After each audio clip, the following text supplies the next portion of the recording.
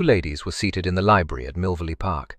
The younger, whose cap and superabundance of crape proclaimed the widow, beside a table upon which reposed a prayer book. The elder, a Titian-haired beauty of some 25 summers, in one of the deep window embrasures that overlooked the park. The funeral service had been read aloud, in a pretty, reverent voice, by the widow, but the prayer book had been closed and laid aside for some time, the silence being broken only by desultory remarks, uttered by one or other of the ladies, and the ticking of the clock upon the mantelpiece.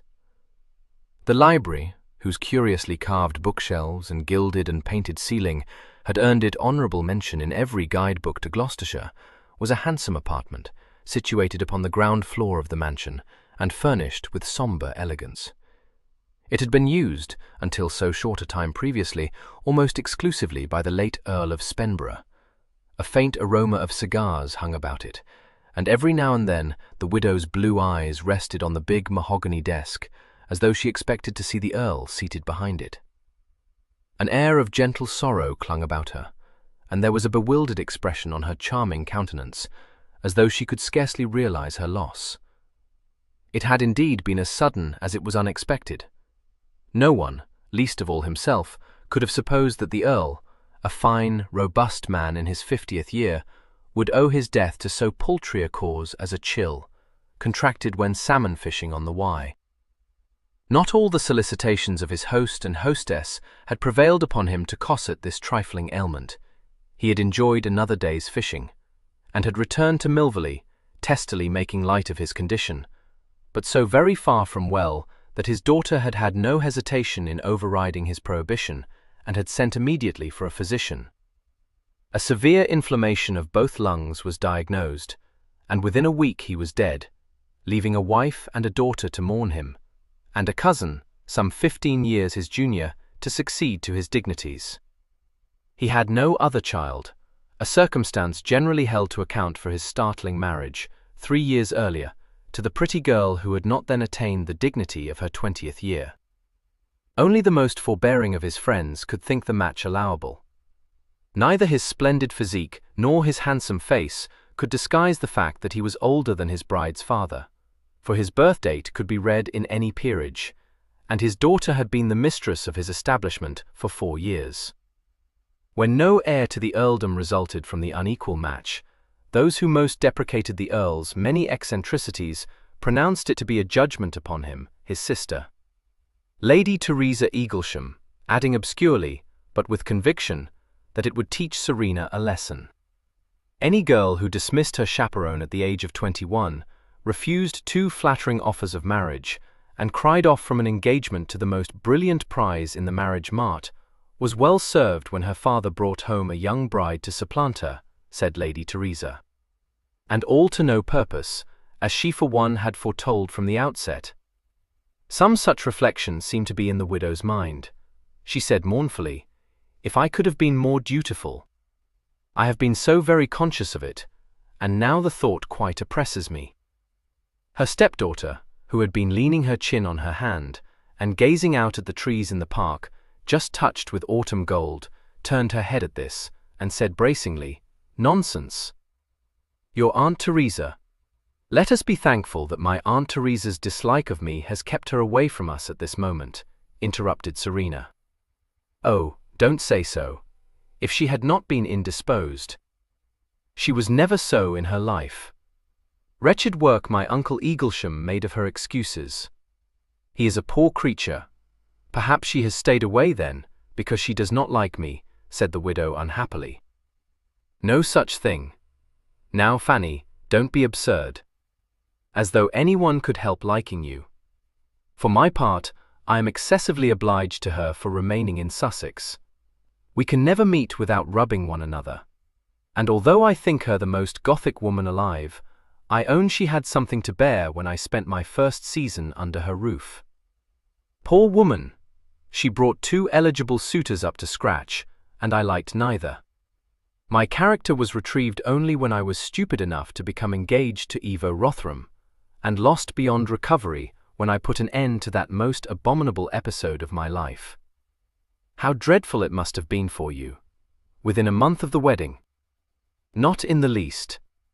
We quarrelled more royally than ever before, and I positively enjoyed crying off. You will allow, too, that there is a distinction in having given the odious Marquis a set-down. I should never have dared to do so. His manners are so very unconciliating, and he looks at one as though he held one in contempt, which throws me into confusion, try as I will to overcome such folly. Detestable man! Oh, Serena, hush! You cannot always have thought so. Her stepdaughter threw her a quizzing glance. Are you in one of your romantical flights? Goose! I became engaged to Ivo because I thought it would suit me to be a marchioness, because Papa made the match, because I have known him forever, because we have some tastes in common, because— oh, for a number of excellent reasons. Or so they seemed, until I discovered him to be unendurable. Indeed, I don't wonder at it that you could not love him. But have you never met anyone for whom you felt a decided partiality, Serena? Asked Fanny with a wondering look. Yes, indeed. Does that set me up in your esteem? Serena replied, laughing. I fancied myself very much in love when I was just 19 years old. The most handsome creature, and with such engaging manners. You would have been in raptures. Alas, he had no fortune, and Papa would not countenance the match. I believe I cried for a week, but at this length of time I cannot be sure. Oh, you are funning, Fanny said reproachfully. No, upon my honour. I did like him very much, but I have not laid eyes on him in 6 years, my dear, and the melancholy truth is that Papa was quite right when he assured me that I should recover from the disappointment. The widow looked as if she thought this melancholy indeed. Who was he, Serena, if you don't dislike telling me? Not in the least. His name was Hector Kirkby. And you have never met him again? Never.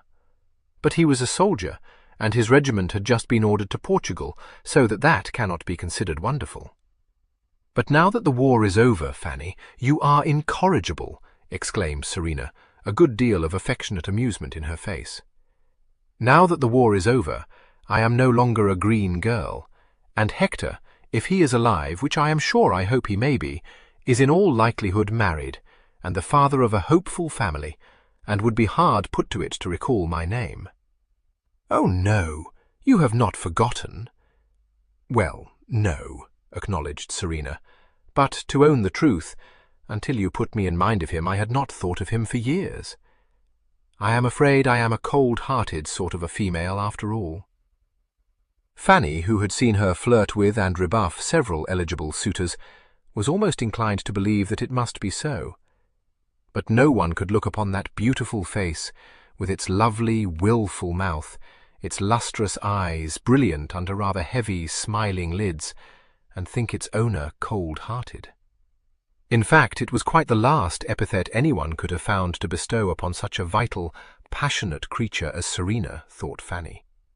She was headstrong and obstinate, sometimes quite dreadfully mannish, as eccentric as her father, quick-tempered, impulsive, impatient of restraint and careless of appearances.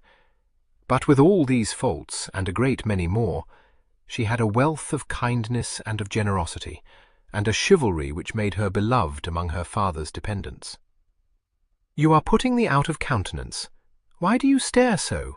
Recalled by the sound of that low-pitched musical voice, Fanny gave a little start, coloured up, and said, as though anything could, I beg your pardon, my wits were wandering. Oh, Serena, how very kind you have been to me. Good gracious! The brows which Serena did not scruple to darken shot up. The eyes, gleaming more green than hazel, mocked, but gently. My poor dear, this dismal occasion has put the most sickly thoughts into your head. Or is it rather my cousin Hartley? I am sure I do not blame you if that is the case. Diverted, the widow exclaimed involuntarily, How much you must blame me for having disappointed all your hopes of keeping him out of the succession. Fudge! I never had any. No, indeed. I am much in your debt for not having given me a half-brother young enough to have been my son. How ridiculous I must then have appeared. It does not bear thinking of. too generous," Fanny said into the folds of a black-bordered handkerchief. "And your papa? Never one word of reproach to me, but I know how much he disliked the thought of Hartley's succeeding him. Dear Fanny, pray don't cry. We shall have my uncles and your father and Mr. Perrott upon us at any moment, to say nothing of Hartley himself. To be sure, one would not have wished him to have stepped into papa's shoes, but it is no such great matter after all. If you know any harm of him, it is more than I do. Your papa said that he would have liked him better if he had known any harm of him," said Fanny dolefully. This made Serena laugh, but she said, "Very true. He is virtuous and a dead bore. I am sure the first Carlo to be so." However, my father had known it any time these dozen years, and might, had the matter seriously troubled him, have married again long before you were out of the schoolroom. To suppose that he married you only for the sake of an heir shows you to be a great simpleton. Heavens, will they never bring this carouse to an end? It is a full hour since the carriage is returned. "Serena, not a carouse," Fanny protested. "How can you talk so? To hold a feast over the remains of the departed is a custom that can only disgust any person of sensibility." "But indeed it is only a cold collation," Fanny said anxiously. The doors at one end of the room opened softly, and the butler came in, with the intelligence that the funeral party was breaking up, carriages being called for, and Mr. Perrott, his late lordship's attorney, desiring him to carry his respects to my lady, and to ask if it would be convenient to her to receive him presently. Addressing himself to Serena, he volunteered the information that the funeral had been so well attended that several of the humbler mourners had found it impossible to force their way into the church, a circumstance which appeared to afford him consolation. Receiving from Fanny an assurance that she was ready to see Mr. Perrott, he withdrew again. The minutes lagged past. Fanny said faintly, "I don't know why it should affect one so. The will must be read, I know, but I wish it were over." "For my part, I think it a great piece of work to make," said Serena. "Such a parade, such stupid formality, which there is not the least occasion for. The only persons who might wish to hear it read are those to whom my father has left private bequests, and they are not invited to be present. It can contain no surprises for you, or for me, or indeed for my cousin. Oh no, it is all my folly, and fearing to vex papa. From what he said to me, I collect that he and mamma expect me to return home to Hartland, I mean. He spoke as though it were certain. I said nothing, for there was no time, or perhaps I had not the courage," she added, with a pitiful little smile. "Tell me what you wish to do. If it were my duty to return, I would do so," the widow faltered. "That does not answer my question. At Hartland, your wishes are of no account. Here, surely, it has been otherwise." "Yes, indeed it has," Fanny said, her eyes filling with tears.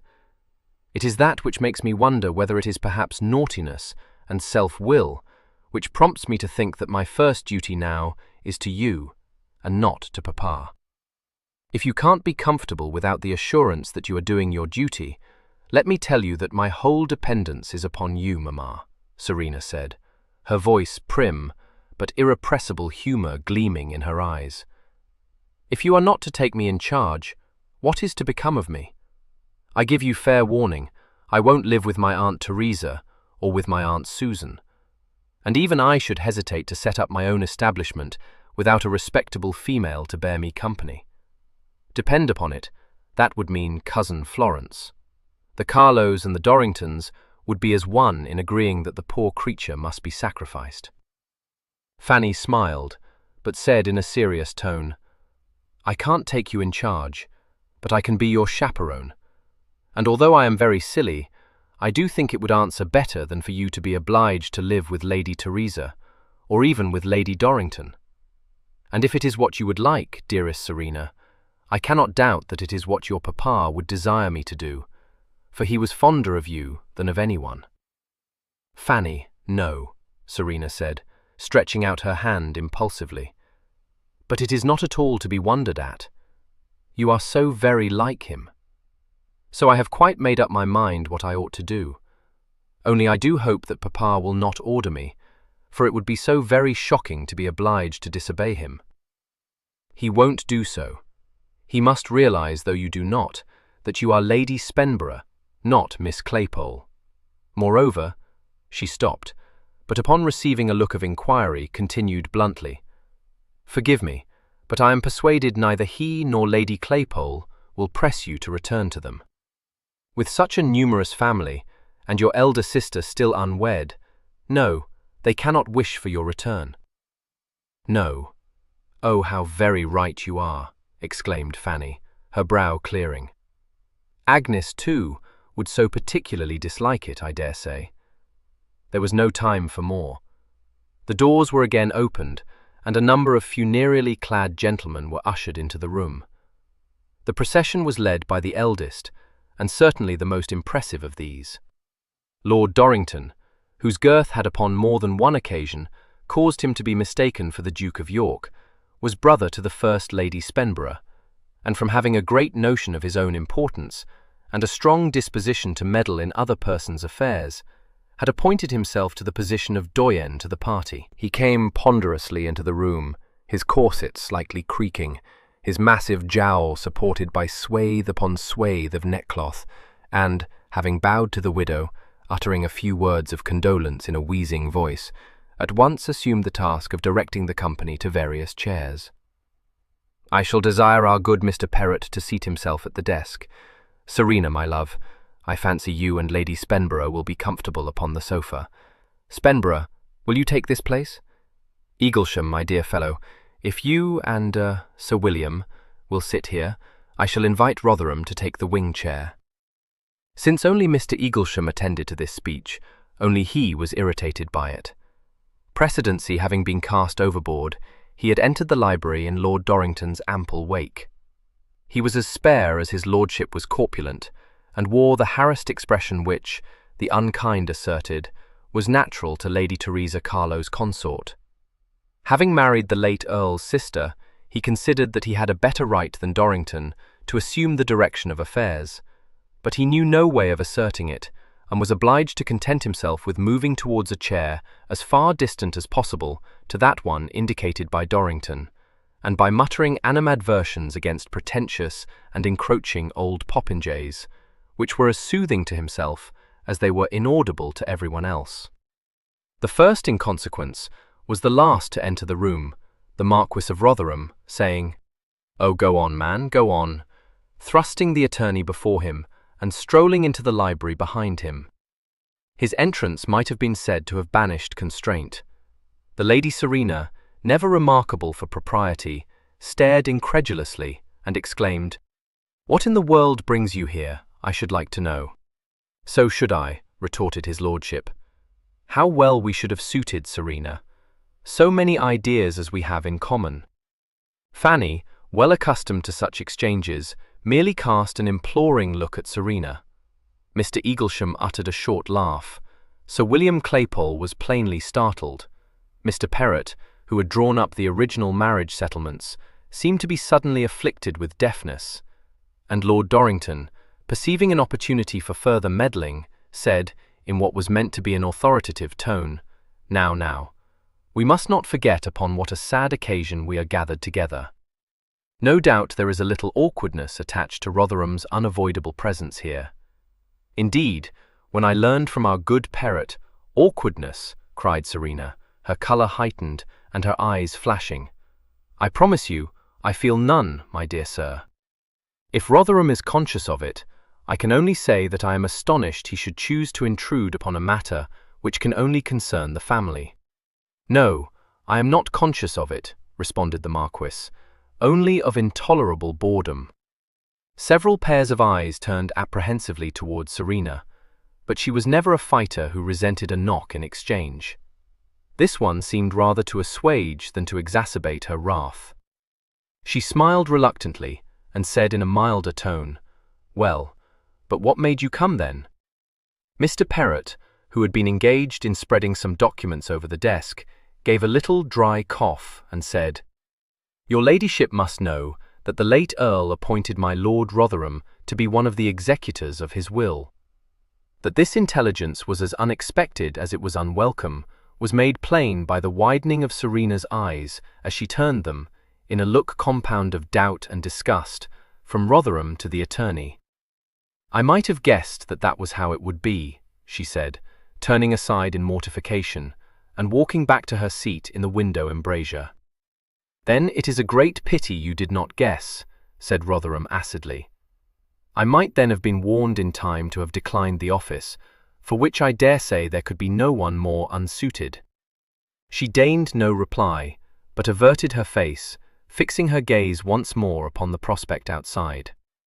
Her cousin, wearing his new dignities uneasily, was inspired by his evil genius to assume an air of authority, saying in a tone of reproof, "Such conduct as this is quite unbecoming, Serena.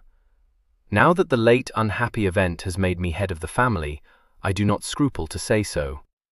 I am sure I do not know what Lord Rotherham must be thinking of such manners." He brought himself under the fire of two pairs of eyes, the one filled with wrathful astonishment, the other with cruel mockery. "Well, you can certainly be sure of that," said Rotherham. "For my part," said Dorrington, in a peevish voice, "I consider it very odd in my poor brother, very odd indeed. One would have supposed, however, so it has always been. Eccentric. I can find no other word for it."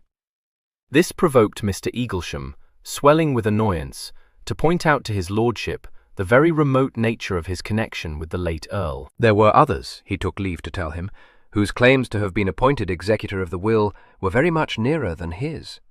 Lord Dorrington's empurpled cheeks then became so alarmingly suffused that Spenborough said hastily that the appointment of Lord Rotherham was perfectly agreeable to him, whatever it might be to others. "Obliging of you," said Rotherham over his shoulder as he crossed the room to where Fanny was still standing nervously beside her chair. "Come, why do you not sit down?" he said, in his abrupt, rather rough way. "You must be as anxious as any of us, I dare say, to be done with this business." "Oh, yes, thank you," she murmured. She glanced fleetingly up at him as she seated herself, faltering, "I am very sorry if you dislike it. Indeed, I am afraid it may be troublesome to you." "Unlikely. Perrott will no doubt attend to everything." He hesitated, and then added in a still brusquer manner, "I should be making you speeches of condolence. Excuse me on that head, if you please. I am no great hand at polite insincerities, and give you credit for believing you cannot wish to figure as inconsolable." She was left feeling crushed. He walked away to a chair near the window in which Serena sat, and she, taking advantage of Sir William Claypole's claiming his daughter's attention at that moment, said, "You might give her credit for some natural sorrow. Dutiful. She was most sincerely attached to my father. Very well. I give her credit for it. She will soon recover from such sentiments, and must be less than honest if she does not feel herself to have been released from a most unnatural tie." He looked at her from under the heavy bar of his black brows, a satirical gleam in his eyes. "Yes, you find yourself in agreement with me, and don't mean to admit it. If sympathizing speeches are expected of me, I will address mine to you. I am sorry for you, Serena. This bears hard on you." There was no softening either in voice or expression, but she knew him well enough to believe that he meant what he said. "Thank you. I expect I shall go along very tolerably when I have become a little more accustomed." "Yes, if you don't commit some folly. On that chance, however, I would not wager a groat. Don't shoot dagger looks at me. I'm impervious to 'em.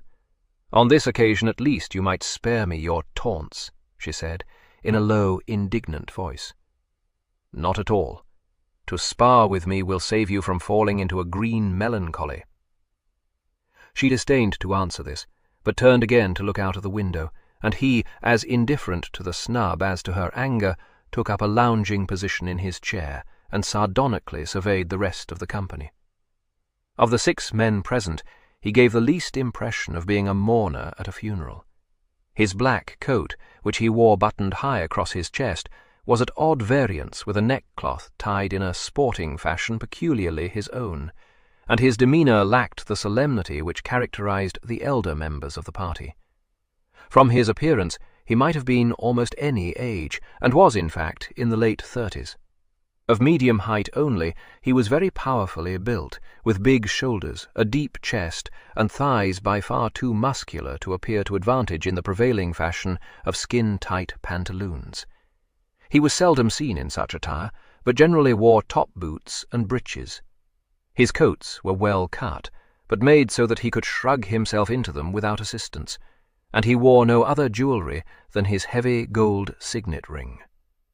He had few graces, his manners being blunt to a fault, made as many enemies as friends, and had he not been endowed with birth, rank, and fortune, would possibly have been ostracized from polite circles. But these magical attributes were his, and they acted like a talisman upon his world. His Belcher neckties and his unconventional manners might be deplored, but must be accepted. He was Rotherham. He was not a handsome man, but his countenance was a striking one, his eyes, which were of a curiously light grey, having a great deal of hard brilliance, and being set under straight brows which almost met. His hair was as black as a crow's wing, his complexion swarthy, and the lines of his face were harsh, the brow a little craggy, the chin deeply cleft, and the masterful nose jutting between lean cheeks. His hands were his only beauty, for they combined strength with shapeliness. Any of the dandy set would have used all manner of arts to show them off.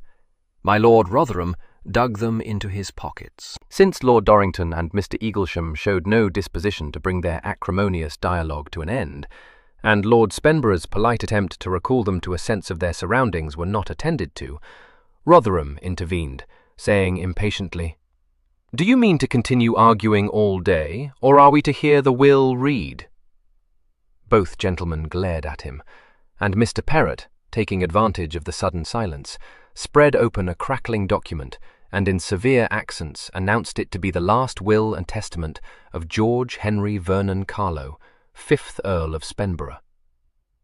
As Serena had foretold, it contained little of interest to its auditors. Neither Rotherham nor Dorrington had expectations.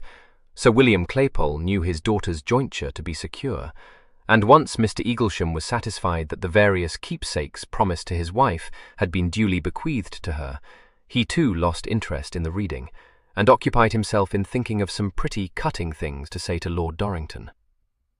Serena herself still sat with her face turned away, and her eyes on the prospect outside. Shock had at first left no room for any other emotion than grief for the loss of her father, but with the arrival of his successor, the evils of her present situation were more thoroughly brought to her mind. Milvy, which had been her home for the 25 years of her life, was hers no longer. She who had been its mistress would henceforth visit it only as a guest. She was not much given to sentimental reflection, nor, during her father's lifetime, had she been conscious of any deep attachment to the place. She had taken it for granted, serving it as a matter of duty and tradition. Only now, when it was passing from her, did she realize her double loss. Her spirits sank. It was an effort to keep her countenance, and impossible to chain her attention to the attorney, reciting in a toneless voice, and with a wealth of incomprehensible legalities, a long list of small personal bequests. All were known to her. Many had been discussed with her. She knew the sources of Fanny's jointure, and which of the estates would furnish her own portion. There could be no surprises, nothing to divert her mind from its melancholy reflections. She was mistaken. Mr. Perrott paused and cleared his throat. After a moment, he resumed his reading, his dry voice more expressionless than before. The words, "All my estates at Hernsley and at Ibshaw," intruded upon Serena's wandering thoughts, and informed her that her share of the bequests had been reached at last. The next words brought her head round with a jerk. "To the use of Evo Spencer Barrisford, the most noble, the Marquis of Rotherham." "What?" gasped Serena. In trust for my daughter, Serena Mary, continued Mr. Perrott, slightly raising his voice, to the intent that he shall allow her, during her spinsterhood, such sums of money by way of pin money as she has heretofore enjoyed, and upon her marriage, conditional upon such marriage being with his consent and approval, to her use absolutely. An astonished silence succeeded these words. Fanny was looking bewildered, and Serena stunned. Suddenly the silence was shattered. The most noble, the Marquis of Rotherham, had succumbed to uncontrollable laughter. 2. Serena was on her feet. "Was my father out of his senses?" she cried. "Rotherham to allow! Rotherham to consent to my marriage! Oh, infamous, abominable!" Her feelings choked her. She began to stride about the room, panting for breath, striking her clenched fist into the palm of her other hand, fiercely thrusting her Uncle Dorrington aside when he attempted ponderously to check her. "Pray, Serena, pray, my dear child, be calm. Abominable indeed, but try to compose yourself," he besought her. "Upon my word, to appoint a trustee outside the family, it passes the bounds of belief. I suppose I am not nobody. Your uncle. What more proper person could have been found to appoint? God bless my soul, I was never more provoked." "Certainly one may say that eccentricity has been carried pretty far," observed Mr. Eaglesham. "Very improper. I venture to say that Teresa will most strongly disapprove of it. It must be shocking to any person of sensibility," declared Spenborough. "My dear cousin, everyone must enter into your feelings upon this occasion. No one can wonder at your very just displeasure, but, depend upon it, there can be found a remedy. Such a whimsical clause might, I dare say, be upset. Perrott will advise us." He paused, looking towards the attorney, who, however, preserved an unencouraging silence. "Well, we shall see. At all events, the will cannot be binding to Rotherham. It must be within his power to refuse such a trusteeship, surely." The word burst from Serena's lips. She swept round, and bore down upon the Marquis, as lithe as a wild cat, and as dangerous. "Was it your doing? Was it?" "Good God, no," he said contemptuously, "a pretty charge to saddle myself with." "How could he do such a thing? How could he?" she demanded. "And without your knowledge and consent?" "No, no, I don't believe it. When you have come to the end of all this fretting and fuming, perhaps you may. Your father desired nothing so much as our marriage, and this is his way of bringing it about. It's a cock that won't fight, however." "No," she said, cheeks and eyes flaming. "I will never be so enforced." "Nor I," he said brutally. "Why, you feather-headed termagant, do you imagine that I wish for a wife upon such terms? You mistake the matter, my girl, believe me." "Then release me from so intolerable a situation. To be obliged to beg your consent. Something must be done. It must be possible. My whole fortune tied up in money. Good God, how could Papa treat me so? Will you assign the trust to my cousin? Will you do that?" "Poor devil, no. If I could, I would not." "You would bully him into giving his consent to your marriage to the first wastrel that offered, only to break the trust? Well, you won't bully me, so make up your mind to that, Serena." She flung away from him and resumed her restless pacing, tears of rage running down her face. Fanny went to her, laying a hand on her arm, saying in a beseeching tone, "Serena, dearest Serena." She stood rigidly, her throat working. "Fanny, don't touch me. I am not safe." Fanny found herself being pushed unceremoniously aside. Rotherham, who had come up behind her, seized Serena's wrists and held them in a hard grasp. "You have edified us enough," he said harshly. "A little more conduct would be becoming in you. No, you will neither hit me nor claw my eyes out. Be still, Serena, and think what a figure you make of yourself." There was a pause. Fanny trembled for the issue, herself a good deal distressed. The stormy eyes, shifting from Rotherham's dark face, found hers. The glare went out of them. A shuddering sigh broke from Serena. She said, "Oh, Fanny, I beg your pardon. I didn't hurt you, did I?" "No, no, never," Fanny cried. Serena began unconsciously to rub the wrists which Rotherham had released. She glanced round the room and gave a rather hysterical little laugh. "Indeed, I am very sorry. I am behaving so badly and have thrown you all into embarrassment. Pray excuse me. Rotherham, I must see you before you leave Milvy. Will you come to me, if you please, in the little drawing-room?" "At once, if you wish it." "Oh, no. My senses are quite disordered still. You must give me time to mend my temper if I am not to be betrayed again into unbecoming warmth." She hurried out of the room, repulsing Fanny, who would have accompanied her, with a gesture and a quick shake of her head. Her departure unleashed the tongues of her relations, Mr. Eaglesham deploring so passionate a disposition and recalling his wife's various pronouncements on the subject, Fanny firing up in defence, Dorrington ascribing the outbreak to Rotherham's provoking manners, and Spenborough reiterating his determination to overset the clause. This at once led to further disputation, for Dorrington, while agreeing that the clause should be overset, resented Spenborough's assumption of authority, and Mr. Eaglesham, on general grounds, was opposed to any scheme of Dorrington's. Even Claypole was drawn, though reluctantly, into expressing an opinion. But Mr. Perrott, waiting with gelid calm for the discussion to end, met all appeals with non-committal repressiveness, and Rotherham, his shoulders to the door, his arms folded across his chest, and one leg crossed negligently over the other, appeared to consider himself the audience to a farce which at once bored and slightly diverted him. It lasted too long for his patience, however, and he put a ruthless end to it, interrupting Dorrington to say, "You will none of you overset it, and you are none of you concerned in it, so you may as well stop making gudgeons of yourselves." "Sir, you are offensive," declared Mr. Eaglesham, glaring at him. "I do not hesitate to tell you so." "Why should you? I don't hesitate to tell you that you're a muttonhead. I collect that you think her aunt the properest person to control Serena's hand and fortune. You'd look mighty blue if you could succeed in foisting that charge onto Lady Teresa. What a trimming she would give you, by God."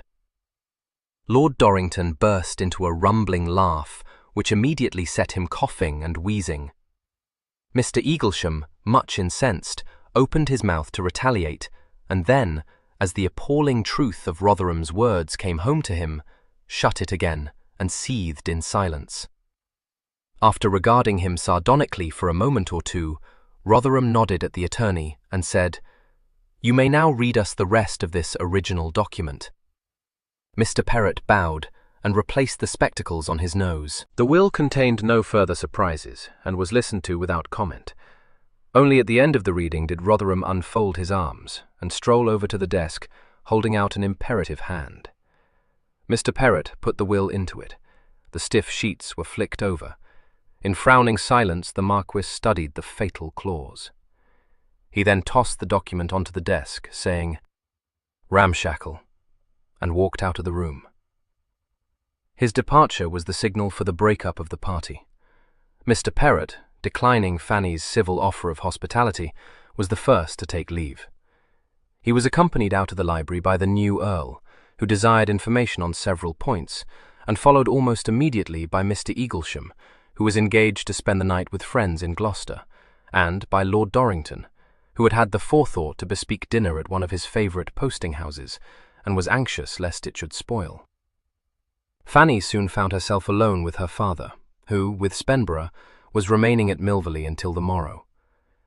She awaited his first words with a fast-beating heart, but these, not surprisingly, were devoted not to her affairs, but to Serena's.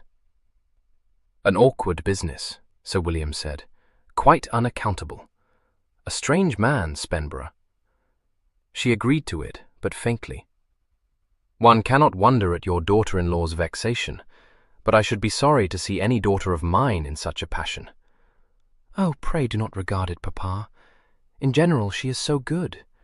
But this, coming as it does at such a moment, when she is in so much affliction and behaving so beautifully.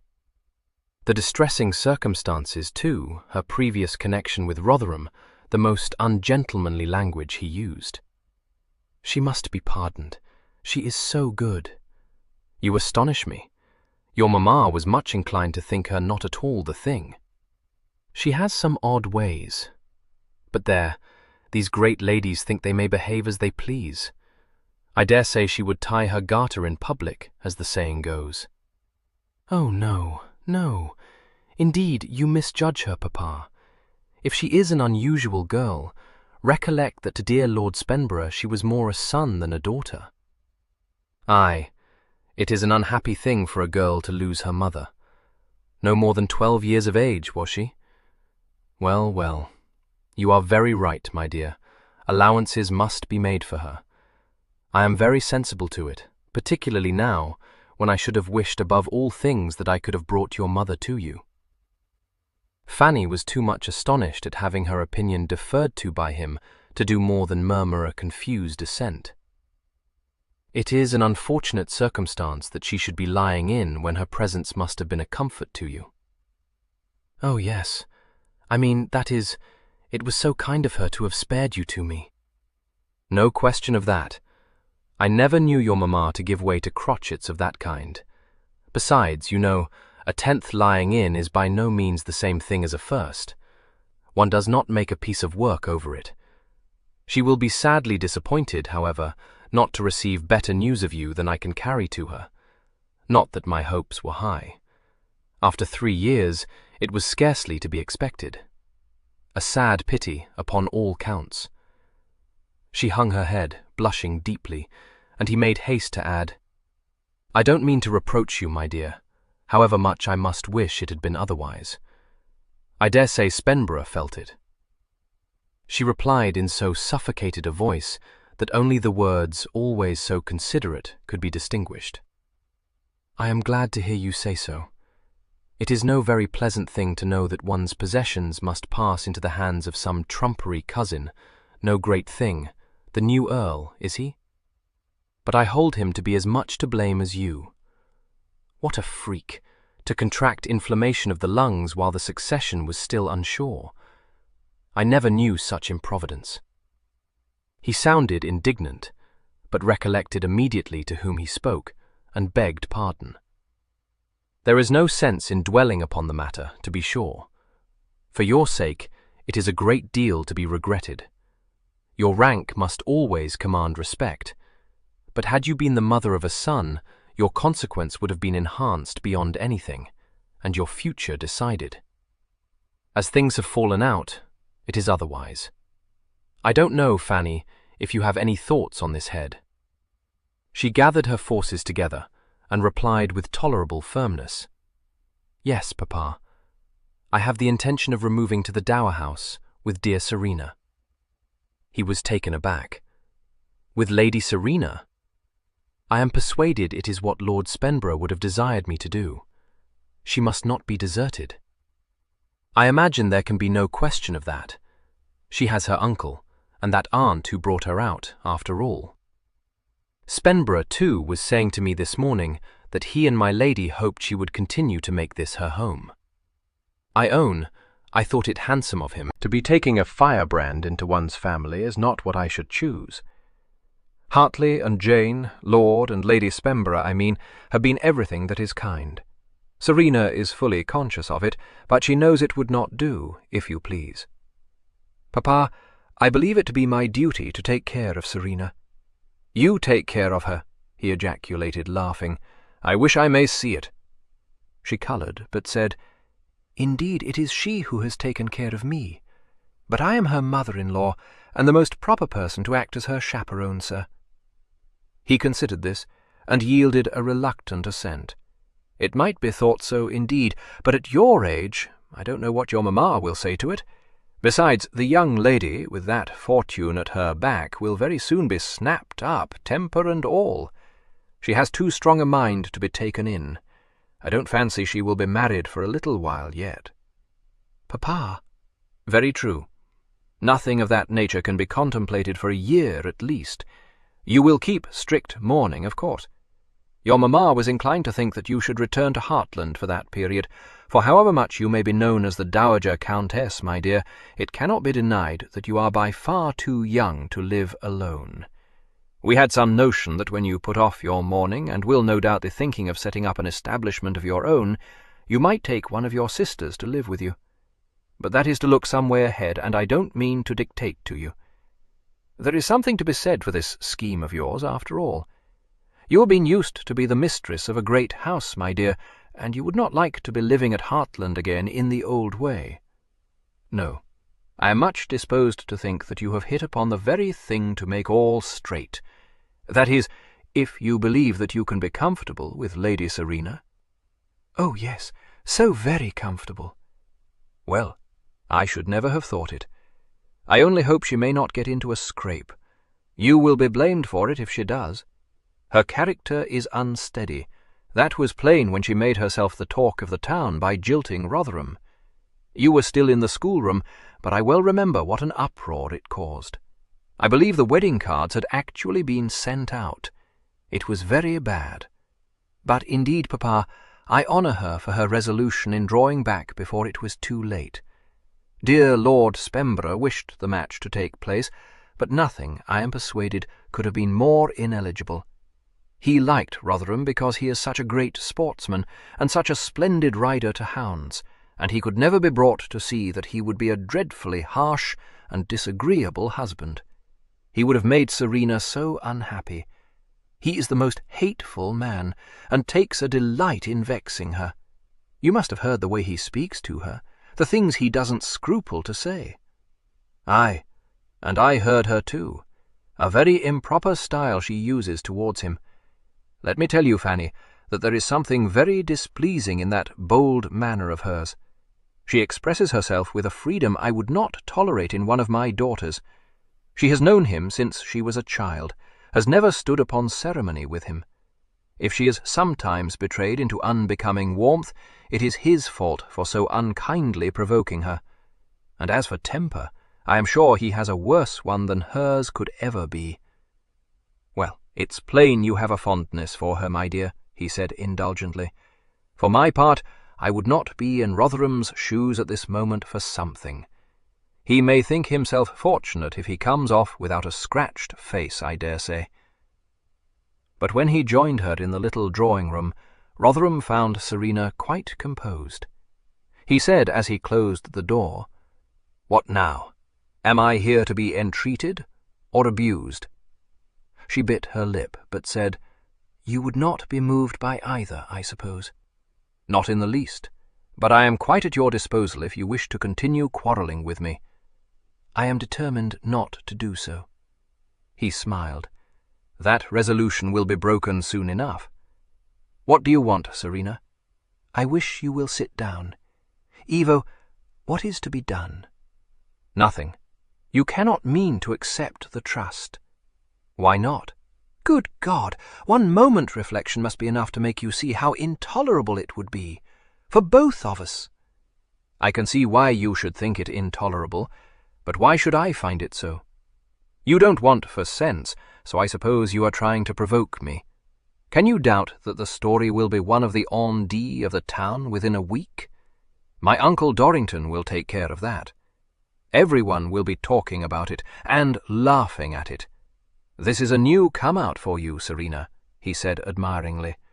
"You were never used to give a straw for what anyone might say of you." She flushed and looked away. "You are mistaken. In any event, to have everyone watching us would be detestable. Let 'em watch. They will be tired of it by the time you are out of black gloves.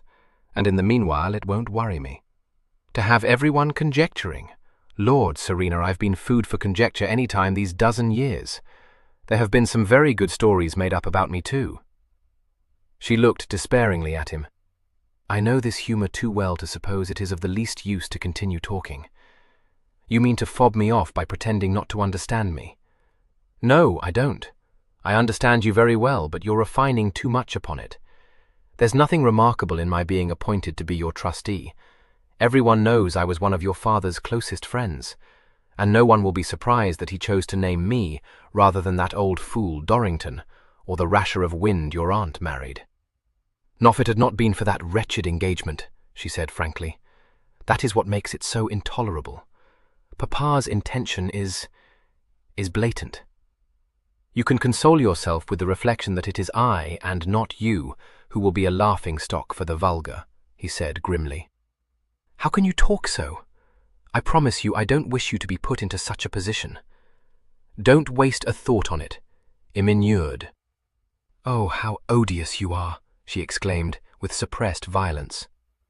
That sounds more like you, he said cordially. I thought it would not be long. She controlled herself with a strong effort, not lost on him, tightly gripping her hands together in her lap and clenching her teeth on her lower lip. Take care, Serena. You will go into strong convulsions if you bottle up so much spleen. She was always quick to perceive the ridiculous, and gave a gasp. Her eyes did indeed flash a challenge, but her sense of humor got the better of her temper, and she burst out laughing. Oh, at least own that you would provoke a saint. I never tried to. You are no saint. No, alas, she sighed. Come, don't tease me, Evo, pray. Is there no way of upsetting that infamous will? I should imagine not. Am no lawyer, however. Consult your father's attorney. I warn you, he returned, no very encouraging answers to your uncles when they appealed to him. I dare say it might be upset if I were to contravene the trust, but I shan't. If you were to refuse to act? I shan't do that either. You wouldn't get control of your fortune if I did, and that's what you chiefly want, isn't it? Of course it is.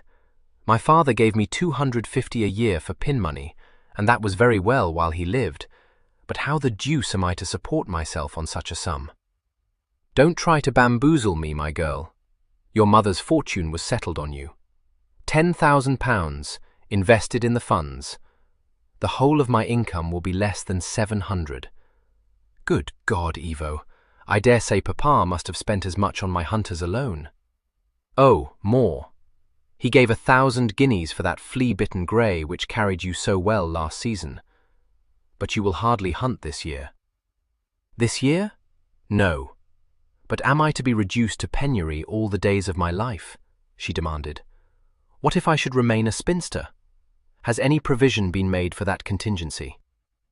No, none. I looked particularly at the will to be sure of it, he replied.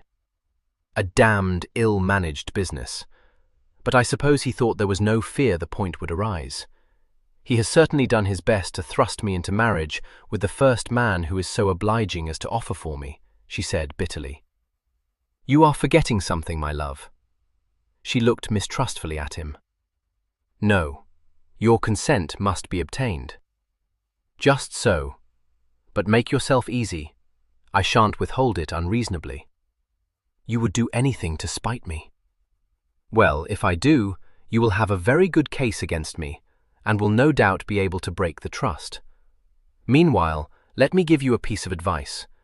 If you don't wish to afford the world matter for gossip, assume the appearance, at least, of complacence. How you came to make such a ninny-hammer of yourself, for all those fools to gape at, I know not. Rail at me in private if you choose, but in public, behave so that the interested may believe you to be very well satisfied with the arrangement, and see nothing in it but what is natural and comfortable. She was obliged to acknowledge the good sense of this advice. But for the rest, how shall I do? Can I support myself on so little, Evo?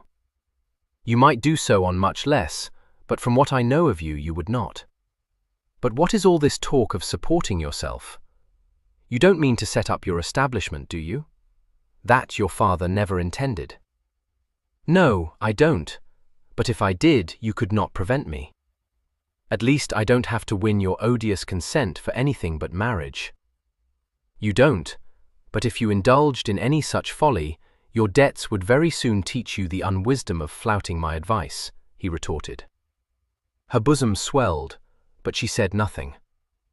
Well, what do you mean to do? He asked. I shall remain with Lady Spenborough, she answered coldly. She discovered that he was frowning and raised her brows. Pray, have you any objection? No, I've no objection. You won't feel yourself straitened, at all events, while you live under her roof, and she has been so handsomely provided for that she may well support you.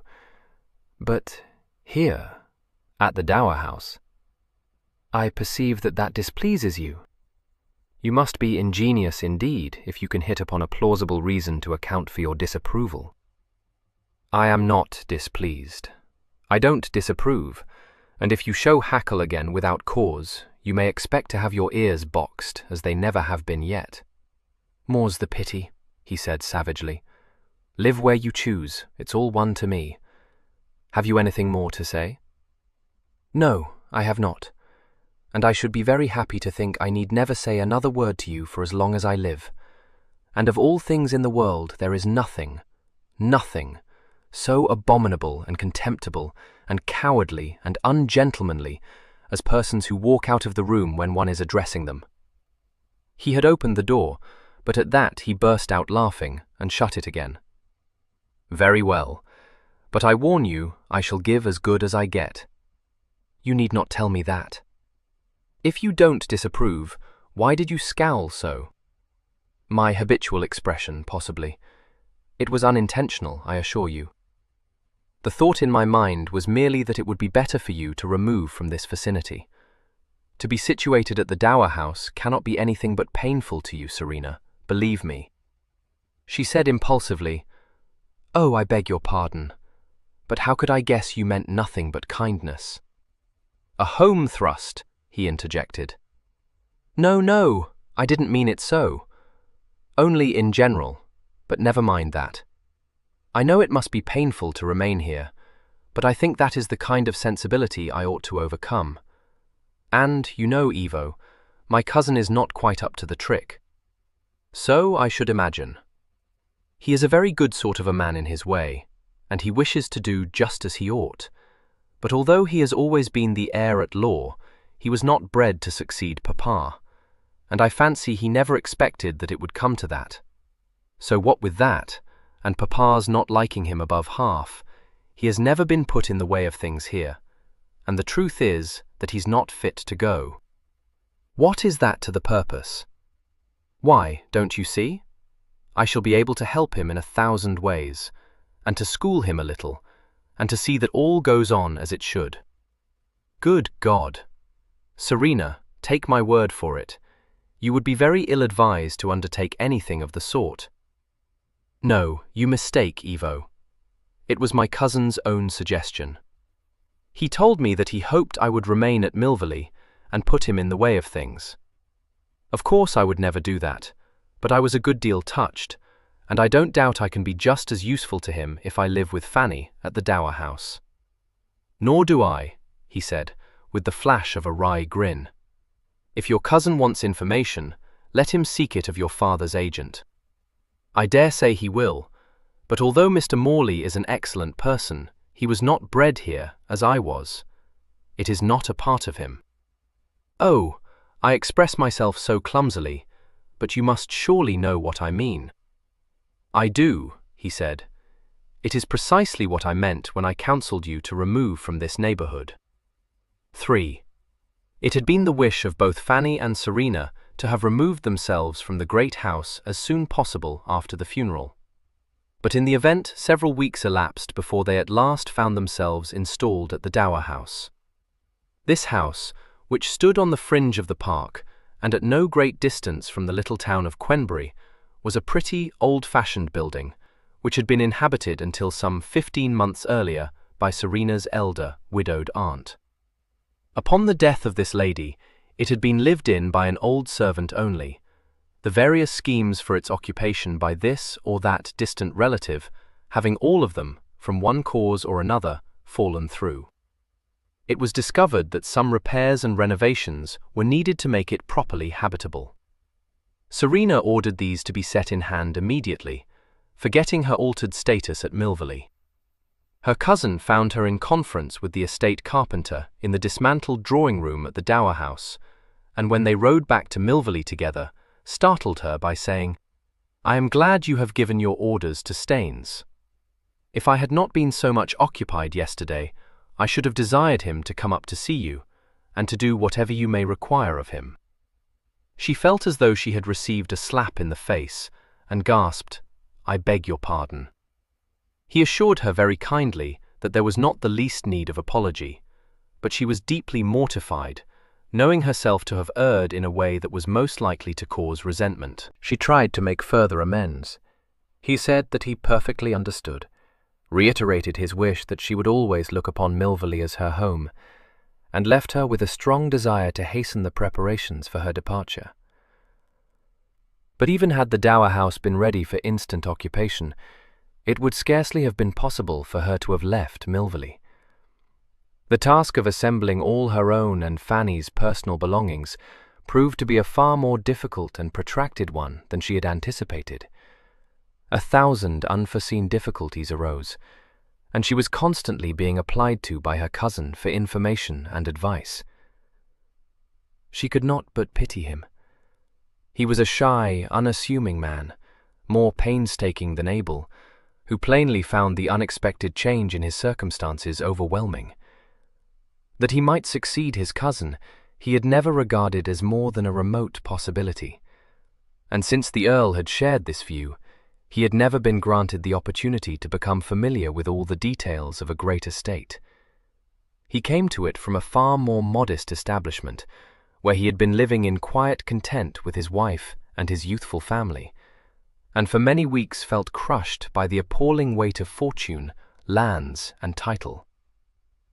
In Serena's presence, he had the uncomfortable sensation of being a nonentity, but he was really very grateful to her, and knew that he would have found himself in a worse case without her, since she could always explain the meaning of the mysteries uttered by such persons as agents and bailiffs.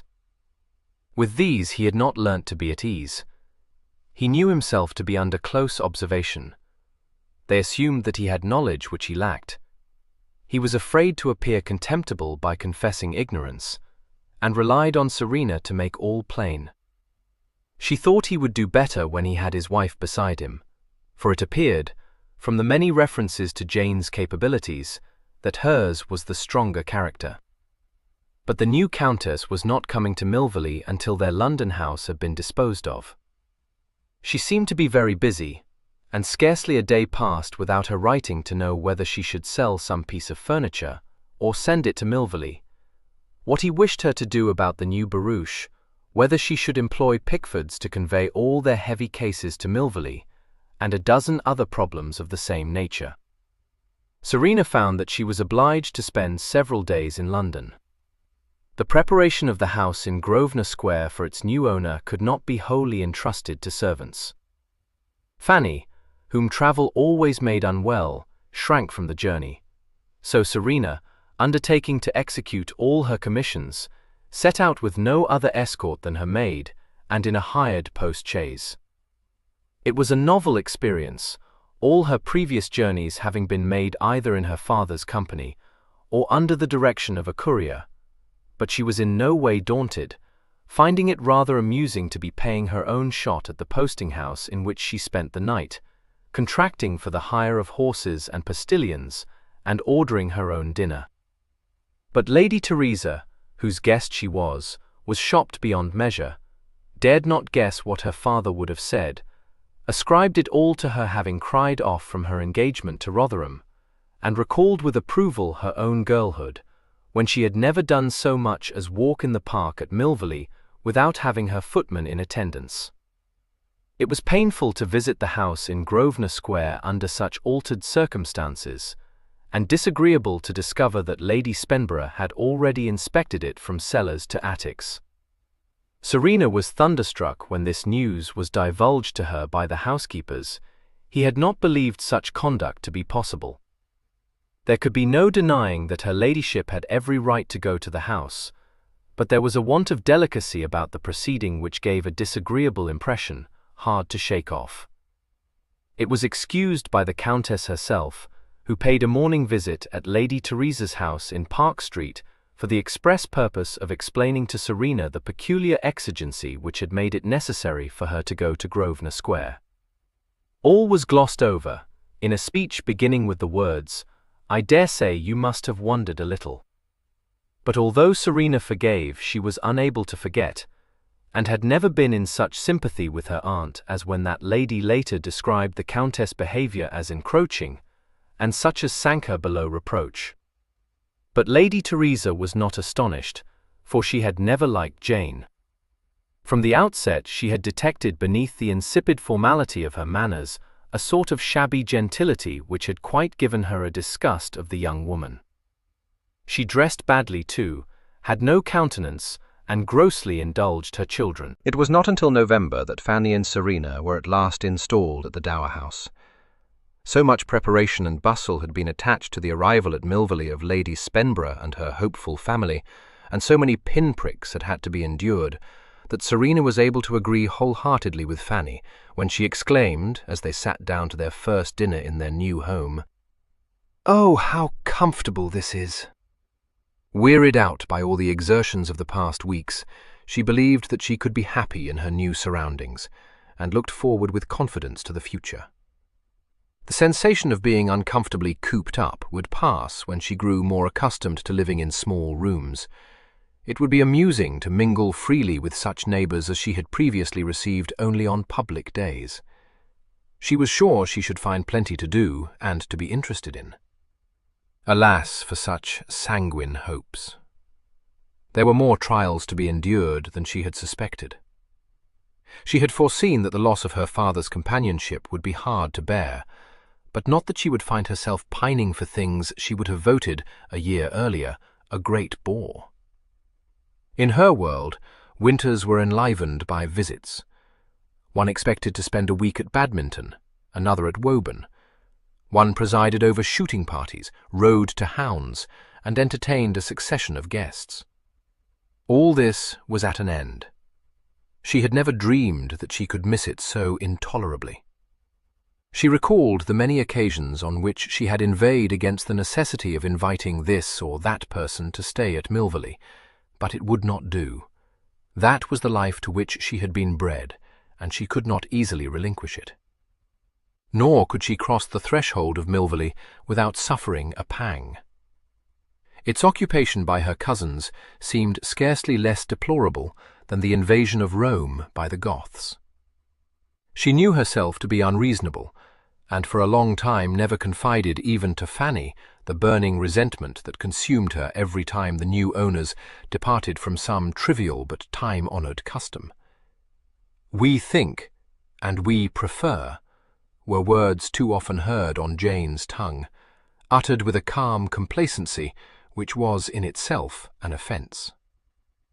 As for Hartley, it required a real effort for her to maintain friendly relations with anyone so unworthy to succeed her father. She acknowledged his wish to do right. She was aware of the difficulties that confronted him. But when he confessed himself to be no racing man and divulged that he meant to dispose of his predecessor's string, she could not have been more shocked if he had declared himself to have become a follower of Mahomet. She was not mollified by his considering it to be his duty to hunt a little. His horsemanship, judged by her standards, did him little credit.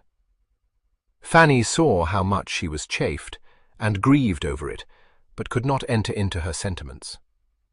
Her changed circumstances exactly suited Fanny. She had never felt herself at home at Milvy. The dower house was just what she liked. A dining room suitable for the entertainment of no more than 6 persons, a pretty drawing room, and a cosy breakfast parlour were infinitely preferable to her than half a dozen huge saloons, leading one out of the other, and the exchange of endless echoing galleries for 2 neat halls, one over the other, was to her a gain. To consult with her housekeeper on such questions as how the mutton should be dressed for dinner, or pippins best preserved in jelly, to spend the morning in the still-room or in overlooking her linen, was exactly what she liked, and what Serena was no hand at all. Indeed, Serena knew nothing of such matters. It was natural to her to command.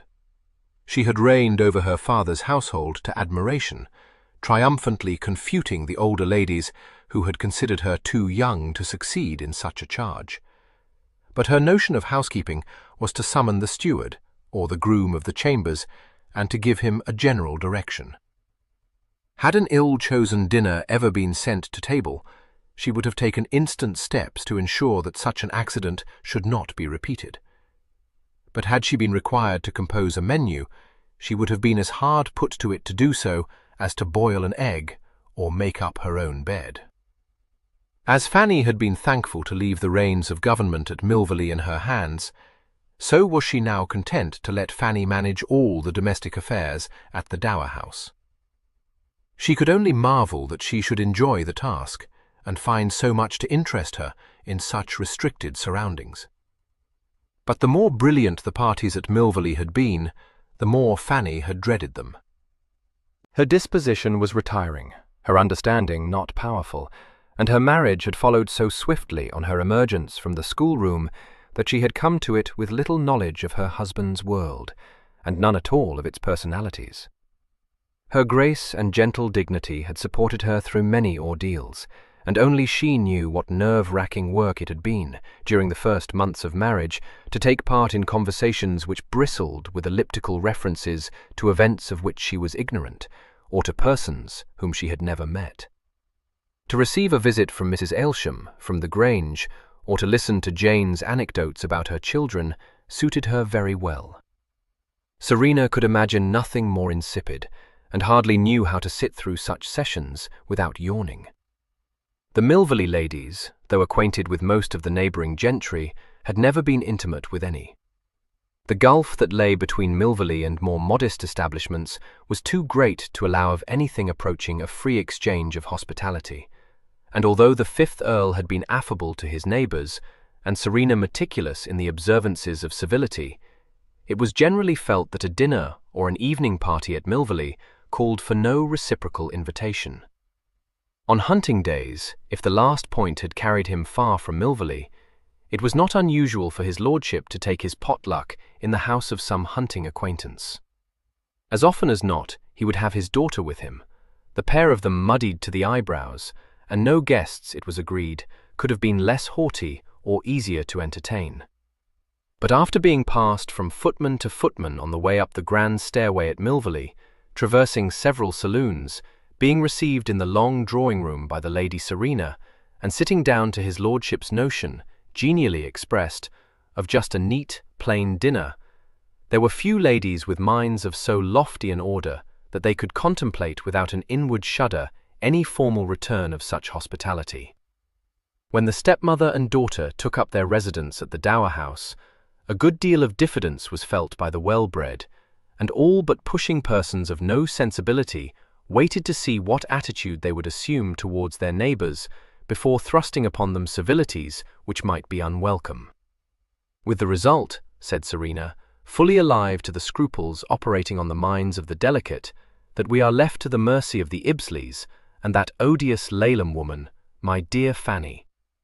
Oh, I must tell you that I came smash up against Mrs. Earl in Quenbury this morning and taxed her openly with neglect.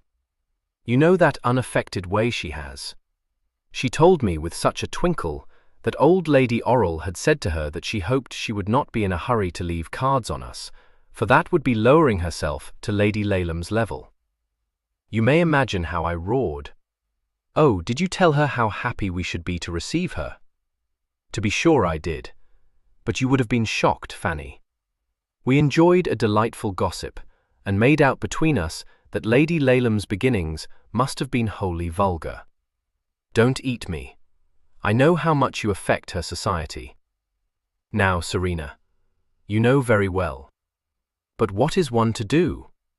Sir Walter Lalham's, having been a friend of your dear papa's, makes it so impossible for us to snub her. I can't conceive how he came to marry her. Oh, he was all to pieces, and she had a great fortune, or was a great heiress, or some such thing. I pity her daughters. She has them in complete subjection, and, depend upon it, she means them all to contract brilliant marriages. She may succeed with Emily, but I defy her to foist the freckled one onto anything better than a baronet. How can you, Serena? Protested Fanny. I'm sure I could not. No, pray be serious. I dare say Anne will be quite as pretty as Emily in a year or two, and I do think Emily quite delightfully pretty, don't you? Only I do hope she may not be persuaded into doing anything she doesn't quite like. I'll tell you what, Fanny, I shouldn't wonder at it if all this toad-eating is directed to that end. Lady Laleham hopes to jockey you into sponsoring Emily. Oh no, surely she could not. Besides, there is no need. She seems to know everyone and to go everywhere. Franked by the Lalehams. Yes, but she's as shrewd as she can hold together, and knows very well she is only tolerated. She is the kind of person one is obliged to invite to a rout party, but never to a dinner for one's friends.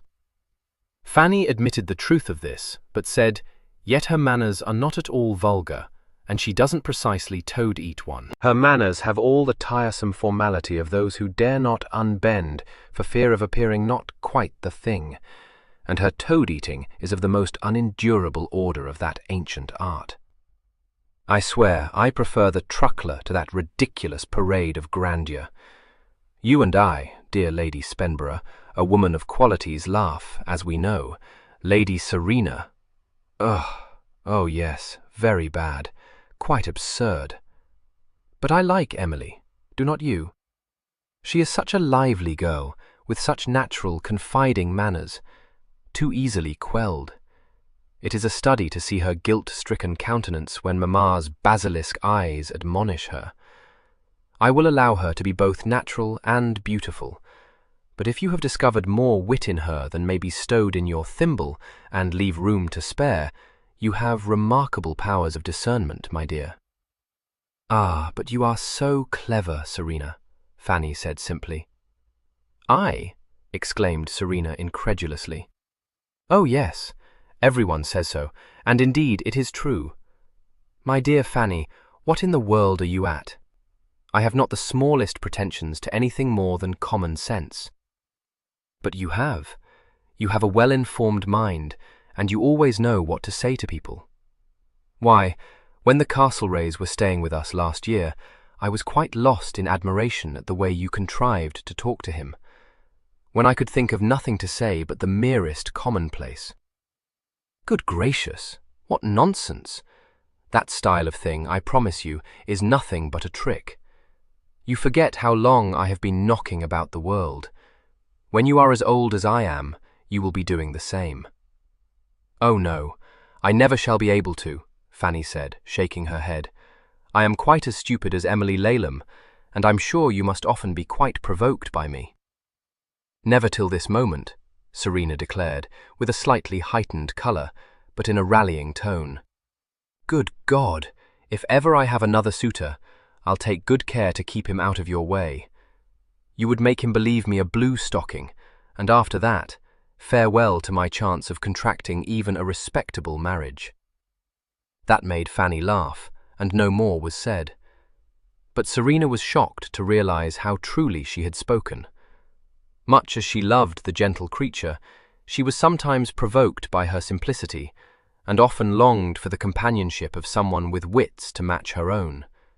It was hard, too, to accustom herself to what she thought a dawdling way of living, and harder still to abandon her hunting.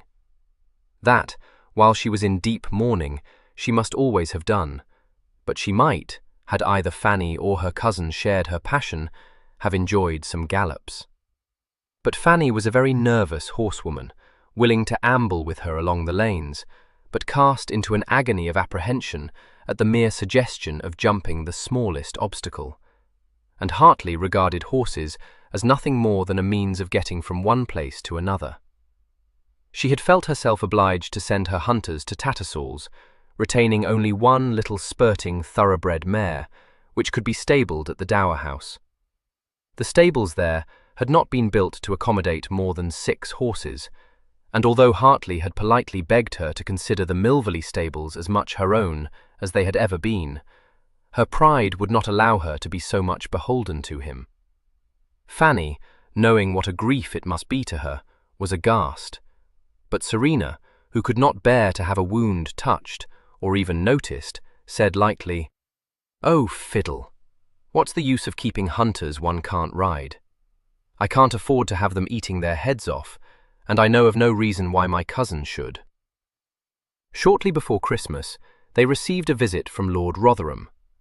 One of his estates, not his principal seat, which was situated in quite another part of the country, but a smaller and more favoured residence, was Claycross Abbey, which lay some 10 miles beyond Quenbury.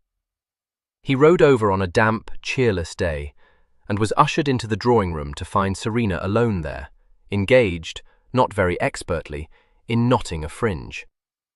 "Good God, Serena!" he ejaculated, checking on the threshold. She had never been more glad to see him. Every grudge was forgotten in delight at this visit from one who represented at that moment a lost world.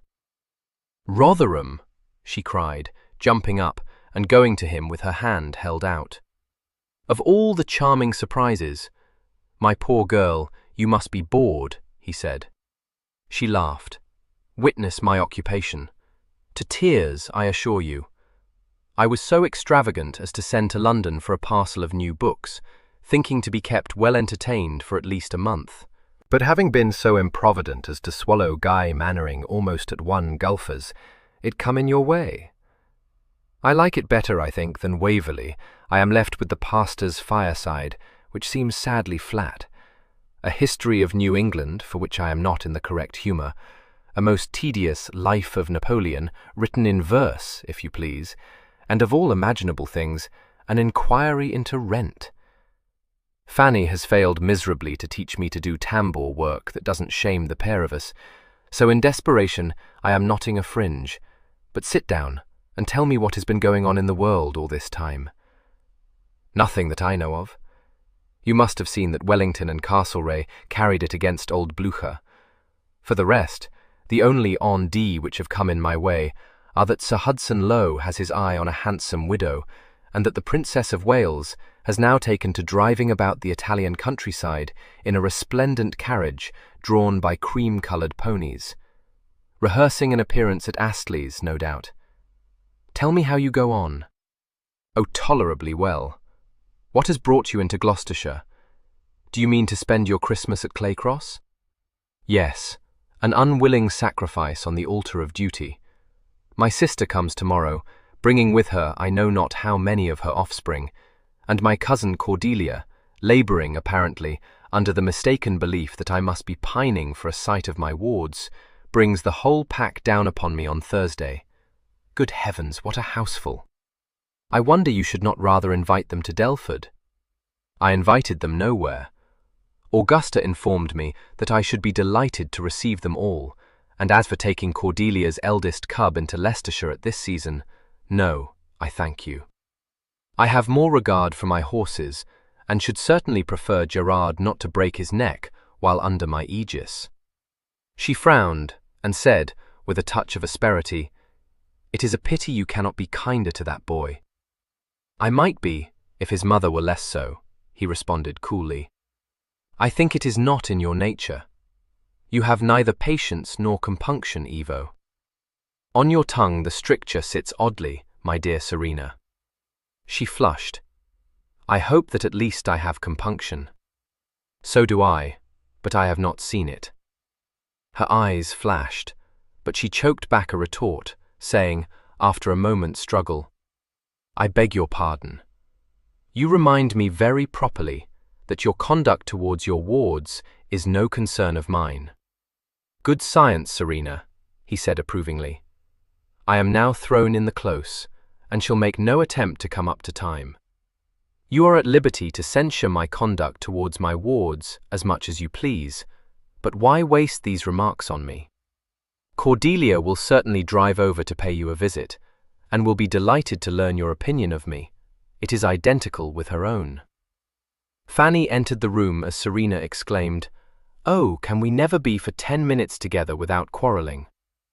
"I believe it has been rather longer than that, so we may plume ourselves upon the improvement," he replied, rising and shaking hands with Fanny. "How do you do? You have no occasion to look dismayed. I came only to pay my respects, and have already stayed too long. I hope you are well?" She had never known how to reply to such speeches as this, and coloured hotly, stammering that she was so glad, hoped he would stay to din, they had not expected. "Thank you, no. I have no business with Spenborough, and paused here only on my way to Milvy."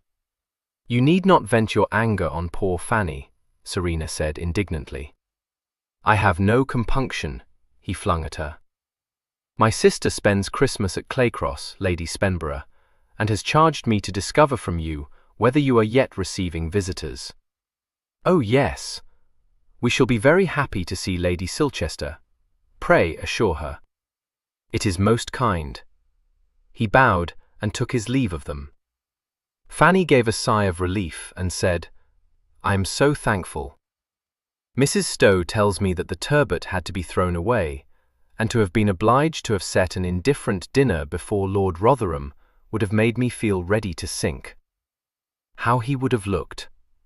What has put him out of temper? Must you ask? I did, of course.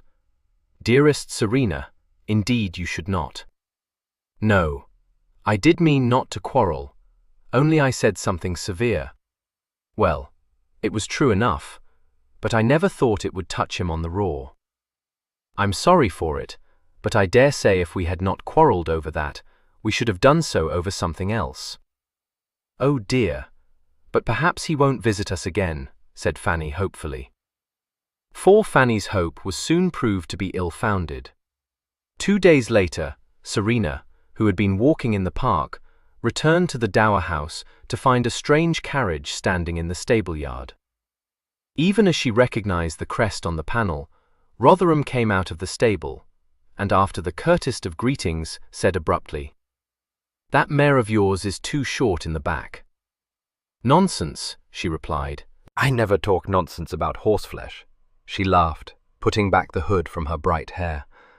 "I have a wager with myself that I will once meet you without quarrelling, so let us agree that the mare is by far too short in the back, has weak hocks as well, and very likely a spavin forming." A smile glimmered. He said in a milder voice, "Where have you been walking? I should have thought it too dirty a day to lure you out for any other exercise than hunting." She stifled a sigh. "Don't speak of hunting. I believe they met today at Normansholt, and have been thinking that the scent must be running breast-high. How comes it that you are not out?" "Augusta commanded me to escort her here instead. I pity you. Is she with Fanny? I must go in." He began to walk with her towards the house, the long skirt of his driving coat of white drab brushing his ankles. "Do you continue to stable your other horses at Milvy?" he demanded. She hesitated. "I might have done so, but no." "Where then?" "Why, the truth is, I've sold them," she said lightly. He looked thunderstruck. "Sold them? Good God! Am I to understand that your cousin would not house them for you?" By no means. He was perfectly willing to do so, but it would be a great piece of nonsense for me to be keeping 6 hunters I can't use, eating their heads off in the stable. And since Jane doesn't ride, I thought it best to be rid of them. Besides, were we not agreed, such an event you cannot have forgotten, that I cannot, in my present circumstances, afford to maintain a string of hunters? He was very much vexed, and said roughly, "Don't talk that stuff to me. Why the devil didn't you apply to me? If you need money for such a reason as that, you may have it." "Out of your pocket, Ivo? Nonsense. You are a rich woman." She was surprised, and a good deal touched. "My dear Ivo, I know as well as you do that it is not in your power to contravene the trust. I am not so bird-witted as you must think me.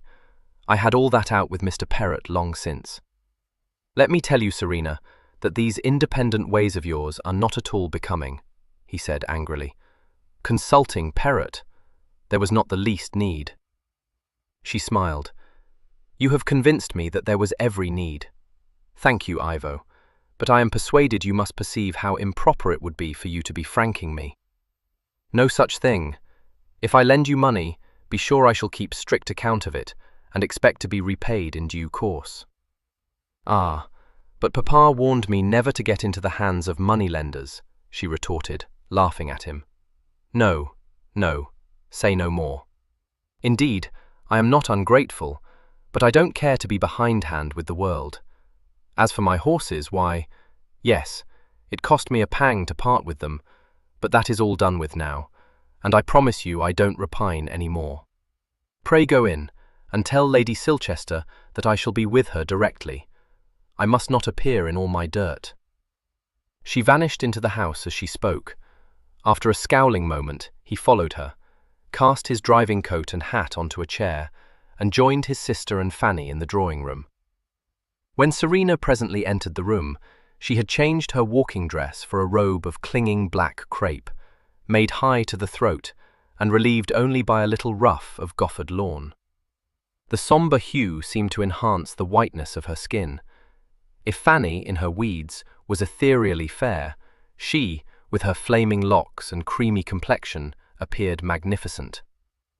Lady Silchester, already, though only 2 years older than her brother, a formidable matron, stared and exclaimed, "Upon my word, Serena, I never saw you looking better." "Do we take that for praise or censure?" demanded Rotherham. "Oh, you need not try to frown me down. Serena knows I always speak my mind. How do you do, Serena? I am glad to find you and Lady Spemborough so comfortable, though I dare say you are a trifle cramped. How do your cousins go on at Milvy? I suppose I shall be obliged to call. I fancy I never met Hartley's wife. Lady Teresa warns me I shall find her to be no great thing. However, I should not wish to be uncivil. My dear Lady Silchester, if you do not know enough of my aunt at this date, Jane is perfectly amiable, I assure you." "Well, I am happy to hear you say so. It would be excessively disagreeable for you to be living so close if she were not. Not that I mean to say it is not the horridest thing, whatever she may be like. I shan't enlarge on that head, but I feel for you most sincerely, Serena." "Thank you. The stupid way things have been left, too," pursued the lady. "Most thoughtless and awkward. I can't think what Spemborough could have been about. If I have been asked once, I have been asked a dozen times if you and Rotherham mean to make it up. You need not fear. I have told everyone there is no question of that. People are so impertinent. As you say," Rotherham struck in. "Oh, you mean I am, I suppose," she said, quite unmoved. "You need not glare at me in that murdering way. I hope I know Serena well enough not to stand on ceremony with her." "Certainly you do," replied Serena, amused. "Do scotch the rumour. There's not a word of truth in it. So Rotherham has been telling me. I'm very glad to know it. Not that I'm not fond of you, my dear, but it would never have done. You have a great deal too much spirit for Rotherham. Lady Spemborough and I were saying only a few minutes ago that nothing but a meek little mouse will do for him." "I am obliged to you both," said Rotherham. Scarlet with confusion, Fanny said, "Oh, no, I didn't. That is, it was Lady Silchester who—" She was mercifully interrupted by the entrance of a servant, and got up, saying, "Oh, to be sure. Lady Silchester, you'll take a nuncheon. Shall we remove into the breakfast parlour?" Serena, who was shaking with laughter, said, as the embarrassing guest was shepherded out of the room, "I should be sorry for the mouse." He grinned ruefully. "So should I, indeed. Augusta is abominable." They joined the other two in the breakfast parlour, where a noonday repast of cold meat and fruit had been set on the table. But they had hardly taken their seats when the sound of carriage wheels was heard, and in another few minutes the butler came in to inform Fanny that Lady Laleham and Miss Laleham were in the drawing-room. Fanny was obliged to excuse herself to her guests. She was surprised that Leibster, in general fully to be relied on, should not have denied her, and when he had closed the parlour door behind her, administered a gentle reproof. But it seemed that he had done his best to exclude the unwanted visitors, saying that he believed my lady to be engaged. He had been overborne. Lady Laleham had begged that a message might be carried to my lady. She would not detain her above a minute. With a sinking heart, Fanny entered the drawing-room. It was as she had foreseen it would be.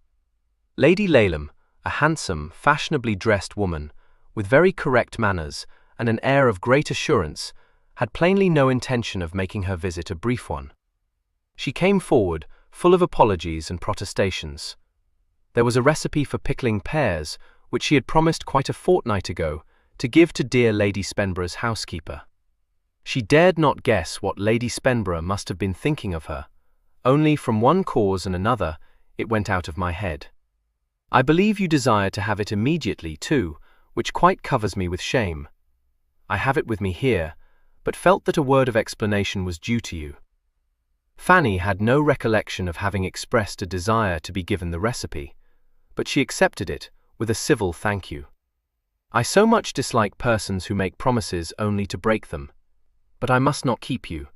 I collect you have friends with you. Did I not see the Rotherham carriage in your yard? There was nothing for it but to admit it, and to invite the two ladies to join the party in the breakfast parlour.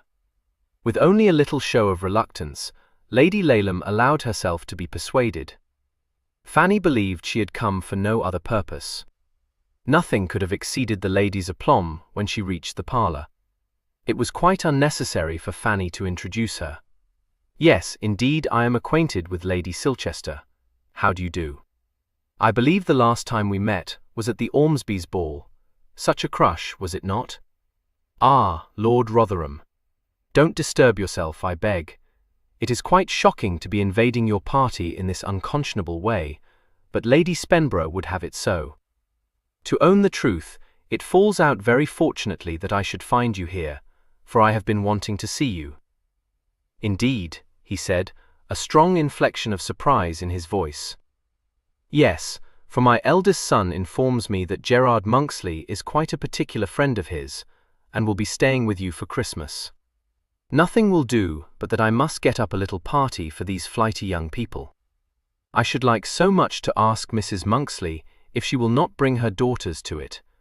But how this may be done when I have not the pleasure of her acquaintance, I know not, unless you will come to my aid, Lord Rotherham. He returned a civil answer, but could not take it upon himself to commit his cousin. Lady Silchester said, "The girls want to go to the assembly at Quenbury. I don't know how Cordelia Monksley likes it for Susan and Margaret, but I am by no means sure I care to let Caroline go. Serena, what do you think of the scheme? Would you advise it?" Serena, who had placed Emily Laleham in a chair between her own and Rotherham's, saw the sparkle in the girl's big pansy-soft eyes as they were turned anxiously towards her, and smiled, saying, "I never attended the Quenbury assemblies myself, but I should think there could be no harm in them." "A dead bore," said Rotherham. "You will meet no one there whom you know, and unless you have a taste for being toad-eaten, will do better to remain at home." "You are too severe," interposed Serena, with a good deal of meaning in her voice. "Well, so I would," said his sister, "but now the girls have taken the notion into their heads, it is very hard to know what to do. It is a great pity they can't dance at Claycross, but with only Elphin and Gerard between the three of them, that won't answer. As long as there are no waltzes or quadrilles, I dare say Silchester would not object to Caroline's going. Elphin will he there, after all, and if the company should be too mixed, he must dance with his sister." "An evening of rare pleasure for both," commented Rotherham. A stifled giggle made him glance down at the enchanting face beside him. A look, half of mischief, half of consternation, was cast up at him. "Oh, I beg your pardon," gasped Emily, in a frightened undervoice. "Not at all. When I choose to be witty, I like to receive just acknowledgment. Do you mean to go to this assembly?"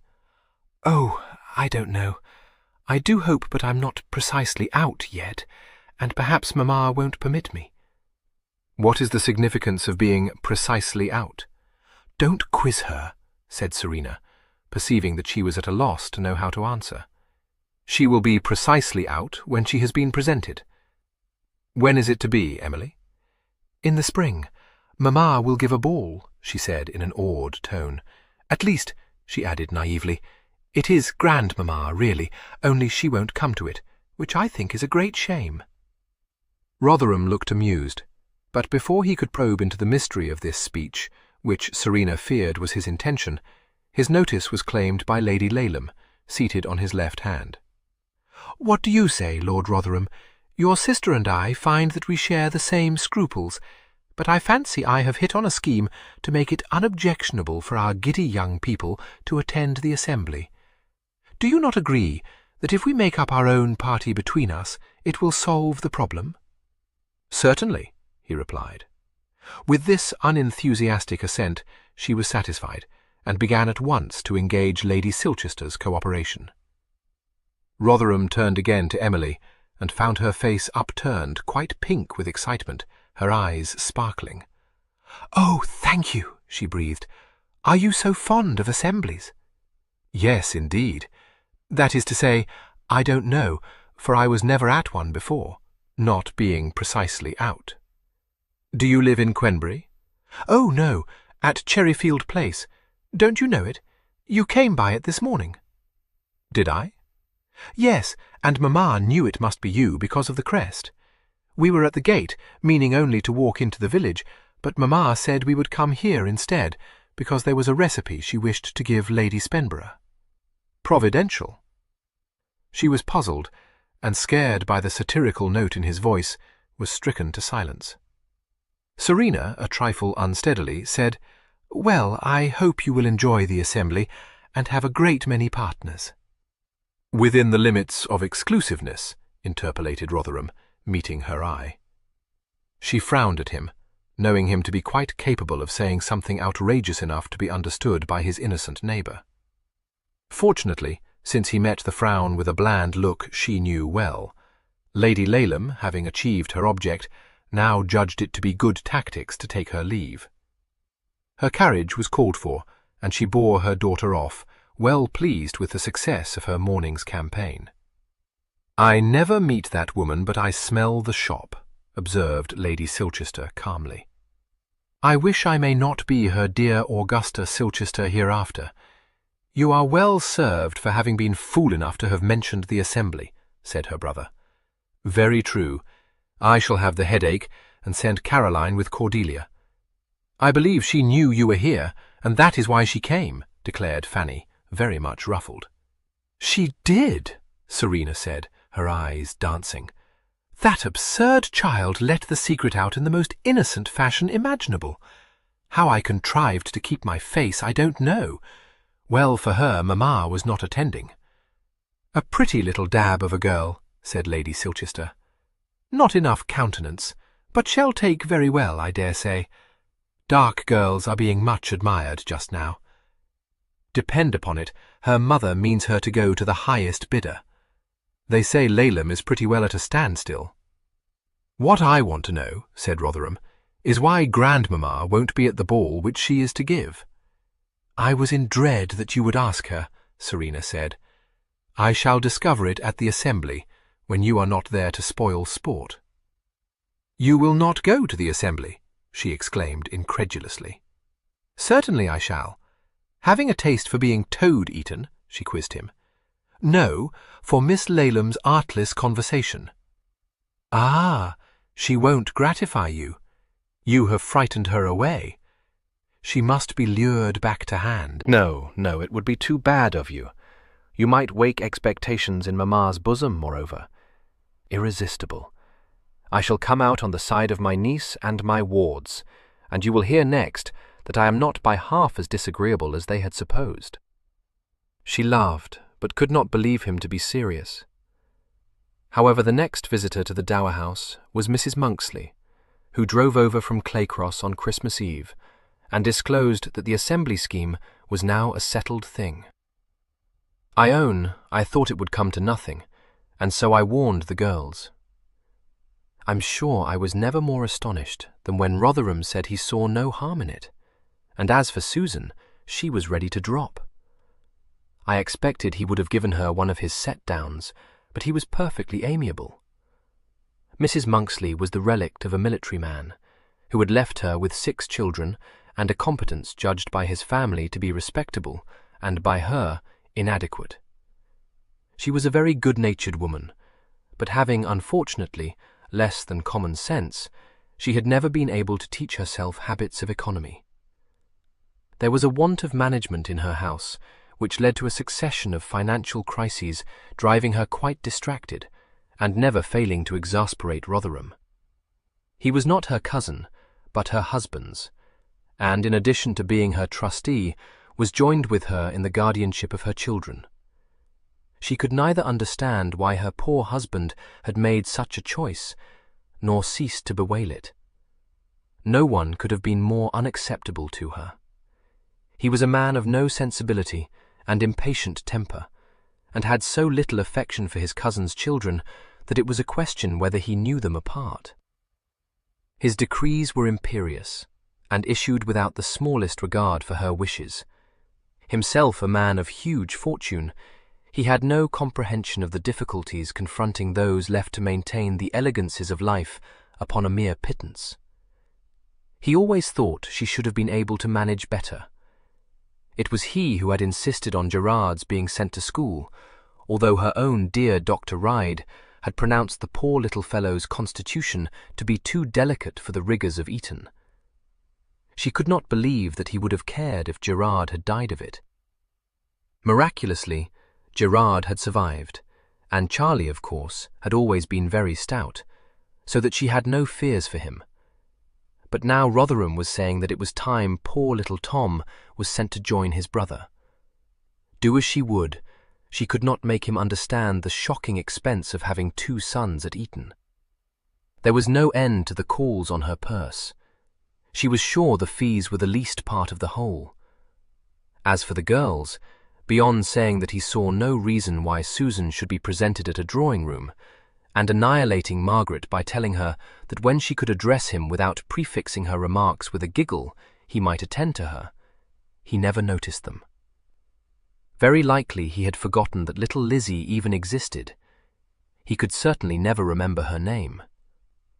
The Carlow ladies listened and sympathized, and agreed that it was a hard case, Fanny rather more sincerely than Serena. Serena could perceive that there might be something to be said in Rotherham's defence. He made too little allowance, she believed, for the difficulties besetting a woman left with 6 children on her hands.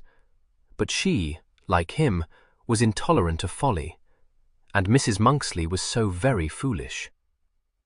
But she thought him less than kind to Gerard, of whom he was contemptuous, and quite indifferent to the younger members of the family.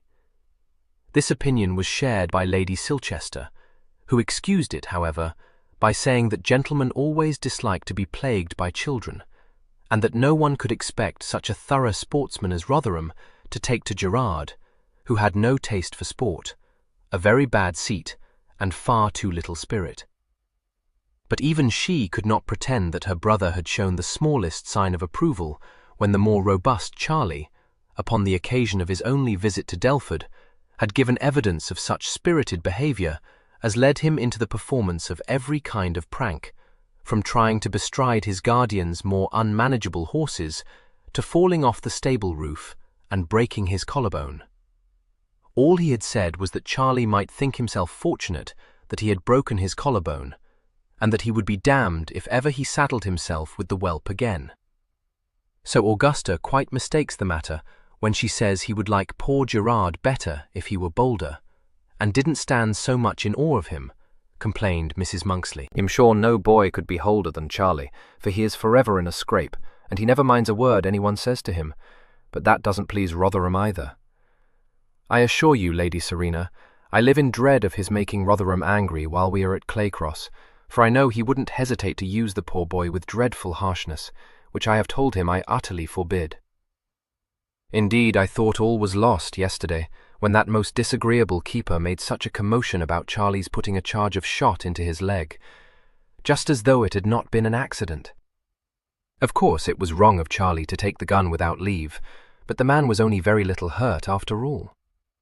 Rotherham said in the most menacing way that he would teach Charlie a lesson, and I could feel one of my spasms coming on, only Augusta told Rotherham he was a great fool not to have locked up the gun-room when he had an imp like Charlie to stay, and said surely he could not wish me to fall into strong hysterics, and so it passed off, and I was truly grateful to Augusta. Even Fanny could not help laughing at this ingenuous history, although she did not appreciate, as Serena instantly did, the masterly nature of Lady Silchester's strategy. She wondered at Mrs. Monksley's having dared to leave Charlie to his own devices while she came to the dower house, But it appeared that Mrs. Monksley had not dared. She had brought him with her, but she had not wished Fanny to be troubled with him, and had prevailed upon Gerard to take charge of him. The carriage had set them both down at Cherryfield Place. Gerard Monksley and Edgar Laleham were up at Cambridge together, in the same year and at the same college. Mrs. Monksley hoped that Lady Laleham would not object to her having sent Charlie with his brother. Serena did not think that she would object to anything that strengthened the connection with Claycross. They saw no more of the Claycross party until the night of the assembly, when, to their surprise, Rotherham walked in on them midway through the evening. His satin knee breeches and silk stockings made Serena exclaim, "Then you did go to the assembly?" "I did, and am there now, in the card-room, or so I hope Cordelia may believe." She raised her brows. The bird would not come to hand. On the contrary, but a driven bird, scared into the model of insipid propriety. I stood up for the 2 first dances with her, and all the conversation I could get out of her was, "Oh, Lord Rotherham," and "Oh, yes, Lord Rotherham," and once, by way of a change, "Exactly so, Lord Rotherham." So I tried the effect of telling her she was taking the shine out of all the local beauties, but as that elicited nothing more encouraging than, "How can you, Lord Rotherham?" I drew no more coverts, but came instead to take formal leave of you and Lady Spenborough. My party breaks up tomorrow, and I must be in London by the end of the week. Good God, Evo, do you mean to tell me that Emily is the only girl you have honoured with an invitation to dance? Not even your niece, or Susan, or Margaret? Cried Serena, scandalized.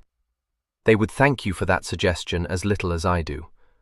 But it was most improper, quite abominable, she said hotly. Just what sets people's backs up.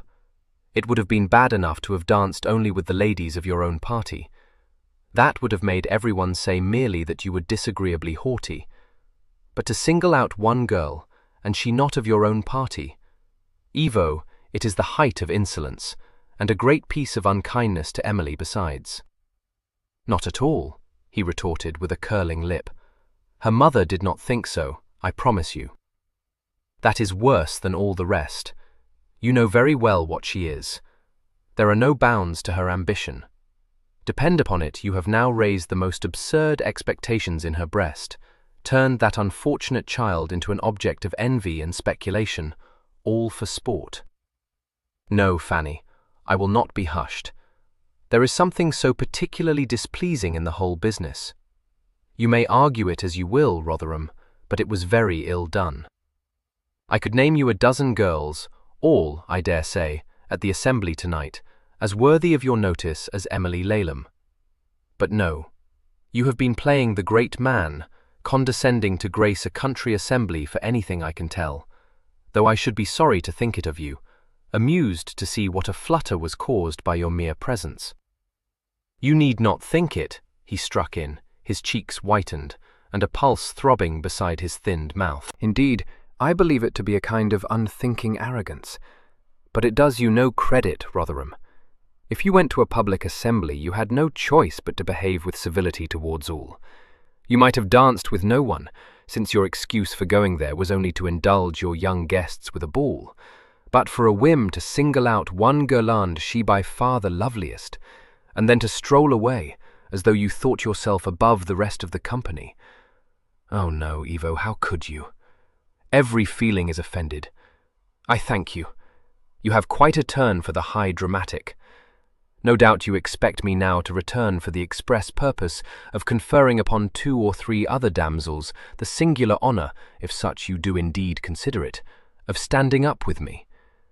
It is what my father would have done in such a situation, for he was most truly the gentleman, she said, a sob rising in her throat. I should think the better of you. I care nothing for your opinion of me, he snapped. Lady Spenborough, have you any commissions for me to execute in London? I shall be most happy. Oh, none, thank you, she said faintly. Then I will take my leave. Your most obedient servant, mum. A formal bow, one scorching glance thrown at Serena, and he was gone. Oh dear, said Fanny, pressing her hands to her temples. I feel quite sick. And oh, Serena, we never thought to offer him so much as a glass of ratafia. It was hardly to be expected, Serena thought, that the several ladies of their acquaintance in the neighbouring district would spare her a description of the Boxing Day assembly, and greatly did she dread being obliged to listen either to animadversions on Rotherham's manners or to bitter criticisms of Lady Laylam's encroaching ways. But the weather saved her. A week of incessant rain made quagmires of all the roads and rendered the paying of morning calls ineligible. They were undisturbed by visitors at the Dower House until Spenborough had himself driven there one afternoon to announce to the ladies Jane's safe delivery of a son. He was a fond and an excellent father, and could scarcely have been more delighted if the child had been his first son instead of his fourth. Fanny and Serena tried to say all that was expected of them, and succeeded so well that he found himself very much in charity with them both, and confided to them that the happy event had relieved his mind of considerable anxiety. For, you know, with the shock of my cousin's sad death, and all the exertion of disposing of the house, and the bringing of the children to Milvy, there is no saying what might have happened. But Jane is equal to anything.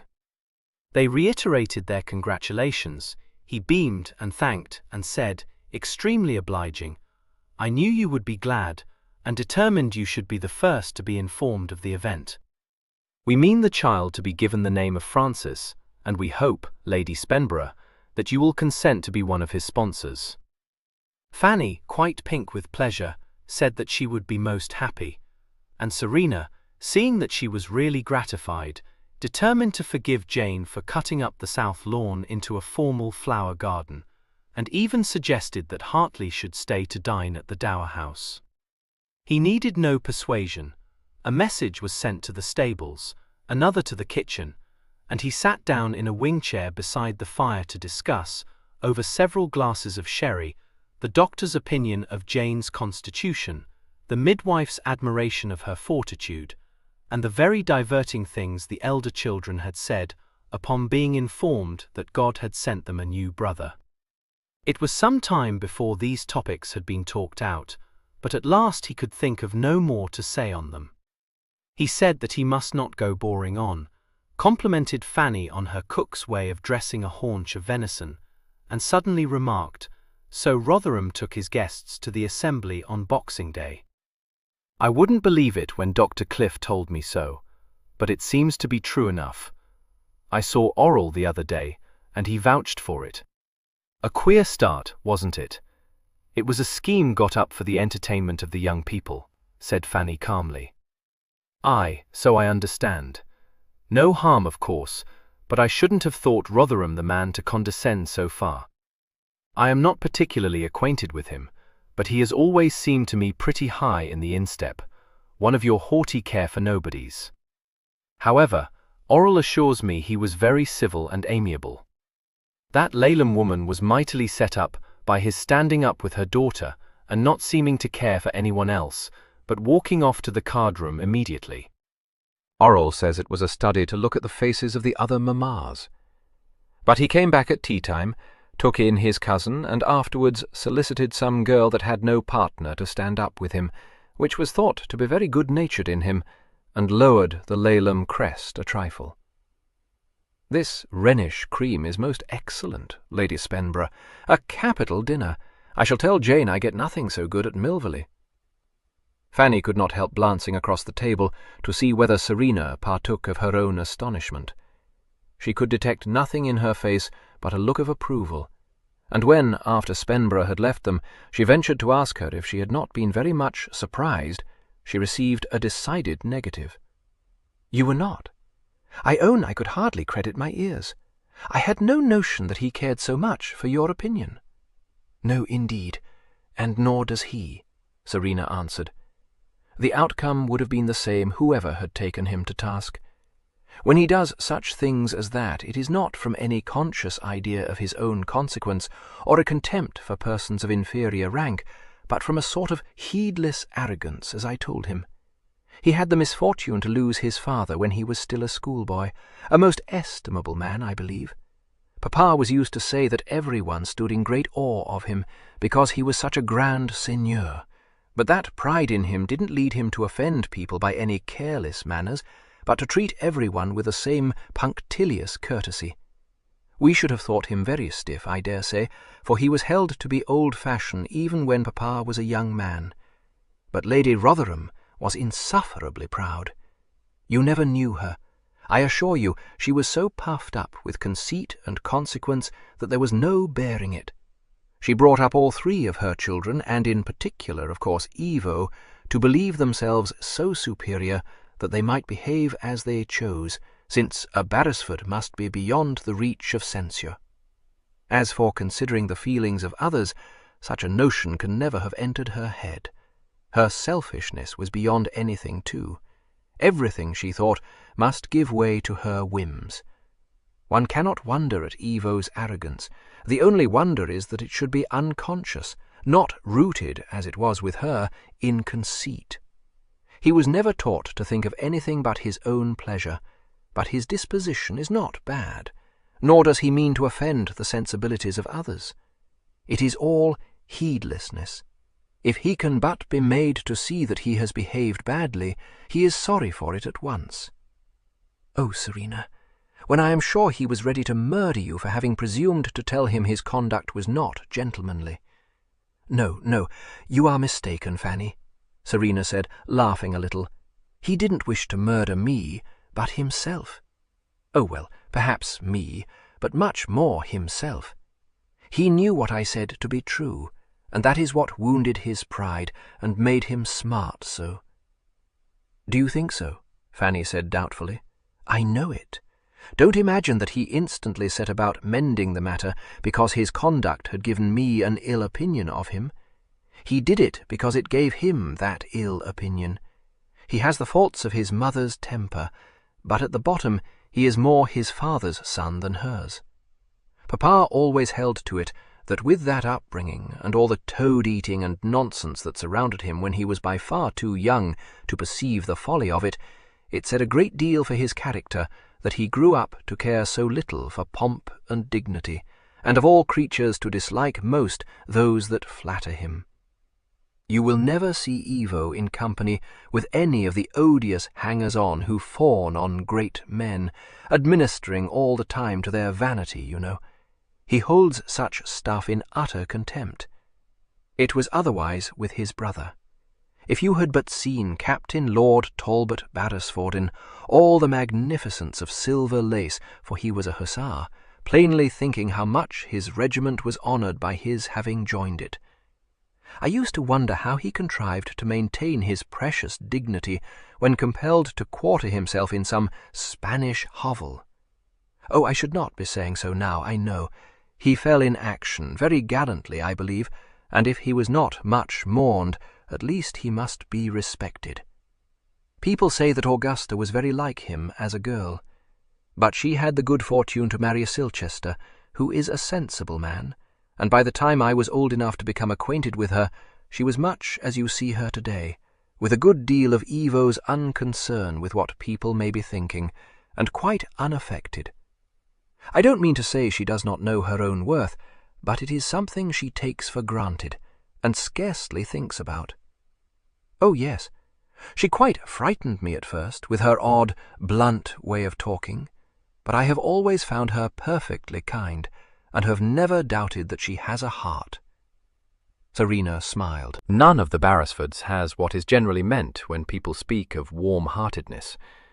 If you mean, as I collect you do, that Rotherham's nature is cold, I think I had rather say that it is fiery. He is a hard man, certainly. I shouldn't turn to him for sympathy, but I have known him to be kind. I suppose when you were betrothed he must have been, but, oh no, not when he fancied himself to be in love with me, far from it. Serena interrupted, laughing. He would like to be much kinder in the execution of his duty as my trustee than I could permit. Why, what can you mean? You yourself suspected that the arrangement was made at his instigation.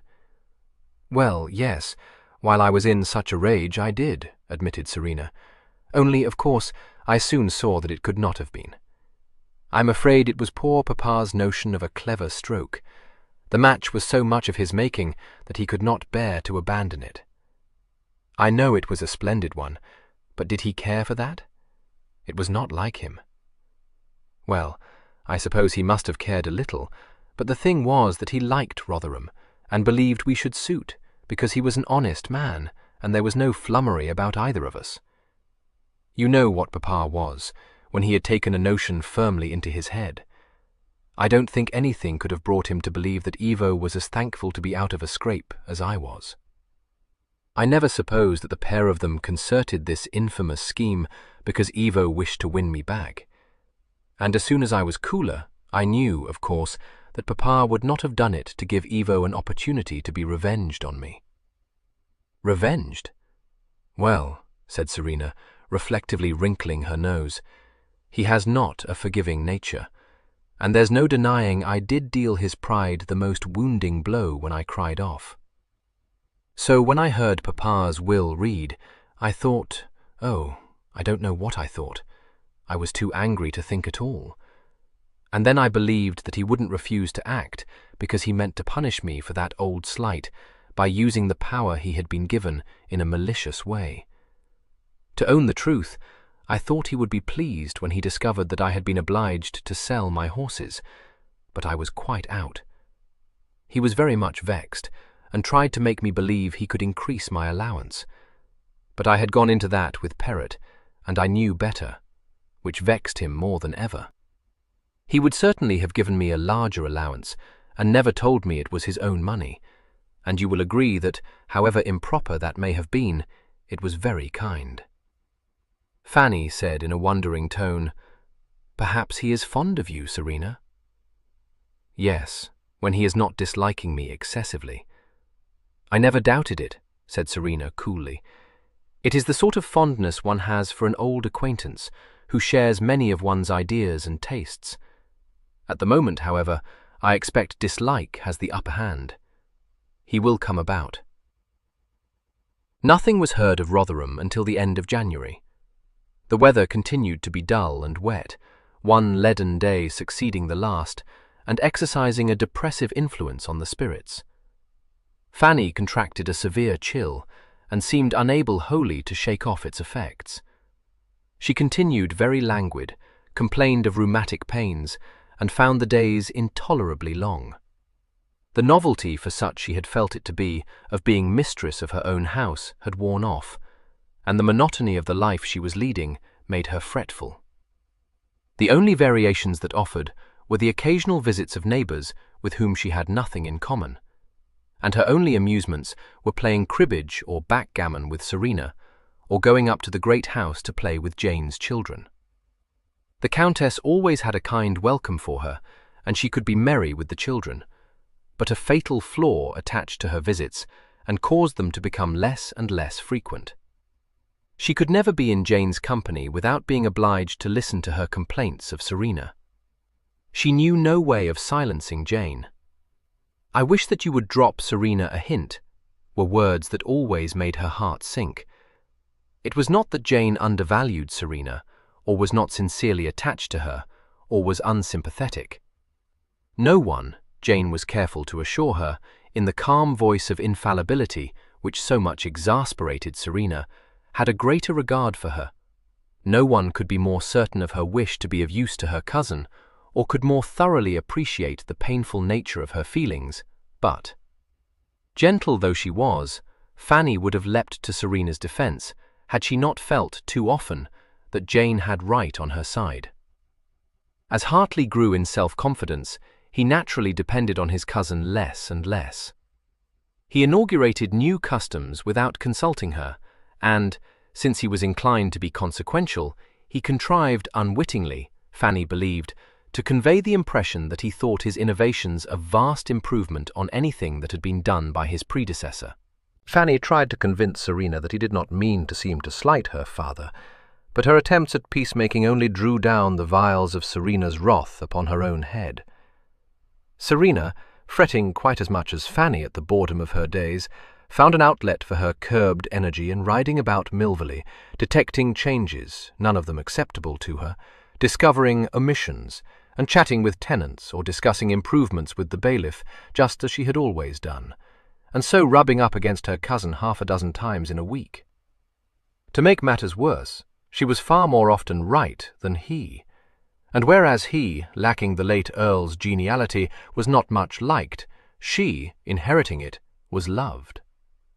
Serena, having more strength of character than Fanny, did not wilt under the trials that beset her, but tried to overcome boredom by throwing herself even more energetically, and much to her cousin's dismay, into the Milvy affairs.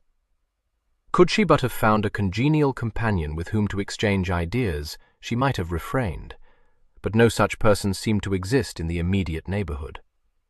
She became increasingly impatient with Fanny, and the very fact that she seldom allowed her exasperation to appear exacerbated it. There were even days when she felt that she and Fanny conversed in different languages, and that she might almost have preferred to have been cooped up with her aunt.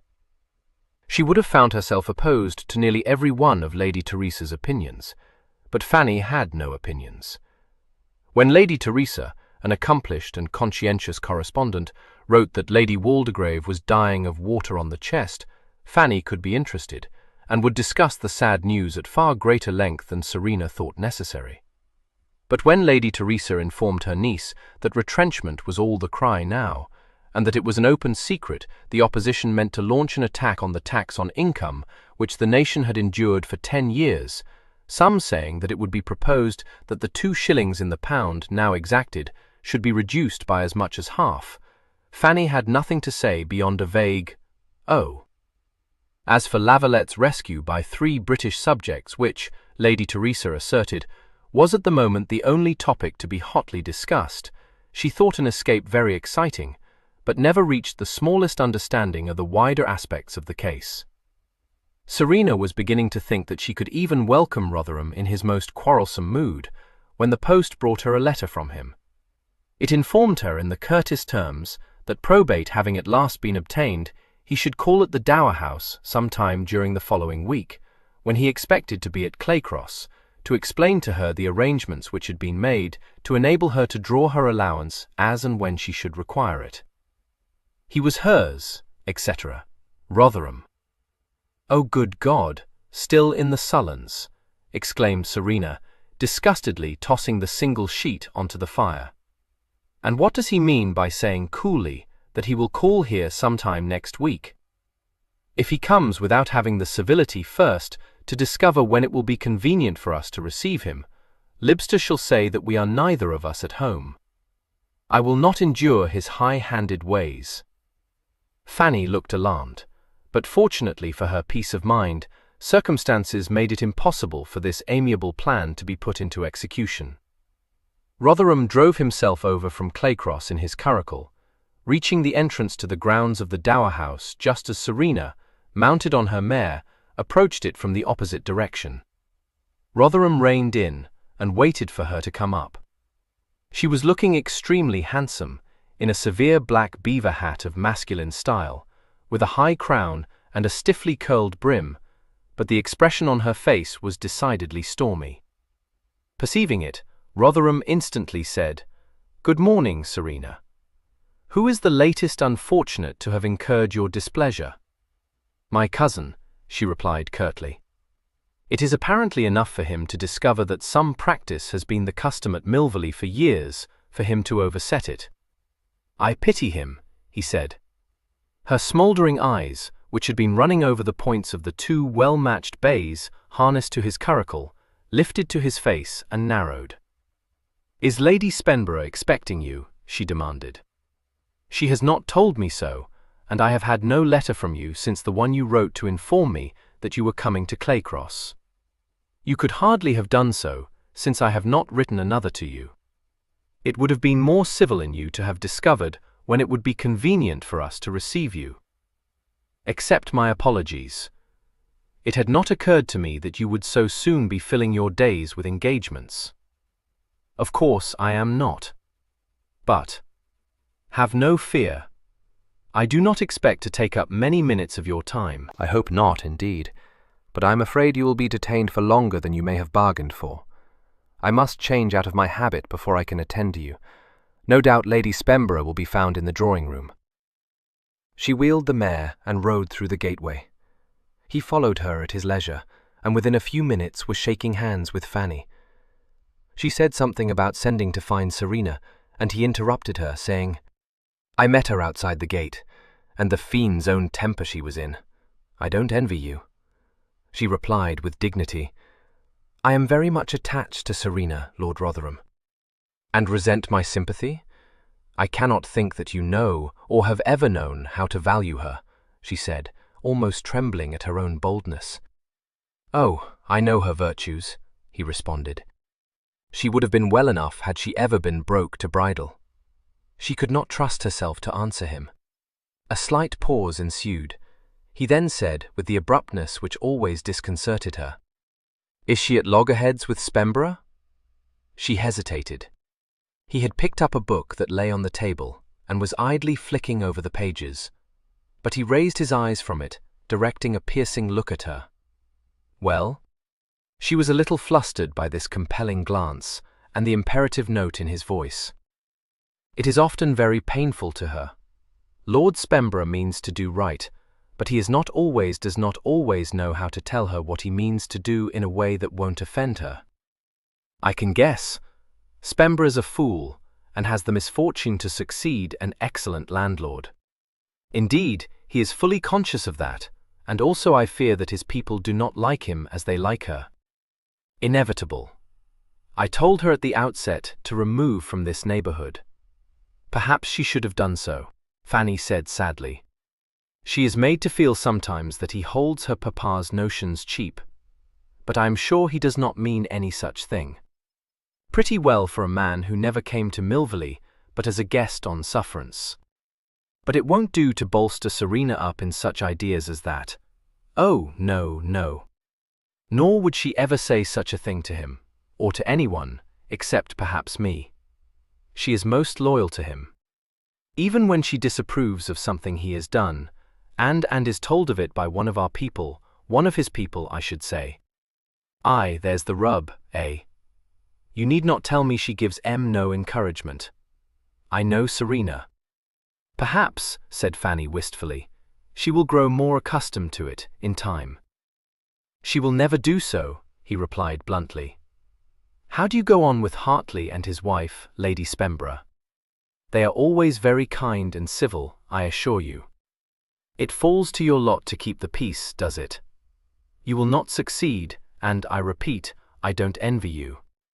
She said nothing, wishing that Serena would come in, and wondering how to entertain this uncomfortable guest. No topic of conversation occurred to her. After another pause, she said, "Perhaps I should send someone to find Serena. I am afraid something has detained her, or, he laughed suddenly. "No, don't do that, I beg." Having fallen into her black books for not having craved her permission to call here today, I plunged rather deeper by assuring her that my business would not take up more than a few minutes of her time. This, I fancy, led her to suppose that I was in haste, and so she warned me that I should be kept waiting while she changed out of her habit. "Do you care to wager any sum on the length of time she will take over that operation?" "I will lay handsome odds against the chance of her appearing under half an hour." "Oh, dear!" she exclaimed, looking more dismayed than amused. "Oh, pray do not quarrel again." "Against that chance, I lay no odds at all." "Are you moped to death here?" She jumped nervously, startled by the sudden question. "Oh, no, no. Sometimes perhaps the weather has been so inclement. When the spring comes we mean to do great things with the garden. It had been sadly neglected, you know." He complimented her upon her show of snowdrops, saying they were more forward than those at Claycross. She was encouraged to pursue the topic, and in the safe discussion of horticulture, 20 minutes were successfully spent. The butler then came in to announce that a nuncheon awaited my lady's pleasure, and Fanny, desiring him to have a message carried to Lady Serena, conducted Rotherham to the breakfast parlour. He continued to converse amiably with her. She thought she had seldom seen him so affably inclined, and was considerably astonished, since nothing, she felt, could have been more calculated to put him out of temper than Serena's continued absence. When Serena did at last sweep into the room, she waited, with a fast-thudding heart, for the expected explosion. But Rotherham, rising and setting a chair for Serena, said in the voice of a man agreeably surprised, "Why, Serena, already? I had thought it would have taken you longer. You should not have hurried. There was not the least need." One look at Serena's face had been enough to tell Fanny that she was in a dangerous mood. She quaked, but after a moment, while the issue trembled in the balance, Serena burst out laughing and exclaimed, "Detestable man! Very well. If you are not in quarrelling humour, so be it. What's the news in town?" The rest of the visit passed without untoward incident, even, Fanny thought, pleasantly. Serena was lively, Rotherham conversable, and neither said anything to provoke the other. They parted on good terms, and Fanny, perceiving how much good the visit had done to Serena's spirits, was even sorry that it would not soon be repeated.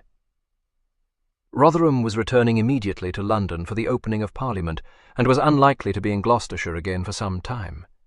The ladies settled down again to the uneventful existence which was their lot, almost the only alleviation to the monotony being the frequent visits of Emily Laleham.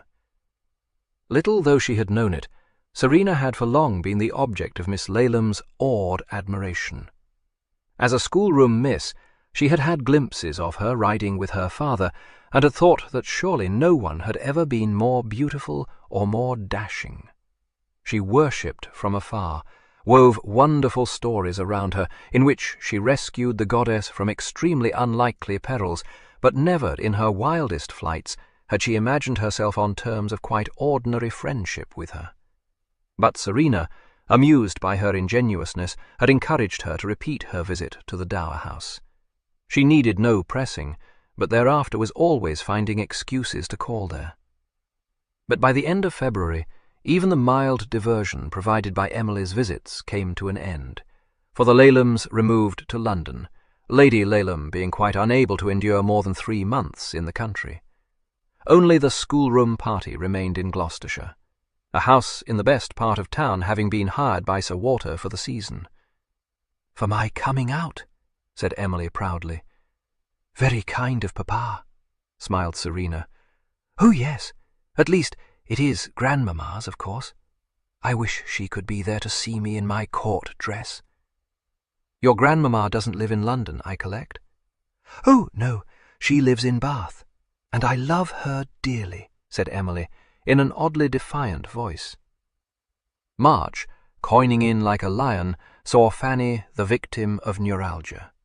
Jane came to visit her, but this attention was marred by an air of graciousness which conveyed a strong impression of a great lady condescending to her humbler relations.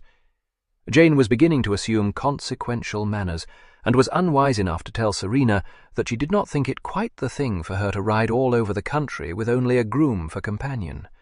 Spenborough could not like it. "I told him I would certainly drop a hint in your ear." "Drop one from me in his," flashed Serena, "that I am not an attorney's daughter on my preferment." The encounter was one of many. Uneasy tension lay between the two houses.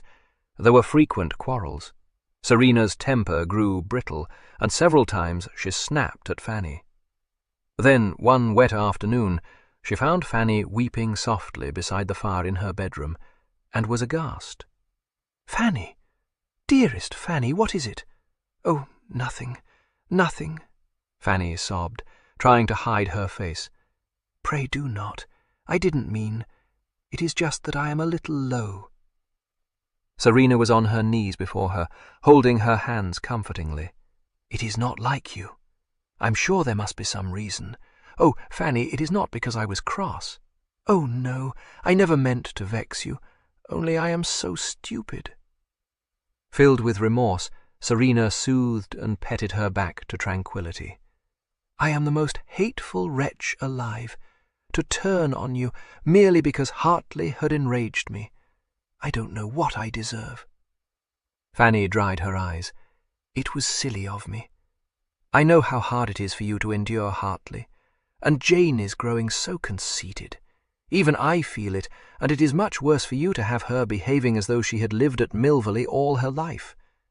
Rotherham told me you ought not to live here, and he is quite right. Much he knows, said Serena scornfully. But he does know, Serena. I have seen how much it rubs you, and it's no wonder. I wish it were possible for us both to go away. But Serena stopped suddenly. Good God! What a pair of goose-caps we are, she exclaimed. Why the devil don't we go away? It has been intolerable here ever since Christmas. You have been unwell, I have been cross, and the plain truth is that we are finding life a dead bore. We will go away. But we could not, gasped Fanny. Not to London while we're in mourning. I know Mamma would say I ought not. Not to London, no. We could very well go to Bath, however. Fanny's eyes widened. Bath? Yes, and not even your Mamma will think it improper, because you will go there on the advice of Dr. Cliff to drink the waters. We will hire a house for 6 months or so, and if we cannot go to the assemblies, at least there will be the libraries and the pump room. And Serena, breathed Fanny, awed. Serena laughed at her. Well, shall we do it? Oh, Serena, yes.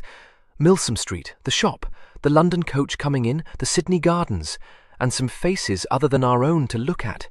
Yes, indeed. Oh, what a delightful scheme. Now where, said Fanny, her woes forgotten, should you like to hire a house, and how must we set about it? The removal to Bath having been decided upon, nothing remained but to choose between lodgings there or a furnished house. Fanny, unaccustomed to arranging such matters, would have wasted weeks in indecision, but it was otherwise with Serena. It was she who entered into all the negotiations, she who knew what would best suit them. Fanny had nothing to do but to agree, and if asked what were her own inclinations, she could only say that she would like to do whatever Serena thought most proper. So Serena, remarking that to keep 5 indoor servants in idleness for several months would be a false economy, discarded all ideas of renting lodgings and dispatched Leibster to Bath to inspect the various houses recommended by the agent. This resulted in Fanny's signing a contract to hire, for 6 months, a house in Laura Place, which Leibster pronounced to be the most eligible of all he had seen. By the middle of March, all the furniture at the Dower House was shrouded in holland covers, and Spenborough, who had spared no pains to assist the ladies in all the troublesome details of removal, even lending the late Earl's enormous and antiquated travelling coach for the transport of servants and baggage, was able to heave a sigh of rather guilty relief. Since Milvy lay only some 25 miles from Bath, the ladies accomplished the journey in the barouche. Fanny, fortified on the road by smelling salts, declared that she had never made a journey more comfortably, and, instead of retiring instantly to bed to nurse a sick headache, was able, on their arrival in Laura Place, not only to inspect the house, but to change her dress for dinner, and to discuss with Serena the exciting news contained in a letter from Lady Teresa, which was found awaiting her. The Princess Charlotte was engaged to Leopold of Saxe-Coburg. This was just the kind of news which Fanny enjoyed. Nothing could be more interesting than the approaching nuptials of the heiress presumptive to the throne, and when the heiress had already made a considerable stir by breaking her engagement to the Prince of Orange, the new contract could not but provide food for a good deal of speculation.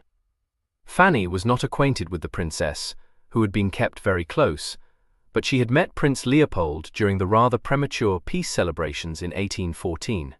Indeed, she was sure he had been present at the great rout party they had given at Spenborough House for so many of the foreign notables. Did not Serena recall a handsome young man in that alarming Grand Duchess train? She was persuaded he must be all that was most amiable. It was no wonder that the princess should have preferred him to the Prince of Orange. Did not Serena agree that it must be a love match?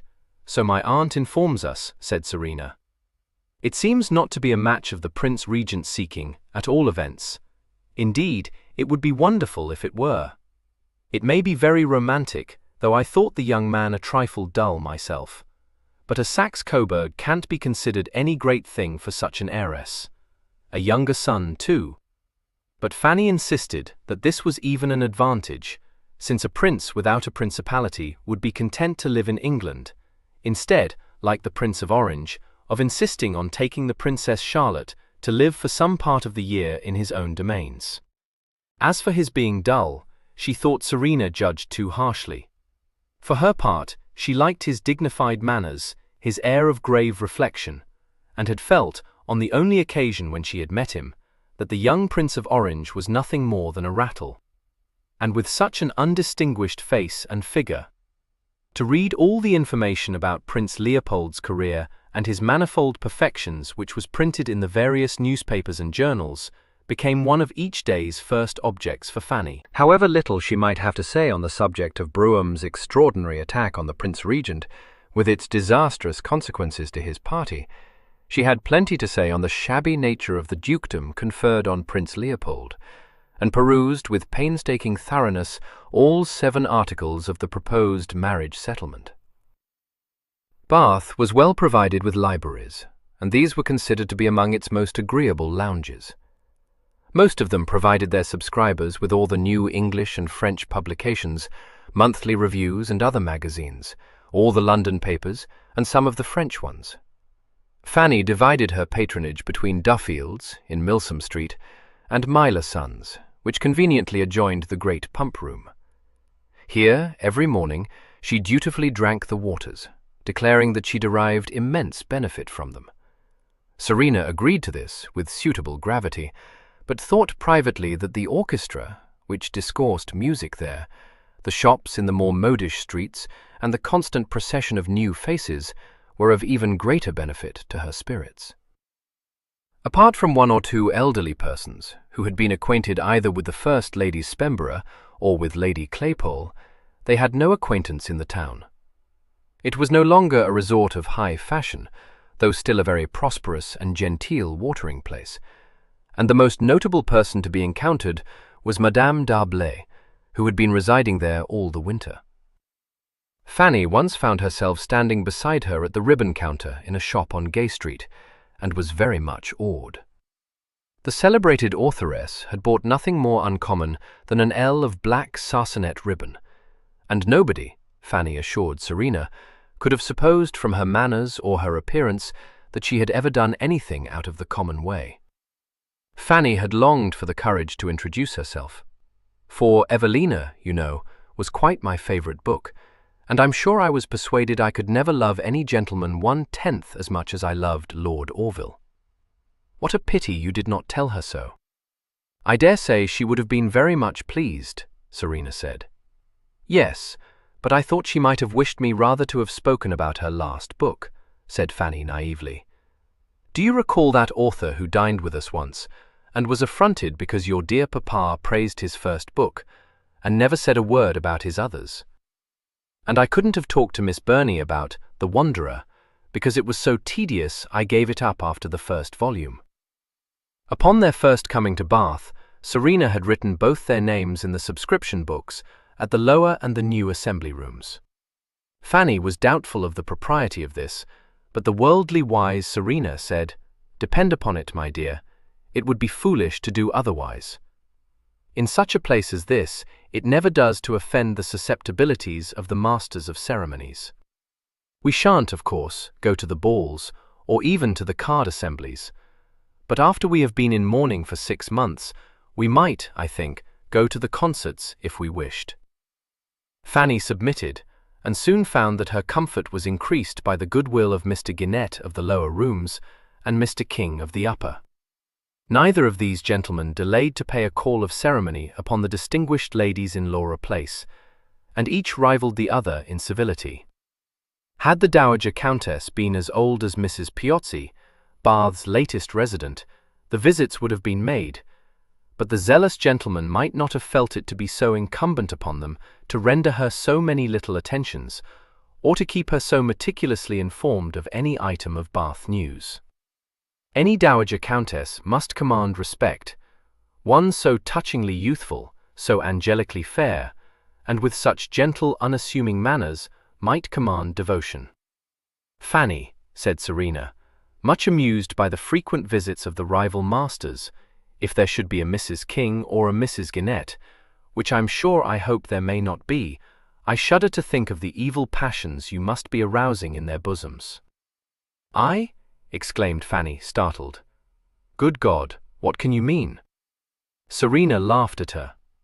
"Well, how many times have these assiduous gentlemen found it necessary to call in Laura Place? I swear I've lost count.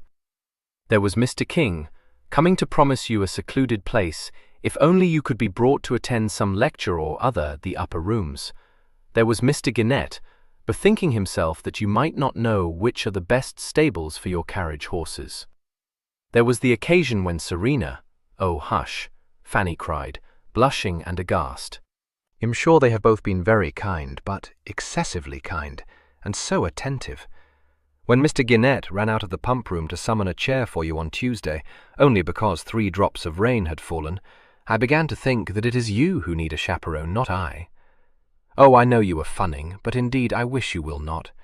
Fanny said, distressed, it would be so very unbecoming in me, and in them too, and it is all nonsense. They feel it to be their duty to do everything in their power to make any visitor's stay in Bath agreeable."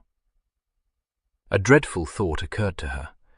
She fixed her innocent blue eyes on Serena's face and gasped, "Serena, I have not appeared fast." "No, no," Serena said soothingly, "just pathetic." She perceived that Fanny was seriously discomposed and added, "Goose, I was only quizzing you. If I thought that I had seemed to be encouraging any gentleman to pay me undue attentions, it would be the most shocking thing, and would destroy all my pleasure in being in Bath." Serena reassured her, reflecting not for the first time that it was seldom wise to employ a rallying tone with her. The tone of her mind was serious, and she was more prone to be shocked than amused by encounters with more lively spirits. There could be no doubt that her air of youthful helplessness, coupled as it was with an ethereal beauty, had awakened chivalry in 2 middle-aged gentlemen, but Serena refrained from telling her so.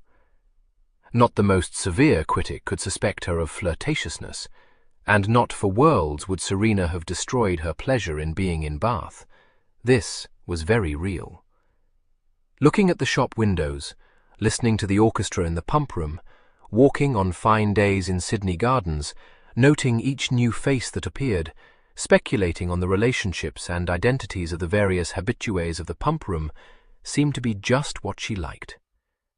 She was sure the man who always wore a pink flower in his buttonhole must be the brother, and not the husband, of the fat woman with the yellow wig. There was a pronounced likeness. Did not Serena agree? And had Serena noticed the bonnet with the green feathers, which that odd-looking woman who dressed in such an antiquated style was wearing? She had seen it displayed in the window of that milliner's in Milsom Street only last week, and with the most shocking price attached. Serena always returned satisfactory answers, but had she told the truth, she would have said that she had never noticed the fat woman in the yellow wig, or the odd-looking woman either. The fact was that the dawdling life in Bath suited Serena no better than life at the dower house.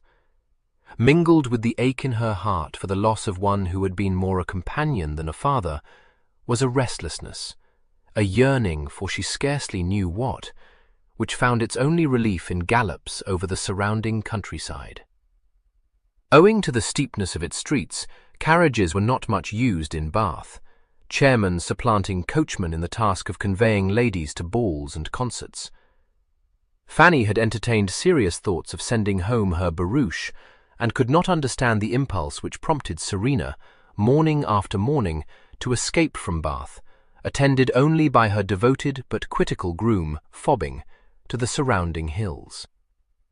She knew that Serena had a great deal of uncomfortable energy, but she never realized that her more protracted expeditions coincided with the arrival in Laura Place of one of Lady Teresa Eaglesham's punctual letters, and certainly never suspected that these letters, which seemed to her to be tiresomely full of dull political news, made Serena feel that she had slipped out of the world. To Fanny, the loss of London dinner parties where little was talked of but a government crisis, or a victory over the opposition, was a gain, and she could not conceive what there was to excite interest in the news that the Grenvilles and the Foxites were splitting in consequence of Brougham's speech. The fortunes of Whig and Tory were of far less moment to Fanny than the fear that her mamma might send her sister Agnes to Bath to bear her company. This dread seriously impaired Fanny's peace of mind, until it became apparent that Lady Claypole's anxiety for the well-being of her married daughter was not of so urgent a nature as to prompt her either to go to Bath herself at the beginning of the London season, or to send thither a second daughter of rather more than marriageable age. Lady Claypole, with a third daughter straining at the schoolroom leash, would let no consideration interfere with her determination to achieve a respectable alliance for Agnes. She seemed to have abandoned all thought of a brilliant one, but hinted, in a crossed and double-crossed letter, that she cherished hopes of bringing a very worthy man of tolerable substance up to scratch. Fanny sighed over the letter, but was thankful to be spared Agnes' companionship, an elder and jealous sister, who made up in learning what she lacked in beauty, and might be trusted to keep a censorious eye on her junior, could not add to her comfort. She infinitely preferred the society of her daughter-in-law, however little dependence mamma might place on dear Serena's discretion. Mamma could not approve of Serena. She said that she conducted herself as though the protection of a wedding ring were hers, and had at once too great and too little a notion of her own consequence. Mamma had seen her hobnobbing with quite unworthy persons, as though she thought her rank absolved her from the necessity, indispensable to every unmarried female, of behaving with reserve. Mamma sincerely trusted she might not draw Fanny into some scrape, and ended her letter with an earnest adjuration to her daughter not to forget what her own situation now was, or what respect was due to the relict of an earl. Fanny replied dutifully to this missive, but even as her pen assured Lady Claypole that she misjudged dearest Serena, a feeling of guilt made it tremble into a blot. Something told her that mamma would deeply disapprove of Serena's latest friendship. Indeed, it could not be denied that Serena was hobnobbing with a very ungenteel person. The acquaintance had been struck up in the pump-room, and in the oddest way. Upon several occasions both she and Fanny had been diverted by the startling appearance presented by an elderly female of little height but astonishing girth, who, while she adhered perhaps wisely to the fashions of her youth, was not wise enough to resist the lure of bright colours. She had a jolly, masterful countenance, with 3 chins beneath it, and a profusion of improbable black ringlets above it, imperfectly confined by caps of various designs, worn under hats of amazing opulence. Serena drew giggling protests from Fanny by asserting that she had counted 5 ostrich plumes, 1 bunch of grapes, 2 of cherries, 3 large roses, and 2 rosettes on one of these creations. An inquiry elicited from Mr. King the information that the lady was the widow of a rich merchant of Bristol. He might have been a ship-owner. Mr. King could not take it upon himself to say. No doubt a very good sort of a woman in her way, but, her lash lip would agree, sadly out of place in such a select place as Bath. She was a resident, he was sorry to say, but he had never been more than distantly civil to her. Fabulously wealthy, he believed. For his part, he deeply deplored the degeneracy of the times, and was happy to think he could remember the days when mere vulgar wealth would not have made it possible for a Mrs. Flor to rub shoulders with my Lady Spenborough. It might have been this speech, which she listened to with a contemptuous shrug, that inclined Serena to look with an indulgent eye upon Mrs. Flor. The widow was a regular visitor to the pump-room, and often, when not engaged in hailing her acquaintance and laughing and chatting with them in cheerful but unrefined accents, would sit staring at Serena in an approving but slightly embarrassing way. Serena, conscious of the fixed regard, at last returned it, her brows a little lifted, and was surprised to see the old lady nodding and smiling at her encouragingly. Considerably amused, she moved gracefully towards her. "I beg your pardon, ma'am, but I think you wished to speak to me?" "That's a fact, for so I did," said Mrs. Flor, though whether your ladyship would condescend to speak to me was more than I could tell. Not but what I've been watching you close, and for all you're so tall and high-stepping, my lady, you've a friendly way with you, and you don't look to me to be so haughty you hold your nose up at ordinary folk." "Indeed, I hope not," said Serena, laughing. Mrs. Flor poked a finger into the ribs of a mild-looking man seated in a chair beside her and said, "I don't know where your wits have gone a-begging, Tom Ramford. Get up and offer your place to Lady Serena, man." In great confusion, Mr. Ramford hastily obeyed this sharp command. His apologies and protestations were cut short, Mrs. Flor saying kindly but with decision, "There, that'll do. You take yourself off now." "Poor man," said Serena, as she seated herself. "You are very severe, ma'am. Pray, how do you come to know my name?" "Lord, my dear, everyone knows who you are. I'll wager you don't know who I am, though." "You would lose, ma'am. You are Mrs. Flor, a resident, I believe, of Bath," Serena retorted. The old lady chuckled richly, all her chins quivering. "Aye, so I am, and I'll be bound you know it, because you asked someone who the deuce that old fright could be, dressed in a gown with panniers." "I did ask who you might be, but I did not so describe you," instantly responded Serena. "Lord, I wouldn't blame you. It'd look a worse fright if I was to stuff myself into one of these new-fangled gowns you all wear nowadays, with a waist under my armpits and a skirt as straight as a candle. All very well for you, my lady, with the lovely slim figure you have, but I'll tell you what it'd look like, and that's a sack of meal, with a string tied round it. Aye, that makes you laugh, and I see that it's quite true about your eyelids, though I thought it a piece of girl's nonsense when I was told about it. They do smile." "Good God, who can have told you anything so ridiculous, ma'am?" demanded Serena, colouring faintly. "Ah, that's just it," said Mrs. Flor. "I dare say you've been wondering what made me wishful to become acquainted with you. Well, I've got a granddaughter that thinks the world of your ladyship, and by all accounts you've been mighty kind to her." "A granddaughter?" Serena repeated, stiffening suddenly in her chair. "You cannot mean that you are— But no, surely Lady Lilitha's person who springs to my mind was a Miss Sebden." "So she was," agreed Mrs. Flor affably. "Sebden was my first, and Suki's papa. I've had 2 good husbands, and buried 'em both, which is more than Suki can boast of, for all the airs she gives herself." "Good gracious!" Serena exclaimed, wishing with all her heart that Rotherham could have been present, to share, as he certainly would, her own enjoyment. "Well then, I am very happy to know you, Mrs. Flor, for I have a sincere regard for little Emily Laleham. She has often taken pity on our dullness this winter, you know. We, Lady Spemborough and I, missed her sadly when she went to London." Mrs. Flor looked gratified, but said, "That's just your kindness, my lady, that makes you say so.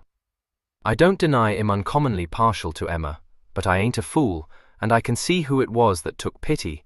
Even if Emma hadn't talked so much about you, I was in a fair way to hating the sound of your name. Suki, for Suki, she's always been to me, and always will be. Let her say what she likes.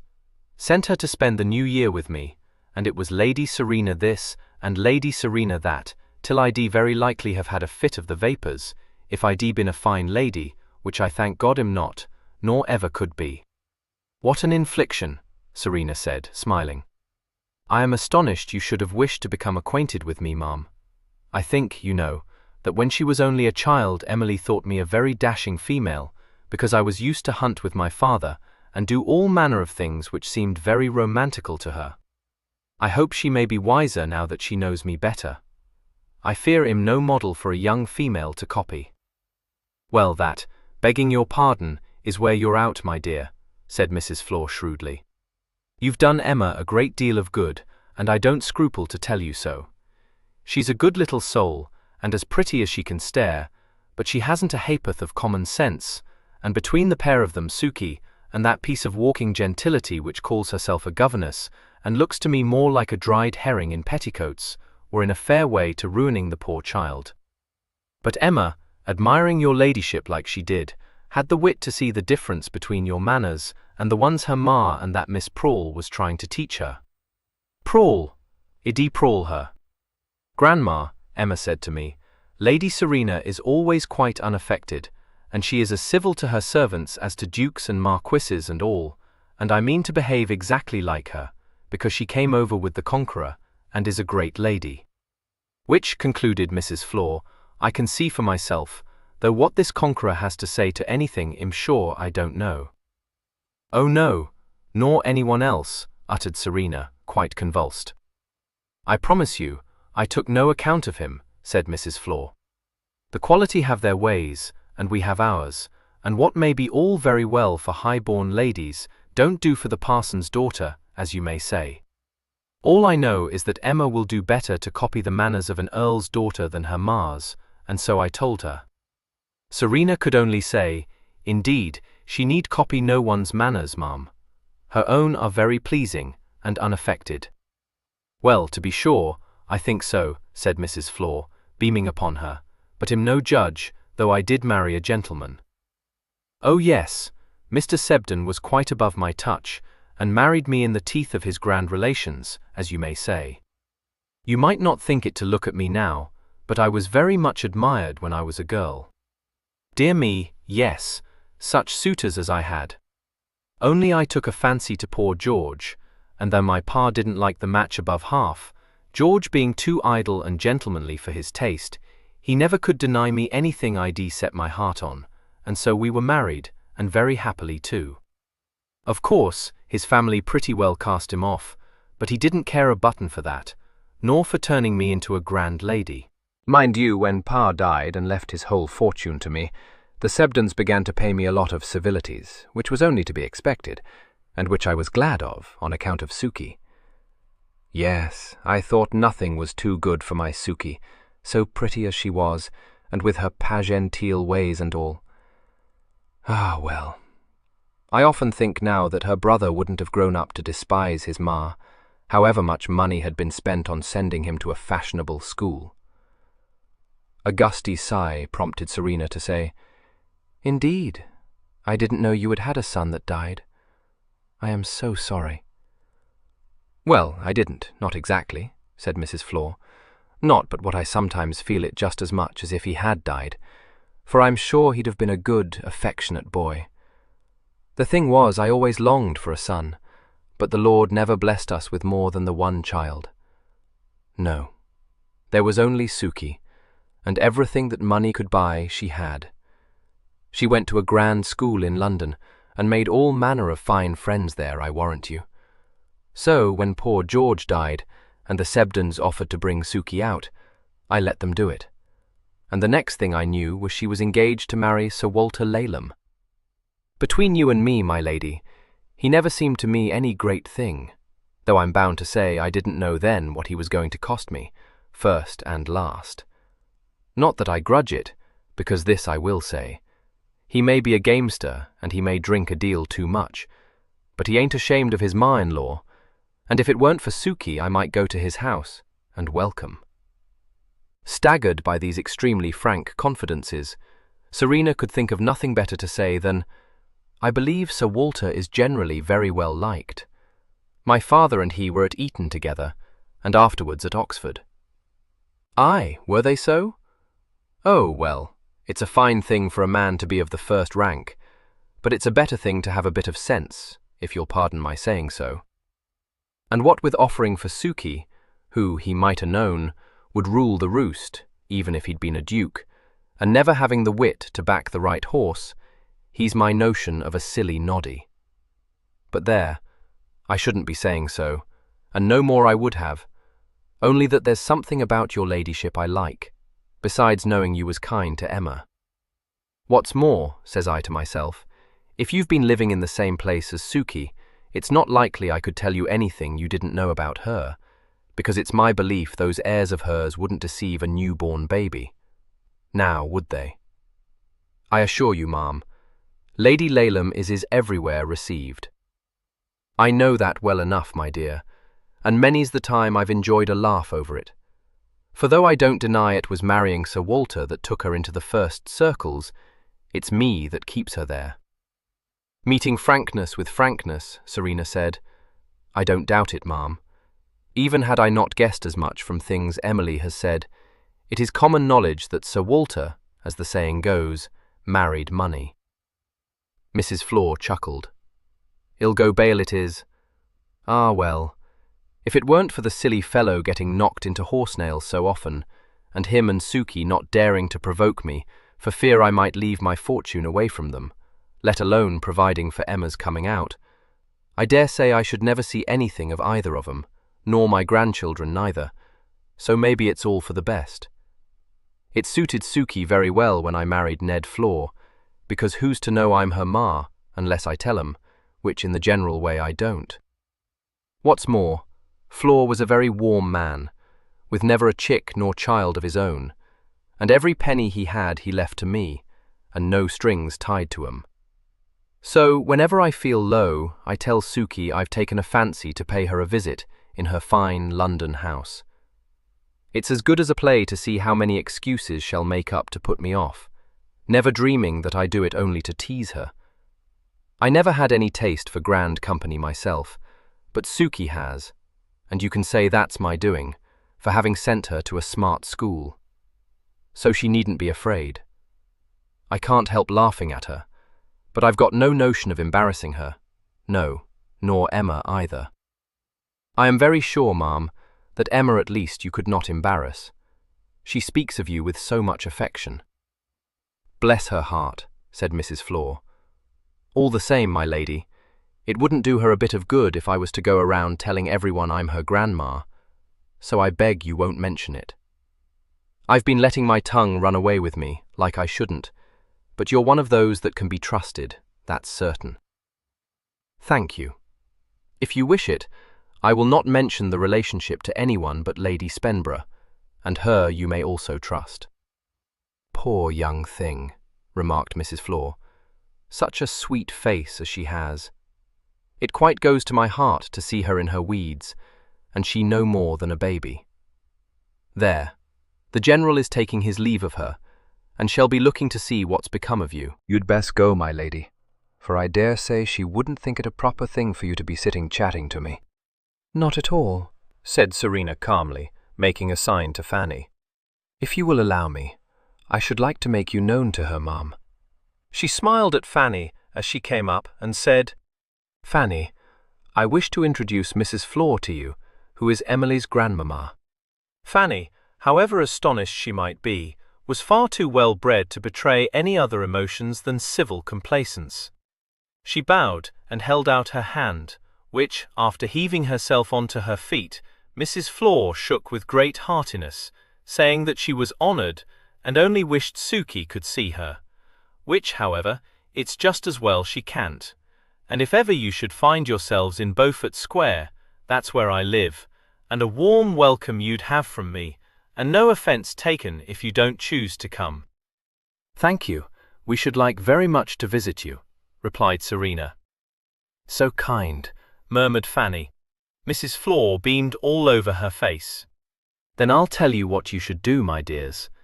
Just you send your footman round to tell me you mean to pay me a call, and if it should happen that there's company with me, I'll send 'em packing, because for one thing, it wouldn't be seemly for you to be going to parties, and for another my friends ain't just in your style, any more than I am myself, the only difference between us being that I shan't holler at you across the street, or go prating about you all over Bath, which one or two I know might." With these reassuring words, she shook hands again, blessed Serena's lovely face, and waddled away. "Serena," breathed Fanny. "What an extraordinary creature." "Yes, but quite delightful, I promise you. But Serena, she is dreadfully vulgar.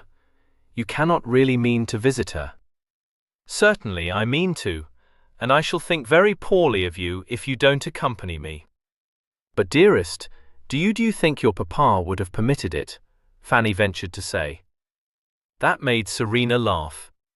"My dear Fanny, you know very well papa never interfered with me, or thought himself too grand to rub shoulders with the rest of the world. Oh no, no, I never meant, only I can't help feeling that everyone would say I ought not to let you become acquainted with vulgar persons, and in particular your Aunt Teresa, though how she thinks I can prevent you from doing exactly as you choose when she could not, I'm sure I don't know," said Fanny despairingly. 7.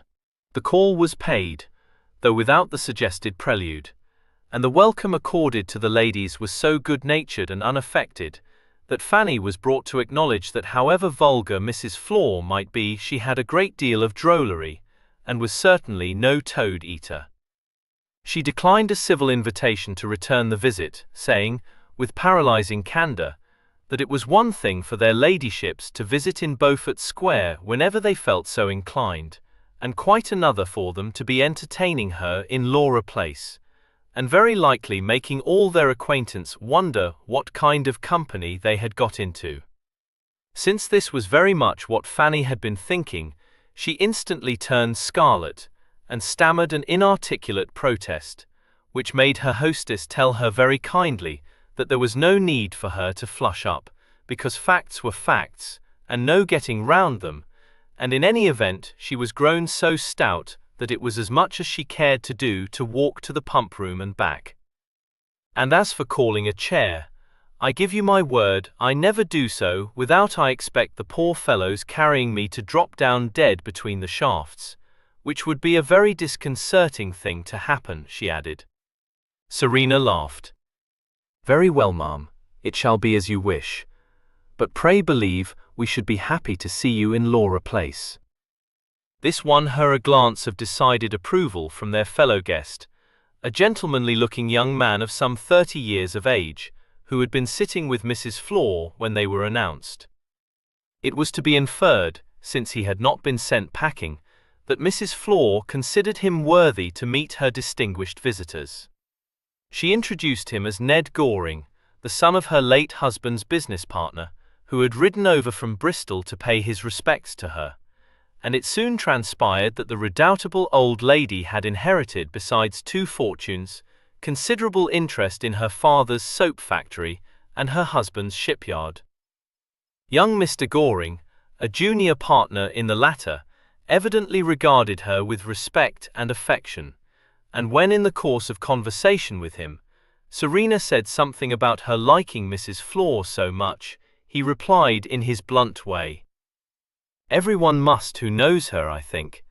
I never knew anyone with a kinder heart or a sounder understanding." She warmed to him, knowing the world well enough to realize how many men in his position, having achieved through education a greater gentility than was aspired to by their fathers, would have found it necessary to have excused a friendship with one so frankly vulgar as Mrs. Flor. That lady being fully occupied with Fanny, Serena took pains to draw Mr. Goring out. She very soon discovered that he had been educated at Rugby and at Cambridge, and liked him the better when he replied, in answer to an inquiry, "Yes, I am pretty well acquainted with George Alplington, but since I entered my father's business our ways have lain apart. How does he go on?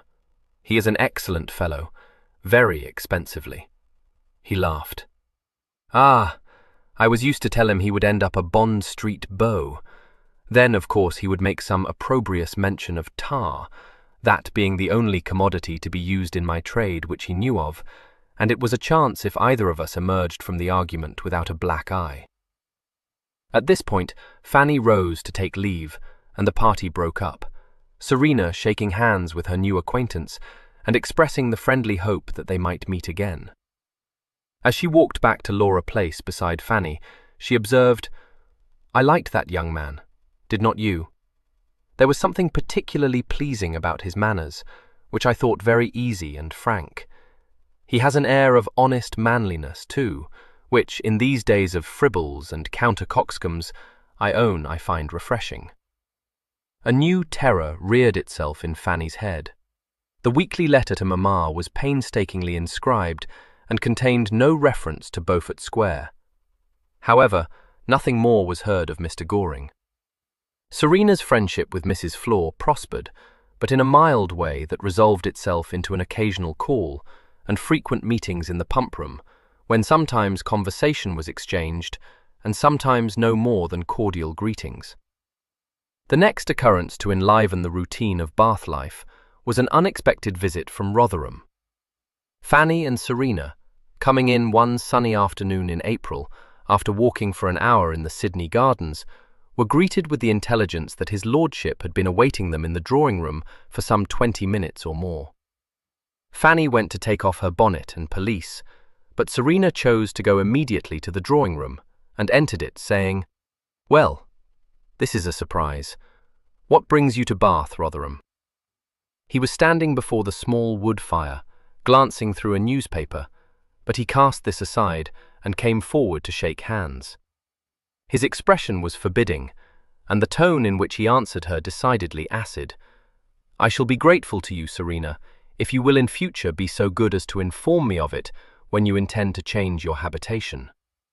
I learned of this start by the merest chance." "Good gracious, why should I?" she exclaimed. "I suppose I need not apply to you for permission to come to Bath." "You need not. Responsibility for your movements was spared me. You are free to do as you please, but since I am your trustee, you would save me annoyance, and yourself inconvenience, if you will advertise me when you wish new arrangements made for the payment of your allowance. I imagine it would not suit you to be obliged to send all the way to Gloucester for any moneys you might need." "No, to be sure it would not," she agreed. "It was stupid of me not to have recollected that. Quite feather-headed. Yes, but the thing is that I have a considerable sum by me, and that is how I came to forget the matter. What a fortunate circumstance that you should have put me in mind of it. I must write to ask Mr. Perrott to make a new arrangement too, or who knows when I may find myself in the basket. As it is he who collects the larger part of your income, it would certainly be as well." "Could you find no one in town with whom to pick a quarrel?" she asked solicitously. "Poor Evo, it is too bad." "I am not picking a quarrel.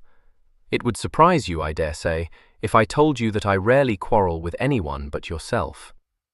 "Ah, that's because very few people have the courage to pick up your gauntlet," she said, smiling. "An amiable portrait you draw." "But a speaking likeness," she countered, a laughing challenge in her eye. He shook his head. "No, I choose rather to prove you wrong. We won't quarrel this time, Serena." "As you wish. Will you alter the arrangement for my tiresome allowance, if you please?" "I have already done so." "There is the direction," he replied, handing her a piece of paper. "Thank you. That was kind of you. I am sorry to have been so troublesome. Did you come all the way from town just for that?" "I had business at Claycross," he said curtly. "You seem to be comfortably established here. How do you go on?" "Very prosperously." It was a relief to escape from Milvy. He nodded but made no comment, merely saying, after a brief, keen scrutiny of her face, "Are you well? You look a trifle peaked." "If I do, it is because black doesn't become me. I mean to lighten my mourning, and have ordered a charming grey gown." "You are mistaken." "What, in going into half-mourning?" "No, in thinking black does not become you. Are you sure that Bath agrees with your constitution?" "Yes, indeed. Now don't, I beg of you, Rotherham, put it into Fanny's head that I am looking haggard. I think I did become a little out of sorts, but Bath will soon set me to rights." She glanced at him and added with difficulty, "I have not learned yet not to miss Papa." "Don't let us speak of that. You know how it is with me. I don't care to talk of what so much affects me, and making a parade of grief is of all things the most repugnant to me." "Yes, I know," he replied. "You need not be afraid. I have nothing to say on that subject, for there is nothing to be said. Your aunt, by the by, charged me with all manner of messages to you. I met her at the Ireby's party a couple of nights ago. It is wonderful, Serena, how much she likes you when 100 miles or so separates you from her." She laughed. "Very true.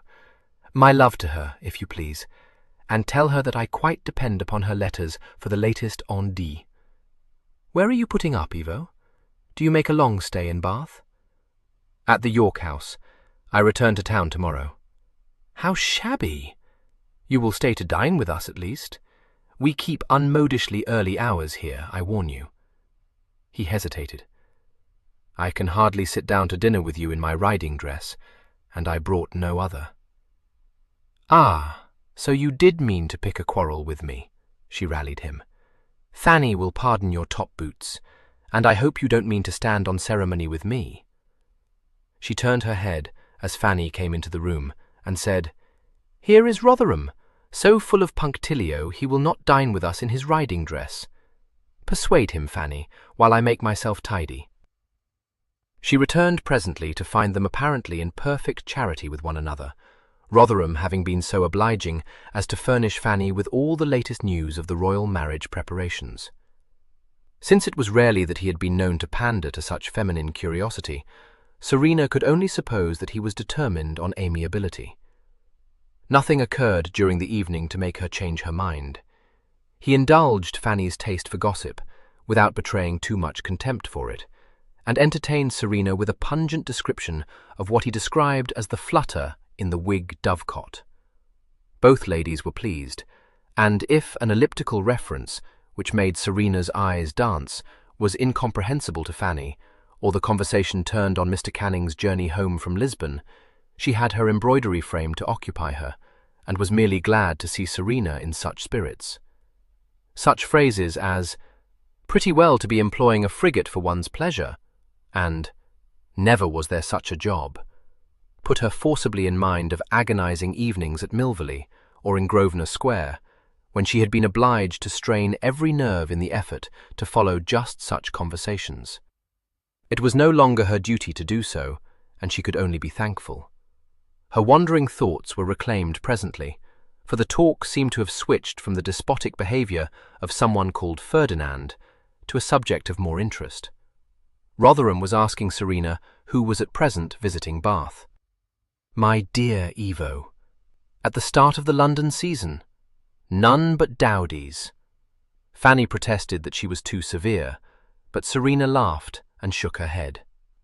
General Creek, old Lady Skene, Mrs. Piozzi, Madame D'Arblay and her set, Mrs. Holroyd, Mrs. Francis, Miss Bowdler need I continue? You need not, indeed. I had hoped you might have found some more enlivening company. I have, Serena said. I mistrust that smile, Rotherham said dryly. Who is it? I'll tell you one day. At present my lips are sealed, she replied, with an air of mock solemnity. That means, I imagine, that you know well I should disapprove. I dare say you might, but very likely you would not, and in any event, it doesn't concern you. She glanced mischievously at Fanny and added, I find the acquaintance excessively enlivening. But Lady Spenborough does not. Fanny has such grand notions. Besides, she is my mamma-in-law, and feels it to be her duty to chaperone me very strictly. Now, Serena, I don't envy her that task. I shan't gratify you by trying to discover the mystery, but I wish you will take care what you are about. I will. It is not precisely a mystery, only, although I dare say I might safely tell you about it, I believe I ought not at this present. He looked frowningly at her, but said nothing. She began to talk of something else, and the subject was not again mentioned until Rotherham took his leave. Serena having run out of the room to fetch a letter which she desired him to frank, he said abruptly, Don't let her run into some scrape. You could not prevent her, I suppose. I know that headstrong temper. Indeed, you are mistaken, Fanny assured him. He looked sceptical, but was prevented from saying more by Serena's coming back into the room with her letter. There it is, she said, laying it upon the writing table and opening the lid of the standish. Cousin Florence will be very much obliged to you for saving her at least sixpence. He took the pen she was holding out to him and dipped it in the ink. Shall I carry it to London and post it there? If you please. I wish you might have stayed longer in Bath, though. Why? To have made the acquaintance of the unknown, he said, scrawling his name across the corner of her letter. She laughed. No, though I want very much to present you to the unknown. To ride with me, merely. You never think a fence too high for me, or beg me to have a care. In the saddle I think you very well able to take care of yourself. This is praise indeed, he smiled. I never denied your horsemanship, Serena. I wish it were possible for me to stay, but it is not. This cursed ball looms ahead of me. What ball? Oh, did I not tell you? I am assured it is my duty to lend Rotherham House to Cordelia, so that she may launch Sarah, or Susan, or whatever the girl's name may be, upon the world with as much pomp as possible. I am unconvinced, but when it comes to Augusta adding her trenchant accents to Cordelia's plaintive ones, I am against the ropes, and would give a dozen balls only to silence the pair of them. Good God! Upon my word, I think it is amazingly good-natured of you, Evo, Serena said, quite astonished.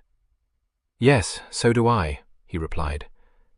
He departed, and the ladies were left to marvel over this new and unexpected turn, Fanny declaring that she would never have believed he could be brought to do so much for his unfortunate wards, and Serena saying, I certainly never thought of his giving a ball for Susan, but I have sometimes suspected that he does a great deal more for them than he chooses to divulge. I'm sure I never thought so. What put it into your head? Well, it crossed my mind when Mrs. Monksley was complaining of his having insisted on her sending the boys to Eton because it was where their father was educated, that he could not have compelled her to do so, which she vows he did, unless it was he, and not she, who was to bear the cost of it. Only consider what that must be. 3 of them, Fanny, and Gerard now at Cambridge. I am persuaded Mrs. Monksley could not have contrived it, even had she had the least notion of management, which she has not. Fanny was much struck, and could only say, Well, it is not so wonderful, Serena said, amused, nor need it make you feel, as I see it does, that you have grievously misjudged him. He is so rich that I dare say he would not notice it if he were paying the school fees of a dozen children. I shall feel I have misjudged him when I see him showing his wards a little kindness. Well, if he is giving a grand ball for Susan, I call it a great deal of kindness, said Fanny with spirit. Except for various formal notices in the London papers, they heard nothing more of the ball until the arrival of Lady Teresa's next letter to her niece. Lady Teresa had taken her 3rd daughter to the function, but it did not seem as though she had enjoyed it, in spite of the many compliments she had received on Clarissa's beauty, and the gratifying circumstance of her never having lacked a partner.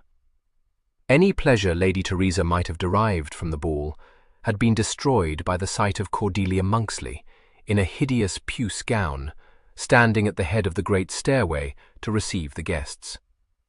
She had been unable to banish the reflection that there, but for her own folly, might have stood Serena, though not, she trusted, in puce. Moreover, had Serena been the hostess, it was to be hoped that the company would have been more exclusive. What could have induced Rotherham to have given Cordelia Monksley carte blanche, as there was no doubt he had done, was a matter passing Lady Teresa's comprehension. Had anyone told her that she would live to see that Laleham creature storming Rotherham House, heavily underscored, she would have laughed in his face. But so it had been, and if Serena had seen her positively flinging her chit of a daughter at all the eligible bachelors, besides forcing herself on the notice of every distinguished person present, she might, at last, have regretted her own folly, wilfulness, and improvidence. Well, well, well, commented Serena, much appreciating this impassioned missive. I wonder what Mrs. Flor will have to say about it. For my part, I can't but admire the Laleham woman's generalship. To have stormed the Rotherham stronghold is something indeed. How angry Lady Silchester must have been. I wish I had been present. Mrs. Flor, encountered on the following morning in the pump-room, echoed these sentiments. To think of my granddaughter at a party like that, for I've read all the notices, my dear, and there was never anything like it. Lord, Suki will be as proud as an apothecary, and I'm sure I don't blame her. Say what you will, she gets what she's set her heart on, my Suki.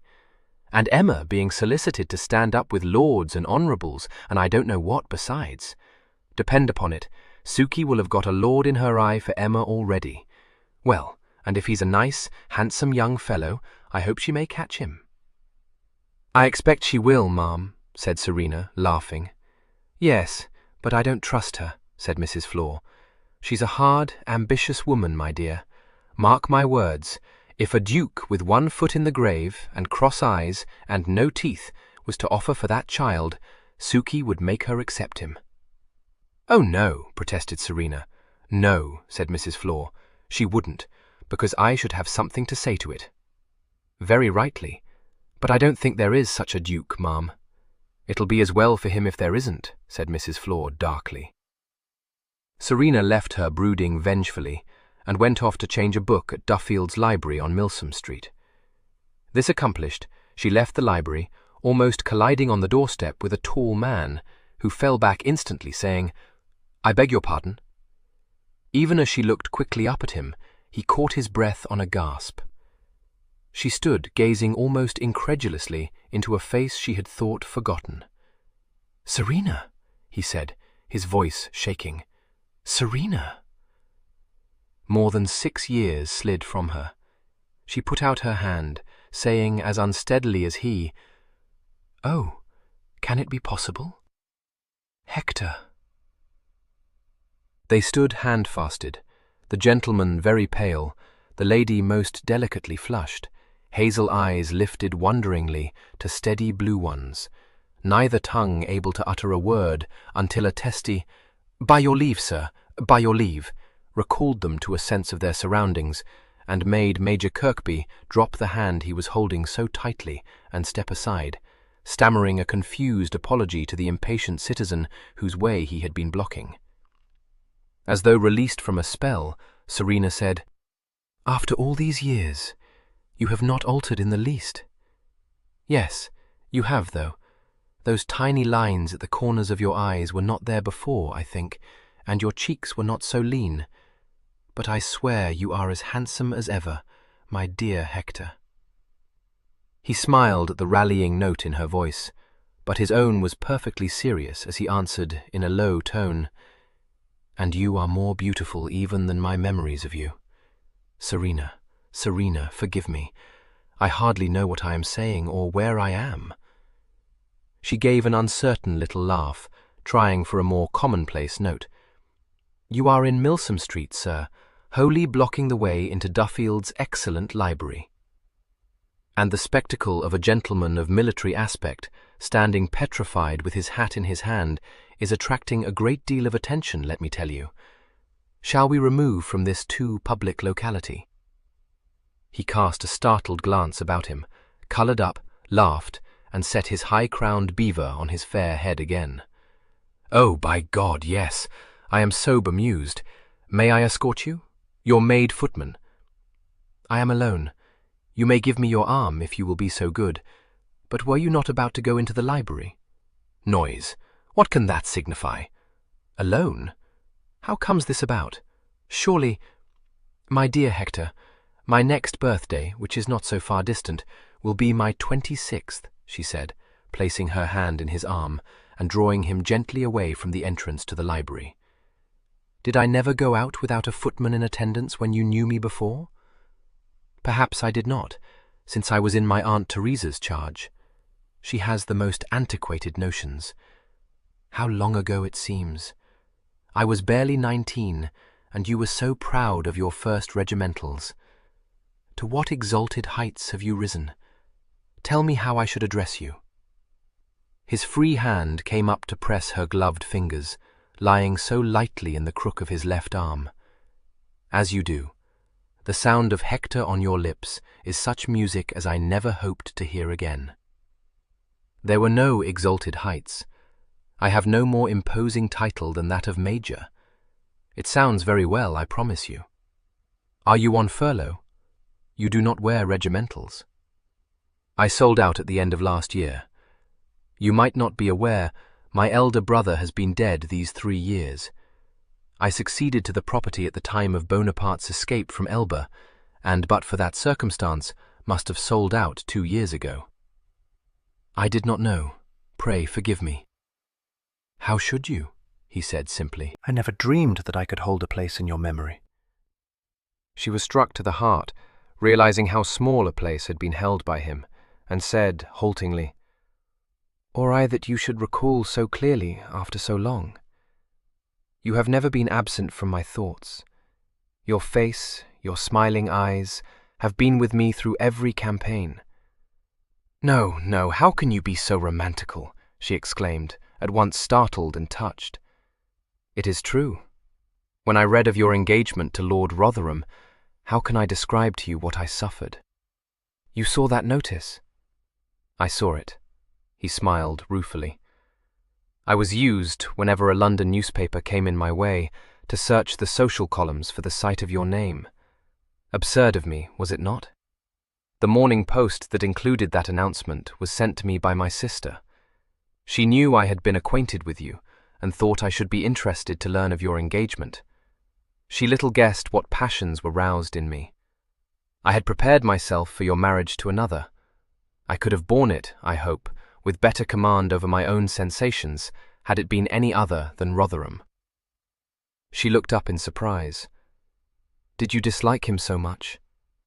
I had thought you scarcely knew him. It was true. I met him perhaps 3 times only. He paused, and she saw his well-moulded lips tighten. After a moment, he said, I have always believed that it was he who separated us. She was startled. Oh no, indeed it wasn't so. Why, how could it have been possible? His influence over your father was brought to bear. I knew him for my enemy, Serena, from the outset. No. Recollect how young you were. His manners are not conciliating, and that abrupt way he has, and the frowning look, made you think he disliked you. My father would not countenance the match from worldly reasons. He thought us, besides, too young, and I suppose he had even then set his heart on my marrying Rotherham. Had he not allowed Rotherham to persuade him into the belief that we were not suited to one another, I cannot think he would have been so adamant. His affection for you was too great to admit of his sacrificing you to mere worldly ambition. Perhaps he did think that, but that Ivo put it into his head, I will not allow. Good God, Hector, why should he have done so? When I read the notice of your engagement, I knew the answer to that enigma. Nonsense, that came 3 years later. Ivo had no thought of marrying me then. She flushed and added, I jilted him, you know. I did know it. For you, it must have been painful indeed. For me, relief I cannot describe to you. I knew then that your heart had not been engaged, that the match was made by your father, de convenance. She was silent for a moment, but said presently, I hardly know how to answer you. Papa most earnestly desired it. He promoted it, but no more than that. There was no compulsion, no pressure exerted to make me. Hector, if it distresses you, I am sorry for it, but I should be sorrier still to deceive you. I was very willing. I fancied myself in love with Ivo. There. It is out, and you know now that I was not as constant as you. He said, in a moved tone, It is what I always loved in you, your honesty. That fearless look in your eyes, a frankness so engaging. But you did not love Rotherham. No, a brief, bitterly fought campaign, that engagement of ours. I behaved shockingly, of course, but you may believe he was as well rid of me as I of him. Again he pressed her hand. I couldn't believe that. That you were well rid of him, yes. His temper, so peremptory and overbearing. Oh yes, but my own temper, you know, is very bad, she said ruefully. He smiled. It is like you to say so, but it is not true, Serena. I'm afraid you don't know me. Don't I? If ever it was bad, there must have been great provocation. I thought so, at all events, she said, a gleam of fun in her eyes. I always think so, whenever I lose it. That was one of the questions on which Rotherham and I could never agree. I cannot bear to think of you subjected, even for so short a time, to that imperious, tyrannical disposition. She could not help laughing. I wish he might be privileged to hear you. He would think it a gross injustice that you should have no pity for his sufferings. I can believe it. Do you ever meet him now? Frequently. There was no estrangement. We are very good friends, except when we are sworn foes. Indeed, he is my trustee. Your trustee, he said, looking as though he found the information shocking. I knew how much attached to him Lord Spenborough was, but that he should have placed you in a position of such embarrassment. Forgive me, I should not be speaking to you so. You mistake. I don't find it embarrassing. To be sure, I was in such a passion when I first discovered how it was to be, but there were circumstances enough to enrage me. Never mind that. As for meeting Evo in the old way, neither of us has been aware of any awkwardness. It is the popular notion that I should be cast into blushes in Evo's presence, but either that's a great piece of nonsense, or I am a creature sadly lacking in sensibility. I can't be shy of a man I've known all my life. Since my father's death, too, he seems sometimes to me like a link with— She broke off. But come, we have talked enough of me. Tell me of yourself. I long to hear of all your doings in Spain. I don't think I could ever hear enough of you, he said seriously. Nothing of any consequence has befallen me. Nothing until today. When I saw you, it was as though these 6 years and more had never been. Oh, hush. I too was conscious of just that feeling, but it is nonsensical. Much has happened to both of us. To you. I know well how great a tragedy your father's death must have been to you. To have written to you would have been presumption. I could only wish that I had the right to comfort you. As always, she was rendered uncomfortable by spoken sympathy. She said, "Thank you."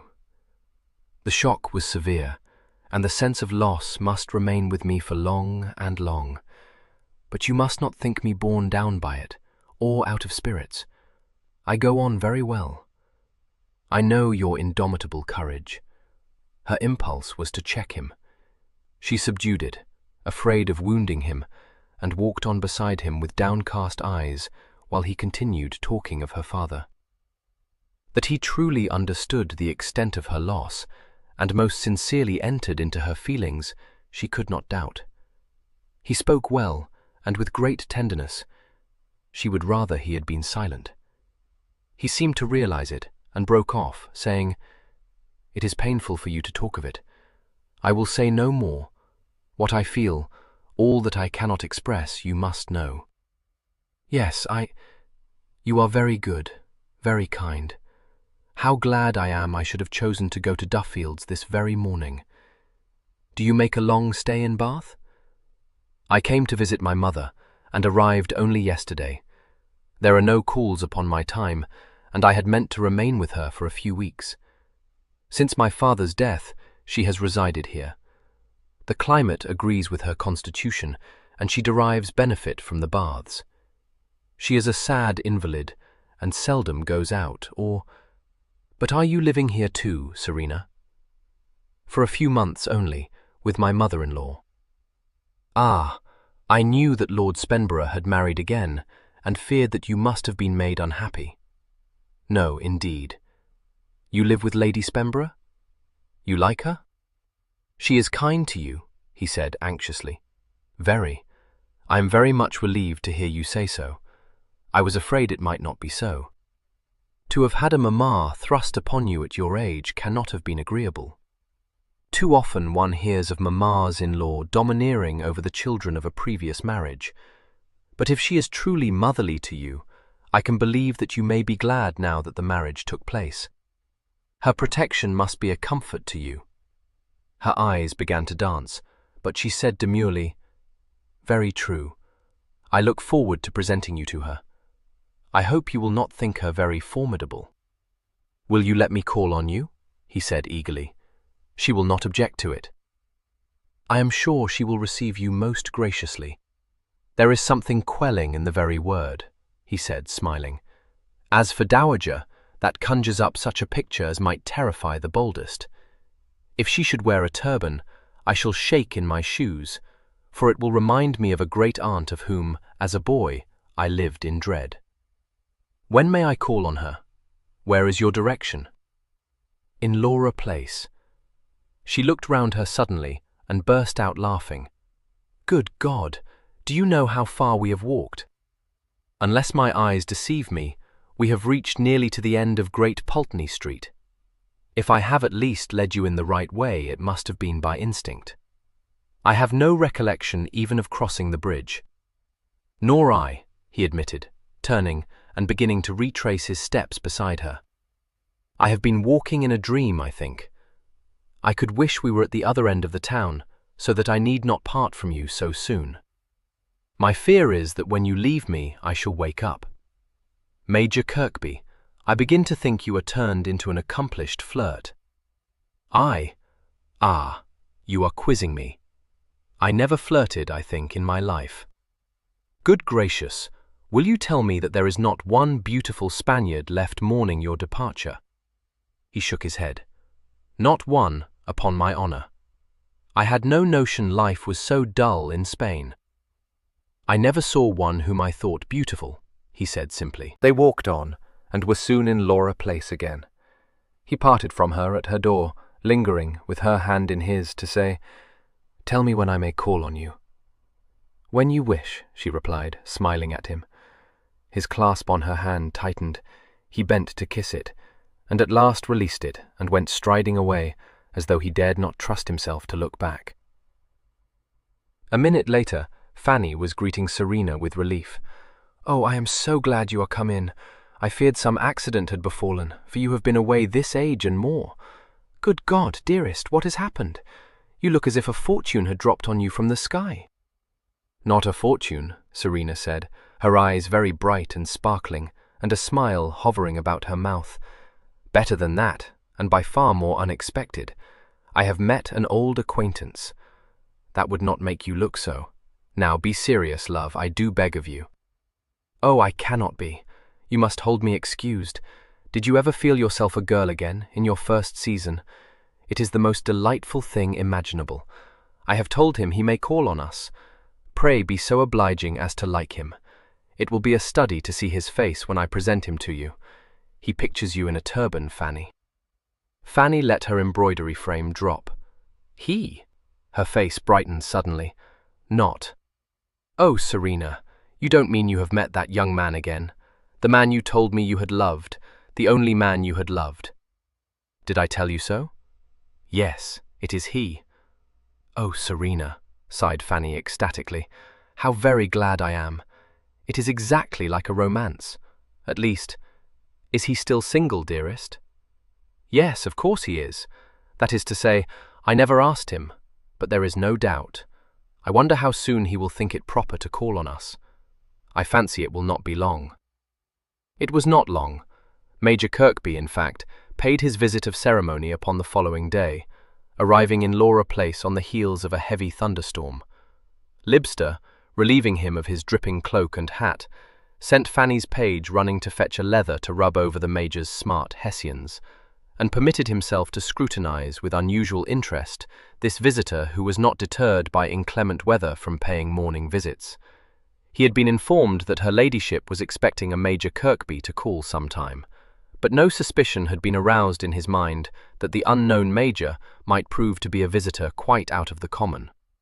If he had thought about the matter at all, the picture in his mind's eye would have been of some middle-aged Bath resident, and when he opened the door to a tall, handsome gentleman, nattily attired, and not a day above 30, if as old, he suffered a severe shock, and instantly drew his own perfectly correct conclusions. While the page wiped the mud from those well-cut boots, and the Major straightened his starched neckcloth, Libster took a rapid and expert survey, contriving in a matter of seconds to ascertain that the long-tailed blue coat of superfine had come from the hands of one of the first tailors, that the Major had a nice taste in waistcoats, and knew how to arrange a neckcloth with modish precision. He had a fine pair of shoulders on him, and an excellent leg for a skin-tight pantaloon. His countenance, a relatively unimportant matter, came in for no more than a cursory glance, but the butler noted with approval that the features were regular and the Major's air distinguished. He led the way upstairs to the drawing-room, the Major following him in happy ignorance of the ferment of conjecture his appearance had set up. A door was opened, his name announced, and he trod into an elegantly furnished apartment, whose sole occupant was a slender little lady, dressed all in black, and seated at the writing table. Taken by surprise, Fanny looked up quickly, the pen still held between her fingers. The Major checked on the threshold, staring at her. He beheld a charming countenance, with very large, soft blue eyes, and a mouth trembling into a shy smile, golden ringlets peeping from under a lace cap, and a general air of youth and fragility. Wild thoughts of having entered the wrong house crossed his mind. Considerably disconcerted, he stammered, "I beg your pardon. I thought I must have mistaken the direction. But I asked your butler if Lady Spenborough, and he led me upstairs." Fanny laid the pen down, and rose to her feet, and came forward, blushing and laughing. "I am Lady Spenborough. How do you do?" He took her hand, but exclaimed involuntarily, "The Dowager Lady Spenborough. But you cannot be." He stopped in confusion, began to laugh also, and said, "Forgive me. I had pictured well, a very different lady. In a turban. Serena told me so. It is very naughty of her to roast you, Major Kirkby. Do, pray, be seated. Serena will be down directly." She was caught in that dreadful storm, and was obliged to change her dress, which was quite soaked. Walking in this weather. I hope she may not have taken a chill. It was very imprudent. Oh no, she never does so, responded Fanny placidly. She was used to ride with her papa in all weathers, you know. She is a famous horsewoman, quite intrepid. Yes, so I believe. I never saw her in the saddle, however. Our former acquaintance was in London. You and she now reside here? Or no, I think she told me you were here only for a visit. Oh yes, we have been living since Lord Spenborough's death in my dower house at Milvy. Ah then, she has not been obliged quite to leave her home. I remember that she was much attached to it. He smiled warmly at her. When I read of Lord Spenborough's death, I was afraid she might be obliged to live with Lady with someone perhaps not agreeable to her. I am sure she must be happy with you, ma'am. Oh yes, that is, I am very happy, said Fanny naively. She is so kind to me. I don't know how I should go on without her. At that moment, Serena came into the room, her copper ringlets still damp and curling wildly. As she closed the door, she said mischievously, "Now, what an infamous thing it is that you should have come when I wasn't here to present you to my mamma-in-law, sir. She has not terrified you, I trust?" He had jumped up and strode to meet her, taking her hand and holding it for a minute. "What an infamous thing it was that you should have taken me in," he retorted, smiling down at her with so glowing a look in his eyes that her own sank, and she felt her colour rising. It was irresistible. "Are you satisfied that she is truly motherly?" "Serena, you never said so," cried Fanny indignantly. "No, not I. It was Major Kirkby's hope." He drew her forward to a chair beside the small fire, and placed a cushion behind her as she seated herself. She looked up to thank him, and he said, "Do you know that your hair is quite wet? It will soon dry beside this fire. Are you always so reckless? I wish you will take care." She smiled. "Why do I seem to you invalidish? It's well you didn't see me when I came in, for I don't think there was a dry stitch on me. Then perhaps it is as well. I should certainly have been anxious. Fanny will tell you that I am never ill. Do you take cold every time you are caught in the rain?" "No, indeed. I should not long have survived in Portugal. But that is another matter. You are not a soldier." She saw that he would not readily be persuaded that her constitution was not delicate, and was a little amused. It was not unpleasant to find herself an object of solicitude, so she said no more, leading him instead to talk of his experiences in the peninsula. He stayed for half an hour, and then, very correctly, rose to take his leave.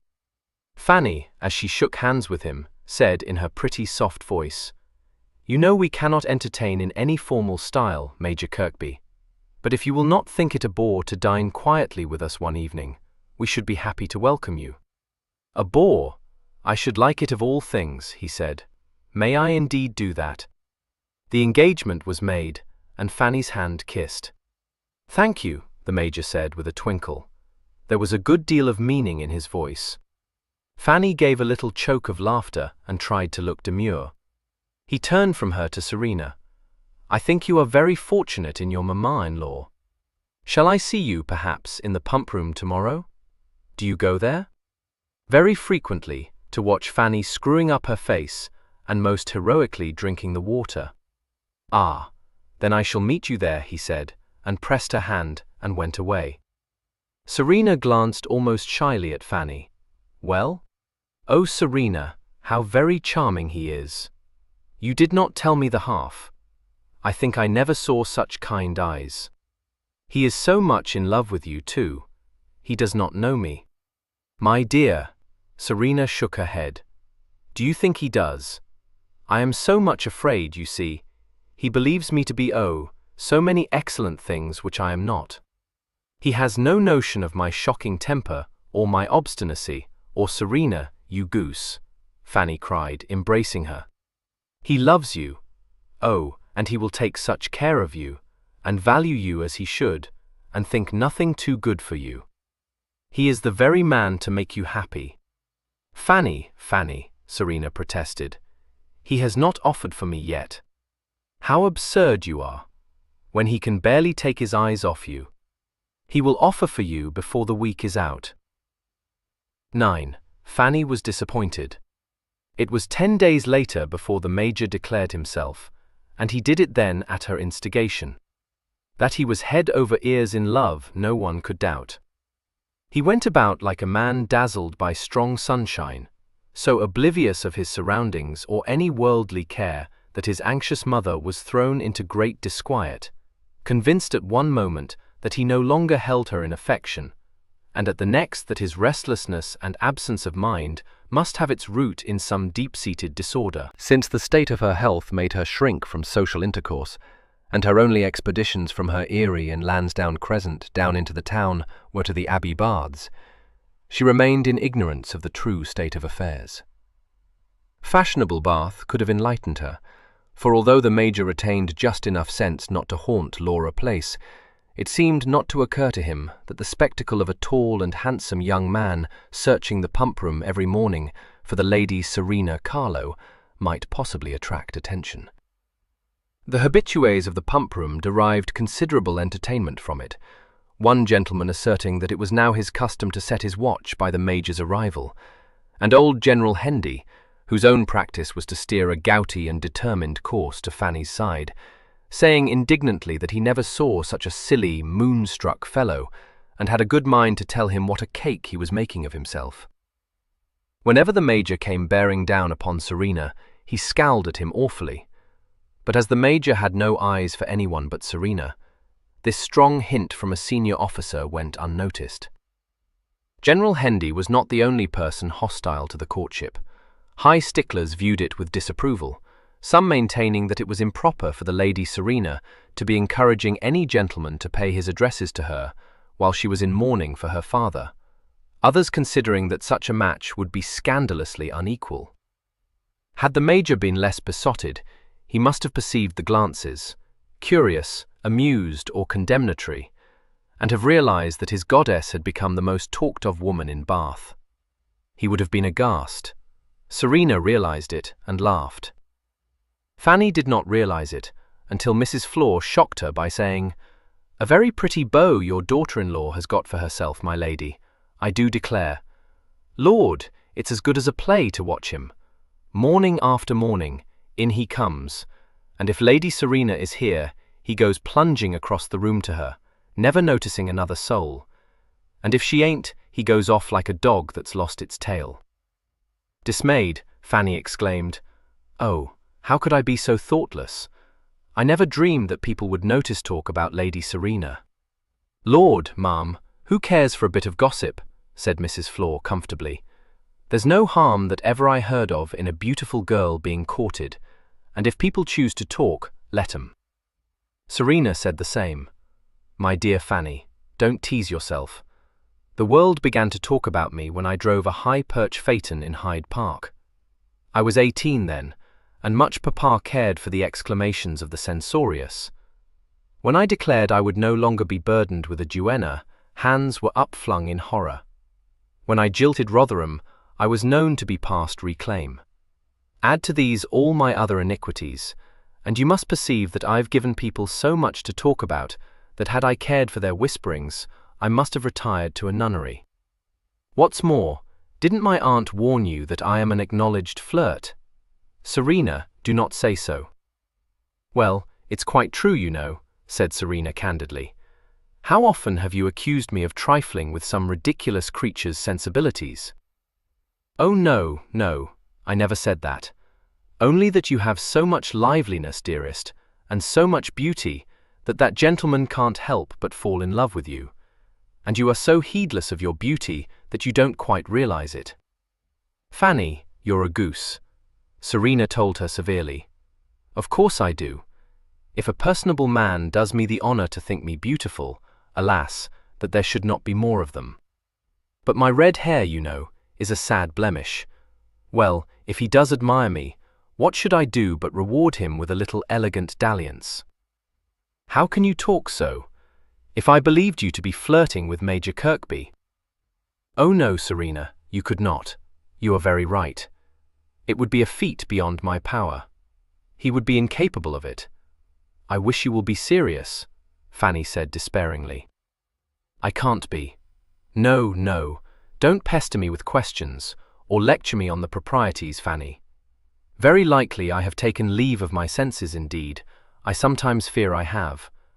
But either I shall come about, or I shall not. And as for the rest of the world, it may go to the devil. Fanny could only conclude that she was as much in love as the Major, and wished that he would come to the point. Why he did not do so she was at a loss to understand, and was beginning to wonder if some impediment perhaps existed, when, to her surprise, he was ushered into the drawing-room in Laura Place one afternoon, and said, as he grasped her hand, "I hoped I might find you at home. Serena is out, I know. It is you I particularly wish to see. You are her guardian, the properest person to be consulted. You know her. I believe you must be aware of the nature of the feelings which I Lady Spenborough, in the joy of seeing her again, hearing her voice, touching her hand, all other considerations were forgotten.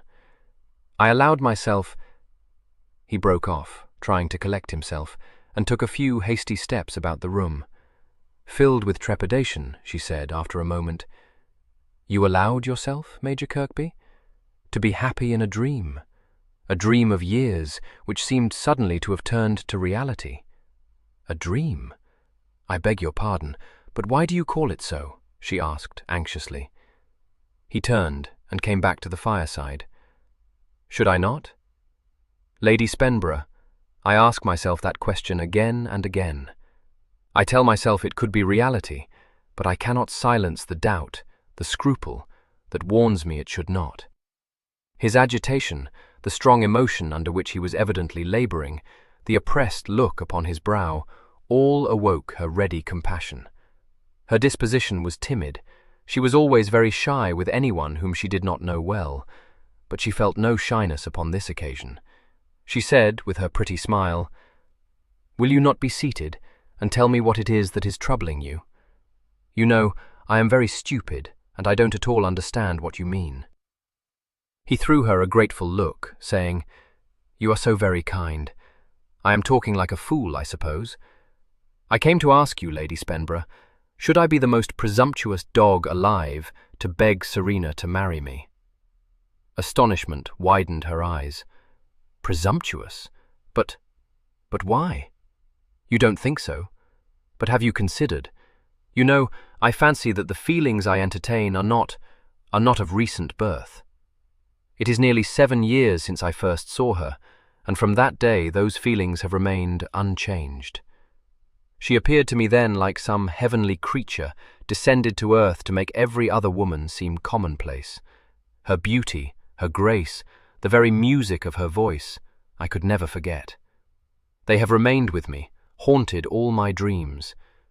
He stopped, reddening, and tried to laugh. "I am talking like a fool again." "No, no," she breathed. "Pray do not think so.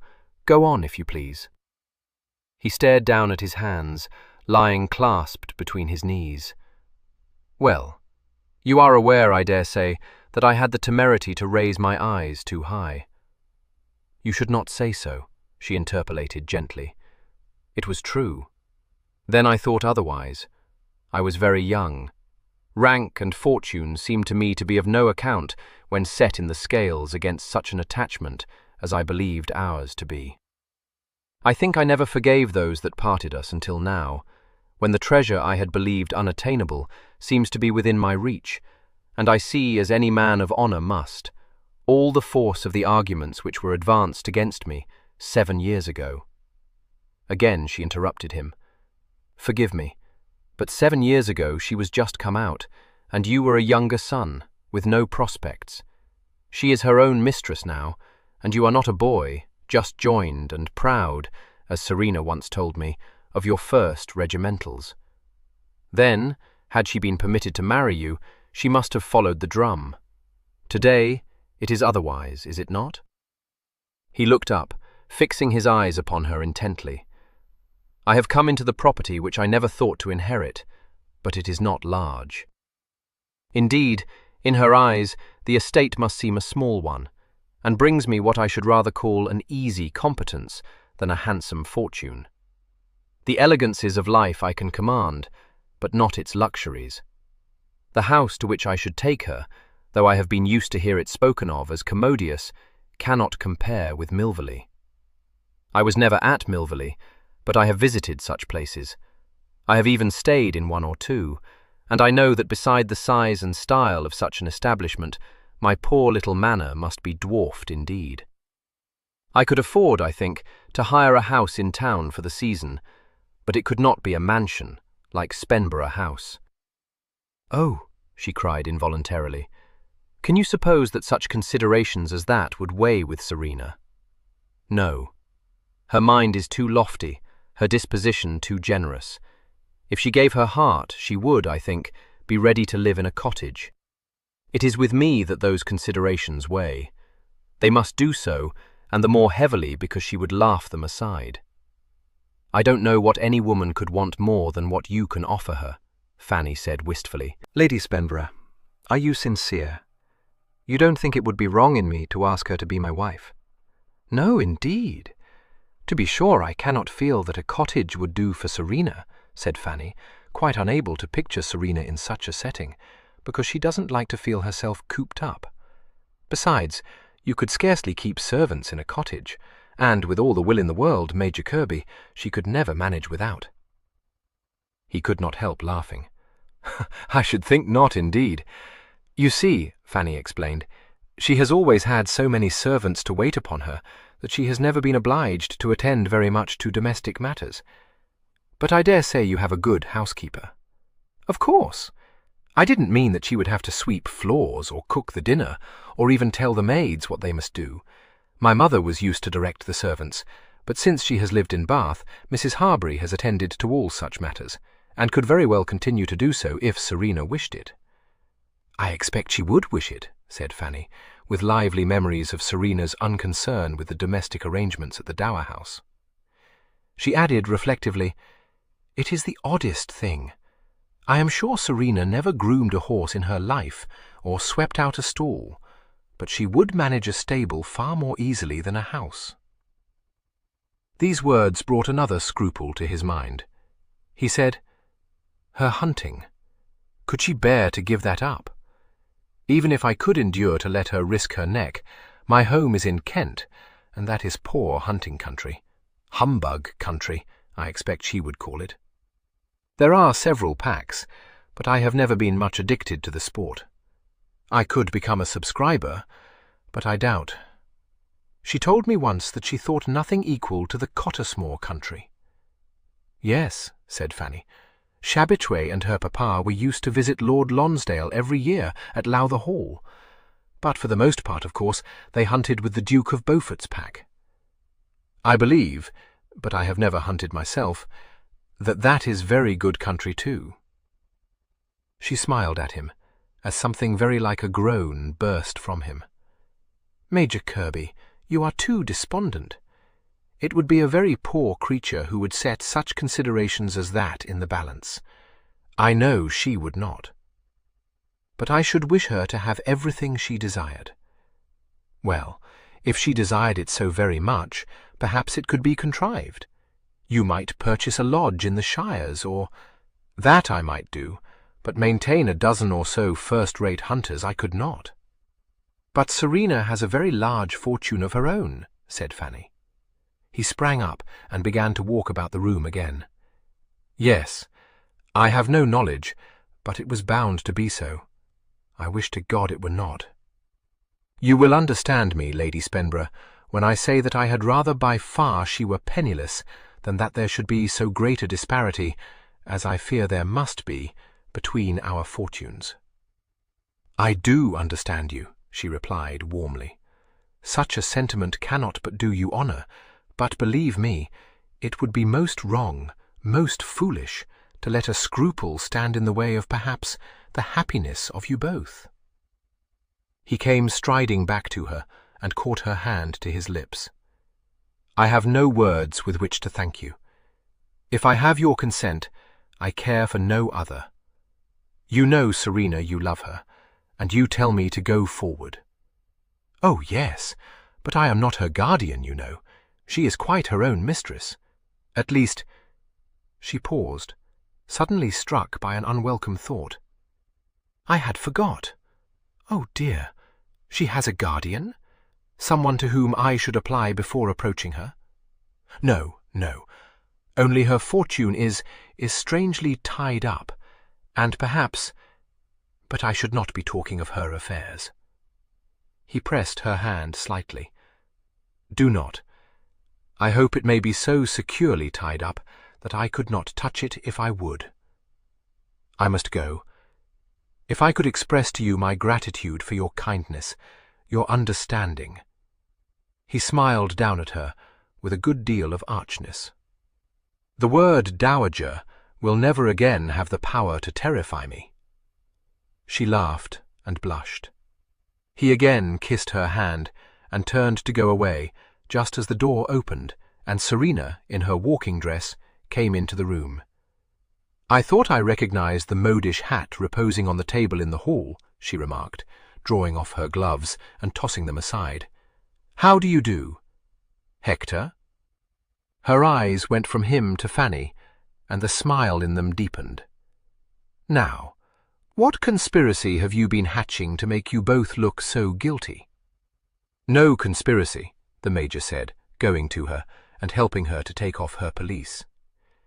Did you find your very odd acquaintance, Mrs. Flor, is it not, at home?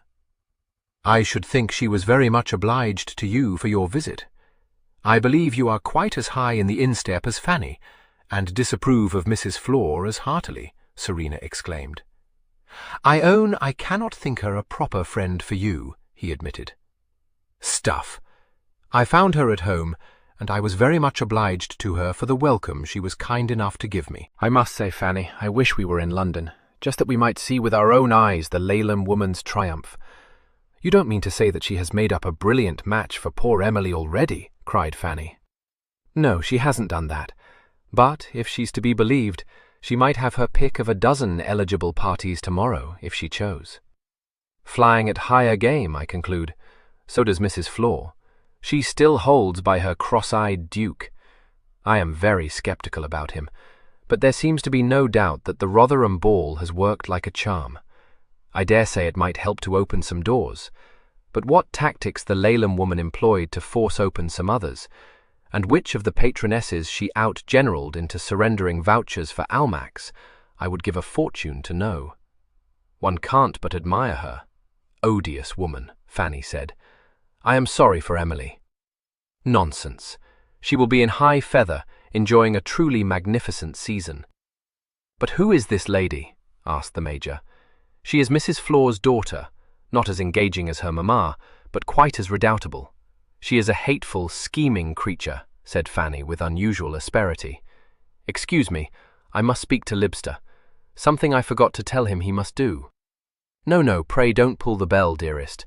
Good gracious, Fanny, what in the world? Serena stopped, for the door had closed softly behind Fanny. Serena! She turned her head, struck by the urgent note in the Major's voice. One look at his face was enough to explain Fanny's surprising behavior. She felt suddenly breathless and absurdly shy. He came towards her and took her hands. It was not conspiracy.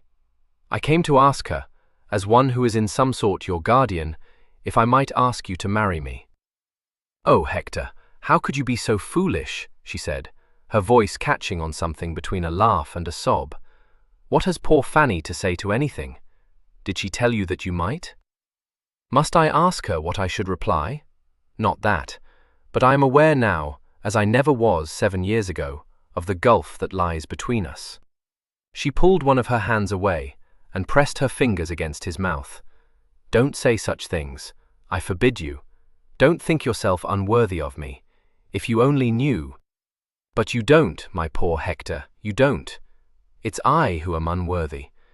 You've no notion how detestable I can be, how headstrong, how obstinate, how shrewish. He caught her into his arms, saying thickly, Do not you say such things. My goddess, my queen. Oh, no, no, no. He raised his head, smiling a little crookedly down at her. Do you dislike to hear yourself called so? There is nothing I would not do to please you, but you cannot help but be my goddess. You have been so these 7 years. Only a goddess could dislike it. You see by that how wretchedly short of the mark I fall. I have a little honesty, enough to tell you now that you must not worship me. He only laughed and kissed her again. She protested no more, too much a woman not to be deeply moved by such idolatry, and awed by the constancy which, though it might have been to a false image, could not be doubted. It was not long before he was saying to her much of what he had previously said to Fanny, anxiously laying his circumstances before her, and dwelling so particularly on the disparity between them of rank and fortune, that she interrupted presently to say with mingled amusement and impatience, My dearest Hector, I wish you will not talk such nonsense. Why do you set so much store by rank? You are a gentleman, and I hope I am a gentlewoman, and as for fortune, we shall hoe very well. His expression changed. He said, I wish to God you had no fortune. It was not to be expected that she should understand such a point of view, nor did she. In her world, a poorly dowered girl was an object for compassion. Even a love match must depend upon the marriage settlements, and wealthy and besotted indeed must be the suitor who allied himself to a portionless damsel. She looked her astonishment, and repeated, in a blank voice, Wish I had no fortune. Yes, I had rather by far you were penniless, than I dare say so rich that my own fortune must seem the veriest pittance beside yours.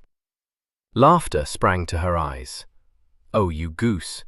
Do you fear to be taken for a fortune hunter? Of all the crack-brained ideas to take into your head. No, indeed, Hector, this is being foolish beyond permission. I don't know that I care so much for that, though it is what people will say, but I must support my wife, not live upon her fortune. Serena, surely you must understand this. It seemed to her absurdly romantic, but she only said quizzingly, Was this thought in your head 7 years ago? 7 years ago, he replied gravely, your father was alive, and you were not sole mistress of your fortune. If I thought about the matter at all. But you must remember that I was then no more than a green boy. I imagine I must have supposed that Lord Spenborough, if he countenanced the match, would settle on you a sum comparable to my own means. Or have cut me off without a penny, she inquired, amused. Or have done that, he agreed, perfectly seriously. She perceived that he was in earnest, but she could not help saying with a gurgle of laughter, It is too bad that you cannot enact the role of Cophetua. I must always possess an independence, which cannot be wrested from me. But take heart. It is by no means certain that I shall ever have more than that. Are you prepared to take me with my wretched £700 a year, my ridiculous fortune hunter? I warn you, it may well be no more. Are you in earnest? He asked, his brow lightening. Lady Spenborough said something about your fortunes being oddly tied up, but no more than that. Tell me! I will, but if you mean to take it as a piece of excellent good news, we are likely to fall out, she warned him. Nothing was ever more infamous. My dear but misguided papa left my fortune, all but what I have from my mother, to Rotherham, in trust for me, with the proviso that he was to allow me no more than the pin money I had always been given, until I was married with, mark you, his lordship's consent and approval. In the event of my marrying without that august approval, I may, I suppose, kiss my fingers to my inheritance. He was staggered, and his first thoughts agreed exactly with her own. What? You must win Rotherham's consent.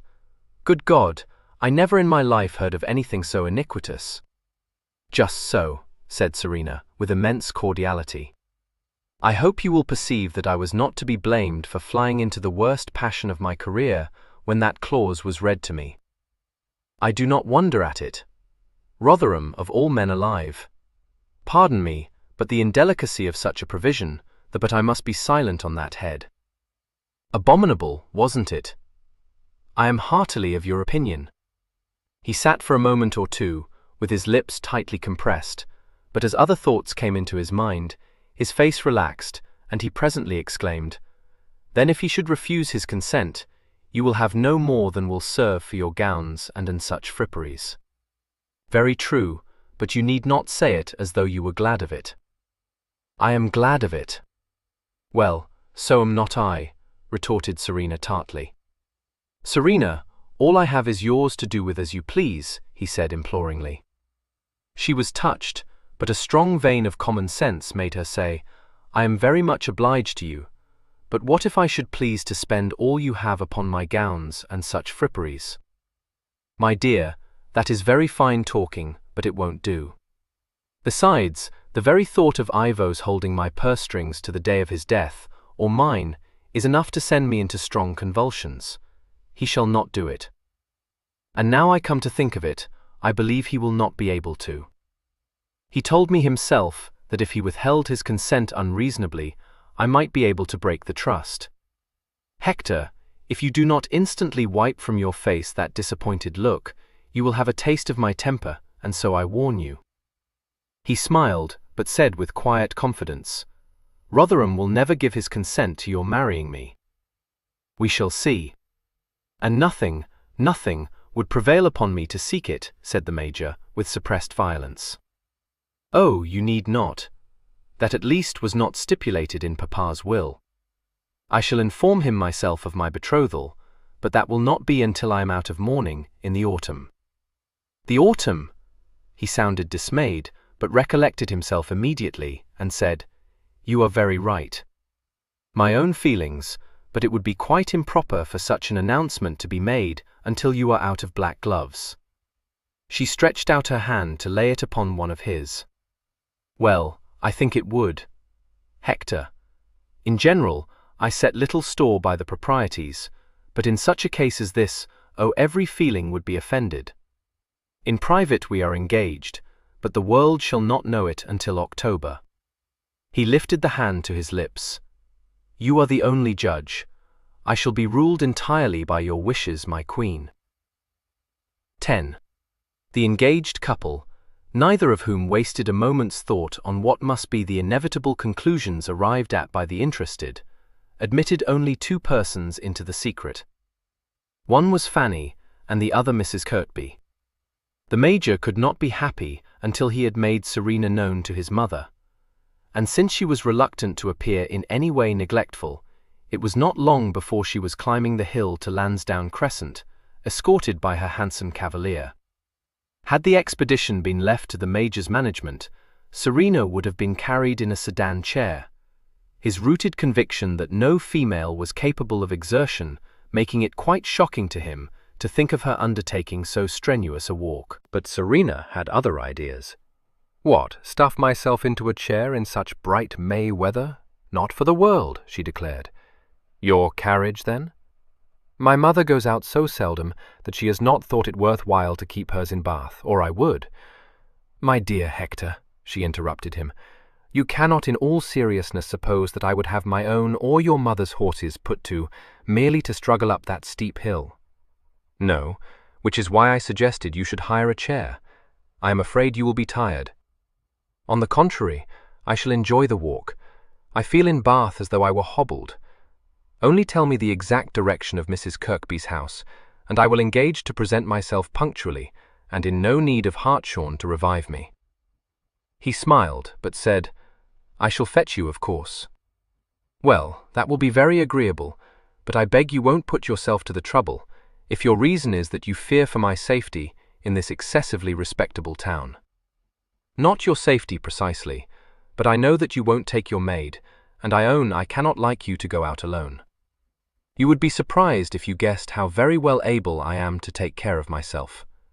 I was done with young ladyhood some years ago. What is more, my dear, times have changed a trifle since you lived in England before. In London, I might gratify you by taking my maid with me, though it is much more likely that I should prefer to go in my carriage, and alone, but in Bath it is quite unnecessary. Nevertheless, I hope you will allow me to be your escort." "Indeed, I shall be glad of your company," she responded, not choosing to argue the point further, and trusting that time would dull the edge of a solicitude she found a little oppressive. Certainly the pace she set when they walked up to Lansdowne Crescent did not encourage him to suppose that she was less healthy than she looked. She had never lost the rather mannish stride she had acquired in youth, when, to the disapproval of most of her relations, she had been reared more as a boy than as a girl, and she could never shorten it to suit Fanny's demure steps. A walk with Fanny was to Serena a form of dawdling, which she detested. It was a real pleasure to her to be pacing along beside a man again. She would not take the Major's arm, but went up the hill at a swinging rate, and exclaimed, when she was obliged to hold her hat on against the wind, "Ah, this is famous. One can breathe up here. I wished we might have found a house in Camden Place or the Royal Crescent, but there were none to be hired that Leibster thought eligible. I myself prefer the Heights," he admitted, "but theirs I no doubt Laura Place is a more convenient situation." "Oh, yes, and Fanny would not have liked the Hill," she agreed cheerfully.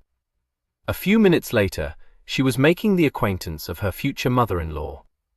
Mrs. Kirkby, a valetudinarian of retiring habits and a timid disposition, was quite overpowered by her visitor.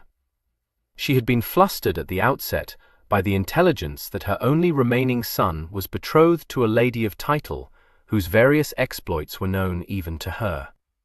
An inveterate reader of the social columns in the journals, she could have told the Major how many parties the Lady Serena had graced with her presence, what was the colour of her dashing phaeton, how many times she had been seen in Hyde Park, mounted on her long-tailed grey, what she had worn at various drawing-rooms, in whose company she had visited the paddock at Doncaster, and a great many other items of similar interest. Nor was she ignorant of the Lady Serena's predilection for waltzing, and in quadrilles, while as for the Lady Serena's previous engagement, so scandalously terminated within so short a distance from the wedding day, she had marvelled at it, and shaken her head at it, and moralized over it to all her acquaintance. It had therefore come as a severe shock to her to learn that her son was proposing to ally himself to a lady demonstrably unsuited to a quiet Kentish manner, and she had not been able to forbear asking him, in a quavering voice, "Oh, Hector, but is she not very fast?" "She is an angel," he had replied radiantly. Mrs. Kirkby did not think that Serena looked like an angel. Angels, in her view, were ethereal creatures, and there was nothing at all ethereal about Serena. She was a tall and beautiful young woman of fashion, the picture of vigorous health, and so full of vitality that half an hour in her company left the invalid a prey to headache, palpitations, and nervous spasms. It was not, as Mrs. Kirkby faintly assured her elderly companion, that she was loud-voiced, for her voice was particularly musical. It was not that she was talkative or assertive or fidgety, for she was none of these things. In fact, Mrs. Kirkby had been unable to detect faults. What had prostrated her were the Lady Serena's virtues. "Anyone can see," she said, between sniffs at her vinaigrette, "that she has never moved in any but the first circles. Her manners have that well-bred ease that shows she has been used to act as hostess to every sort of person, from royalty, I dare say, to commoners. Nothing could have been more perfect than her bearing towards me, and what I have ever done to deserve to have such a daughter-in-law thrust upon me, I'm sure I don't know." Happily, the Major was far too dazzled by his goddess' brilliant good looks to notice any lack of enthusiasm in his mother's demeanor. It seemed to him that Serena brought light into a sunless room, and it never occurred to him that anyone could find it too strong. So great was his certainty that no one could set eyes on Serena without being captivated, and so complete was his absorption, that he accepted at face value all his mother's acquiescent answers to the eager questions he later put to her. Had she ever seen such striking beauty? No, indeed, she had not. So much countenance, such a complexion? Yes, indeed. Those eyes, too, he had known she could not choose but to be fascinated by them. So changeable and expressive, and the curve of the lids above them giving them that smiling look. Very true, most remarkable. She must have been pleased, he dared swear, with the perfection of her manners, so easy, so polished, and yet so unaffected. Exactly so. And the grace of her every movement. Oh yes, most graceful. He did not know how it was, for she never tried to dominate her company, but when she came into a room, her personality seemed to fill it. Had his mother been conscious of it? Most conscious of it. Would she think him fanciful if he told her that it seemed to him as though those glorious eyes had some power of witchcraft? He thought they cast a spell over anyone on whom they rested. Yes, indeed. Mrs. Kirkby, in a failing voice, thought so too. So the Major was able to tell Serena, in all good faith, that his mother was in transports over her, and such was his infatuation that he would have found nothing to cavil at in Mrs. Kirkby's subsequent assertion, to the sympathetic Miss Mirthley, that the Lady Serena had bewitched her son. In his saner moments, slight doubts of his mother's approval of all Serena's actions did cross the Major's mind, and, without being precisely aware of it, he was glad that the seclusion in which she lived made it unlikely that certain freaks would come to her ears. Although herself of respectable lineage, she had never moved in the highest circle of society, and possibly might not appreciate that the code of conduct obtaining there was less strict than any to which she had been accustomed. Great ladies permitted themselves more license than was the rule among the lesser gentry. Their manners were more free, they expressed themselves in language shocking to the old-fashioned. Secure in birth and rank, they cared little for appearances, and were far less concerned with the proprieties than were more obscure persons. When he had first encountered Serena, the Major had been struck by the marked difference which existed between her relations with the elders of her family and those that were the rule in his own family. That she should have lived on terms of unceremonious equality with an indulgent father was not perhaps surprising, but the extremely frank style of her conversations with her formidable aunt had never ceased to astonish him. There was no lack of ceremony about the Lady Teresa Eaglesham, but while, on the one hand, she had not hesitated to censure conduct which she considered unbecoming in her niece, on the other, she had not scrupled to gossip with her, as with a contemporary. Young Hector Kirkby, 7 years earlier, had been quite unable to picture any of his aunts informing his sister that Lady M was big with child, and the wits laying bets on the probable paternity of the unborn infant. Major Hector Kirkby, no longer a green boy, devoutly trusted that Serena would never, in the future, regale these prim spinsters with extracts from Lady Teresa's singularly unrestricted letters. He even refrained from repeating to his mother a very good story Lady Teresa had sent her niece about the royal wedding. "Rumor has it," wrote Lady Teresa, "that the ceremony went off well, except for an entrave at the end, when the Princess Charlotte was kept waiting for Hall an hour in the carriage, while Leopold hunted high and low for his greatcoat, which no one could find. The Princess Regent, très bénigne until then, hearing the cause of the delay, burst out with this greatcoat. It is now believed, by the by, that he is not dropsical. No, decidedly that was not a story for Mrs. Kirkby. quite as inveterate an admirer of royalty as Fanny. Nor did the Major inform his parent that her future daughter-in-law, riding out of Bath in his company before breakfast, dispensed with a chaperone. On these expeditions Mrs. Kirkby would have been profoundly shocked, and he was himself doubtful of the propriety of it. But Serena laughed at him, accusing him of being frightened of all the quizzy people in Bath, and he stifled his qualms. It was a delight to be alone with her, an agony to be powerless to check her intrepidity. She would brook no hand upon her bridle. He had learnt that, when in actual fact he had caught it above the bit, instinctively when her mare had reared. The white fury in her face had startled him.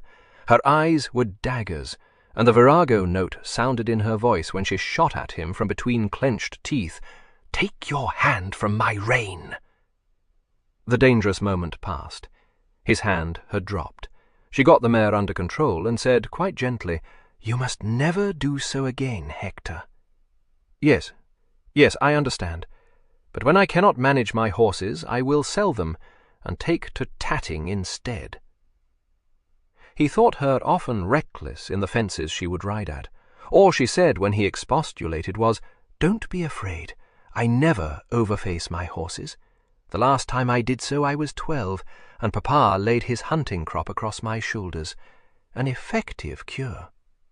He said ruefully, "Can't you tell me some other way I might be able to check your mad career?" "Alas, none," she laughed. He had nightmarish visions of seeing her lying with a broken neck beside some rasper, and, to make it worse, Fanny said to him with a trustful smile, "It is so comfortable to know you are with Serena when she rides out. Major Kirkby. I know she is a splendid horsewoman, but I can never be easy when she has only Fobbing with her, because she is what the hunting people call a bruising rider, and for all Fobbing has been her groom since she was a little girl, she never will mind him. I wish to God I might induce her to mind me," he ejaculated. "But she will not, Lady Spenborough, and when I begged her to consider what must be my position if she should take a bad toss when in my care, she would do nothing but laugh, and advise me to ride off the instant I saw her fall, and swear I was never with her." "Oh dear," she sighed. She saw that he was really worried, and added soothingly, "Never mind. I dare say we are both of us too anxious. Lord Spenborough, you know, was used to tell me there was no need for me to tease myself over her. He never did so. If he thought she had been reckless, he sometimes swore at her, but I don't think he was ever really alarmed." "That, ma'am, I could not do." "Oh, no, I know you never would, though I dare say she would not be in the least offended if you did," said Fanny reflectively. The bright May weather was making Serena increasingly impatient of the quiet life she was obliged to lead. At this time, in any other year, she would have been in the thick of the London season, cramming a dozen engagements into a single day. She did not wish herself in London, and would have recoiled from the thought of breakfasts and balls, but Bath provided no outlet for her overflowing energy. Fanny was content to visit the Pump Room each weekday and the Laura Chapel each Sunday, and found a stroll along the fashionable promenades exercise enough for her constitution. Serena could scarcely endure the unvarying pattern of her days, and felt herself caged in so small a town. She said that Bath was stifling in warm weather, sent to Milvy for her phaeton, and commanded the Major to escort her on a tour of the livery stables of Bath in search of a pair of job horses fit for her to drive. He was very willing, fully sympathizing with her desire to escape from the confinement of the town, and realizing that to be driven in a barouche by Fanny's staid coachman could only bore her. He thought that the phaeton would provide both ladies with an agreeable and unexceptionable amusement. That was before he saw it. But the vehicle which arrived in Bath was not the safe and comfortable phaeton he had expected to see. Serena had omitted to mention the fact that hers was a high-perch phaeton, and when he set eyes on it, and saw the frail body hung directly over the front axle, its bottom fully 5 feet from the ground, he gave an exclamation of dismay. "Serena, you don't mean to drive yourself in that?" Yes, most certainly I do. But oh, how much I wish I still had the pair I was used to drive. Match greys, Hector, and such beautiful steppers. Serena, me dearest, I beg you won't. I know you are an excellent whip, but you could not have a more dangerous carriage. No, if I were not an excellent whip. Even nonpareils have been known to overturn these high-perch phaetons. To be sure they have, she agreed, with a mischievous smile. The difficulty of driving them is what lends a spice. Yes, but my love, you are the only judge of what it is proper for you to do. But to be driving the most sporting of all carriages. Dearest, do females commonly do so? By no means. Only very dashing females. No, don't joke me about it. Perhaps in Hyde Park, though I own I should have thought. But in Bath, you can't have considered. You would set the whole town talking. She looked at him with surprise. Should I? Yes, very likely. There is no knowing what people will talk of. But you can't, surely, you can't expect me to pay the least heed to what they may choose to say of me. He was silenced, startled to discover that he did expect this. After a moment, she said coaxingly, "Will you go with me and see whether I am to be trusted not to overturn myself? I must try these job horses of mine.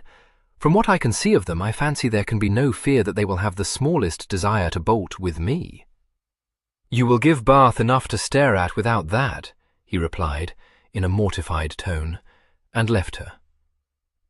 It was as well he did so, for quick anger flashed in her eyes, and he might otherwise have had another taste of her temper. His solicitude for her safety, though it might fret her independent spirit, she could understand, and make a push to bear with patience. Criticism of her conduct was an impertinence she would tolerate no better from him than from her cousin Hartley. She had almost uttered a blistering set down when he turned on his heel and was shocked to realize that she had been within an ace of telling him that whatever might be the creed governing the behaviour of the ladies of his set, she was Spenborough's daughter, and profoundly indifferent to the opinions such persons might hold of her. It was not to be expected that she would, in this instance, think herself at fault. An easy-going father, famed for his eccentricities, had sanctioned, even encouraged, her sporting proclivities. In much the same spirit as he had told her, facing her first jump, to throw her heart over, he had taught her to handle all the most mettlesome teams in his stables. This very high-perch phaeton had been built for her to his order. Disapproval of it was disapproval of him. "Whatever else you may do, my girl," had said the late Earl, "don't you be missish." The Major having removed himself, Serena's wrath was vented in some sort on Fanny. "Intolerable," she declared, striding up and down the drawing-room in her mannishly cut driving dress. "I to pander to the prejudices of a parcel of Bath dowds and prudes. If that is what he thinks I must do when we are married, the sooner he learns that I shall not, the better it will be for him. Pretty well for Major Kirkby to tell a Carlo that her behaviour is unseemly." "Surely, dearest, he cannot have said that," expostulated Fanny mildly. "Implied it?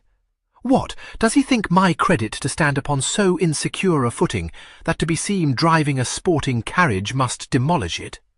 You know he does not. Don't be vexed with me, Serena, but it is not only a parcel of Bath dowds who think it a fast thing for you to do," she added hastily, as the blazing eyes turned towards her. "Yes, yes, it is all nonsense, of course. You need not care for it. But I am persuaded that no man could endure to have his wife thought fast. What Papa countenanced need not offend Hector. I am sure it does not. Now do, Serena, be calm. Did not what your Papa countenanced very frequently offend his own sister?" She saw the irrepressible smile leap to those stormy eyes, the lips quiver ruefully, and was emboldened to continue. "What he permitted must have been right. Indeed, how could I feel otherwise? But, you know, he was not precisely the same as other people." "No. The eccentric Lord Spenborough, eh?" "Do you think that it vexed him to be called that?" asked Fanny, fearing that she had offended.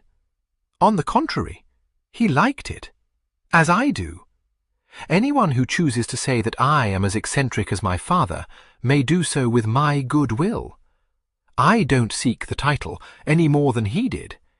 It is what humdrum, insipid provincials say of anyone who does not heed all their tiresome shibboleths. I do what I do because it is what I wish to do, not, believe me, my dear Fanny, to court the notice of the world." "I know, oh, I know. You may, but it appears that Hector does not," Serena flashed. "His look, the tone in which he spoke, his final words to me. Intolerable!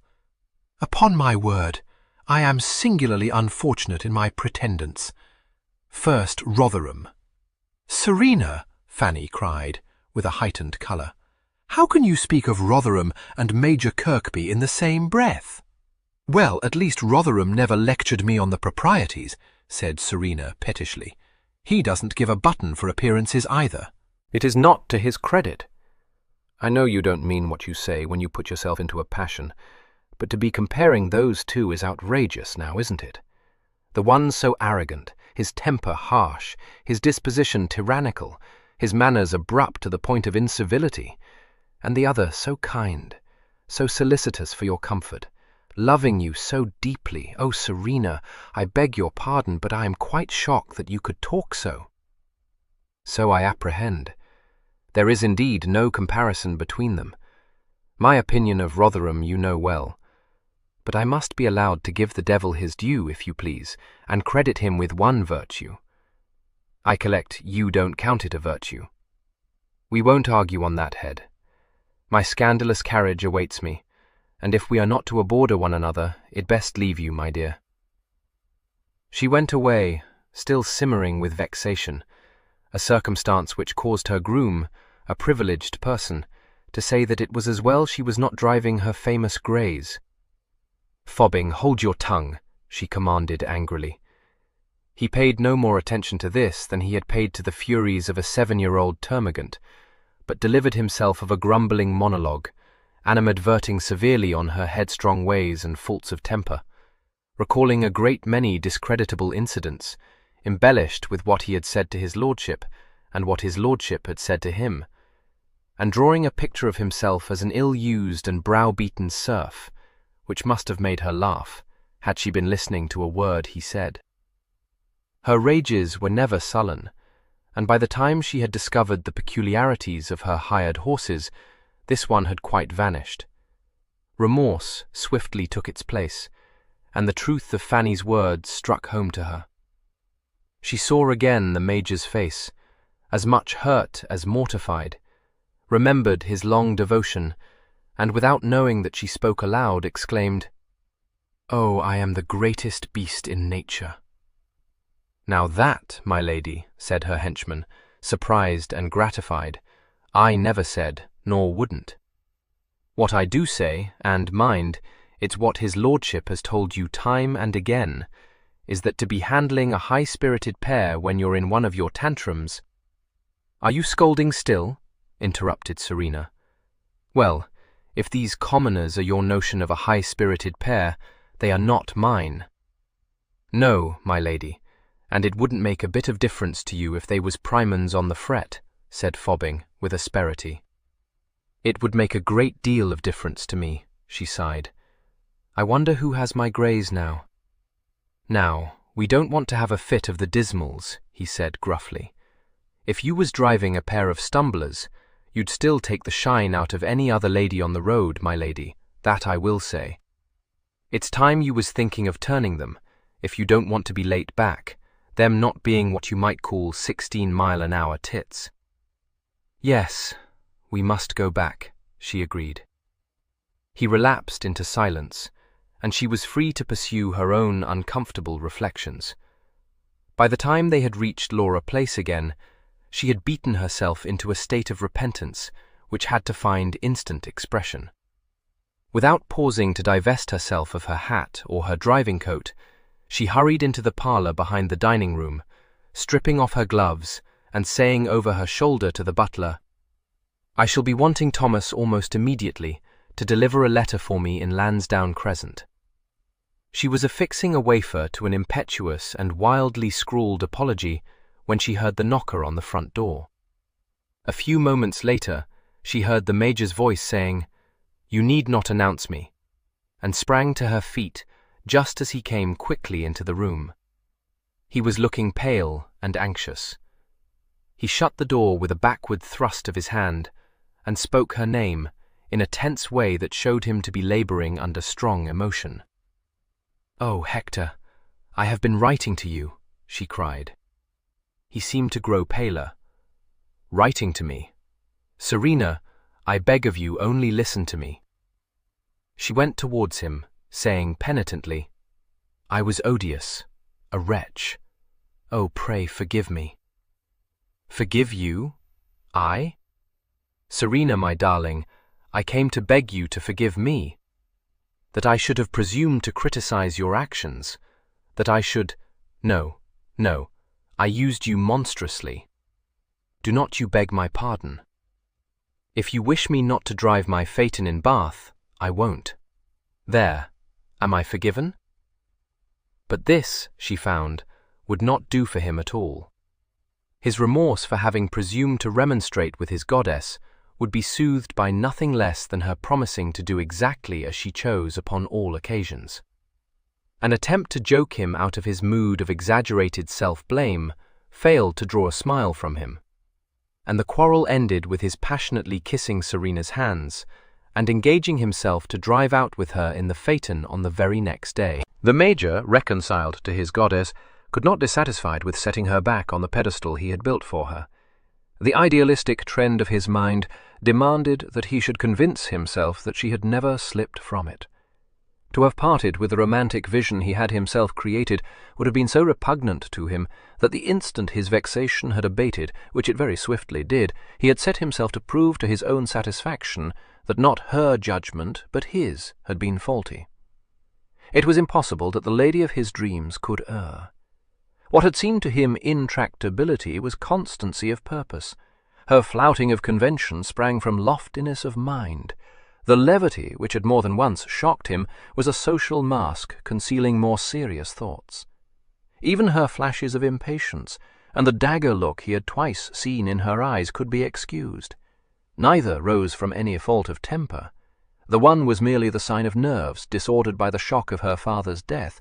The other had been provoked by his own unwarrantable interference.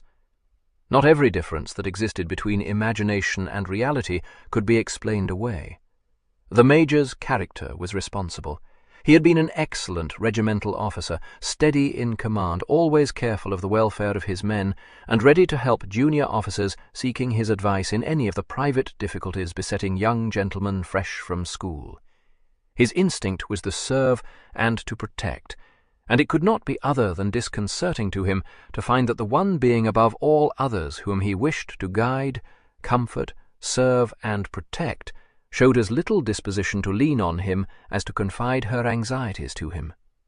So far from seeking guidance, she was much more prone to impose her will upon her entire entourage.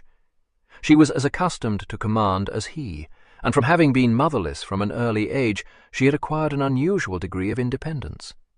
This, joined as it was to a deep-seated reserve, made the very thought of disclosing grief to another repellent to her. When she felt most, she was at her most flippant. Any attempt to lavish sympathy upon her made her stiffen, and interpose the shield of her raillery. As for needing protection, it was her boast that she was very well able to take care of herself, and when it came to serving her, the chances were that she would say, gratefully, but with decision, "Thank you. You are a great deal too good to me, but you know, I always like to attend to such things myself." He had not known it. Fanny, understanding his perplexity, tried to explain Serena to him. "Serena has so much strength of mind, Major Kirkby," she said gently. "I think her mind is as strong as her body, and that is very strong indeed. It used to amaze me that I never saw her exhausted by all the things she would do, for it is quite otherwise with me. But nothing is too much for her. It was the same with Lord Spenborough. Not the hardest day's hunting ever made them anything but sleepy and excessively hungry. And in London I have often marvelled how they could contrive not to be in the least tired by all the parties, and the noise, and the expeditions. She smiled and said apologetically, "I don't know how it is, but if I am obliged to give a breakfast, perhaps, and to attend a ball as well, there is nothing for it but for me to rest all the afternoon." He looked as if he did not wonder at it. "But not Serena?" he asked. "Oh, no. She never rests during the daytime. That is what makes it so particularly irksome to her to be leading this dawdling life. In London she would ride in the park before breakfast, and perhaps do some shopping as well. Then very often we might give a breakfast, or attend one in the house of one of Lord Spenborough's numerous acquaintances. Then there would be visits to pay, and perhaps a race meeting, or a picnic, or some such thing. And in general, a dinner party in the evening, or the theatre, and 3 or 4 balls or assemblies to go to afterwards." "Was this your life?" he asked, rather appalled. "Oh, no. I can't keep it up, you see. I did try very hard to grow accustomed to it, because it was my duty to go with Serena, you know. But when she saw how tired I was, and how often I had the headache, she declared she would not drag me out, or permit my lord to do so either. You can have no notion how kind she has been to me. Major Kirkby, my best, my dearest friend." Her eyes filled with tears. He slightly pressed her hand, saying in a moved tone, "That I could not doubt. She has a heart of gold," she told him earnestly. "If you knew what care she takes of me, how patient she is with me, you would be astonished." "Indeed I should not," he said, smiling. "I cannot conceive of anyone's being out of patience with you." "Oh, yes," she assured him. "Mamma and my sisters were often so, for I am quite the stupidest of my family, besides being shy of strange persons, and not liking excessively to go to parties, and a great many other nonsensical things. But Serena, who does everything so well, was never vexed with me. Major Kirkby, if it had not been for her, I don't know what I should have done." He could readily believe that to such a child as she must have been at the time of her marriage, life in the great Spenborough household must have been bewildering and alarming. He said sympathetically, "Was it very bad?" Her reply was involuntary. "Oh, if I had not had Serena, I could not have borne it." The colour rushed up into her face. She said quickly, I mean having to entertain so many people, talk to them, be the mistress of that huge house. The political parties, too. They were the worst, for I have not the least understanding of politics, and if Serena had not taken care to tell me what was likely to be talked about at dinner, I must have been all at sea. The dreadful way, too, the people of the highest tone have of always being related to one another, so that one is forever getting into a scrape." He could not help laughing, but he said, "I know exactly what you mean." "Yes, but you see, Serena used to explain everybody to me, and so I was able to go on quite prosperously. And it was she who managed everything. She had always done so." She paused, and then said diffidently, When perhaps you might sometimes think her wilful, or overconfident, you must remember that she has been the mistress of her papa's houses, and his hostess, and that he relied on her to attend to all the things which, in general, an unmarried lady knows nothing about." "Yes," he said heavily. "He must have been a strange man." He caught himself up. "I beg pardon. I should not say that to you." "Well, I don't think he was just in the common way," she agreed. "He was very good-natured and easy-going, and so kind that it was no wonder everyone liked him. He was quite as kind to me as Serena, you know."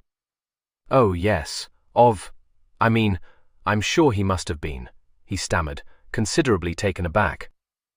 She went on with her stitchery, in sweet unconsciousness of having said anything to make him think her marriage deplorable. She would have been very much shocked could she have read his mind, quite horrified had she guessed the effect on him of what she had told him of Serena's life and character. Her words bore out too clearly much that he had begun to realize, and with increasing anxiety, he wondered whether Serena could ever be content with the life he had to offer her. But when he spoke of this to her, she looked surprised and said, "Bored? Dear Hector, what absurdity is in your head now? Depend upon it, I shall find plenty to do in Kent." An item of news in the Courier made her ask him one day if he had ever had any thoughts of standing for election to Parliament. He assured her that he had not, but before he well knew where he was, she was discussing the matter, making plans, sketching a possible career, and reckoning up the various interests at her command. In laughing dismay, he interrupted her to say, "But I should dislike it of all things." He was relieved to find that she was not, apparently, disappointed, for he had had the sensation of being swept irresistibly down a path of her choosing. "Would you? Really? Then of course you won't stand," she said cheerfully. When she talked of her life while he had been in the peninsula, he was often reminded of Fanny's words. Serena seemed to be related to so many people. "Some sort of a fifth cousin of mine," she would say, until it seemed to him that England must be littered with her cousins. He quizzed her about it once, and she replied perfectly seriously, "Yes, and what a dead bore it is. One has to remember to write on anniversaries, and to ask them to dine, and some of them, I assure you, are the most shocking figures. Only wait until I introduce you to my cousin Speen. Fanny will tell you she sat, bouche beyond, the first time she ever saw him, at one of our turtle dinners. He arrived drunk, which, however, he was aware of, and begged her to pardon, informing her as a great secret that he was a jerry sneak which the world knows, and might never be decently bosky when my lady was at home, so that he had determined while she was away never to be less than well to live." "An odious little man," said Fanny with a shudder. "For shame, Serena. As though you had not better relations than Speen." "True. If Hector should not be cast into transports by Speen, I shall take him to stay at Osmondsthorpe," Serena said mischievously. "Have you a taste for the ceremonious, my love? There, his lordship lives, en prince, and since his disposition is morose and his opinion of his own importance immense, the dinner-table is enlivened only by such conversations as he chooses to inaugurate. The groom of the chambers will warn you before you leave your room, however, what subject his lordship wishes to hear discussed." "Serena!" expostulated Fanny. "Don't heed her, Major Kirkby. It is very formal and dull at Osmondsthorpe, but not as bad as that. If it is half as bad as that, I would infinitely prefer to make the acquaintance of Cousin Speen," he retorted. "Must we really set out on a series of visits to all your relations, Serena?" "By no means," she answered promptly. "Order me to set them all at a distance, and you will be astonished to see with what a good grace I shall obey you. I should not care a button if I never saw most of them again." He laughed, but at the back of his mind lurked the fear that these people, deplorable or dull, formed an integral part of the only life she understood, or perhaps could be happy in. When he called in Laura Place one day, expecting to find her fretting at the rain, which had been falling steadily since dawn, and discovered her instead to be reveling in a scandalous novel, the conviction grew on him that the placid existence he had planned for them both would never satisfy her. She gave him her hand, and one of her enchanting smiles, but said, "Don't expect to hear a word from my lips, love. I have here the most diverting book that ever was written. Have you seen it? The chief characters in it are for the most part easily recognizable, and it is no great task to guess at the identities of the rest. I have not laughed so much for weeks." He picked up one of the small, gilt-edged volumes. "What is it?"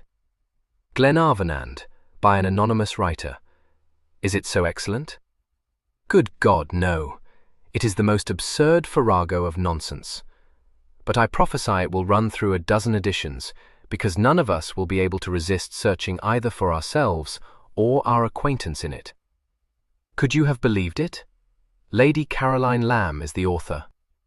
The Lambs are all in it, and Lady Holland, very well hit off, I imagine, from all I have ever heard of her. but Papa disliked that set, so that I was never at Holland House.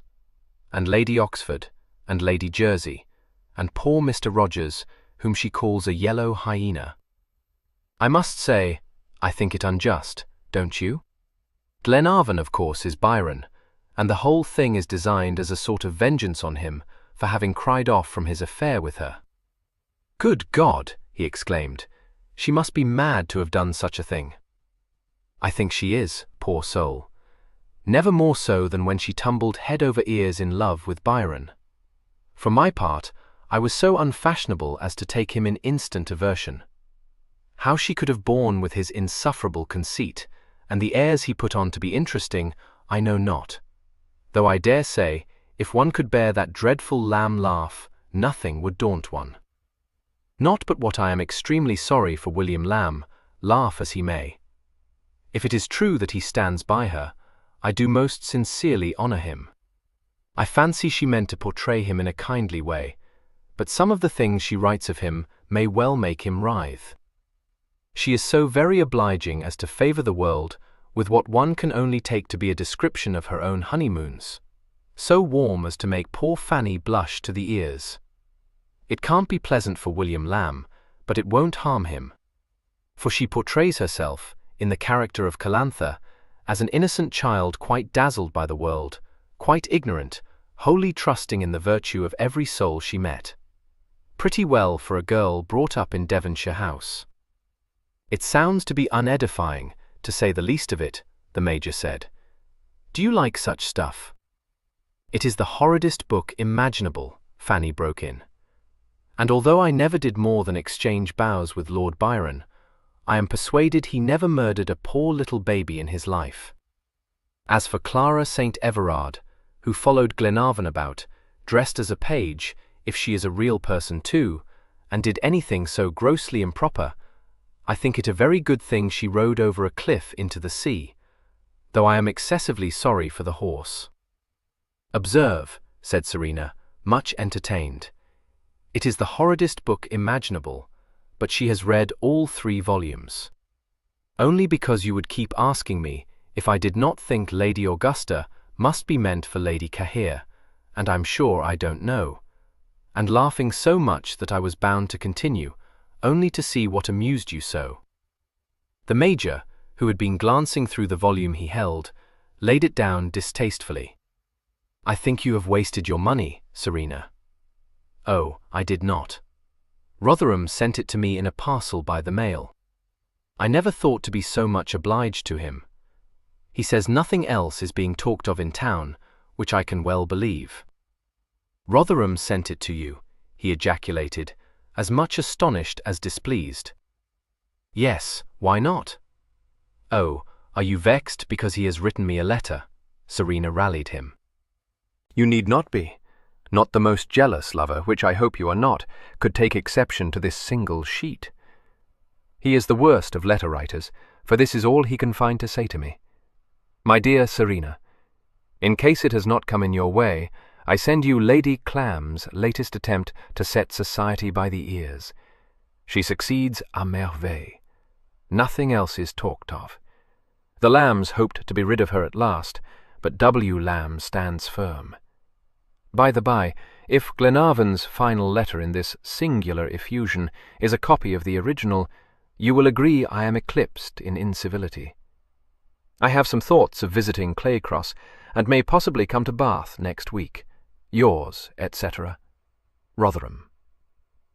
You will agree that there is nothing to rouse your ire in that, Serena said, tossing the letter onto the table. Except, she added thoughtfully, that I had as lief he did not come to Bath. He would be bound to discover our secret, my love, and if he should be in one of his disagreeable fits, there's no saying how awkward he might not choose to make it for us. I'll fob him off. I could wish that you would not, he replied. For my part, I would choose to admit him into our confidence, if only that I might have the right to inform him that I am not very much obliged to him for sending you a novel which you describe as rather warm. Good God! If that is the humour you are in, I will most certainly fob him off, she cried. How can you be so absurd, Hector? Do you believe me to be an innocent Calantha? Rotherham knows better." "What?" he demanded sharply. "No, no, pray," Fanny interposed, in an imploring tone. "Major Kirkby, you quite mistake Serena. Consider what you say, dearest. Indeed, your vivacity carries you too far." "Very likely, but it will be well if Hector learns not to place the worst construction upon what I say," Serena retorted, her colour considerably heightened. He said quickly, "I beg your pardon. I did not mean— Good God, how could I possibly? If you were not an innocent calanther, as you put it now, don't eat me. I am persuaded you would feel as strongly as I do the impropriety of anyone's sending you such a book to read. Throw it away, and let us forget it. You cannot like to see your friends libelled, surely." "Now, this goes beyond the bounds of what may be tolerated," declared Serena, between vexation and amusement. "My friends? The Melbourne house set? Do you take me for a Whig? Oh, I was never so insulted. I don't know what you deserve I should do to you." A playful rejoinder would have restored harmony, but the Major's strong sense of propriety had been too much offended for him to make it. He took her up in all seriousness, endeavouring to make her enter into his sentiments. She grew impatient, thinking him prudish, and only the entrance of Leibster, bringing in the letters which had been fetched from the receiving office, averted a lively quarrel. Serena broke off short, saying coolly, "Ah, now, if my aunt has written to me, Fanny, we may learn whether Lord Poulett marries Lady Smith Burgess, or whether it was nothing but an on dit. Good gracious! Between us we have 7 letters, no less." She handed several of them to Fanny, and glanced at the superscriptions on her own. A gleam of mischief shot into her eyes. She cast a provocative glance at the Major. "I can guess the subject of most of my correspondence. It will be as well if I don't break the wafers until you are gone, I dare say. You will not object, however, to my seeing what my aunt has to say? A great deal, apparently. I'm glad she was able to get a frank, for I should have been ruined else." He made no reply, but walked away to the window, looking very much displeased. Suddenly Serena uttered a little crow of laughter. "Oh, Hector, you are utterly confounded. No, no, don't look so stiff. It is the funniest thing. My aunt writes to tell me that she is sending me Glenarvan. She says I shall be aux anges over it." It was too absurd. In spite of himself, he laughed. She stretched out her hand to him, smiling, and he kissed it, muttering, "Forgive me." Her fingers pressed his. Oh, fudge! Such a foolish tracasserie as it was. Now, let us see what my aunt has to say to me. Lady Cowper, looking haggard and frightened. "I don't wonder at it, and shall shed no tears. I believe she has been Lady Caroline's enemy from the start, and think her a false, malicious woman behind those smiles and protestations of hers. Oh, she has been so obliging as to send me a key to the book. Fanny, she thinks Lady Morganay is not wholly a portrait of Lady Bessborough, but has a good deal of the Duchess of Devonshire mixed in it. Well, if one puts one's husband in a novel, I suppose it would be over-nice to exclude one's mamma and one's aunt, even if the aunt be dead and unable to protest." Her eye ran down the closely written sheets. She gave a gurgle, but folded the letter and laid it aside. "The rest is mere town gossip, and will keep Hector. Where is Stanton Drew? I am told I should not neglect to visit it. Druidical monuments, or some such thing. If I engage to sit primly beside Fanny in the barouche, will you escort us?" He agreed very readily, promised to discover the exact whereabouts of the place, and soon after took his leave.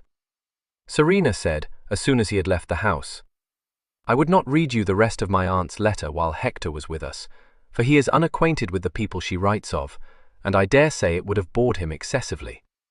My dear, where did he learn his antiquated notions? From his mother, I should judge, the very picture of provincial respectability. Poor woman, I pity her, but not more than she pities herself, I fancy. It must be a trial to have such a volage creature as I am foisted upon her. Fanny, her tender heart wrung by the difficulties she clearly perceived to lie in the Major's path, said, "Indeed, Serena, you did not behave as you ought." I could not but think that his feelings upon this occasion did him honor. "Could you not?" Serena said, surprised. "I thought they allowed him to be imbued with some pretty Gothic notions. But never mind that. My aunt writes me an enchanting description of the Laleham woman's progressor regress. I don't know which it may be. Only listen." She picked up Lady Teresa's letter and read aloud. "It is now impossible to avoid meeting that Laleham creature who is everywhere to be seen. You would have been diverted to have been a spectator of the comedy enacted last week at Mrs. Egerton's party. The creature was there, with Miss Laleham, who, though well enough, is not, in my opinion, pretty au fait de beauté and in high croak. The Duke of Devonshire coming in, she took care to place herself in his way, claiming to have made his acquaintance at the Salisbury's cotillion ball, and overwhelming him with simpering civilities. But her, not hearing a word, as you may suppose, favoured her with no more than a bow and some indifferent response, and passed on. She was obliged to fail back upon a mere Marquis Rotherham, who was so complacent as to remain by her for some 10 minutes, and to take notice of Miss Laleham. His attention then being claimed by Mrs. Martindale, the descent of the creature down the social ladder was rapid, not a single earl being present, and the only Viscount Lord Castlereagh, whom she did not attempt, poor cause. A handful of paltry barons, all of them married, reduced her to the level of an esquire, after which she retired, I must suppose, disconsolate. Apropos, Cordelia Monksley is thrown into rage by the creature's having dropped her, she says, because her usefulness ended with her procuring for the creature the invitation card to the Rotherham ball. But I suspect the cause is farther to seek. Master Gerard, having become vastly épris during the Easter vacation. Reason enough. That connection would by no means suit the creature's ambition, nor Cordelia's either, if she had but the wit to perceive it. Serena lowered the sheet. You will own that my aunt, whatever may be her faults, is the most entertaining correspondent, Fanny. What would I not have given to have been at that party? You know, if the Laleham woman should have written to Mrs. Flor, boasting of her friendship with Devonshire, I doubt if I shall be able to convince the dear old lady that, although his grace may be as deaf as a post, he is neither cross-eyed nor an octogenarian. As for attempting to persuade her that the creature might as well lay siege to one of the royal dukes as to him, or to Rotherham for that matter, I shall not do it. It would be too unkind. She believes there does not exist a man who would not fall instantly in love with Emily. Would you not have liked to have seen Rotherham caught in the toils? I think it no more than his just desert, for having attended that Quenbury assembly. Fanny assented to it, but absently. Serena put up the letter, saying, I must think of some way of stopping Rotherham's projected visit to us. A pity. After the insipidities of Bath, his caustic tongue would come as a relief. However, in the mood Hector is in, it will not do. I shall be obliged to write an excuse so thin as to put him in a passion. She went away, not perceiving the expression of startled reproach in Fanny's face. What, in fact, she wrote to Rotherham she did not disclose, but a few days later she received a brief note from him, read it with raised brows, and said, Well, I have succeeded in my object. Rotherham does not come. Fanny could almost have believed her to be disappointed. The note was torn up, and Serena began to talk of something else. Fanny herself was profoundly relieved. If Rotherham should dislike the match, as she feared he would not scruple, she thought, to treat the Major with wounding contempt. Her imagination quailed at the scene. She felt that she could almost have interposed her own shrinking person between the Marquis and his prey, and was thankful that for the present, at any rate, this deed of heroism would not be necessary. She did not know that fate had another trial in store for her. Her father arrived in Bath, without invitation or advertisement. He was ushered into the drawing-room in Laura Place when, as ill luck would have it, Major Kirkby was with her. She was not precisely discomposed, but she was certainly startled, and jumped up with a cry of, "Papa!" He embraced her kindly enough, But his countenance was severe, and the glance he cast at the Major repulsive. "Papa, I had no notion I was to have this pleasure. Oh, is there something amiss at home? Mamma? My sisters?" "All perfectly stout," he replied. "I have been spending a few days with my friend Aberley at Cheltenham, and while I was in the West I thought I would come to see how you go on." "How very much obliged to you I am. Very comfortably, I assure you. Oh, I must introduce Major Kirkby. My father, Sir William Claypole, Major." The Major bowed. Sir William nodded, in no very encouraging style, saying briefly, "How-de-do?" "The Major," said Fanny perseveringly, "has spent some years in the Peninsula, Papa. Only fancy, he thinks he once met my cousin Harry when they were both in Lisbon." "Aye, did you so? Very likely. Are you on furlough, sir?" "I've sold out, sir." This information appeared to displease Sir William. He said, "Ha!" and turned to ask Fanny how she liked her situation in Laura Place. She was distressed by his evident dislike of her visitor, and could not forbear looking at the Major to see whether he was as much offended as she feared he must be. She encountered such a rueful smile, so much amused understanding in his eyes, that she was at once reassured and embarrassed. Within a few minutes he recollected an engagement, and took his leave, saying in an under-voice, as she gave him her hand, "It will be better if I don't ride with Serena tomorrow." He went away, and she turned to face her father. He broke in immediately upon her inquiries after the other members of her family. "Fanny, how is this? I promise you I thought the whole tale a Banbury story, but upon my soul what do I find but that fellow closeted with you?" "The whole tale?" she repeated. "What tale, if you please?" "Why, that there is some half-pay officer dangling after you, and making you the talk of the town." "It is untrue." "Very well, very well. It appears he has sold out, but that's mere quibbling," he said testily. "He is not dangling after me." The quiet dignity of her tone seemed to strike him. She had indeed never looked more the great lady. He said in a milder voice, "Well, I am happy to receive your assurance on that head, my dear, but I did not expect to find you entertaining a young man tête-à-tête." "Papa, I think you must forget my condition.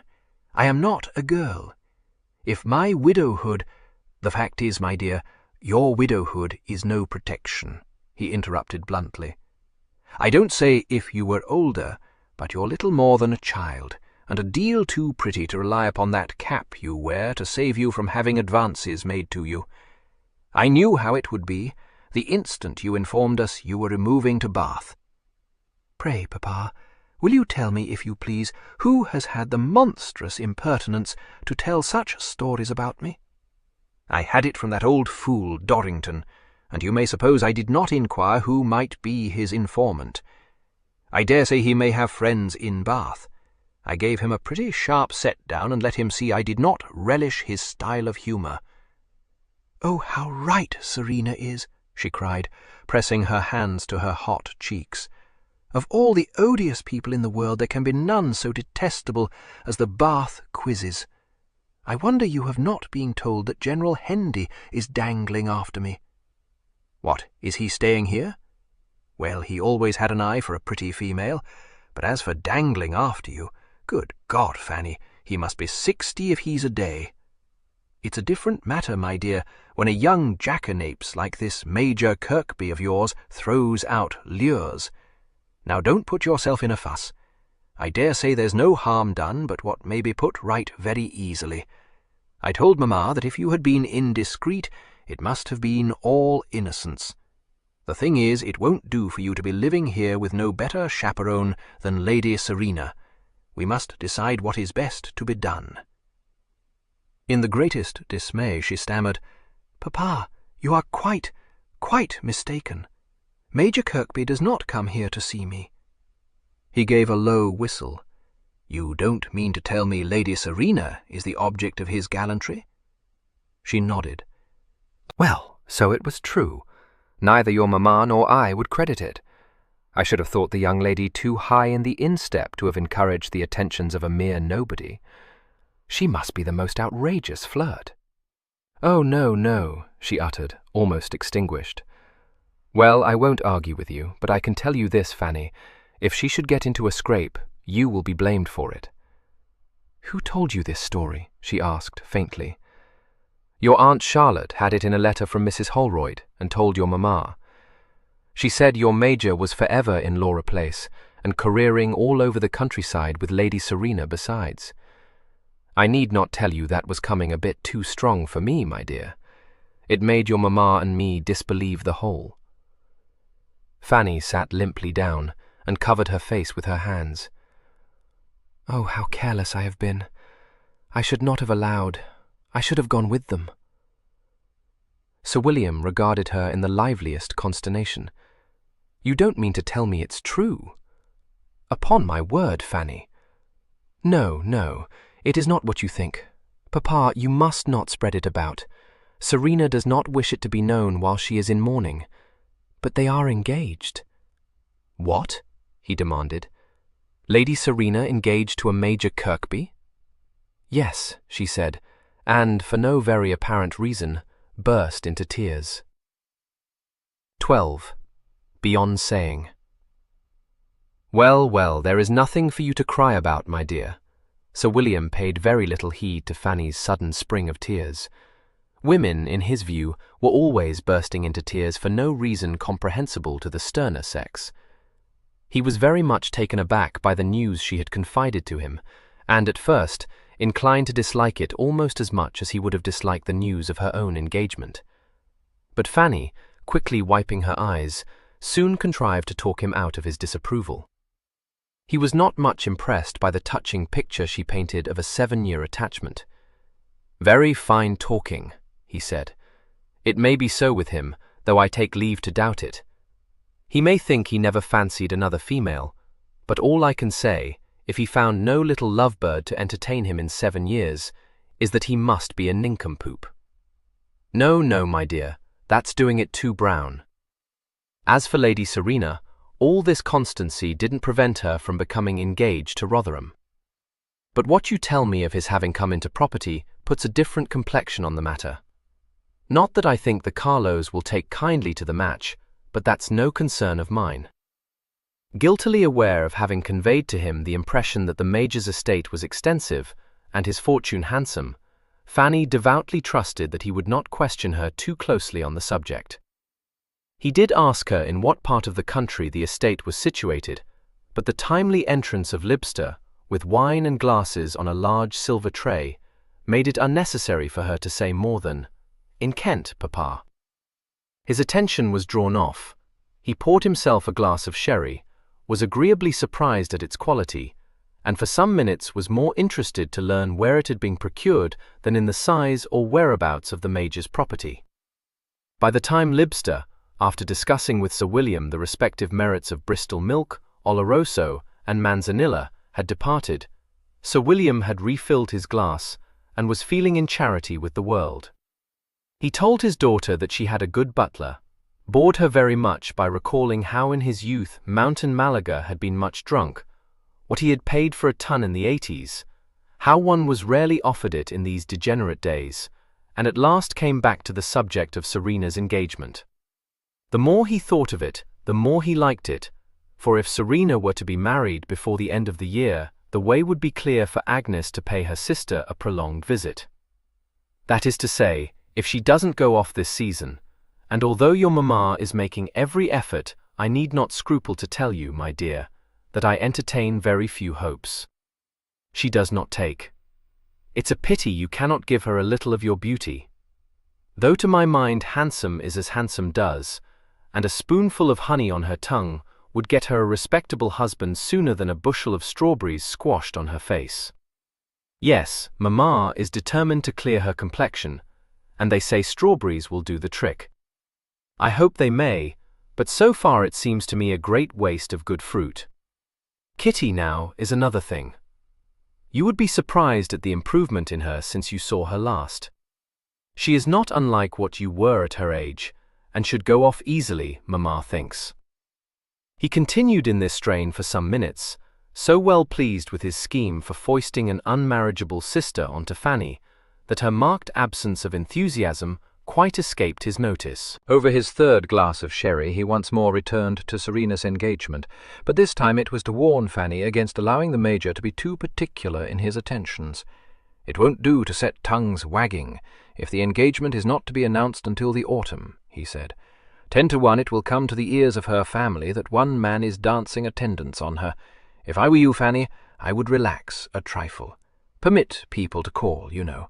It is more than 6 months now since Spenborough died, and although I should not wish you to be leaving off your mourning or going to public parties, I think there could be no impropriety in your entertaining, quite quietly, of course, select company in your own house.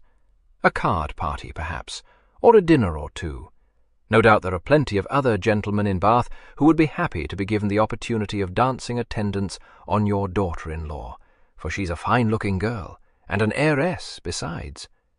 I suppose there's no fear of Rotherham's thrusting a spoke into the wheel?" "We do not know how he will like it, Papa, but he has no power to prevent it." "No power? I should call the strings of the purse power enough."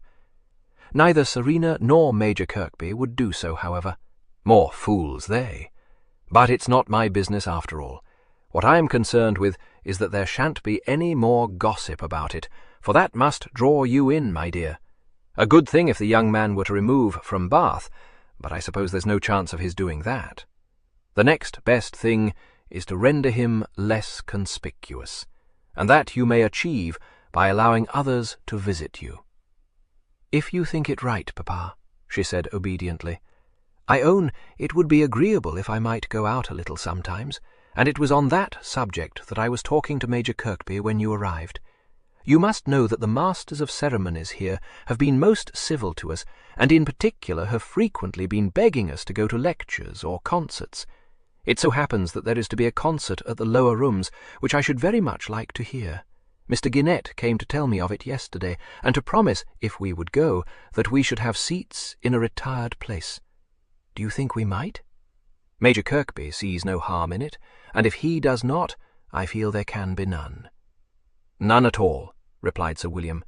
"A concert is not the same thing as a ball, you know. But if the Major means to escort you, take along some other gentlemen as well. I dare say you are acquainted with some?" "Oh, yes," Fanny said, rather doubtfully. "You could invite old Hendy," said Sir William, laughing heartily. "Yes, except that I don't think he likes the Major very much," said Fanny. "Jealous of him, no doubt. Thinks he will be cut out by a fine, upstanding young man," said Sir William, still much amused, and apparently forgetting his earlier and less flattering description of the Major. If Fanny felt that her father's scheme was not very likely to achieve his object, she did not say so. She was more concerned to know how Serena would receive the news that her secret had been betrayed. But Serena, when she came in, pleasantly refreshed by a 7-mile walk with a similarly energetic acquaintance, took it in very good part, merely begging Fanny to adjure Sir William not to mention her engagement to anyone but his wife. She came down to dinner looking so handsome in dove grey with black ribbons that Sir William was quite captivated. Knowing that it would please Fanny, she laid herself out to amuse him, and succeeded so well that when he took up his candle to go to bed, he declared he had seldom enjoyed an evening more. In his own home, no one regaled him with lively conversation, or encouraged him to recount anecdotes of his youth. He would not, in fact, have approved of it had any of his daughters talked in the Lady Serena's racy fashion, and he would certainly not have played piquet with them for penny points, for that, win or lose, could have done him no good at all. So well pleased with his entertainment was he that he decided to remain in Bath for another night. He told Fanny that it would do no harm for the Major to be seen in his company, and said that he would go with both ladies to the pump-room and promenade with them there. It did not seem to Fanny that the sight of her father lending his countenance to the Major would be very likely to allay the suspicions of the pump-room gossips, but having a strong disposition to think anyone's judgment more to be trusted than her own, and being, besides, still a good deal in awe of him, she made no demur. It was by no means certain that the Major would visit the pump-room, for ever since the daily rides with Serena had become the rule, he had taken care not to go there too often. But the Major, wishing to discover from Fanny the probable length of Sir William's stay, did visit it, and was considerably taken aback to find himself being shaken warmly by the hand, and greeted in much the same way as he could fancy Sir William greeting a favourite nephew. And, after all, Fanny perceived, Sir William did not manage so badly. He discovered several acquaintances in the room, and to each one he contrived to convey the impression that Major Kirkby, an old and valued friend, had been devoting himself to Lady Spenborough and her daughter-in-law at his express entreaty. The Major's quickness in following this lead pleased him so much that he began to think him a very good sort of a man, and invited him to dine in Laura Place that evening and to play a rubber or two of whist afterwards. Fanny, an indifferent card-player, was too thankful to have prevailed upon Serena not to introduce her father to Mrs. Flor to protest. At dinner, Sir William continued to be pleased both with the Major and with Fanny's cook, some Spanish fritters earning his special commendation. The port was very tolerable too, and he sat down presently to the card-table in a mood of great good humour. This, however, did not long endure, for he cut his daughter for partner, and if he was the most skilled of the 4 players, she was by far the least.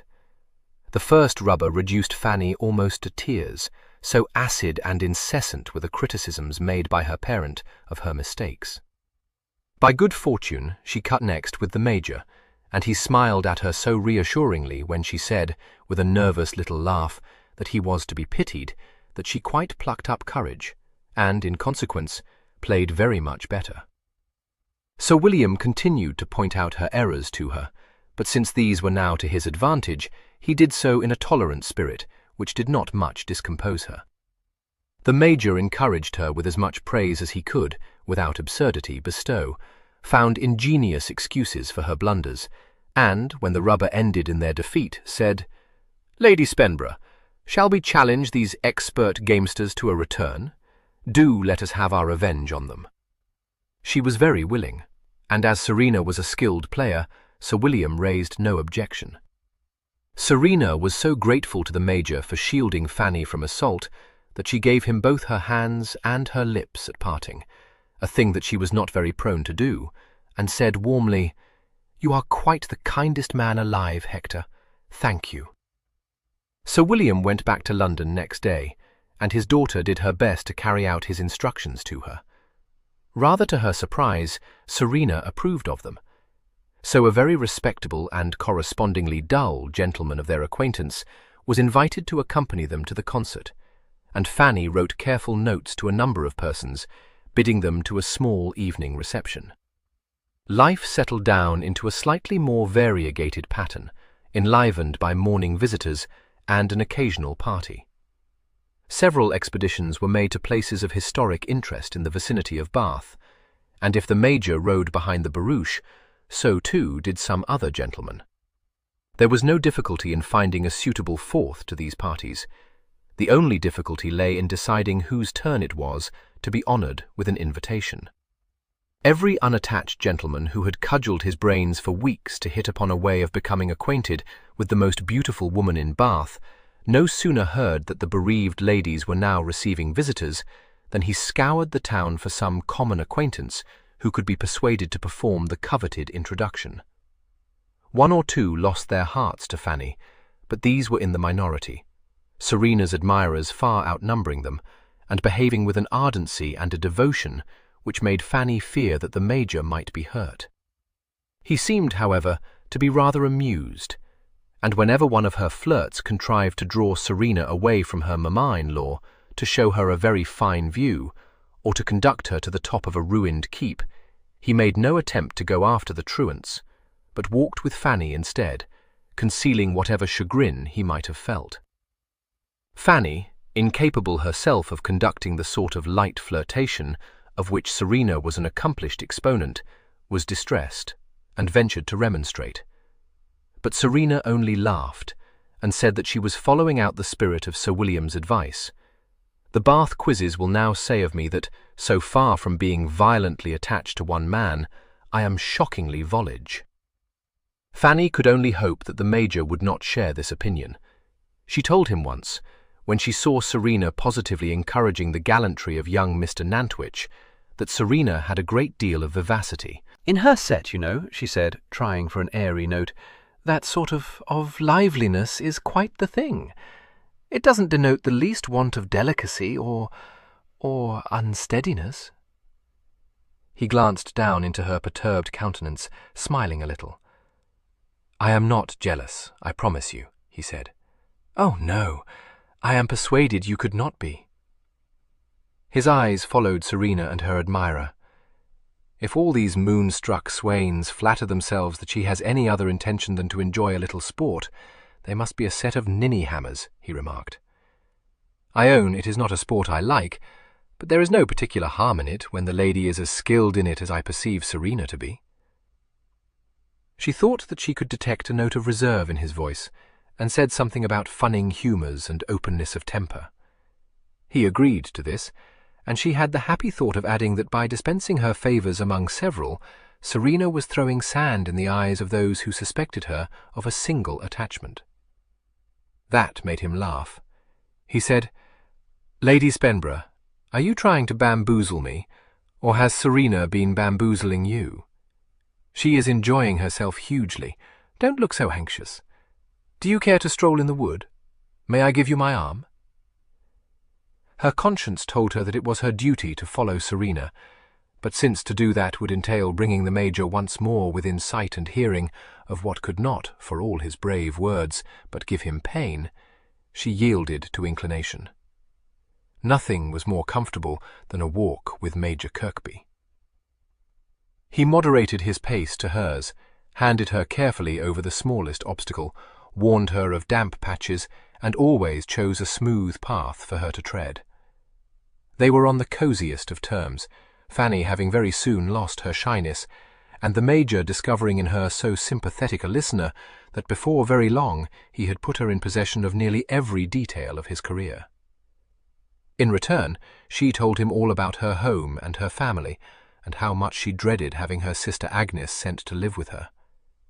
He entered fully into her sentiments upon this, and although she never spoke of Mamma except with respect, or mentioned her marriage, it did not take him long to arrive at a pretty fair understanding of why she had accepted the hand of a man old enough to have been her father. His reflections upon this subject he kept to himself. Nothing occurred to disturb the harmony of these summer days, until one morning in June the Morning Post, when opened at the only page that interested Fanny, was found to contain a bombshell.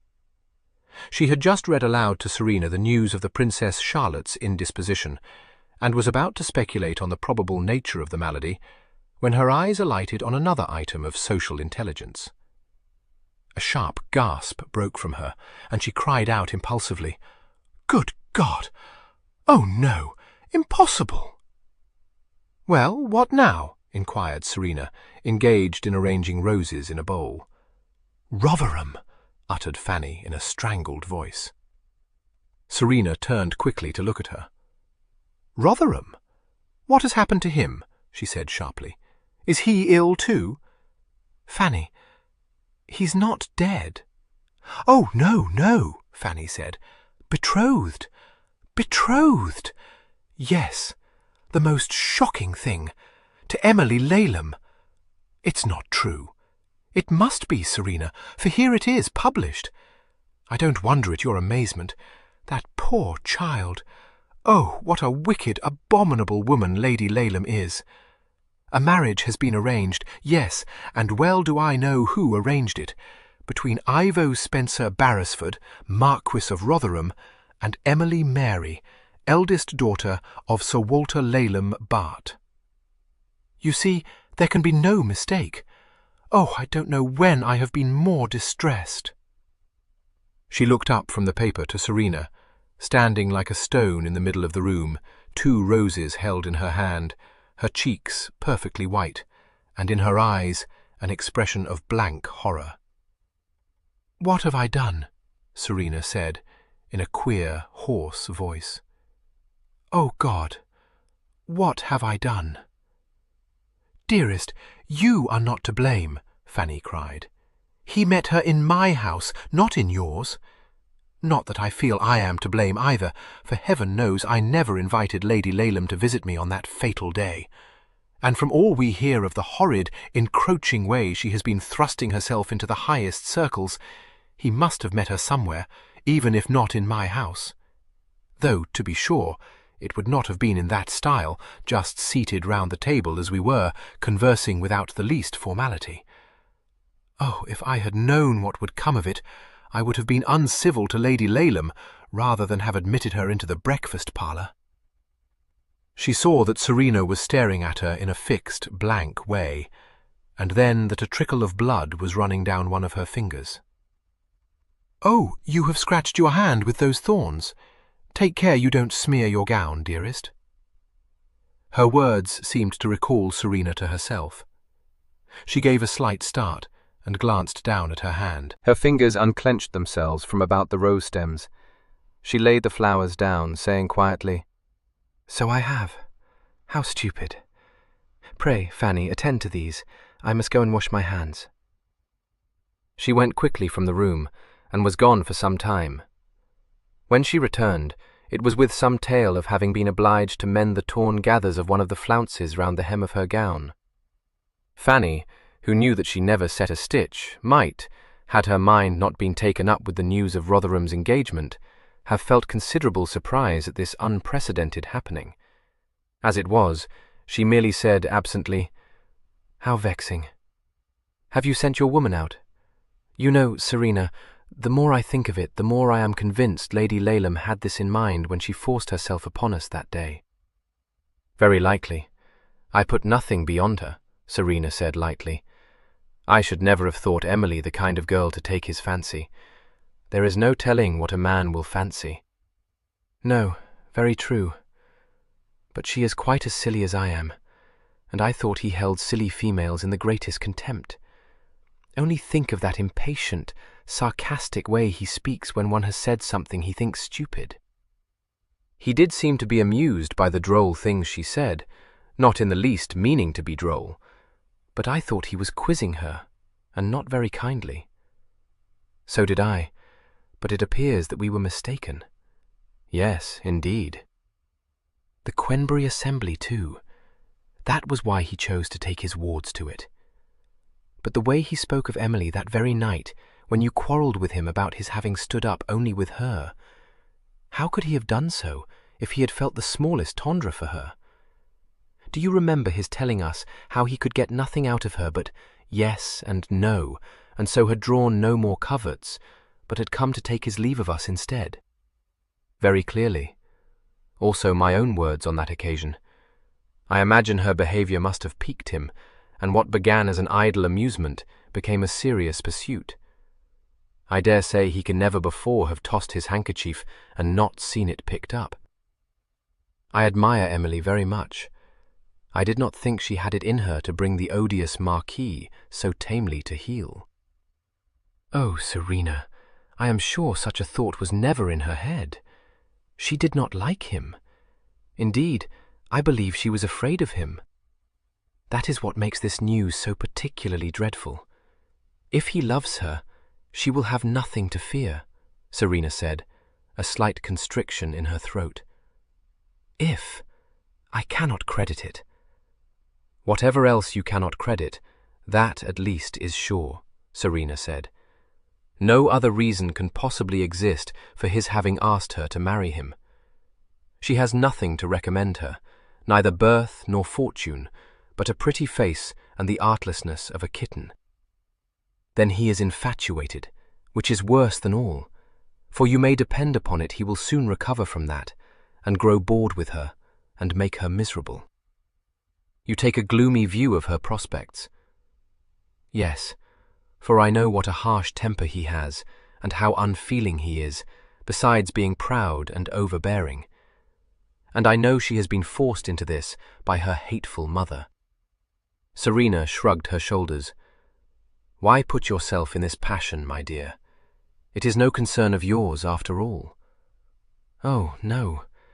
But if you know what it means to a girl to be forced into marriage with a man more than twice her age, you would not—" She stopped, aghast at her own words. The colour flooded her cheeks. She looked stricken and blurted out, "I beg your pardon. I didn't mean. I would not for the world. I don't know how I came to say such a thing." "There is no need to beg my pardon. I always thought it atrocious and sincerely pitied you." "No, no, don't say so. Your papa know one could have been kinder, more considerate. You mustn't think that I meant to compare him for one moment with Rotherham." "I don't. There, Fanny, don't cry. It is all very sad, but there's no use in becoming agitated over it. We have nothing to do with Emily's troubles." Fanny dried her tears, but said, "I didn't think you could be so unfeeling. It ought to be stopped." "Stopped? No, that it cannot be," Serena said. "Put that out of your head, Fanny. It has been announced and must go forward." She spoke so sternly that Fanny was quite startled. "But, Serena, you did not think so," she could not help saying. "No, I did not. And so the more reason this engagement should not be broken. It will not be. We may trust the Laleham woman for that." She paused and then said, "Well, I must not delay to send him my felicitations. It had better be done immediately, in fact. Serena, if I ought to do the same, I am sorry, but nothing would prevail upon me to felicitate either of them on an event of which I most deeply disapprove," Fanny said, with unwonted vehemence.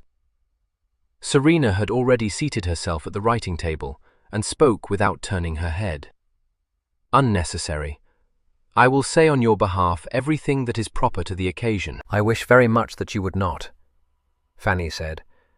No answer was vouchsafed to this decidedly pettish remark, but after a moment Serena said, "After all, it turns out very well for me. No moment than this could be better for the announcement I have to make. He will be much too absorbed in his own affairs to cavil at my engagement." "Yes, indeed," Fanny said, brightening a little. Silence fell, broken only by the scratch of Serena's quill. Fanny, seated in the window and leaning her chin in her hand, remained lost in melancholy thought until her attention was attracted by the sight of an old-fashioned landaulet drawing up immediately beneath the window. The next instant she uttered a sharp exclamation. "Serena! Mrs. Flor! She must be coming to tell you the news. Good gracious, what a figure she is in that hat! My love, some gentleman is handing her out, and I vow and declare to you the carriage is within an ace of tipping over under her weight. Quick, shall I tell Leibster to say we are gone out?" "Certainly not. Why should you?" replied Serena, shaking the sand from her letter and pulling open the little drawer in which Fanny kept her wafers. "Oh, I don't know, but I wish she had not come here. I shall not know what to say to her." "Nonsense. You will say all that is proper. Perhaps she will not be able to mount the stairs," said Fanny with a nervous giggle. But although the performance of this feat took time, it proved to be not beyond Mrs. Flor's powers. With the aid of the baluster rail and Mr. Goring's stalwart arm, she arrived, panting but triumphant, on the first floor, and paused to take breath. Observing that Leibster was about to throw open the door into the drawing-room, she stopped him by the simple expedient of grasping his sleeve. Affronted, he gazed at her with much hauteur, and said in freezing accents, "Madam?" "Looby," enunciated Mrs. Flor, between gasps. "You wait! Trying to push me in like a landed salmon." "One moment, if you please," said Mr. Goring, quite unperturbed either by his old friend's unconventional behaviour or by the butler's evident disgust. He removed the fan from Mrs. Flor's clutch and opened it, and began to ply it briskly. "Thank you, Ned," she said presently. "Lord, how the heat does draw one out." Concluding that she now felt ready to meet her hostess, Leibster opened the door, and announced in the voice of one refraining from comment, "Mrs. Flor, Mr. Goring, my lady." Fanny came forward with her hand out. "How do you do? I am so glad you have come to visit us, ma'am. Pray, will you not be seated? Leibster, some wine, if you please." He bowed and withdrew, but as his gait was stately, he was not gone from the room in time to escape hearing Mrs. Flor say gratefully, "Bless your sweet face! Your butler was all for having me believe he didn't know but what you'd stepped out, for which I'm sure I don't blame him. But Lord, I said, you've no need to be scared. Her ladyship will see me fast enough, take my word for it. Which he did, so here I am. And I brought Mr. Goring along with me just in case I should be overcome by the heat, which is a thing that happened to me once, right in the middle of the South Parade, and caused as much excitement as if a circus had come to town, Ned. Make your bow to Lady Spenborough." Mr. Goring, who had been shaking hands with Serena, showed no signs of resenting this peremptory command, but turned to greet his hostess. She made him politely welcome, but had scarcely time to offer him her hand before Mrs. Flor was again claiming her attention. "If you've seen the newspapers this morning, my lady, you won't wonder what brings me here." "No, indeed. Most interesting news, ma'am. You must be excessively pleased, I am sure." "Well," said Mrs. Flor, "I don't deny it's a fine thing to be marrying a marquis, for I dare say they don't grow on every tree, and a very odd sort of a woman I'd be if I didn't feel puffed up enough at this moment to burst my stay-laces. If Emma likes him, I'm very glad he is a marquis, but if she don't, he might be 50 marquises, and still I'd say she'd be better off with a plain man she could like." "We must suppose that she does like him, ma'am," Serena said, smiling. "Begging your pardon, my dear, we don't have to suppose anything of the kind," said Mrs. Flor bluntly. "You know that daughter of mine, and so I'll be bound does her ladyship. What poor little Emma might like is the last thing in the world she'd trouble her head about, and that's the truth, small pleasure though it is to me to say such a thing of my own flesh and blood." Fortunately, since Fanny knew not what to reply to this forthright speech, Leibster came back into the room at that moment, so that she was able to create a diversion by supplying her guests with refreshment. Serena said, "No doubt you have had letters from them, ma'am." "I've had one from Suki, my dear, but Emma's not one for writing letters, and if she had written to me, I wouldn't know any more than I do now, because it's my belief that Prawl made her learn off by heart a set of letters out of the Complete Letter Writer, and told her never to use any other ones. As for Suki, naturally she's in high delight. In fact, anyone would think she was in love with this precious Marquis herself, for she gives him such a character that if I credited the half of what she writes, I should very likely think he was an archangel. So since Ned, who happened to be with me when Roger came in with the newspaper and the letters, couldn't tell me any more about him than that he was a famous sportsman, I made up my mind I'd come straight round to see you, Lady Serena, for mark my words, I said to Ned, her ladyship will know all about him. And you needn't mind speaking out in front of him, my dear, any more than if he was my son, which I'm sorry to say he isn't. What's more, he's pretty well acquainted with Emma, for he saw a great deal of her when she was staying with me, and went with us to the assemblies and the theatre and such like." Serena glanced at Mr. Goring, but his countenance gave nothing away. "Yes, Lord Rotherham is very well known in the world of sport, I believe," Fanny said in a colourless voice. Mr. Goring raised his eyes from the contemplation of the wine in his glass, and directed a level look at her. "Well, I don't know that I like the sound of that, to start with," said Mrs. Flor dubiously. "If he's a racing man, that means betting, and I've got one gamester on my hands already, and I don't want another." Fanny was too overcome by the thought of Rotherham's being on Mrs. Flor's hands to venture on a response. Serena laughed out and said, "Don't be alarmed, ma'am. Rotherham's fortune is extremely large, and he is a great deal more addicted to boxing and shooting and hunting than to gaming." "Well, I'm glad to hear you say so, my dear. Not that I hold with boxing, because it's low and not the sort of thing I should expect a marquis to be fond of. However, Ned tells me it's quite the established mode among the smart beaux, and at all events he won't go dragging Emma into boxing saloons. But if he thinks to make her go out shooting and hunting with him, it won't do at all. Why, she'd be frightened to death." "I expect, ma'am, that he must be aware that she doesn't share his tastes in that direction. If he don't know it now, he will the very first time he sees her crying her eyes out, or because the cat's got hold of a mouse," said Mrs. Flor. She looked piercingly at Serena. Tell me this, my dear, how old is he?" "He is 38, replied Serena calmly. 38? Lord, that's more than 20 years older than she is," cried Mrs. Flor, aghast. "True. He is not cross-eyed, however," Serena said with a faint smile. "Well, if he isn't, I should like to know how it comes about he wasn't snapped up years ago," said Mrs. Flor tartly. "He isn't queered in his attic, is he?" "Far from it. His understanding is excellent, and he does not suffer from any infirmity whatsoever." "Come, that's better," said Mrs. Flor, relieved. "Is he handsome?" "No, I should rather call him striking, ma'am. Certainly not handsome." "Do you know him well, my dear?" Fanny cast an anxious glance at Serena. After a moment's hesitation, Serena replied, "Very well. I have known him all my life." "There! What did I tell you?" Mrs. Flor demanded of her escort. "I knew which shop to come to. So now you answer me this, my lady, if you'll be so good, and that I know you are. Is he the sort of man that'll make my Emma a good husband?" "Indeed, I hope so, ma'am.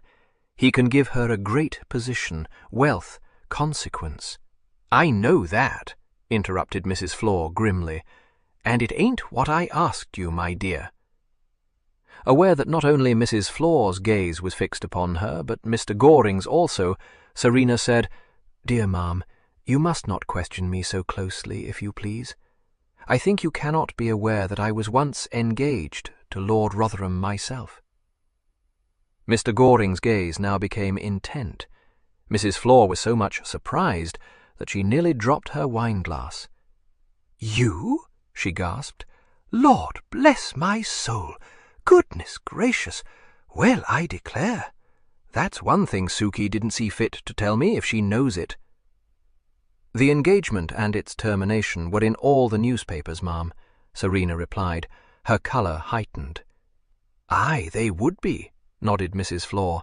"It's a lesson to me to read the court page, which I don't mind telling you I'm not in the habit of doing." "Well, I'm sure I beg your pardon, my dear. Not but what if I had known of it, I'd still have asked you for your opinion of the gentleman, though I wouldn't have done so but in private." Certainly not with Ned Goring sitting in the room, as I hope you'll believe.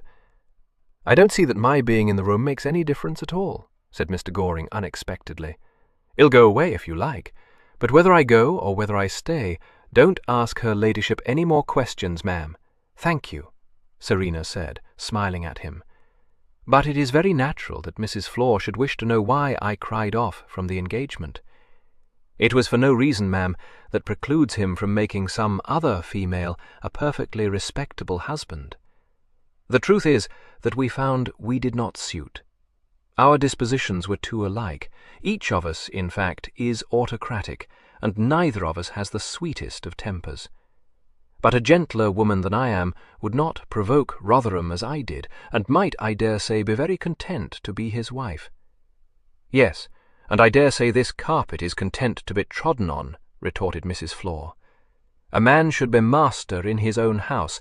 I've got nothing to say against that, as long as he don't interfere in what's no business of his.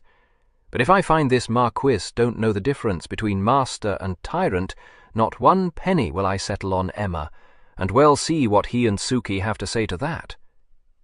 "I'm afraid, ma'am, that Emily's fortune is a matter of indifference to him." "Oh, it is it? Well, if Emily's been pushed into this against her will, I'll go up to London and tell his lordship who I am, and what I mean to do, which is to hire a house in the best part of the town, and set up as his grandma, and well see if that's a matter of indifference to him," declared the old lady triumphantly. 13. A letter from Lady Teresa followed hard upon the announcement in the Gazette. It was unfranked, so that Serena was obliged to pay for the privilege of reading 2 crossed pages of lament and recrimination. Not even his sister could have felt Rotherham's engagement more keenly. Lady Teresa took it as a personal insult, and laid the blame at her niece's door. As for Lady Laleham, no words could describe the shameless vulgarity of her conduct. From the moment of her having brought her chit of a daughter to town, she had lost no opportunity to throw her in Rotherham's way, but who would have supposed that a man of his age would succumb to mere prettiness and an ingenuous tongue? Lady Teresa prophesied disaster for all concerned, and hoped that when Serena was dying an old maid she would remember these words and be sorry. Meanwhile she remained her affectionate aunt. 2 days later, Mrs. Flor was the recipient of a letter from London. She met Serena in the pump room, her face wreathed in smiles, and pressed upon her a letter from Emily, begging her to read it. "Bless her heart! I've never had such a letter from her before. Never!" she declared. "So excited as she is, why, she's in downright transports. But you'll see for yourself." Serena took the letter with some reluctance, but the old lady was obviously so anxious that she should read it that she made no demur. It was neither well written nor well expressed, but it owed nothing to any manual. The voice of Emily spoke in every incoherent but ecstatic sentence. Serena thought it the effusion of a child, and could almost have supposed that she was reading a description of a promised treat rather than a girl's account of her betrothal. Although Rotherham's name occurred over and over again, it was always in connection with his rank, his riches, the fine houses he owned, the splendid horses he drove, and the envy the conquest of him had aroused in other ladies' breasts. He had driven with her in the park, in his curricle, which had made everyone stare, because he was said never to drive females. When he took them to the opera, it was like going out with a prince, because he had his own box in the best place imaginable, and everyone knew him, and there was never any delay in getting into his carriage, because as soon as the lackeys saw him coming, they ran out to call to the coachman, and so they had not to wait in the vestibule, or to say who they were. Rotherham House, too. When Grandma saw it, she would be astonished, and wonder to think of her little Emily, the mistress of such an establishment, giving parties in it, and standing at the head of the staircase with a tiara on her head. There were hundreds of servants, some of them so genteel you would take them for visitors, and all the footmen in black satin knee-breeches. Then there was Delford Park, which she had not yet seen, but she believed it to be grander even than Milvy, and how she would go on in such a place she couldn't think. So it went on, conveying to Serena the picture of an unsophisticated child dazzled by riches, breathless at finding herself suddenly the heroine of a fantastic dream, intoxicated by her own staggering success. There was not a word to indicate that she had formed an attachment. She was concerned not with Evo Barrisford, but with the Marquis of Rotherham. Serena hardly dared look up from these pages, so clearly did they convey to her the knowledge that affection had played no part in one side at least of this contract. It seemed impossible that Mrs. Flor could detect anything in the letter but the excitement of a flattered child, and it was a hard case to know what to say of so disquieting a communication. "Well," Mrs. Flor said, "what do you think of that, my dear?" Serena gave her back the folded sheets. "She is a little carried away, ma'am, which is not to be marvelled at, perhaps." "Aye, that she is," chuckled Mrs. Flor. "So excited and happy as she is. Lord, he's regularly swept her off her feet, hasn't he? Lord Rotherham this, and Lord Rotherham that, till you'd think there wasn't another soul in London, which you can see there isn't, not in her eyes. Well, I don't know when I've been in higher croak myself, and the relief it is to me, my dear, you wouldn't credit." She dived into her reticule for her handkerchief, and unashamedly wiped her eyes. "You see what she writes, my lady, about me visiting her in her grand house? Bless her sweet heart. I shan't do it, but only to know she wants me to makes up for everything." Serena said all that was suitable, and left the old lady in a blissful dream of vicarious grandeur. She did not mention the letter to Fanny, and tried to put it out of her own mind. It recurred too often for her comfort, Again and again she found herself dwelling upon all its implications, foreseeing nothing but disillusionment in store for such an ill-assorted couple, and wondering, in astonished disgust, how Rotherham could have been fool enough not to have perceived the feather brain behind a charming face. It was a week before she received an answer to her letter to him.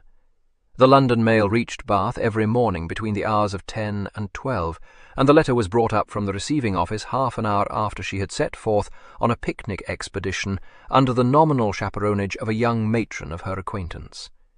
Fanny could not think it proper to make one of a party of merrymakers. She would not go herself, and tried timidly to dissuade Serena. But Serena seemed to be fast recovering the tone of her mind, and was bent on amusement. She might almost have been said to have been in outrageous spirits, gay to dissipation. Fanny lived in dread of her suddenly deciding to go to balls again, and impressed upon Major Kirkby the necessity of his preventing so imprudent a start. He made a hopeless gesture. "What can I do?" "She must mind what you say." He shook his head. "Oh, yes, yes," Fanny cried. "If you were to forbid her—" "Forbid her?" "I?" he exclaimed. "She would most hotly resent it. Indeed, Lady Spembra, I dare not." "She could not resent it from you." He flushed and stammered, "I have no right. When we are married, not that I could ever seek to interfere with her pleasure. And surely," he added in an imploring tone, "it cannot be wrong if she does it." She saw that he shrank from arousing Serena's temper, and was too deeply sympathetic to press him further. She could only pray that Serena would stop short of public balls, and beg her to behave with discretion while under Mrs. Osborne's casual chaperonage. Serena, setting upon her copper curls the most fetching of flat-crowned villager hats of white satin straw with a cluster of white roses, cast her a wicked look out of the corners of her eyes, and said meekly, "Yes, mamma." So Serena, squired by her major, sallied forth on a picnic expedition, and Fanny, presently glancing through the day's mail and seeing one letter with Rotherham's name on the cover, was obliged to contain her soul in patience until such time as Serena should return to Laura Place. This was not until dinner-time, and then, instead of immediately reading the letter, she put it aside, saying, "Fanny, have I kept you waiting? I do beg your pardon. Order them to serve dinner immediately. I'll be with you in 5 minutes. Oh, no, do read your letters first. I could not but notice that one has Rotherham's frank upon the cover, and you must be anxious to know how he receives the news of your engagement. I am more anxious that you should not be kept waiting another moment for your dinner. I don't think it's of the least consequence whether Rotherham likes it or not. He cannot reasonably refuse his consent to it. I'll read what he has to say after we've dined." Fanny could almost have boxed her ears. But when Serena at last broke the wafer and spread open the single sheet, the Marquis' message proved to be a disappointment. Fanny watched Serena read it, herself quite breathless with anxiety, and could not forbear saying eagerly, "Well, what does he say? He does not forbid it?" "My dear, how should he? He makes no comment upon it, merely that he will be at Claycross next week and will visit Bath on Thursday for one night to discuss with me the winding up of the trust. We will invite him to dine here, and Hector too." "But is that all he has to say?" demanded Fanny incredulously. "You don't know his style of letter-writing. This is a typical example of it. Oh, he thanks me for my felicitations, of course, and says that it will be proper for him to make the acquaintance of Major Kirkby before giving his formal consent to my marriage." "Then at least he doesn't mean to be disagreeable about it," said Fanny, considerably relieved. But when, on the following Thursday, Rotherham was ushered into the drawing-room, this comfortable conviction left her. He looked to be in anything but a complaisant mood. The sardonic lines about his mouth were marked, and a frown drew his black brows into a bar across his face. He was dressed with propriety, in an evening coat and knee breeches, but, as usual, there was a hint of carelessness about his appearance, as though the pattern of his waistcoat or the set of his neckcloth was a matter of indifference to him. He greeted her unsmilingly and turned to meet Serena. She had chosen to dignify the occasion by arraying herself in a gown which had been made for her by Bath's leading modiste, and never before worn.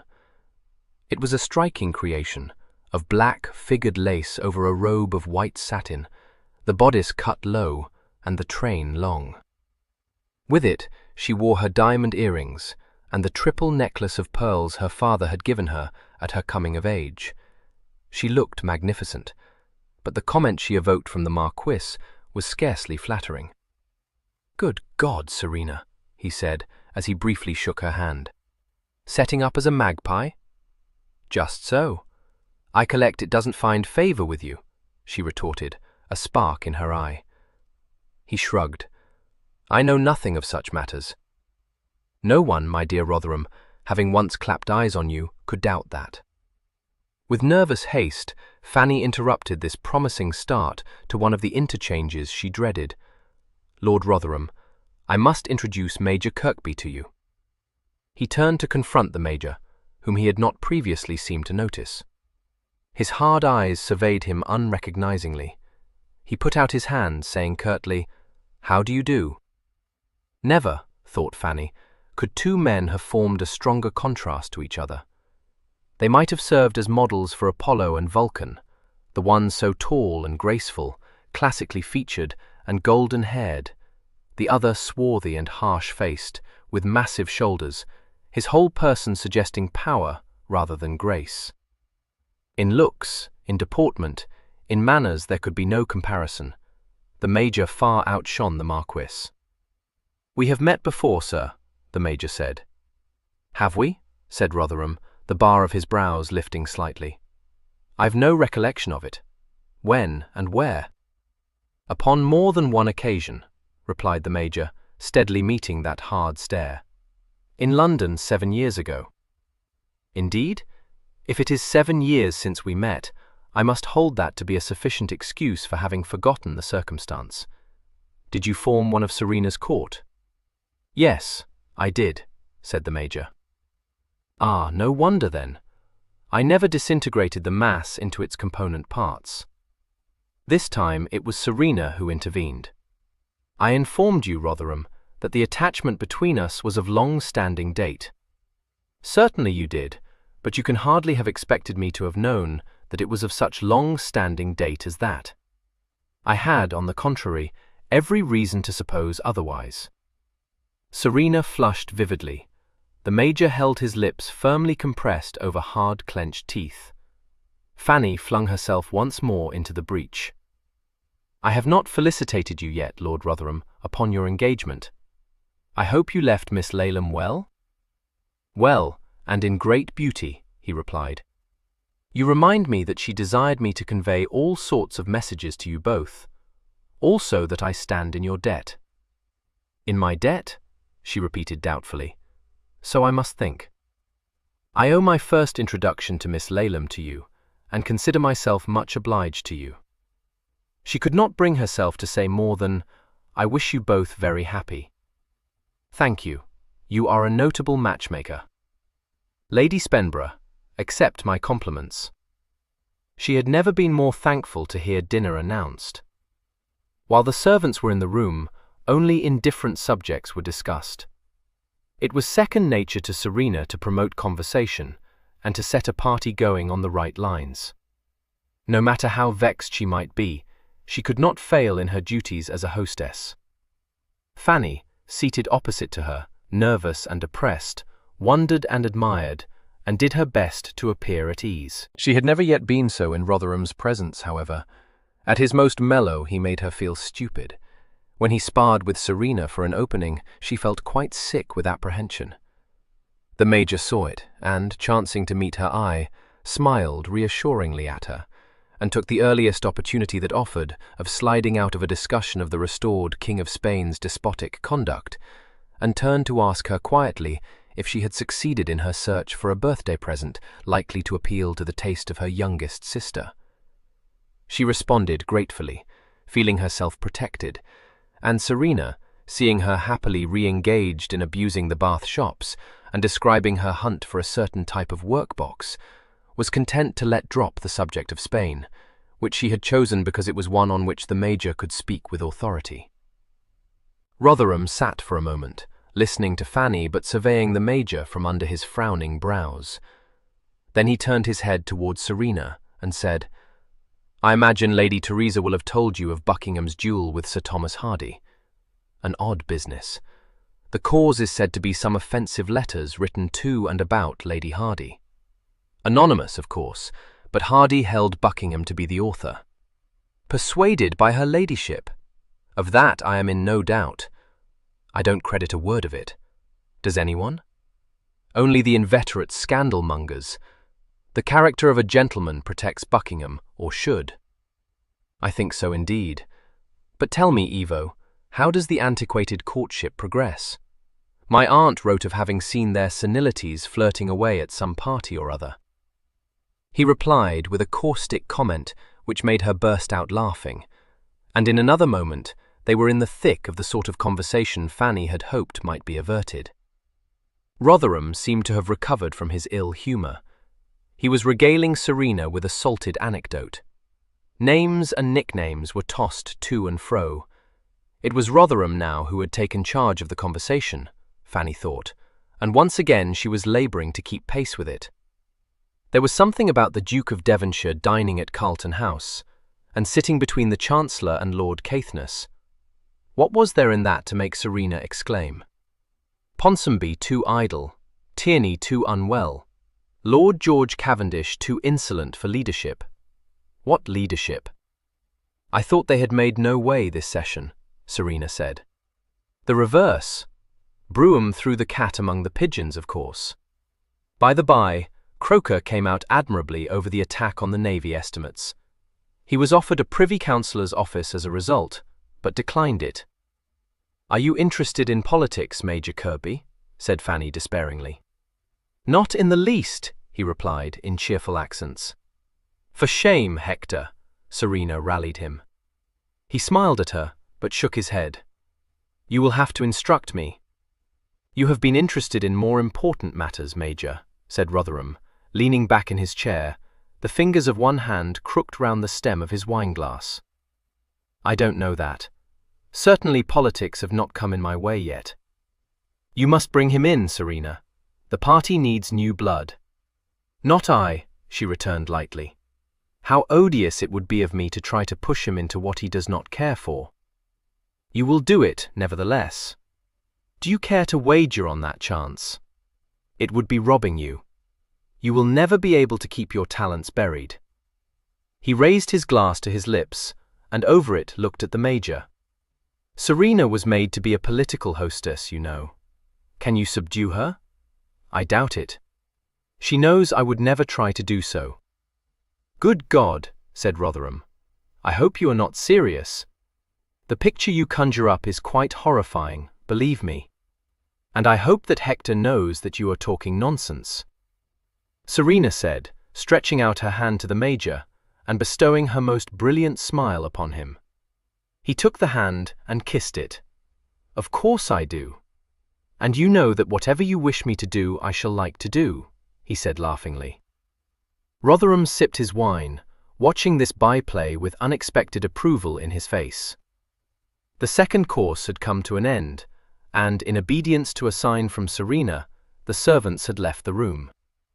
Fanny picked up her fan, but before she could rise, Serena said, "Have I your consent and approval, Evo?"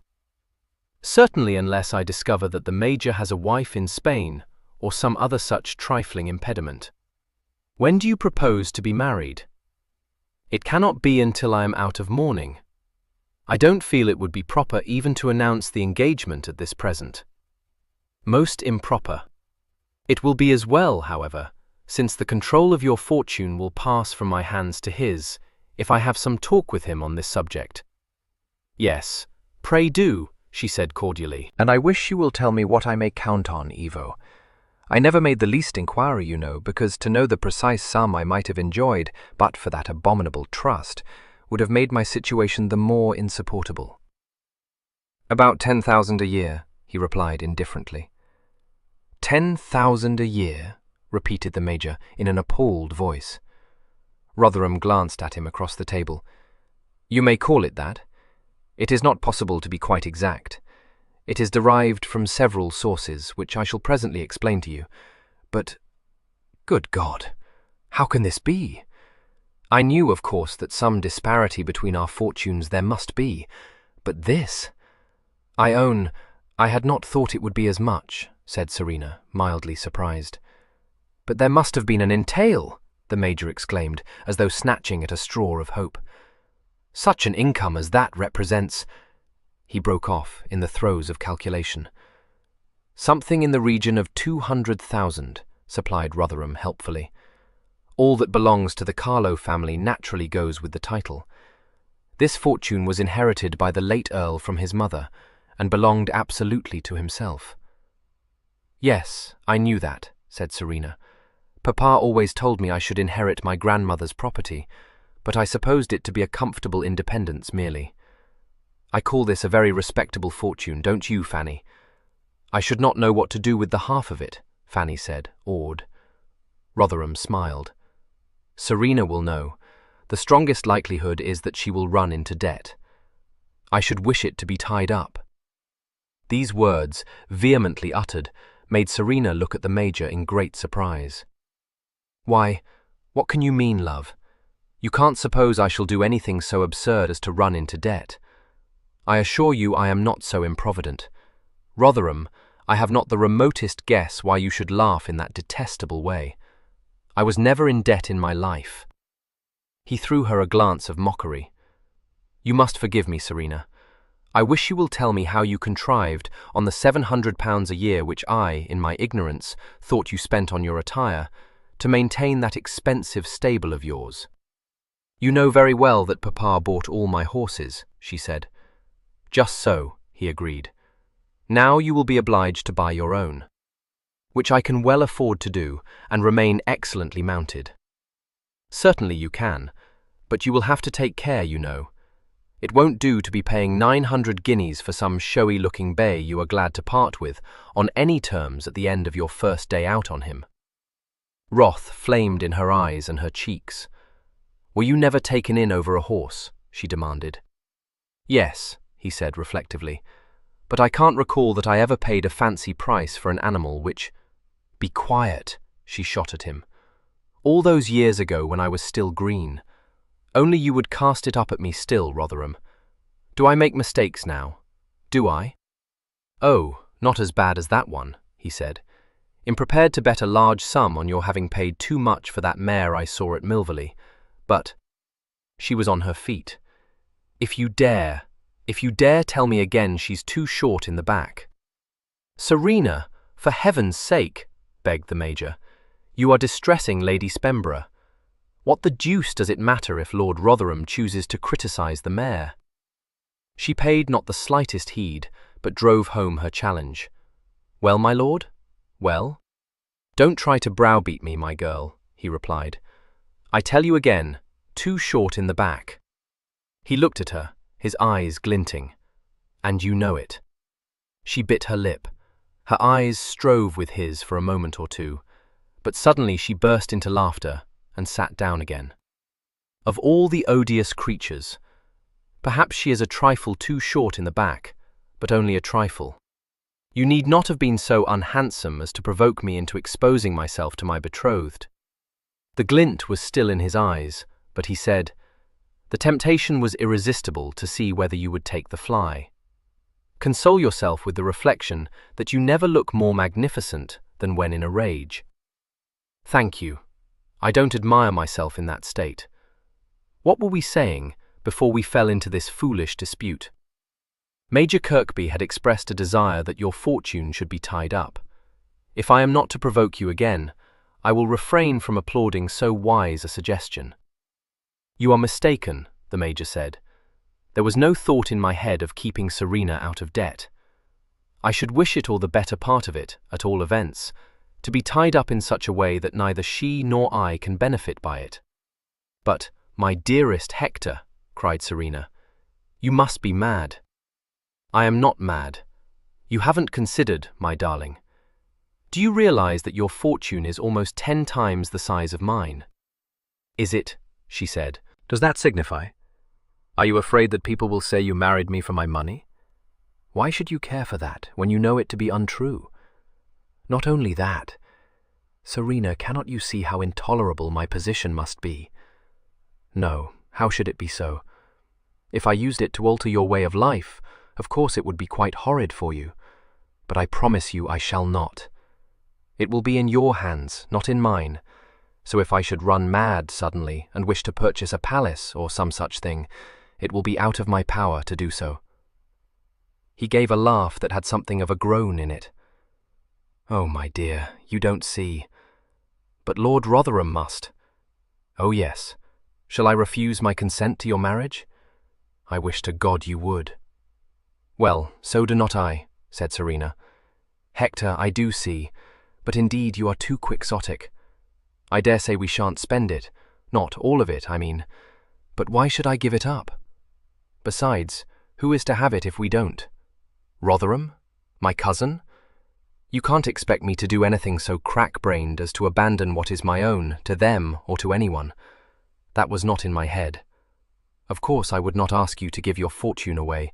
I don't even ask you to tie up the whole. But when it comes to the settlements, could we not create a new trust, Serena? She was puzzled. I see no sense in that. What sort of a trust had you in mind? Not an unusual one, he stammered, thrown off his balance by her entire lack of comprehension. He saw that Fanny was looking at him in innocent inquiry and said hastily, "This is not the place or the occasion. I believe that when I have talked the matter over with Lord Rotherham, he will agree as to the propriety of what I have to suggest." "But it has nothing whatsoever to do with Rotherham," Serena said indignantly. "What are you suggesting?" "Don't be so bird-witted, Serena," said Rotherham impatiently. "What I understand Major Kirkby to mean is that your fortune should be tied up in your children." "In my children?" she exclaimed. "Is that what you indeed meant, Hector?" "Good gracious, why could you not say so?" "Because this is neither the place nor the occasion," said Rotherham. "He told you so." "Well, if it is not, you did not seem to think so." "No, but that was because I lack delicacy," she laughed, "or would waste none upon me. You know, Hector, I think I would rather not tie up all my fortune in my children. Not all. I'm not so unreasonable as that. But if you kept for yourself a tenth, Serena, could you not be content with that, with what you have now and what I can give you?" the Major said pleadingly. She said without hesitation, "With that, or far less, if I was obliged to, my love. But I am not obliged to, and I do think that it would be quite ridiculous of us to choose to live on a smaller income than we need. Suppose I did get into debt, or that we had a sudden need for a large sum of money. My dear, it would drive us both into a frenzy to think we had been so foolish as to put it out of our power to draw upon my fortune." Rotherham gave a crack of laughter. "Admirable common sense, Serena. I trust for both your sakes you will succeed in bringing Major Kirkby round to your way of thinking. You have, after all, several months in which to argue the matter." "Oh yes, let us not talk of it any more tonight," Fanny begged, getting up from her chair. "It is so very difficult for you both." The Major moved to the door and opened it. Fanny paused beside him, looking up into his face and saying with a wistful smile, "You will find an answer to the problem. I am quite certain that you will." His grave face relaxed. He returned the smile, but with an effort. She and Serena went out of the room, and he shut the door behind them and turned to confront Rotherham. 14. Rotherham sat down again and refilled both his own and the Major's glass. The Major returned to his chair, but stood behind it, his hands gripping its back. He said jerkily, "She must be persuaded to do that." "I don't know what your powers of persuasion are," replied Rotherham, "but I should doubt whether you will succeed. If she knew that you were in agreement with me, nothing would more surely set up her back. Moreover, I am not in agreement with you. I fail to see why Serena should be deprived of what she has every right to enjoy." He picked up his wineglass and lounged back in his chair, one leg stretched out before him, and his hand thrust into the pocket of his breeches. He surveyed the Major somewhat satirically. "Serena, my dear sir, is the daughter of an extremely wealthy man, and has lived her whole life, until Spenborough's death, in the first style of affluence. I know of no reason why she should be obliged to spend the rest of it in reduced circumstances. I should doubt very much her ability to do so. However, it is no concern of mine." By all means persuade her, if you think you can do it, and believe yourself able to support her when you have done it. There was a long silence. The Major sat down rather heavily, and for some time remained staring blindly at his wineglass, which he kept on twisting round and round, a finger and thumb gripping its stem. At last he drew a long breath, and looked up with an air of resolution. "Lord Rotherham, when I asked Serena to marry me, it was in the belief that, although her fortune might be larger than my own, it was not so immense as to render my proposal an effrontery. I am astonished that you should behave with such, I must call it forbearance. I am well aware in what a light I must appear to anyone not familiar with the circumstances. In justice to myself, I wish to tell you that I have loved her the memory of her ever since I first saw her. She too formed an attachment. She would have married me then, but my suit was considered to be ineligible, which, indeed, it was. I was a mere lad, a younger son. We were parted. I never hoped to see her again, but forget her I could not. She was to me an unattainable dream, a beautiful goddess beyond my reach." He stopped, flushing, and said with some difficulty, "But I need not try to explain that to you, I fancy. I am aware Serena has told me. If Serena has told you that I ever thought her a goddess, she's either an unconscionable liar, or she's hoaxing you," interrupted Rotherham tartly. "She did not. I only thought." "Then think it no longer. I collect that when you succeeded to the property you now possess, you decided she was no longer above your touch." The Major shook his head. "It never entered my head. I didn't suppose even that she could remember me. But we meet here in Bath, neither of us dreaming of such a thing." He raised his eyes fleetingly to that harsh face, and said, colouring as he spoke, "It was as though the years rolled back for both of us." "I see." Rotherham smiled slightly. "Your dream, in fact, had come true. It sounds foolish, I dare say. I had not meant to tell you all this. But what has happened tonight?" "Not at all. You are singularly fortunate, Major Kirkby. In my experience, the embodiment of such a dream is frequently a severe disappointment. So Serena is just what you had imagined her to be. You must have been far better acquainted with her than I had supposed possible." How could I be disappointed in her?" demanded the Major, with unnecessary violence. "Evidently, you are not." "No, unthinkable. Then we need not think of it. I am obliged to you for honouring me with your confidence, but it was unnecessary. I had not imagined that you wished to marry Serena for the sake of her fortune. She's not such a fool as to be taken in by a fortune hunter. Nor is she answerable to me for her actions. Was it not to guard her from just such a fortune hunter as I must appear, that her father appointed you to be her trustee?" Rotherham's mouth twisted rather wryly. "No, it was not. No doubt he hoped, at the least, that I should prevent her marriage to some obviously undesirable person. Mere disparity of fortune would not, I fancy, constitute undesirability in the eyes of the law. She would marry whom she chose, even though I swore she shouldn't touch a penny more than the pin money she now enjoys." He gave a short laugh. "And fight me afterwards to the courts of appeal," he added. He got up. "There is really no more to say. Shall we go?" "Yes. That is, I must think. Before I knew the size of this appalling fortune, I had qualms that I had no business to had it not been for Lady Spenborough. I believe I must have torn myself away." Rotherham had strolled towards the door, but he paused and looked at the Major. "Did Lady Spenborough encourage you to declare yourself?" "Yes. I was in miserable uncertainty. I felt she was the most proper person to be consulted." "Good God, you are thinking of her youth." But I knew her to be devoted to Serena. Her kindness, her sympathy, I can find no words to describe. To lose Serena must be such a blow to her, but I believe she never spares a thought for herself.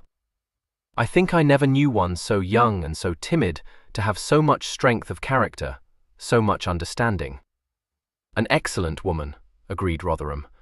Serena's marriage will no doubt be a sad loss to her. She is really quite unfitted to live alone. Exactly so. One cannot but feel that she needs to be protected from, but I fear she will have her sister thrust upon her, and from all I can discover a more disagreeable, censorious girl never existed. Indeed, a gloomy prospect certainly. However, I dare say she will marry again. Marry? The Major sounded thunderstruck, but said quickly, after a blank moment. Why, yes, of course, we must hope she may. I do hope it, said Rotherham cryptically, and opened the door. The sound of music met them as they mounted the stairs. They found Fanny seated by the open window, gazing out into the gathering dusk, and Serena at the piano in the back half of the drawing-room. She stopped playing when she saw that the gentleman had come in, but the Major went to her, saying, "Don't get up. You were playing the Haydn sonata I recommended to you. Attempting to play it. It is not fit yet to be heard. Try it once more," he coaxed her. "I'll turn for you." She allowed herself to be persuaded. Rotherham walked over to the window and sat down beside Fanny. For a few moments he watched the couple at the far end of the room, his face expressionless. Then he turned his head to look at Fanny. He said, his voice a little lowered, "I understand that this marriage has your approval, Lady Spenborough." "Yes. I feel so sure that he will make Serena happy." "Do you?" "It couldn't be otherwise," she said wistfully. "He is so very kind and has loved her so devotedly." "So I am informed." "Indeed, it is quite true. He worships her. I think there is nothing he would not do to please her." "Excellent. Does he quarrel with her?"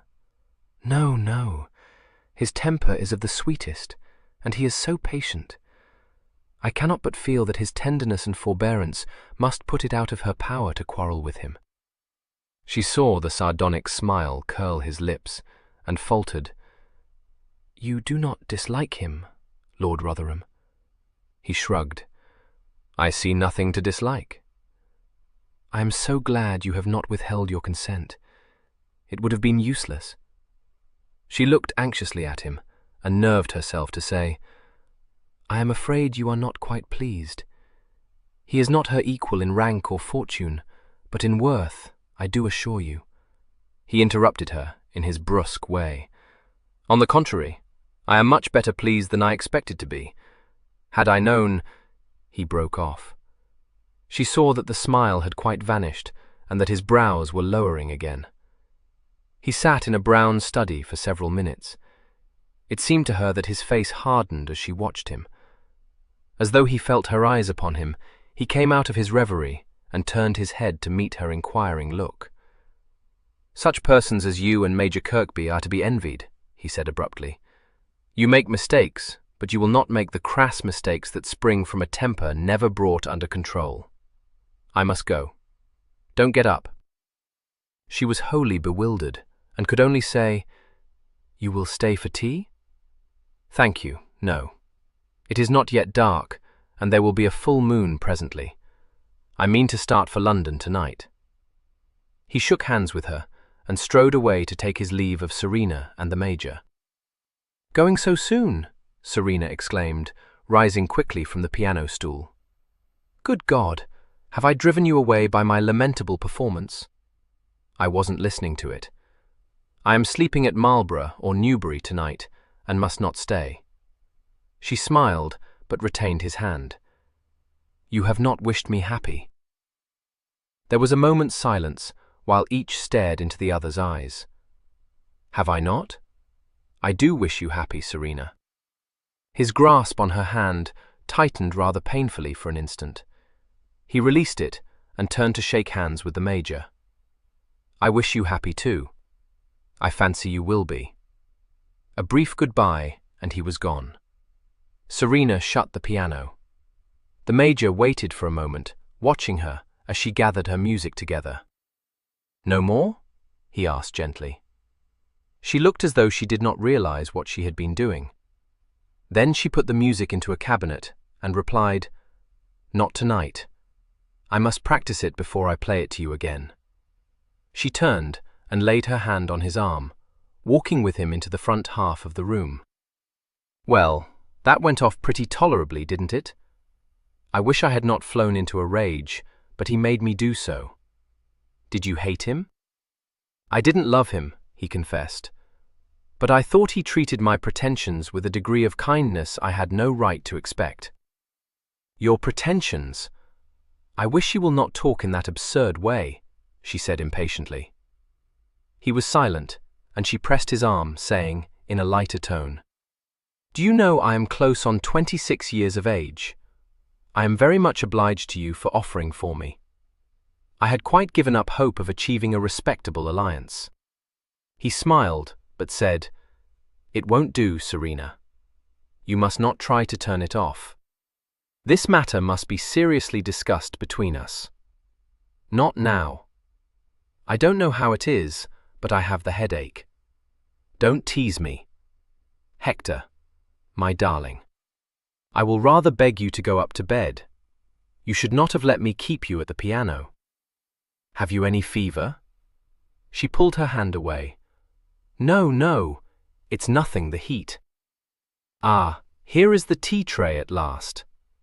He looked at her in concern, which was not lessened by Fanny's saying, "A headache? You, dearest? I never knew you to complain of such a thing before. Oh, I hope you may not have a touch of the sun. I wish you will go to bed. Libster, desire her ladyship's woman to fetch some vinegar to her room directly, if you please." "No!" almost shrieked Serena. For heaven's sake, let me alone. Of all things in the world, I most abominate being—" She clipped the word off short and gave a gasp. "I beg your pardon," she said, forcing a smile. "You are both of you very kind, but pray believe I don't wish to have my temples bathed with vinegar, or to have such a rout made over nothing. I shall be better when I have drunk some tea." It seemed as if the Major was going to say something, but even as he opened his mouth to speak, Fanny caught his eye and very slightly shook her head. "Will you take this cup to Serena, Major?" she said calmly. But he had first to hover over Serena while she disposed herself in a wing chair, to place a cushion behind her head and a stool at her feet. Her hands gripped the arms of her chair till her knuckles gleamed and her lips were tightly compressed. But when he set her cup down on a table beside her, she smiled again and thanked him. Fanny began to talk to him in her soft voice, distracting his attention from Serena. In a minute or two, Serena sat up, allowing the cushion to slide down behind her, and sipped her tea. When she spoke, it was in her usual manner, but when she had finished the tea in her cup, she went away to bed, saying, however, that her headache was gone, and she was merely sleepy. The Major turned an anxious gaze upon Fanny. "Do you think her seriously unwell, Lady Spenborough?" "Oh, I hope not," she replied. "I think, perhaps, Lord Rotherham vexed her. If she is not better in the morning, I will try to persuade her to let me send for the doctor. But it never answers to pay any heed if she is not quite well." She smiled at him consolingly. "She cannot bear anyone to be in a fuss about her, you see. Indeed, I quite thought she would have flown out at you for trying to make her comfortable. Will you have some more tea?" "No, thank you. I must go." "I shall call tomorrow morning, if I may, to see how she goes on," he said. But when he presented himself in Laura Place at 10 o'clock next day, he found the ladies breakfasting, Serena in her riding dress. She greeted him with mock abuse, demanding to be told why he had broken faith with her. 10 whole minutes did I wait for you to come trotting over the bridge, and that, let me tell you, is longer than I have waited for any man before. Well for you, you did not appear by that time, for I should certainly have sworn at you. Fanny, I forbid you to give him that coffee. He has slighted me. I never dreamed you would ride this morning, he exclaimed.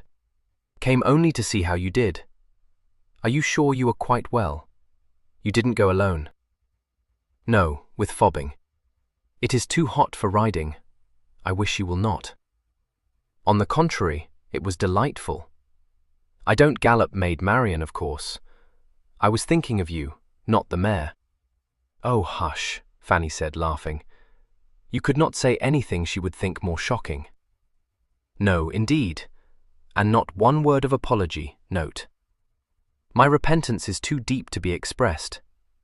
You won't go out again, will you? At least, not in the heat of the day.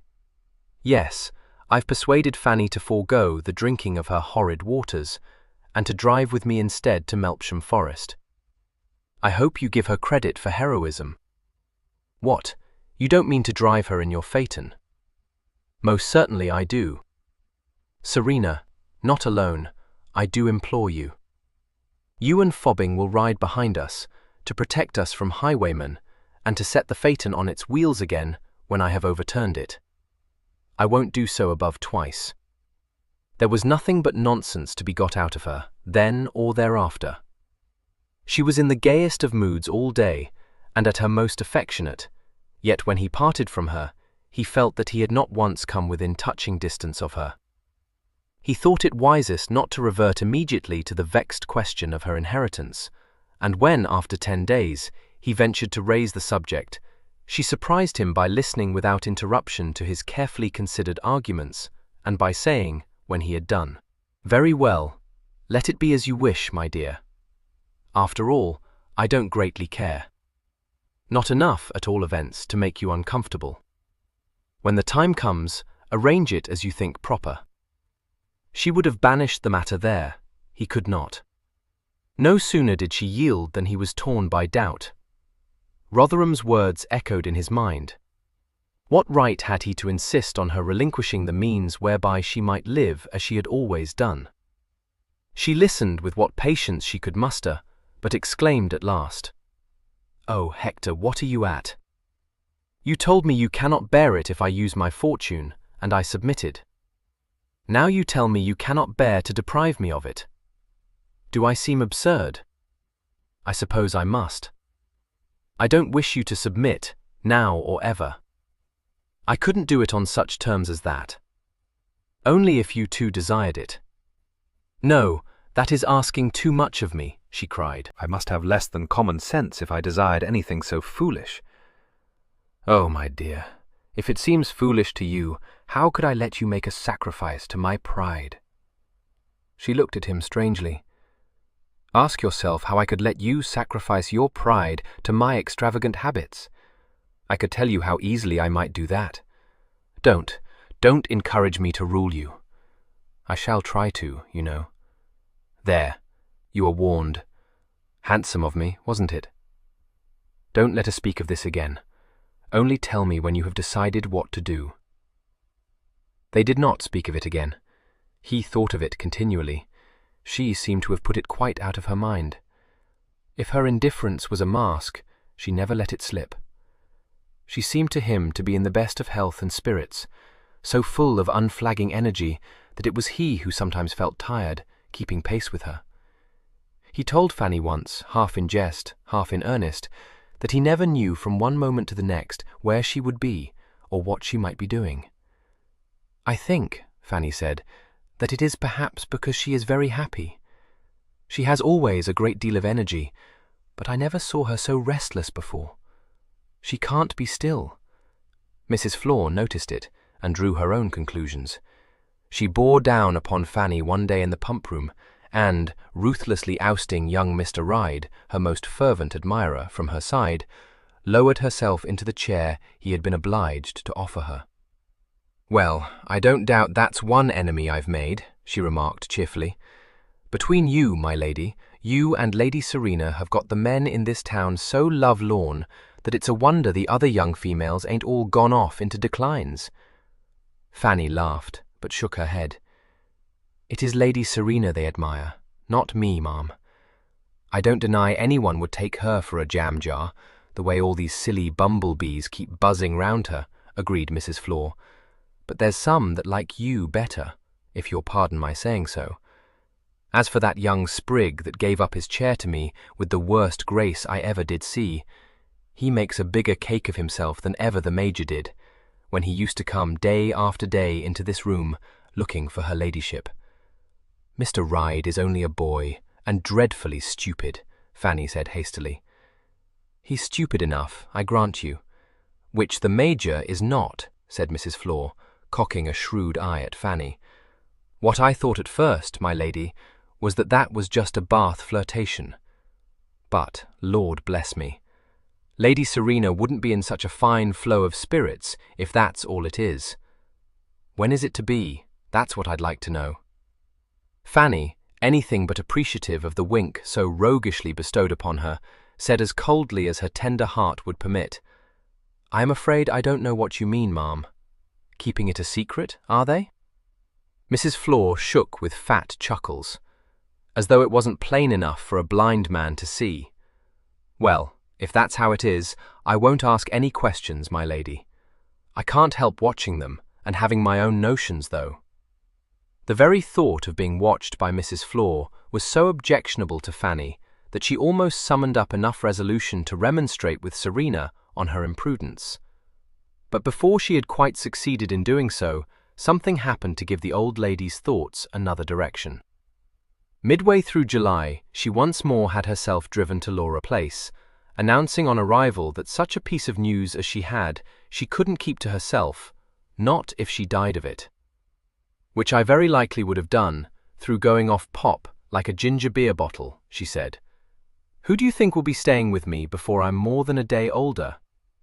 Neither lady could hazard a guess, though Serena hugely delighted Mrs. Flor by saying promptly, the Prince Regent.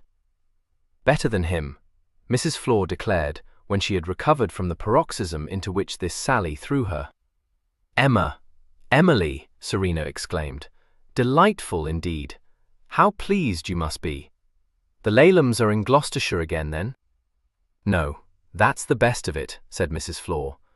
Though heaven knows I shouldn't be saying so, for the other poor little things, 3 of them, that is, are so full of the measles as never was. So Suki stayed in London with Emma, because there wasn't a house to be had in Brighton, which she had a fancy for. Only it seems the Marquis don't care for Brighton, so it was just as well, I dare say. Not that I'd ever want Emma to go and get ill with this nasty influenza that's going about in London, which is what she did do, poor little soul.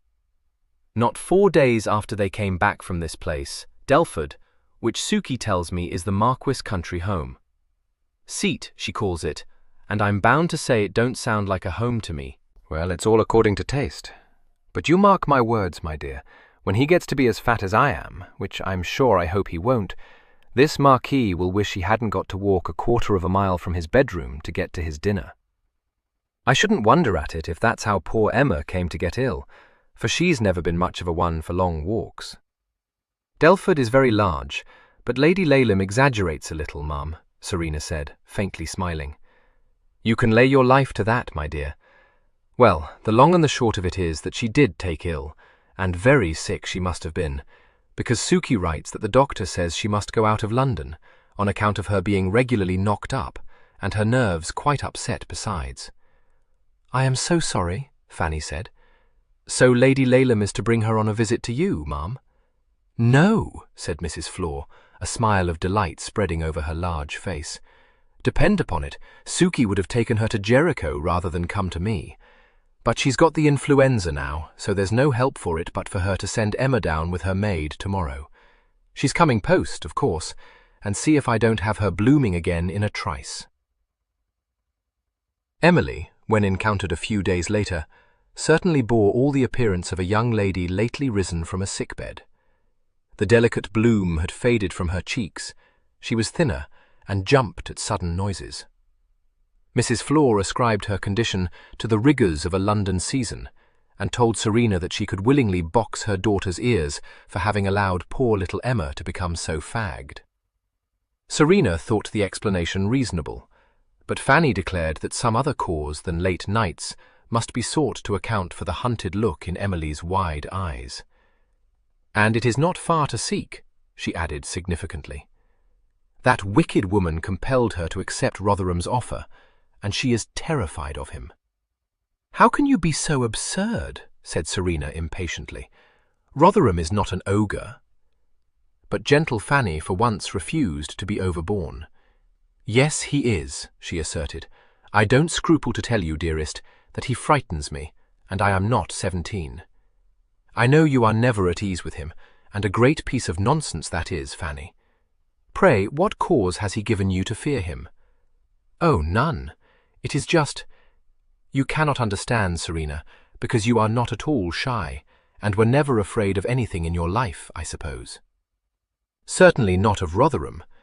You should consider that if there is anything in his manner that makes you nervous, he is not in love with you. Fanny shuddered. Oh, that would be more terrifying than anything, she exclaimed. You are being foolish beyond permission. I dare say the marriage was arranged by the Laleham woman, and that Emily is in love with Evo I most strongly doubt.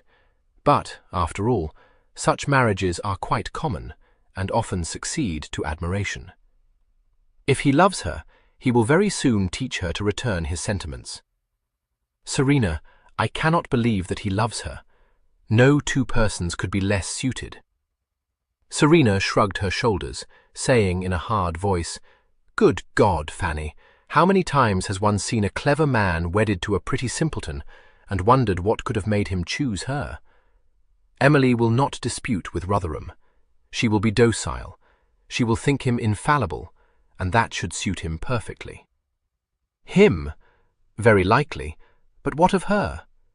If he frightens her now, what will it be when they are married? Let me recommend you, Fanny, not to put yourself into high fidgets over what is nothing but conjecture. You do not know that he has frightened Emily. If she is a little nervous, depend upon it, he has been making love to her. He is a man of strong passions, and she is such an innocent baby that I should not marvel at it if she had been scared. She will very soon overcome such prudery, I assure you. She saw Fanny shake her head and fold her lips, and said sharply, This will not do. If there was any truth in these freakish notions of yours, she need not have accepted his offer. Fanny looked up quickly. Ah, you cannot know. You don't understand, Serena. Oh, you mean that she dare not disobey her mother? Well, my love, however strictly Lady Laleham may rule her, it is not in her power to force her into a disagreeable marriage. And if she is in such dread of her, she must welcome any chance to escape from her tyranny. Fanny gazed at her wonderingly, and then bent over her embroidery again. I don't think you would ever understand, she said mournfully. You see, dearest, you grew up under such different circumstances. You never held my lord in awe. Indeed, I was used to think you were his companion rather than his daughter, and I am persuaded neither of you had the least notion of filial obedience. It quite astonished me to hear how he would consult you, and how boldly you maintained your own opinions and went your own way. I should never have dared to have talked so to my parents, you know. Habits of strict obedience, I think, are not readily overcome. It seems impossible to you that Lady Laleham could force Emily into a distasteful marriage, but it is not impossible. To some girls, to most girls, indeed, the thought of setting up one's own will does not even occur. You encourage me to think that Emily will be the very wife for Rotherham, Serena replied. And if you imagine, my dear, that he will give her any reason to be afraid of him, you are doing him an injustice. Though his manners are not conciliatory, he is, I must remind you, a gentleman. No more was said, nor did Emily, walking with Serena in the Sydney Gardens, appear to regret her engagement. In the intervals of exclaiming rapturously at the various amenities of this miniature Vauxhall, she chatted about the parties she had been to in London, and seemed to be full of such items of information as that the Queen had smiled at her upon her presentation, and that one of the princesses had actually spoken to her. "Did you enjoy yourself?" Serena asked. "Oh, yes, indeed. And we went several times to Vauxhall Gardens and to the theatre, and a review in Hyde Park, and Almack's. Oh, I am sure we must have been to everything," Emily declared. "No wonder you became so worn out." "No, for I am not quite accustomed to so many parties. When one is tired, one doesn't care for anything very much, and one gets into stupid humours, Mamma says. And I had influenza. Have you ever had it, Lady Serena? It is the horridest thing, for it makes you excessively miserable, so that the least thing makes you cry. But Mamma was very kind to me, and she let me come to stay with Grandmamma, and oh, it is so comfortable. I hope you are making a long stay with her." At this, the frightened look returned. Emma stammered, "Oh, I don't know," Mamma said. "Your mamma will be thinking of your bride clothes soon, no doubt," Serena said lightly. "Yes, oh, not yet. When is the wedding date to be? White is not decided. Lord Rotherham spoke of September, but I would like not to be married until I am 18. I shall be 18 in November, you know, and I shall know how to go on better, don't you think?" "What, because you are 18?" Serena laughed. "Will it make such a difference to you? I don't know. It is only that I seem not to know the things I should, to be a marchioness, and I think I should try to learn how to be a great lady, and if I am not married till November, perhaps I may do so. I cannot suppose that Lord Rotherham desires you to be in any way other than you are now, my dear Emily." There was no reply to this.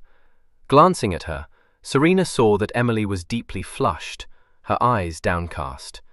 She said, after a pause, "Do you expect to see Lord Rotherham in Bath?" The eyes were quickly raised, the colour receded. "In Bath? Oh no. The doctor said I must not be excited. Mamma said she would explain to him. Besides, he must not meet Grandmamma." "Indeed," Serena said dryly. "May I ask if he is never to meet Mrs. Flor?" "No, no, I could not endure it. I don't wish to seem to criticize your mamma, Emily, but you are making a mistake. You must not despise your grandmamma." Emily burst into tears. Fortunately, one of the shady arbours with which the gardens were liberally provided was close at hand and unoccupied. Having no desire to walk through a public place in company with a gustily sobbing girl, Serena guided Emily into the arbour, commanding her, in stringent accents, to compose herself. It was a little time before she could do this, and when her tears ceased to flow, they left her face so much blotched that Serena kept her sitting in the arbour until these traces of emotion had faded. By way of diverting her mind, she asked her if she had enjoyed her visit to Delford. From the disjointed account Emily gave her of this, she gathered that it had not been wholly delightful. Emily seemed to waver between a glorious vision of herself ruling over the vast pile and terror of its servants. She was sure that the housekeeper held her in contempt. She would never dare to give an order to the steward, and she had mistaken Lady Silchester's dresser for a fellow guest, which had made Mamma cross. Yes, Lady Silchester had been acting as hostess for her brother. She was very proud, wasn't she? There had been a great many people staying at Delford, dreadfully alarming people, who all looked at her and all knew one another. There had been a huge dinner party too, over 40 persons invited, and so many courses that she had lost count of them. Lord Rotherham had said that when next such a dinner party was held at Delford, she would be the hostess. This was said with so frightened a look up into Serena's face, the pansy brown eyes dilating a little, that Serena was satisfied that it was not her bridegroom, but his circumstances, which had thrown Emily into such alarm. She wondered that Rotherham should not have realized that to introduce this inexperienced child to Delford under such conditions must make her miserably aware of her shortcomings. What could have induced him to have filled his house with exalted guests? He might have guessed that he was subjecting her to a severe ordeal, while as for summoning, apparently, half the county to a state dinner party, and then telling the poor girl that in future she would be expected to preside over just such gatherings, Serena could think of nothing so ill-judged. Plainly he had wanted to show off his chosen bride, but he should have known better than to have done it in such a way. She found that Mrs. Flor shared this opinion. She was hugely gratified to know that his lordship was so proud of her little Emma, but thought him a zany not to have realized how shy and retiring she was. Mrs. Flor was in a triumphant mood, having routed her daughter in one swift engagement. Unfortunately for Lady Laleham, who wished to remove Emily from her grandmother's charge as soon as she herself was restored to health, Sir Walter had suffered severe reverses, and these, coupled with the accumulated bills for her own and Emily's expensive gowns, had made it necessary for her to apply to her mother for relief.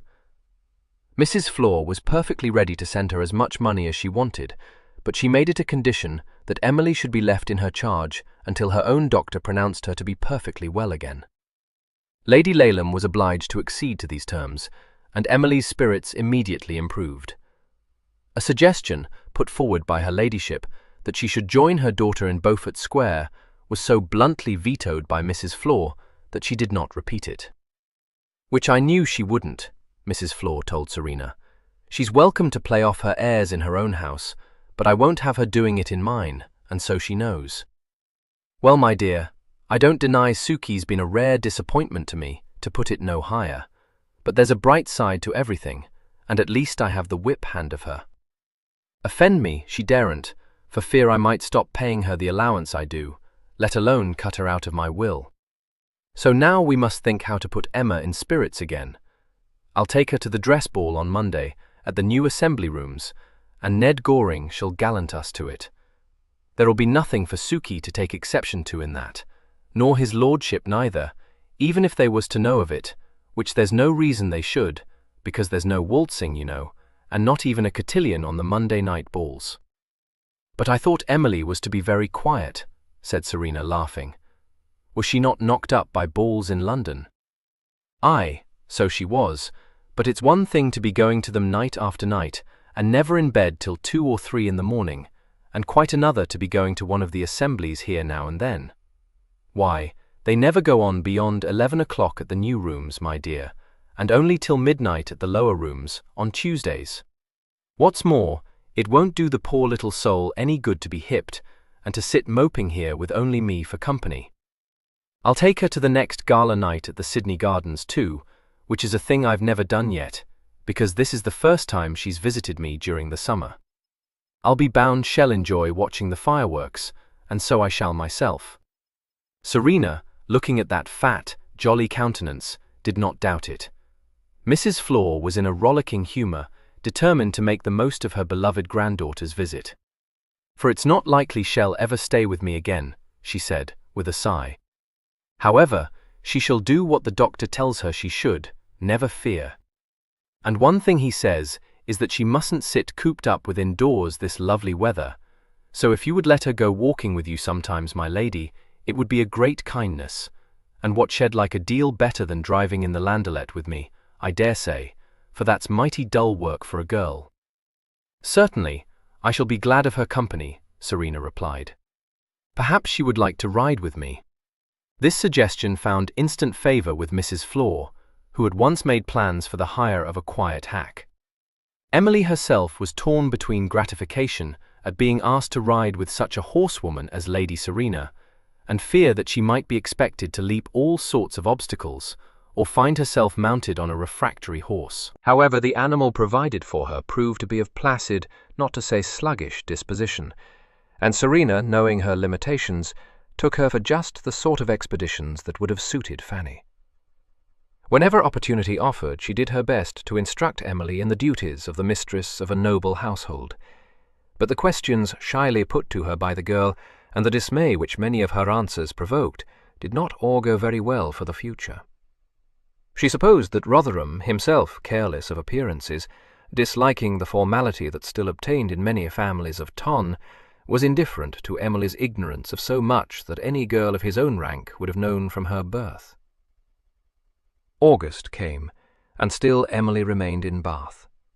To any impartial observer, she seemed quite to have regained her bloom, but Mrs. Flor, looking her physician firmly in the eye, said that she was still far from well.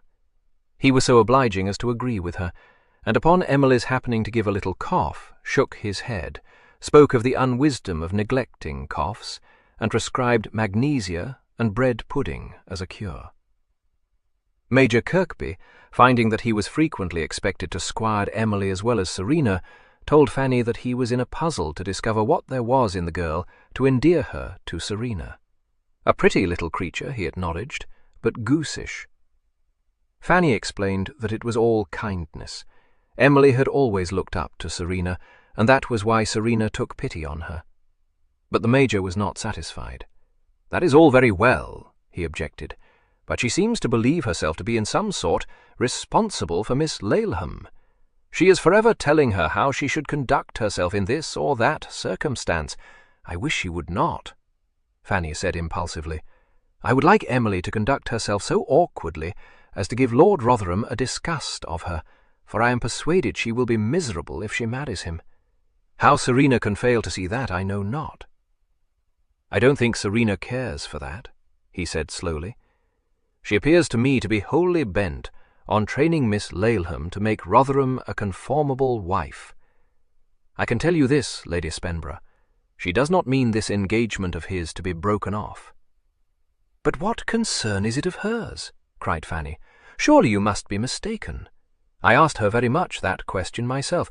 She replied that it had been no very pleasant thing for him when she jilted him, and she would not for the world have him subjected to another such slight." Fanny looked very much surprised, but when she had thought it over for a minute, she said, "She has known him all her life, of course, and no matter how bitterly they quarrel, they always seem to contrive to remain on terms with each other. But it is very wrong of her to interfere in this. I don't believe Emily wants to marry Rotherham. She would not dare to tell Serena so, I dare say, and Serena takes care not to leave her alone with me, because she knows what my feelings are on that head." He smiled. "So if Serena interferes in one direction, you would be happy to do so in the other?" "Oh, no, no. Only if Emily confided in me, if she should ask my advice, I would counsel her most strongly not to marry a man for whom she feels no decided preference. A man, too, so much older than herself, and of such a harsh disposition. She cannot be aware, even if he were as kind, as considerate as—" Her voice failed. She turned away her head, colouring painfully. Unconsciously, he placed his hand over hers, as it lay on the arm of her chair, and pressed it reassuringly. It seemed to flutter under his. After a moment, it was gently withdrawn, and Fanny said, a little breathlessly, "I should not have spoken so. I don't wish you to think that I was not most sincerely attached to Lord Spenborough. My memories of him must always be grateful and affectionate." "You need say no more," he replied, in a low voice. "I understand you perfectly." There was a brief pause. Then he said, with a resumption of his usual manner, "I am afraid you must sometimes be lonely now that Serena is so often with her tiresome protégé. I have a very good mind to give her a scold for neglecting you." "Indeed, you must do no such thing. I assure you she doesn't neglect me, and I am not at all lonely." It was true. Since she had emerged from her strict seclusion, she had never lacked for company, and had by this time many acquaintances in Bath. She received and returned morning visits, attended 1 or 2 concerts, dined out several times, and even consented to appear at a few select route parties. She felt herself adventurous indeed, for she had never before gone alone into society.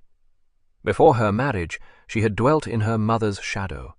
After it, in her husband's or her stepdaughter's. She was too well accustomed to every sort of social gathering to feel the want of support, and only one circumstance marred her quiet enjoyment of Bath's mild social life. Protected as she had been, she had never learnt how to hold her many admirers at a distance. She was not naturally flirtatious, and an elderly and fond husband who knew his world had taken care not to expose her to the temptations of fashionable London. Would-be cicisbeos, throwing out lures, had made haste to seek easier game after encountering one look from my Lord Spenborough, and Fanny had continued in serene unconsciousness that she was either sought or guarded. But so young and so divinely fair a widow exercised a powerful fascination over the susceptible, and she soon found herself in small difficulties. A shocked look was enough to check the advances of her more elderly admirers, but several love-lorn youths seriously discomposed her by the assiduity of their attentions, and their apparent determination to make her and themselves conspicuous. Serena would have known just how to depress pretensions, but Fanny lacked her lightness of touch, and, moreover, could never bring herself to snub a young gentleman who bashfully presented her with an elegant posy, or ran all over town to procure for her some elusive commodity which she had been heard to express a wish to possess. She believed that her circumstances protected her from receiving unwanted proposals, and comforted herself with the thought that the more violent of her adorers were too young to nourish serious intentions. It came as a severe shock to her, therefore, when Mr. Augustus Ryde, the son of an old acquaintance of her mother's, so far forgot himself as to cast himself at her feet, and to utter an impassioned declaration. He had gained admittance to her drawing-room by offering to be the bearer to Fanny of a note from his gratified parent. He found Fanny alone, looking so pretty and so fairy-like in her clinging black robe and veil that he lost his head. Fanny, having read Mrs. Ryde's note, said, "Excuse me, if you please, while I write an answer to Mrs. Ryde's kind invitation. Perhaps you will be so obliging as to deliver it to her."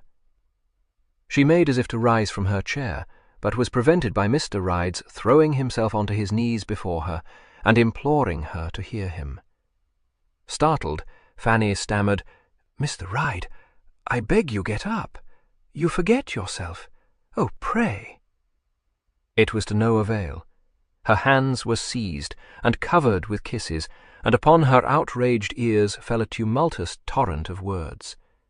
Desperate attempts to check this outpouring were unheeded, possibly unheard.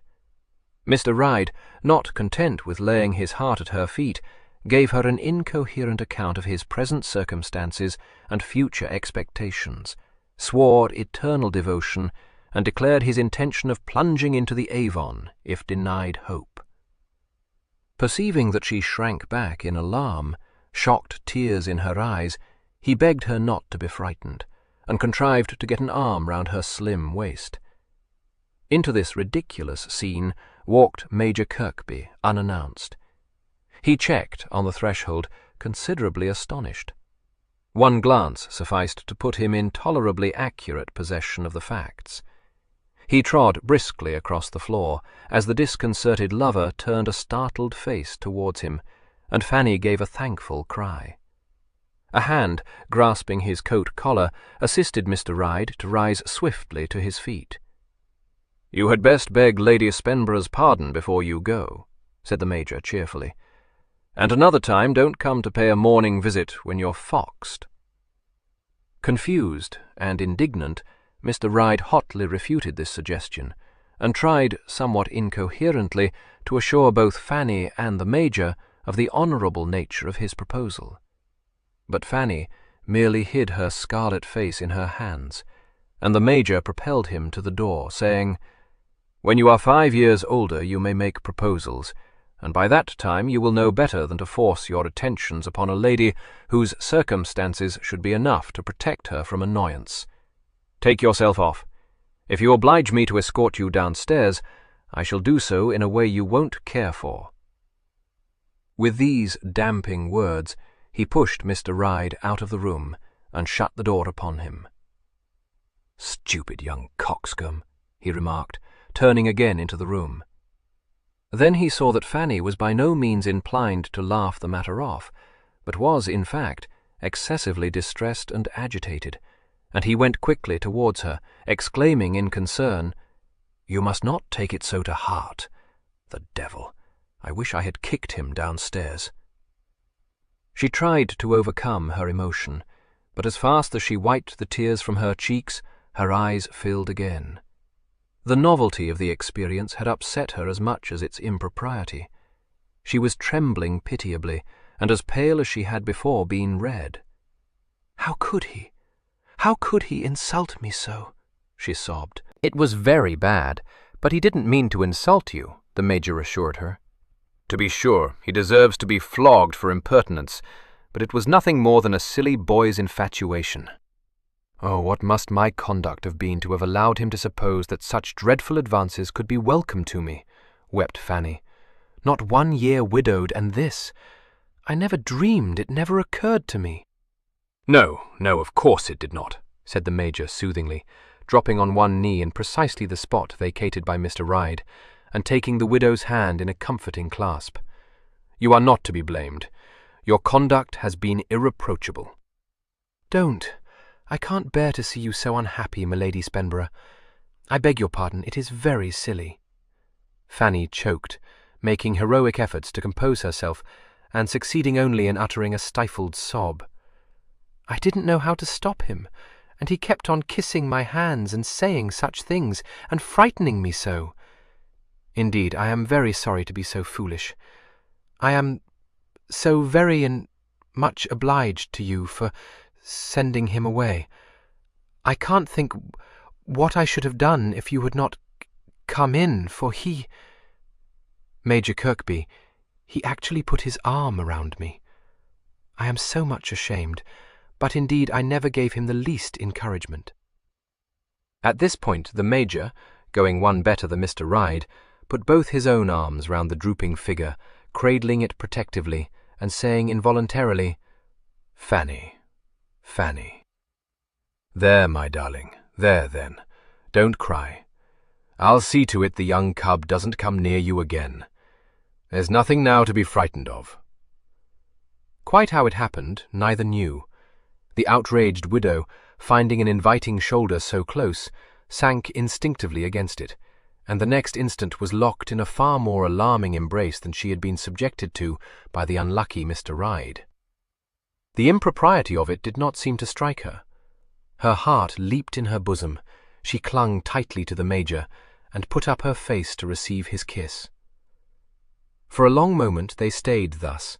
Then, as though realization dawned simultaneously on each of them, Fanny made a convulsive movement to free herself, and the Major's arms dropped from about her, and he sprang up, exclaiming, "Fanny!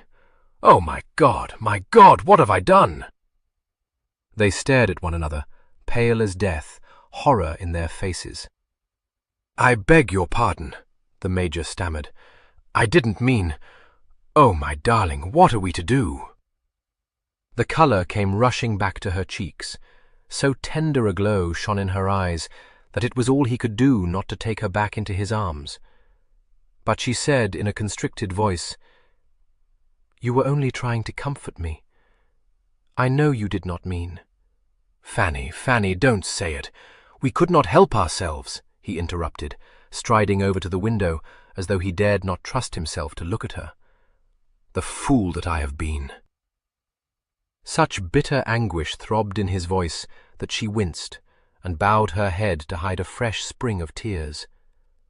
A long silence fell. Fanny surreptitiously wiped her eyes and said faintly, "It was my fault. You must forget how silly I was." "I don't regard it. I know you cannot have meant it." "I think I must have loved you from the moment I saw you." "Oh, no, no. Hector, think what you are saying. You love Serena. All these years you have loved her." "I have loved a dream, a sickly, sentimental dream, which only a moonstruck fool could have created. The vision I cherished, it was not of Serena. She was never like it. No, not like your dream, but better by far," she said quickly. "Yes, better by far. She is a grand creature. I admire her, I honor her, I think her the most beautiful woman I ever beheld. But I do not love her." She pressed a hand to her temple. "How can this be? Oh, no, it is not possible. It could not be." "Do you believe me to be mad?" he asked, coming away from the window. "How can I make you understand?" He sat down opposite to her and dropped his head into his hands. It wasn't madness, but folly. When I knew her first, I was head over ears in love with her. As ridiculous an object, I suppose, as that wretched boy I found with you just now. Separated from her, joining my regiment as I did in the peninsula, seeing no women other than camp followers and Spanish peasants for months, there was nothing to banish Serena's image from my memory.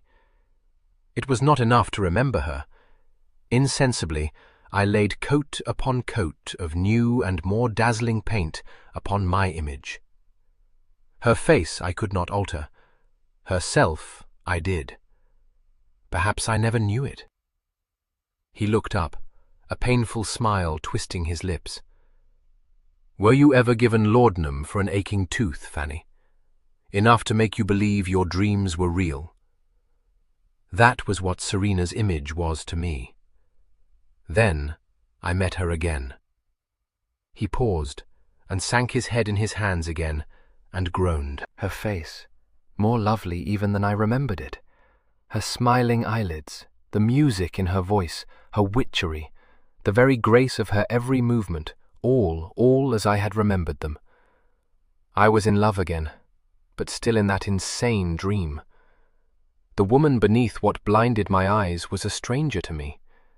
My image I had endowed with my own thoughts, my own tastes. Serena and I have scarcely a thought in common, and our tastes— He broke off with a mirthless laugh. "Well, you must know how widely divergent they are. I know that you have sometimes been surprised, even disappointed, but you have been happy. Surely you have been happy," Fanny said imploringly. "I have been happy because of you," he replied. "Today I know that. I did not before. I was like a man dazzled by strong sunlight, and when my eyes grew accustomed and I saw a landscape less perfect than I had imagined it, I shut them. I didn't think it possible that my feeling for Serena could change, that you were the woman I loved I never knew until I had you in my arms, and realized that to let you go would be to tear the heart out of my chest." She rose quickly and knelt beside him, putting her arms round him. "And mine. Oh, Hector, Hector, and mine. Oh, how wicked I have been, for I knew how much I loved you." They clung together, her head on his shoulder, his hand holding it there. Her tears fell silently. When she spoke again, her voice had a resolute calm. "It cannot be, my dearest. No, I know it. Well for you to be saved from such a contemptible clodpole as I have proved myself to be," he said bitterly. She drew his hand from her cheek and held it. "You must not talk so, or speak to me of what might have been. We must neither of us think of that ever again. Hector, we could not. You need not tell me so. In me it would be infamous. You will learn to be happy with Serena, indeed, you will, dearest. Just now it seems as though, but we shall grow accustomed, both of us. Where there is no question of dislike, one does, you see. I know that. Serena must never so much as suspect this." "No," he said hopelessly. She could not forbear to put her hand up, lightly stroking his waving fair hair. "There is so much in Serena that is true, not a part of your image. Her courage and her kindness and her generosity, oh, 1,000 things." She tried to smile. "You will forget you were ever so foolish as to love me, even a little. Serena is cleverer than I am, and so much more beautiful." He took her face between his hands and looked deep into her eyes. "Cleverer and more beautiful, but so much less dear," he said in an aching voice. He let her go. "Don't be afraid. I have been a fool, but I hope I am a man of honor. I know, oh, I know, you have been a little shocked to find that Serena is not quite what you thought her, but you will recover, and you will wonder at yourself for not having perceived at once how much more worth loving she is than that stupid image you made. And she loves you, Hector." He was silent for a moment, staring at his clenched hands, but presently he raised his eyes to Fanny's again, in a searching, questioning look. "Does she?" he asked. She was amazed. "But Hector, oh, how can you doubt it, when she has even said she will relinquish her fortune only to please you?" He sighed. "Yes, I was forgetting. But it has sometimes seemed to me, Fanny, are you sure it is not Rotherham whom she really loves?" "Rotherham?" The blankest incredulity sounded in Fanny's voice. "Good God, what makes you think such a thing?" "I didn't think it, but when he came here afterwards, the suspicion crossed my mind that it was so.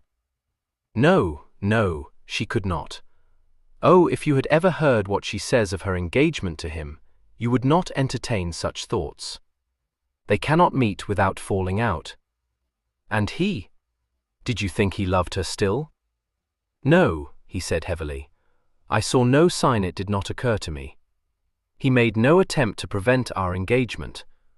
On the contrary, he behaved to me with a forbearance, indeed, a kindness, which I neither expected nor felt that I deserved. And his own engagement was announced before he knew of Serena's. There was another long silence. Fanny rose to her feet. She doesn't care for him. Oh, I am sure she could not. It is the feeling for a man who was her father's friend. If it was so, and you too. He too rose. She shall never, God helping me, know the truth. I must go. How I am to face her I know not. Fanny, I cannot do it immediately. There is some business at home which I should have attended to long since. I'll go away. Inform her that I called to tell her I had a letter from my agent, that I mean to leave by the mail coach this afternoon. He glanced at the gilded clock on the mantel-shelf. It leaves Bath at 5 o'clock, docks it not? I have just time to pack my portmanteau and to catch it.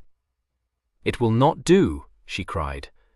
If you go away like this, what must she think? I shall come back. Tell her that it is only for a few days. I must have time to collect myself. Just at this moment he broke off, caught her hands and kissed them passionately, uttering, my darling, forgive me." Then, without another word or a backward look, he strode quickly out of the room. When Serena returned to Laura Place, it was nearly 3 hours later, and Fanny had had time to compose herself. She had fled to the security of her bedchamber as soon as Blue had heard the front door slam behind the Major, and had given way to uncontrollable despair. The violence of her feelings left her so exhausted that even in the midst of her agitating reflections she fell asleep. She awoke not much refreshed but calm, and if her spirits could not be other than low and depressed and her cheeks wan, there were no longer signs to be seen in her face of a prolonged bout of crying. Serena came in to find her seated in the window embrasure, with a book lying open on her knee. "Fanny, have you been picturing me kidnapped or lost or dead on the road? I am filled with remorse, and why I ever consented to go to Wells with that stupid party I cannot imagine. I might have known it would be too far for comfort or enjoyment. Indeed, I did know it, and allowed myself and you to be victimized merely because Emily wanted to go, and could not unless I took her. Or so I thought. But upon my soul, I fancy Mrs. Beaulieu would have accepted her with complaisance, even though she had met her but once before in her life. Her good nature is really excessive. Such a parcel of ramshackle people as she had permitted to join the party I never companied with in my life before. I assure you, Fanny, that with the exception of her own family, the Aylshams, young Formanby and myself, Mr. Goring was the most creditable member of the expedition." "Good heavens, did he go with you?" "He did, upon Mrs. Flory's suggestion. It was out of my power to refuse to sponsor him, and by the time I had run my eye over the rest of the party, I was glad of it. He is not, perhaps, the most enlivening of companions, but he may be depended upon to maintain a stolid sobriety, and his joining us enabled me to dispense with Fobbing's escort, for which I was thankful. I should have been in disgrace with Fobbing for a week had he seen our cavalcade. I am well served, you will tell me, for not attending to Hector. He told me how it would be, though I don't think he foresaw that I should spend the better part of my time in Wells in giving set-downs to one dashing blade and foiling the attempts of another to withdraw me from the rest of the party. Dearest, how disagreeable it must have been. I wish you had not gone." "Yes, so did I. It was a dead bore. We didn't reach Wells until noon, for in spite of all the fine tales I was told, it is a 3-hour drive, and we spent 4 interminable hours there, resting the horses, eating a nuncheon, looking at the cathedral, and dawdling about the town. And that nothing might be lacking to crown my day, I allowed Emily to drive to Wells in a landaulet with the young Aylshams, and no chaperone to check the sort of high spirits that inevitably attack a party of children of whom not one is over 18 years of age. By the time she had reached Wells, she was by far too full of liveliness for propriety, and ready to maintain an suivi flirtation with the court card who had ridden close to the landaulet all the way to Wells. "Serena, you did not permit it. For either of you to be in a chain with such vulgar persons is shocking." "Exactly so. I formed an instant alliance with the respectable Mr. Goring, and between us we kept her under close guard. To do her justice, once away from the wilder members of the party, she soon became sober again. But I gave her a tremendous scold on the way home, I promise you." "Did you consider what Lord Rotherham would say to all this?" Fanny asked, glancing fleetingly at her. "It was unnecessary. I knew. That was the gist of my scold, and it brought upon me a flood of tears and entreaties not to tell him or Mamma." "Tears and entreaties? Do you still say that she is not afraid of him, Serena?" "No. She is a good deal in awe of him, and I fancy he has frightened her," Serena replied coolly. "If he has done that, you will scarcely persist in believing that he loves her." Serena turned away to pick up her gloves. "I have every reason to believe, my dear Fanny, that he loves her à corps perdu," she said in a dry voice. "Unless I much mistake the matter, it is the violence of his passion which has put her in a fright, not his withering tongue. Of that she stands in awe merely, and it is as well she should, for she is too giddy and too often betrayed into some piece of hoydenish conduct. She was not thrown into a panic by rebuke, I'll swear. She is too well accustomed to it." For a man of experience, Rotherham has handled her very ill. If I did not suspect that he has realized it already, I should be strongly tempted to tell him so.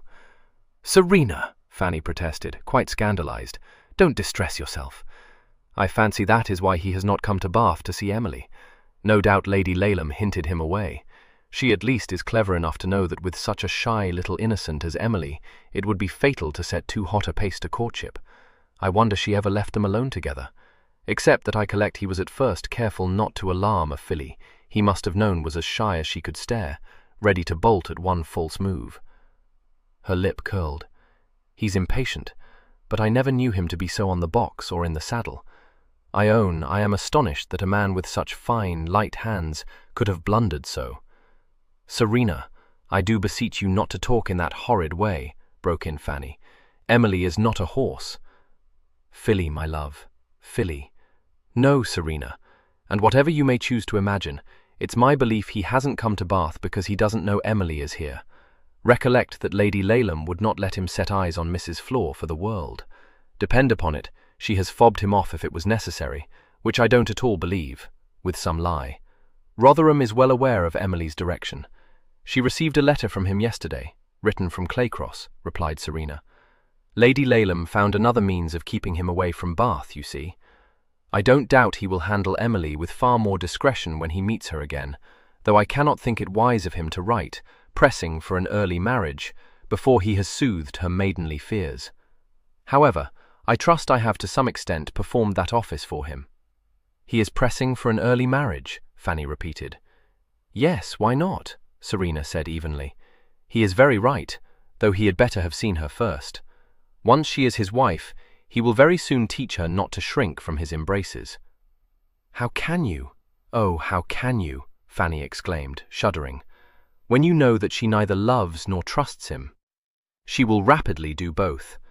She is amazingly persuadable, I assure you," Serena retorted. She glanced at the clock. "Do we dine at 8? How tonish we become. I must go and make myself tidy. Does Hector dine with us tonight, or is he vexed with me for having flouted his extremely wise advice? You know he is never vexed, Fanny said. But he doesn't come to us tonight. He called this afternoon to desire me to tell you that he was obliged to go into Kent for a few days and meant to catch the mail at 5 o'clock. Good heavens, what a sudden start! Has some disaster befallen? Oh no, that is, I did not question him, naturally. But he said something about business which he had neglected, and his agents having written to tell him that it had become most urgent. Oh, I see. Very likely, I dare say. I recall that he told me once that he had come to Bath for a few weeks only. The weeks have turned into months. I hope he will dispatch his business swiftly. How moped we shall be without him. Yes, indeed, Fanny agreed. Her voice sounded hollow in her own ears. She fancied Serena had noticed it, and made haste to change the subject. Serena, if Rotherham comes to see Emily, and if he is now at Claycross, you cannot doubt that he will. I doubt it very much, Serena interrupted. I understand he has been there for a fortnight or more. He has neither visited Emily, nor suggested to her that he should. If you won't allow my first answer to that riddle to be correct, perhaps he is trying to pique her. How good for him to be kept champing at the bit. I wish I might see it. Can it be that he has guests staying with him? Said Fanny. I have not the remotest conjecture, my dear, replied Serena. Perhaps, since Lady Laleham is at Cherryfield Place again, he finds her company sufficiently amusing. But his lordship, although alone at Claycross, showed no disposition to fraternize with his future mother-in-law. He even omitted to pay her the compliment of leaving cards at Cherryfield Place, a circumstance which made her so uneasy that she bullied Sir Walter into riding over to Claycross to discover whether Rotherham had taken offence at Emily's prolonged stay in Bath, and to reassure him if he had. Sir Walter was a man of placid temperament, but he was also strongly opposed to any form of activity that seemed likely to cast the least rub in the way of his quite remarkable hedonism, and he resented this effort to compel him to enter into his wife's matrimonial schemes. It was his practice to abandon home and children entirely to her management, partly because he was indifferent to both, and partly because argument was abhorrent to him. Having long outlived his fondness for his wife, he spent as little time in her vicinity as was possible, and was inclined to be aggrieved that his only reward for being so obliging as to spend a week under his own roof was to be hunted out on an embarrassing errand. "I sometimes wonder," declared Lady Laleham acidly, "whether you have a spark of affection for your children, Sir Walter." He was stung by the injustice of this speech, and replied indignantly, "Very pretty talking, upon my soul, when I've let you drag me down to this damned Lazar house. If coming to see the brats when they're covered all over with spots isn't being affectionate, I should like to know what is. Have you no desire to see your eldest daughter creditably established?" she demanded. "Yes, I have," he retorted. "It's a damned expense puffing her off all over town, and the sooner she's off my hands the better pleased I shall be." "Expense?" she gasped. "Your hands? And who, pray, paid the London bills?" "Your mother did, and that's what I complain of. I'm not unreasonable, and if you choose to persuade the old lady to fritter away a fortune on presentation gowns and balls and the rest of it, I'm not surprised she hasn't sent me that draft." "Mamma has promised to send it when Emily is well again," Lady Laleham said, controlling herself with some difficulty. "Yes, provided you don't take the girl away from her. A rare bargain, that. I shouldn't be surprised if Emily never does get well, and then where shall we be?" "What nonsense," she said scornfully. "Emily shall come home the instant we are rid of these vexatious measles. Mamma cannot withhold our daughter from us forever." "No, but she can withhold her money, which is a deal more to the point. If you weren't stuffed so full of senseless ambition, Susan, you'd see whether the old lady wouldn't be prepared to pay us a handsome sum to let her keep Emily for good." "Emily," said his wife coldly, "will return to us precisely when I desire her to, and she will be married as soon afterwards as Rotherham chooses."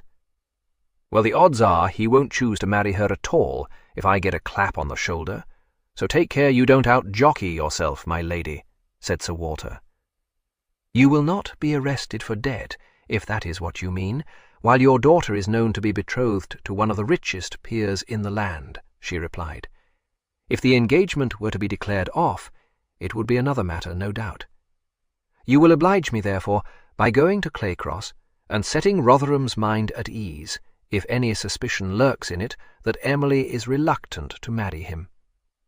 I don't mind going to Claycross, because Rotherham has a devilish good sherry in his cellars, but if Emily bolted to your mother because she didn't want to marry Rotherham, it stands to reason she'll come home if he cries off, and as soon as she does that, the old lady will hand over the blunt, which will be all the same to me.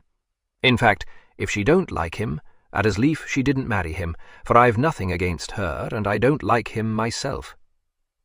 "She does like him," Lady Laleham said swiftly. "She is very young, however, and his ardour frightened her. It was nothing but a piece of nonsense, I assure you. I blame myself for having allowed them out of my sight. It shan't happen again."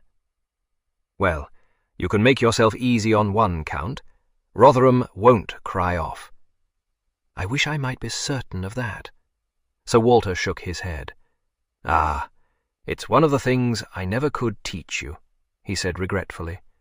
"You would just have to take my word for it. A gentleman, my dear, doesn't cry off from a betrothal." She bit her lip, but refrained from speech. Sir Walter was so much pleased with his triumph that he rode over to Claycross the very next day. He was ushered into Rotherham's library 20 minutes after Lord Spenborough, paying a ceremonial visit, had left it, a circumstance which possibly accounted for the expression of impatient boredom on his host's face. He was accorded a civil, if unenthusiastic, welcome, and for half an hour sat talking of sporting events. Since this was his favourite subject, he might have continued to discuss for the remainder of his visit the form of various racehorses, and the respective chances of Scroggins and Church, a reputedly tiresome customer, in a forthcoming encounter at Moleseyhurst. But when Rotherham rose to refill the glasses, he said, "What news have you to give me of Miss Laleham?" Reminded of his errand, Sir Walter replied, "Oh, toll-all, you know. Better, decidedly better. In fact, she's fretting to come home." "What prevents her?" "Measles. Can't have the poor girl coming out in spots. However, it won't be long now. There aren't any more of them to catch 'em." "William was the last?" "No, not William. Wilfred. Well, I've no head for names, but the youngest of them at all events. Is Miss Laleham well enough to receive a visit from me?" asked Rotherham. "Nothing shed like better, I dare say, but the deuce is in it that her grandmother's not well, not receiving visitors at present." "Well, she can't. She's in bed," said Sir Walter, surprising himself by his own inventiveness. He found to his discomfort that his host was looking at him in a disagreeably piercing way. "Tell me, Laleham," said Rotherham, "is Miss Laleham regretting her engagement to me? The truth, if you please." This, thought Sir Walter bitterly, was just the sort of thing that made one dislike Rotherham. Flinging damned abrupt questions at one's head, no matter whether one happened to be swallowing sherry at the moment or not. No manners, not a particle of proper feeling. "God bless my soul," he ejaculated, still choking a little. "Of course she isn't." "Nothing of the sort, Marquis, nothing of the sort. Lord, what a notion to take into your head, regretting it indeed." He laughed heartily, but saw that there was not so much as the flicker of a smile on Rotherham's somewhat grim mouth. His curiously brilliant eyes had narrowed in a measuring look, and he kept them fixed on his visitor's face for much longer than Sir Walter thought necessary or mannerly. "Talks of nothing but her bride clothes," produced Sir Walter, feeling impelled to say something. Gratifying, Sir Walter decided that his visit had lasted long enough. Returning from attending his guest to where his horse was being held for him, Rotherham walked into the house, a heavy frown on his face. His butler, waiting by the front door, observed this with a sinking heart. He had cherished hopes that a visit from his prospective father-in-law might alleviate his lordship's distemper, but it was evident that it had not done so. "More up in the bows than ever," thought Mr. Peaslake, his countenance wholly impassive. Rotherham stopped. Peaslake, enduring that disconcerting stare, rapidly searched his conscience, found it clean, and registered a silent vow to send the new footman packing if he had dared yet again to alter the position of so much as a pen on my lord's desk. Peaslake, my lord? If anyone else should come to visit me while I remain under this roof, I have ridden out, and you don't know when I mean to return. Very good, my lord, said Peaslake, not betraying by the faintest quiver of a muscle his heartfelt relief. There was never anything at all equivocal about his lordship's orders, and no one in his employment would have dreamt of deviating from them by a hair's breadth. But this particular order cast the household 2 days later into a quandary. After a good deal of argument, some maintaining that it was not meant to apply to the unexpected visitor left by the head footman to cool his heels in one of the saloons, and others asserting that it most certainly was, Peaslake fixed the head footman with a commanding eye, and recommended him to go and discover what his lordship's pleasure might be. "Not me, Mr. Peaslake," said Charles emphatically. "You heard me," said Peaslake awfully. "I won't do it. I don't mind hearing you, and I'm sorry to be disobliging, but what I don't want to hear is him asking me if I'm deaf or can't understand plain English, thanking you all the same. And it ain't right for you to tell Robert to go," he added, as the butler's eye fell on his colleague. "Not after what happened this morning." "I will ask Mr. Wilton's advice," said Peaslake. This announcement met with unanimous approval. If any member of the establishment could expect to come off scatheless when his lordship was in raging ill humour, that one was his steward, who had come to Claycross before his lordship had been born. He listened to the problem, and said, after a moment's thought, "I fear he will not be pleased, but I am of the opinion that he should be told of it." "Yes, Mr. Wilton, such is my own view," agreed Peaslake. He added dispassionately, "except that he said he did not wish to be disturbed." "I see," said Mr. Wilton, carefully laying his pen down in the tray provided for it. "In that case, I will myself carry the message to him, if you would prefer it." "Thank you, Mr. Wilton, I would," said Peaslake gratefully, following him out of his office, and watching with respect his intrepid advance upon the library. Rotherham was seated at his desk, a litter of papers round him. When the door opened, he spoke without raising his eyes from the document he was perusing.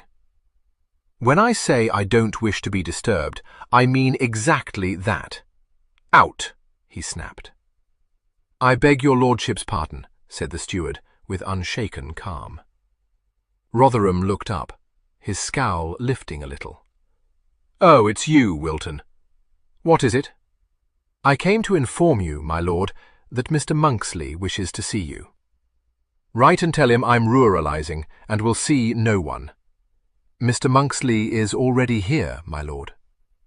Rotherham flung down the paper he was holding. "Oh, hell and the devil confound it!" he exclaimed. "Now what?" Mr. Wilton did not reply, but waited placidly. "I shall have to see him, I suppose," Rotherham said irritably. "Tell him to come in, and warn him he isn't staying more than one night." Mr. Wilton bowed, and turned to leave the room. "One moment," said Rotherham, struck by a sudden thought. "Why the devil are you being employed to announce visitors, Wilton? I keep a butler and 4 footmen in this house, and I fail to see why it should be necessary for you to perform their duties. Where's Peaslake?" "He is here, my lord," responded Mr. Wilton calmly. "Then why didn't he come to inform me of Mr. Monksley's arrival?" Mr. Wilton neither blenched at the dangerous note in that harsh voice, nor answered the question. He merely looked at his master very steadily. Suddenly a twisted grin dawned. "Pigeon-hearted imbecile. No, I don't mean you, and you know I don't. Wilton, blue-devilled." "Yes, my lord. It has been noticed that you are a trifle out of sorts." Rotherham burst out laughing. "Why don't you say as sulky as a bear and be done with it? I give you leave. You don't exasperate me by shaking like a blancmanger merely because I look at you." "Oh, no, my lord.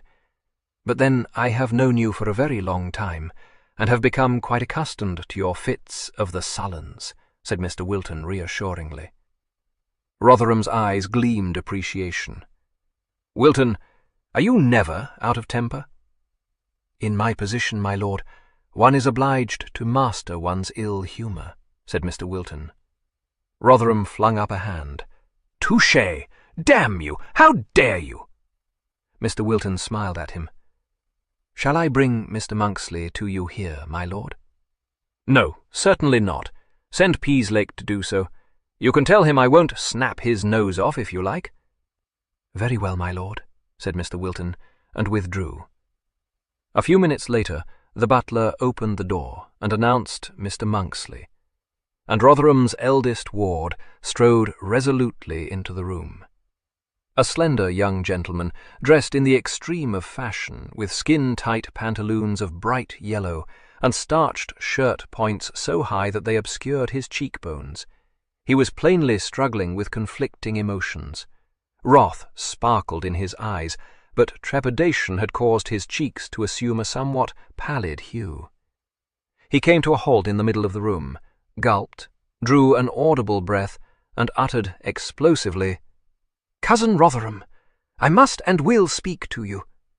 "Where the devil did you get that abominable waistcoat?" demanded Rotherham. Since Mr. Monksley had occupied himself, while left to wait in the green saloon, in composing and silently rehearsing his opening speech, this entirely unexpected question threw him off his balance. He blinked and stammered, "It isn't abominable. It's all the crack." "Don't let me see it again. What do you want?"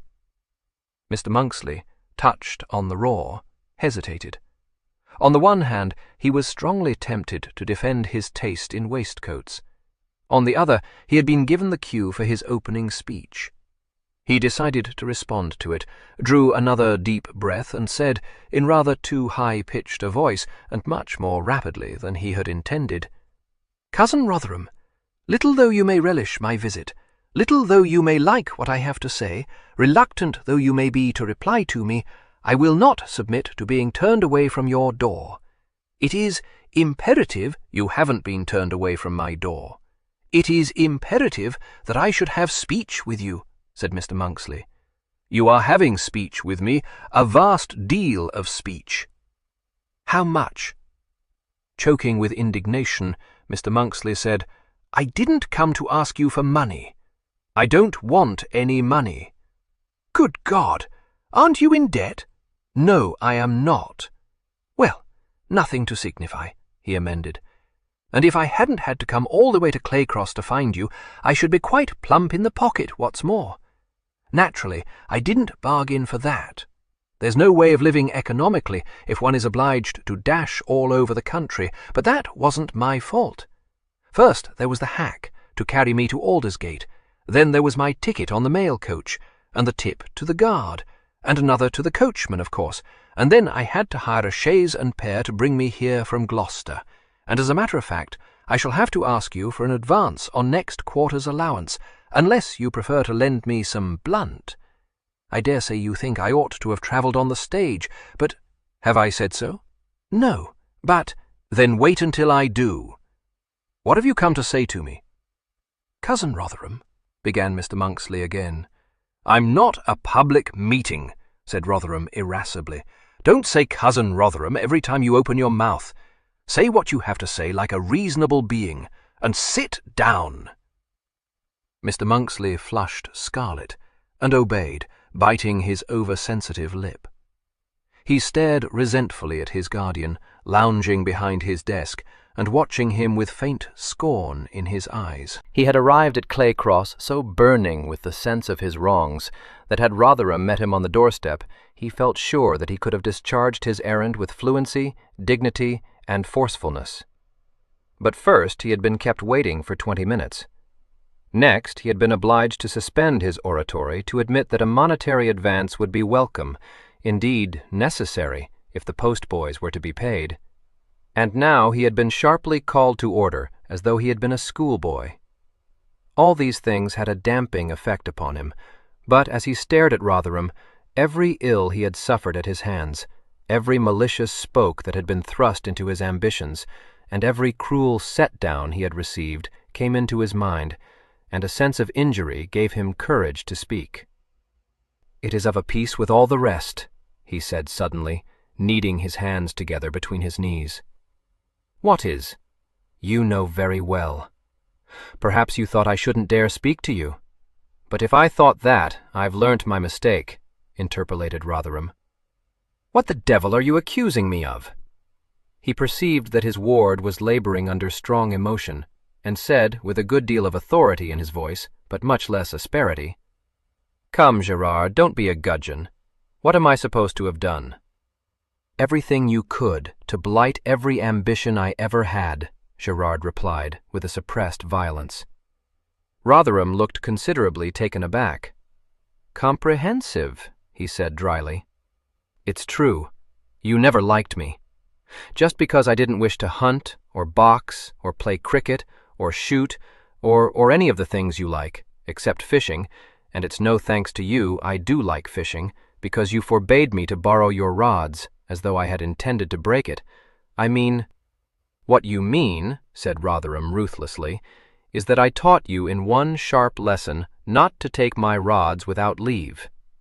If this is a sample of the various ways in which I have blighted your ambition, well, it isn't. Well, anyway, I shouldn't care for that if it weren't for all the rest.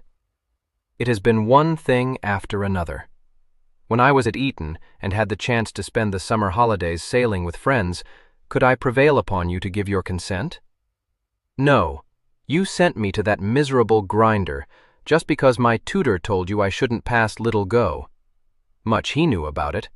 But of course you chose to believe him, and not me, because you have always taken a malicious delight in thwarting me.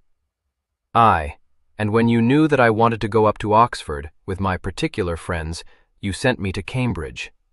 If that was not malice, what was it?" Rotherham, who had stretched both legs out, was lying back in his chair, with his ankles crossed and his hands in the pockets of his buckskin breeches, regarding his incensed ward with a look of sardonic amusement. He said, "A desire to separate you from your particular friends. Go on." This answer not unnaturally fanned the flames of Mr. Monksley's fury. "You admit it? I guessed as much. All of a piece." "Yes, and you refused to lend me the money to get my poems published, and not content with that, you insulted me." "Did I?" said Rotherham, faintly surprised. "You know you did. You said you liked better security for your investments." "That was certainly unkind. You must blame my unfortunate manner. I've never had the least finesse, I fear. However, I can't feel that I blighted that ambition. You'll be of age in little more than a year, and then you can pay to have the poems published yourself." "And I shall do so." "And also," said Gerard belligerently, "I shall choose what friends I like, and go where I like, and do what I like." Rake's progress. Have I chosen any friends for you, by the way? No, you haven't. All you do is to object to my friends. Would you permit me to visit Brighton that time when Lord Grossmont asked me to go along with him? No, you would not. But that wasn't the worst. Last year, when I came down in the middle of term, after Boney escaped from Elba, and begged you to give me permission to enroll as a volunteer. Did you listen to a word I said? Did you consider the matter? Did you give me permission?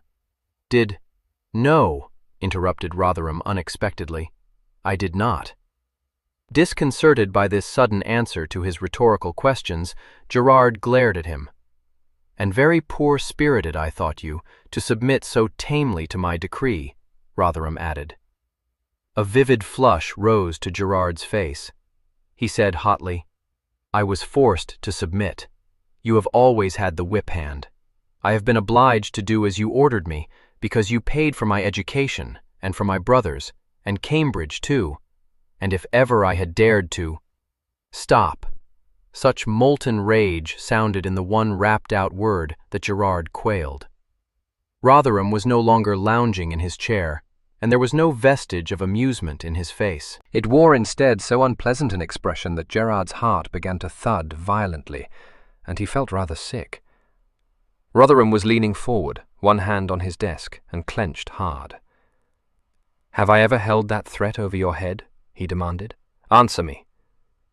"No," Gerard said, his voice jumping nervously. "No, but I knew it was you who sent me to Eton.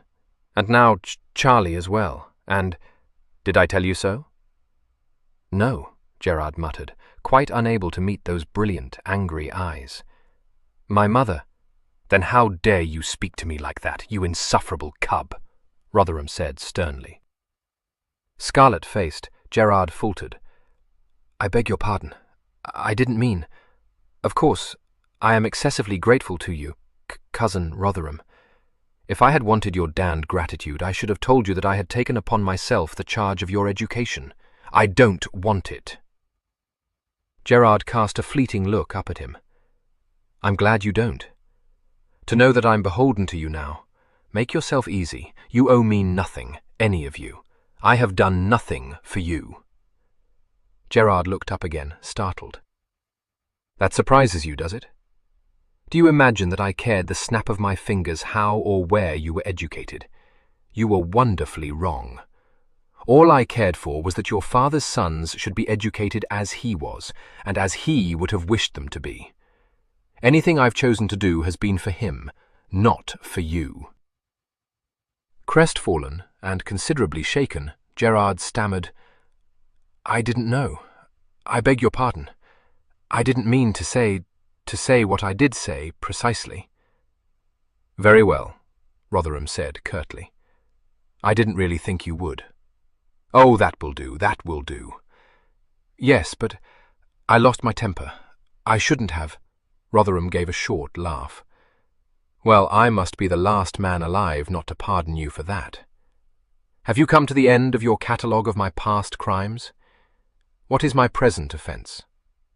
Mr. Monksley, having been obliged to offer his guardian an apology, now found it extremely difficult to hurl his culminating accusation at him with anything approaching the passion requisite to convince him of the magnitude of the charge and of his own desperate sincerity. He had been forced into a position of disadvantage, and the knowledge of this filled him with annoyance rather than with noble rage. He said sulkily, "You have ruined my life." It had sounded better when he had uttered it in the Green Saloon. If Rotherham had been privileged to have heard it then, it would have shocked him out of his scornful indifference, and might even have penetrated his marble heart and touched him with remorse. It certainly would not have amused him, which was the only effect it appeared now to have upon him. Venturing to steal a glance at him, Gerard saw that he was faintly smiling.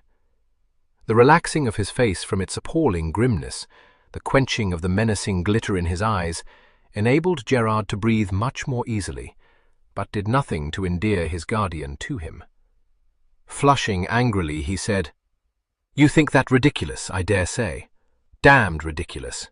Yes, because you have no more sensibility yourself than a stone. You think others have none.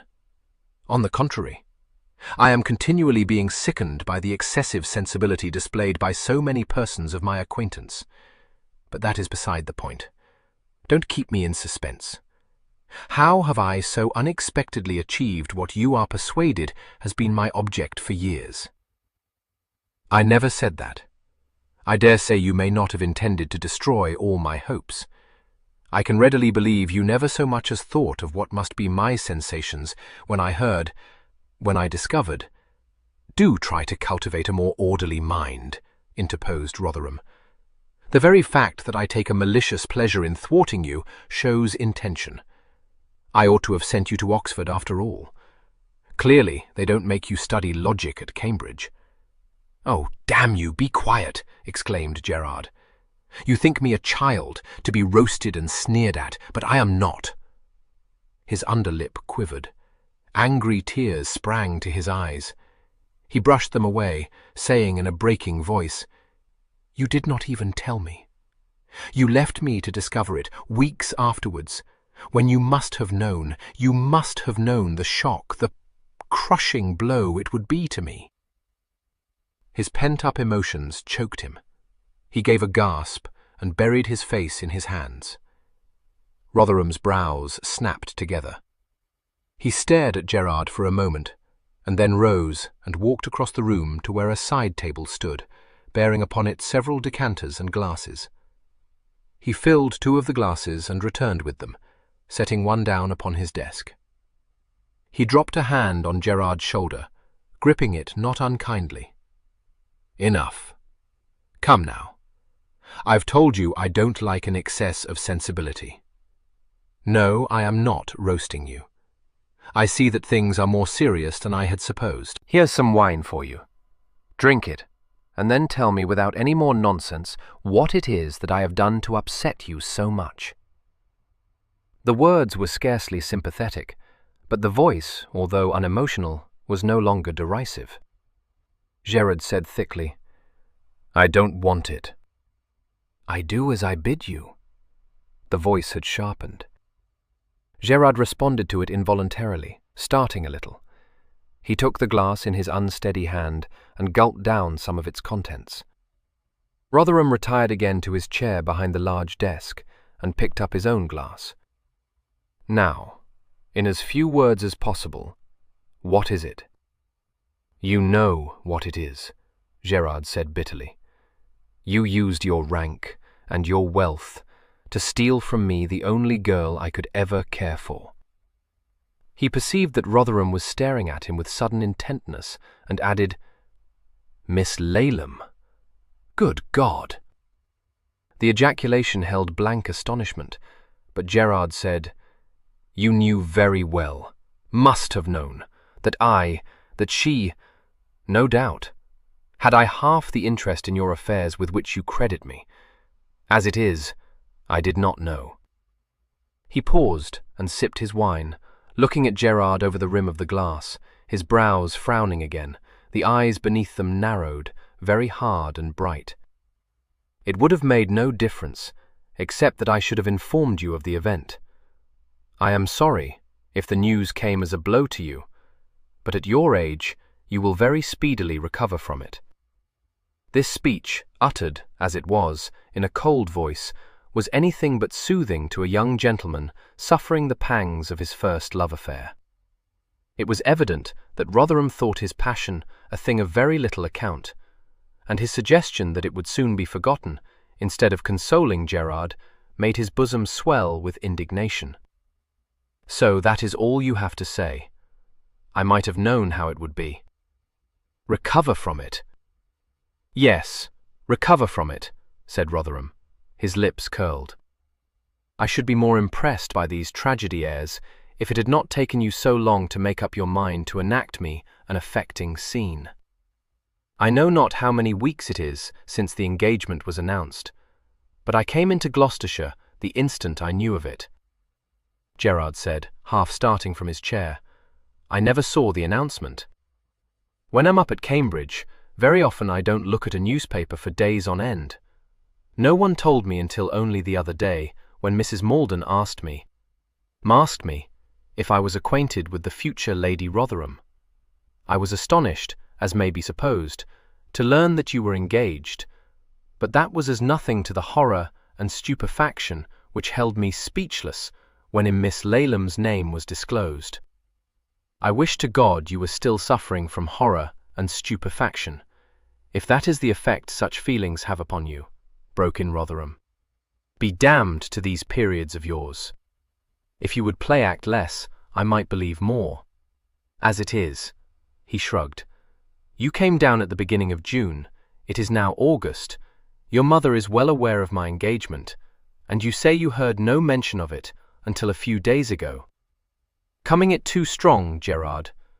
The truth is that you've talked yourself into this fine frenzy, putting on airs to be interesting."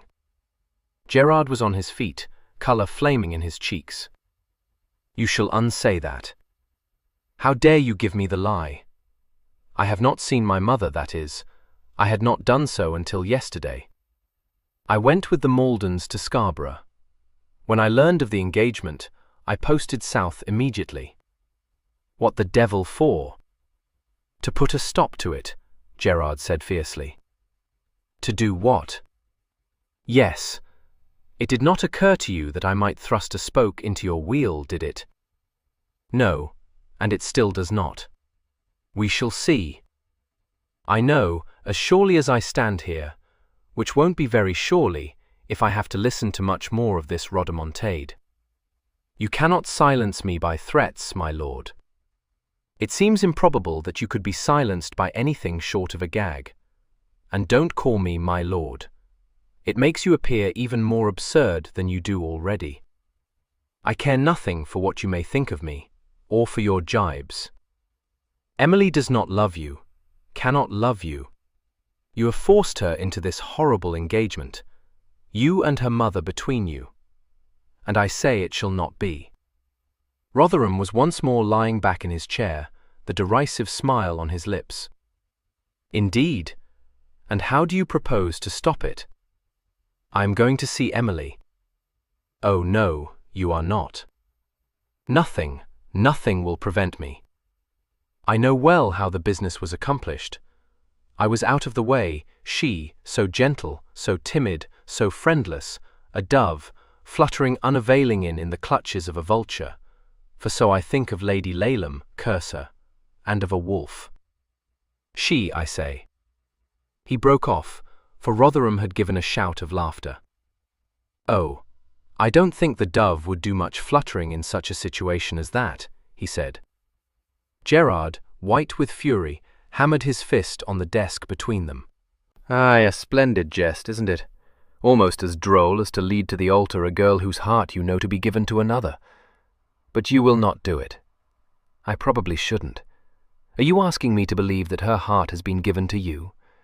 It is true, for all your sneers. From the moment I first saw her at the assembly last Christmas, we became attached. Very likely. She is a beautiful girl, and you were the first young man to come in her way. You both enjoyed an agreeable flirtation. I've no objection. It was not a flirtation. It endured.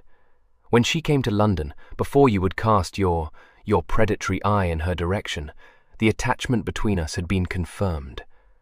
Had it not been for the odious pretensions of her mother, who would not listen to my offer, it would not have been your engagement that was announced, but mine.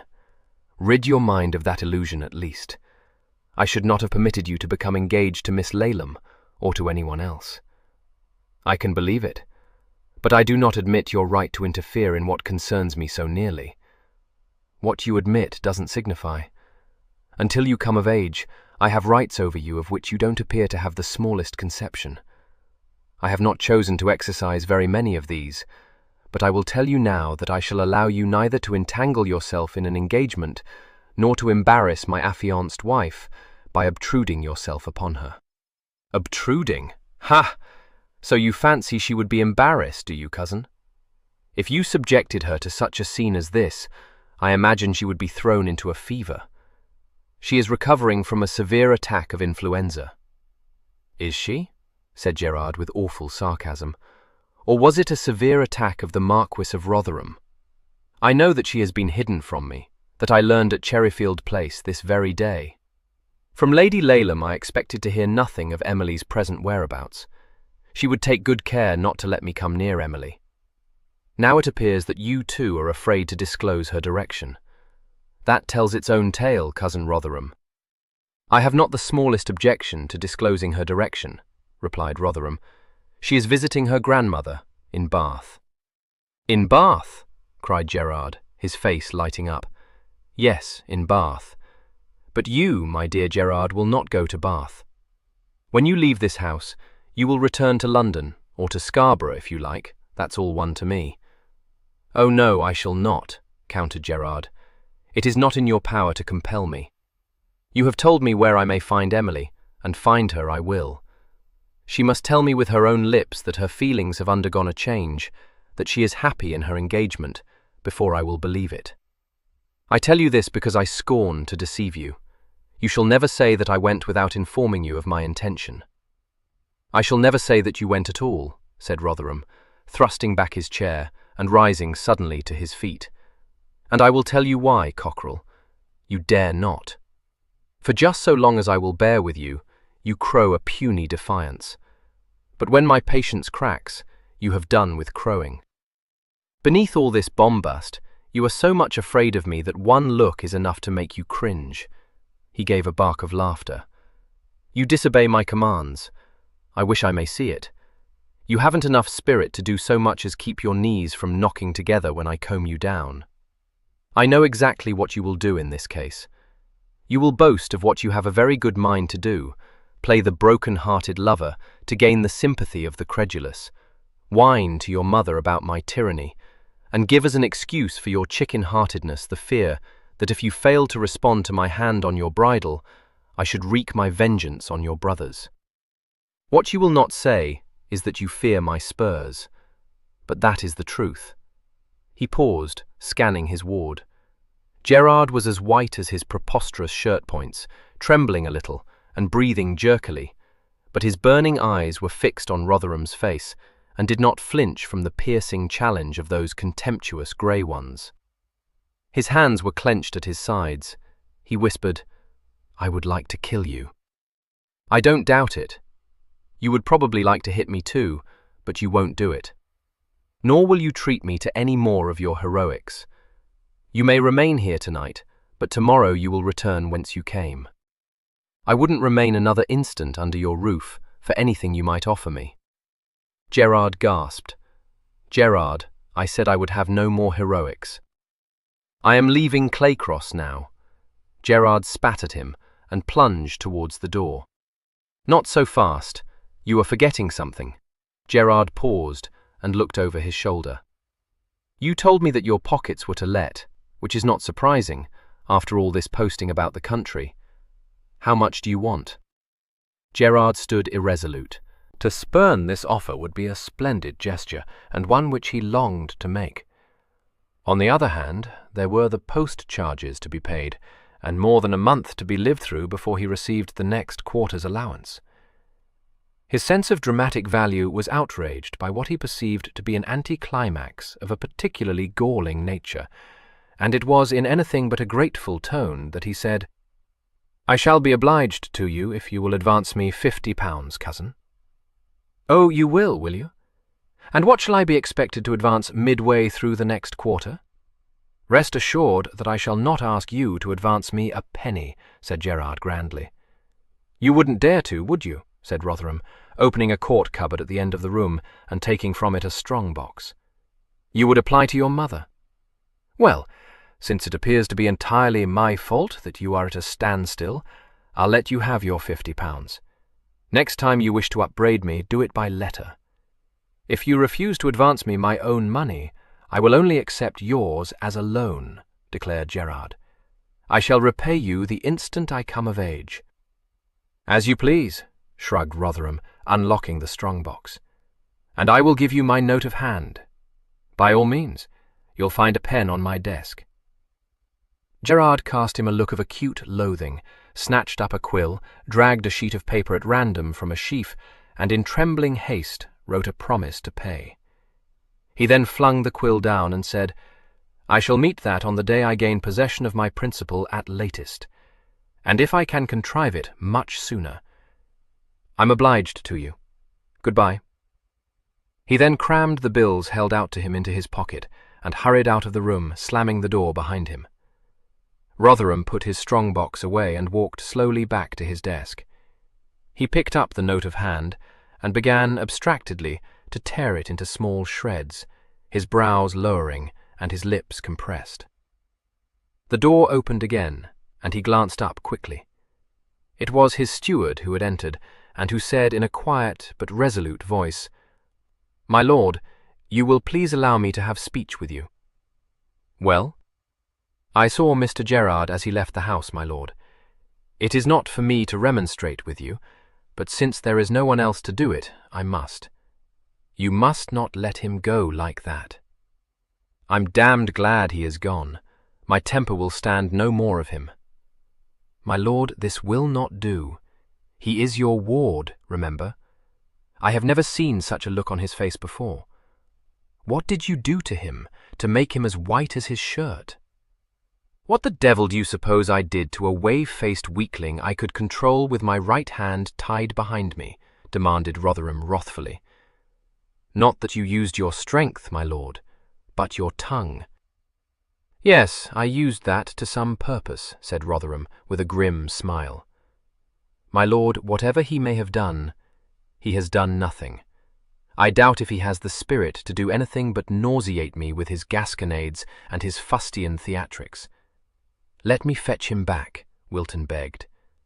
You should not frighten him so. I should not be able to frighten him so. You frighten many people, my lord. It has sometimes seemed to me that when your black mood is on you, it is your wish to frighten people. But I am sure I don't know why, for you can never tolerate anyone who fears you. Rotherham looked up quickly, a reluctant laugh escaping him. True, it is not too late. Let me fetch Mr. Gerard back. No, I should not have flayed him, I acknowledge, but the temptation to do so was irresistible. It will do him no harm, and may do him a great deal of good. My Lord Wilton, I have a considerable regard for you, but you have not the power to make me change my mind. I know that, my lord, Wilton said. There was only one person who ever had that power. Danger flickered in Rotherham's eyes, but he did not speak. The steward looked steadily at him for a moment, and then turned and walked out of the room. Mr. Monksley reached Bath after dark, and in a thrasonical mood. When he had given the order to the postboy to take the Bath road, he had done so in the white heat of his rage, but with a quake of fear in his heart. The experience he had passed through had set every nerve in his slight body quivering, for although he had been stung to fury by the lash of Rotherham's tongue, only pride had kept him from breaking down and betraying the terror beneath his bravado. He was both timid and abnormally sensitive, and from having a keen and often morbid imagination, was apt to fancy that persons who, in fact, never gave him a thought were criticizing him unkindly. Anticipation was more dreadful to him than performance, and to be harshly rated turned him sick. A wish to appear to be of consequence was unhappily allied to a lack of self-confidence, which he tried to conceal under a boastful manner.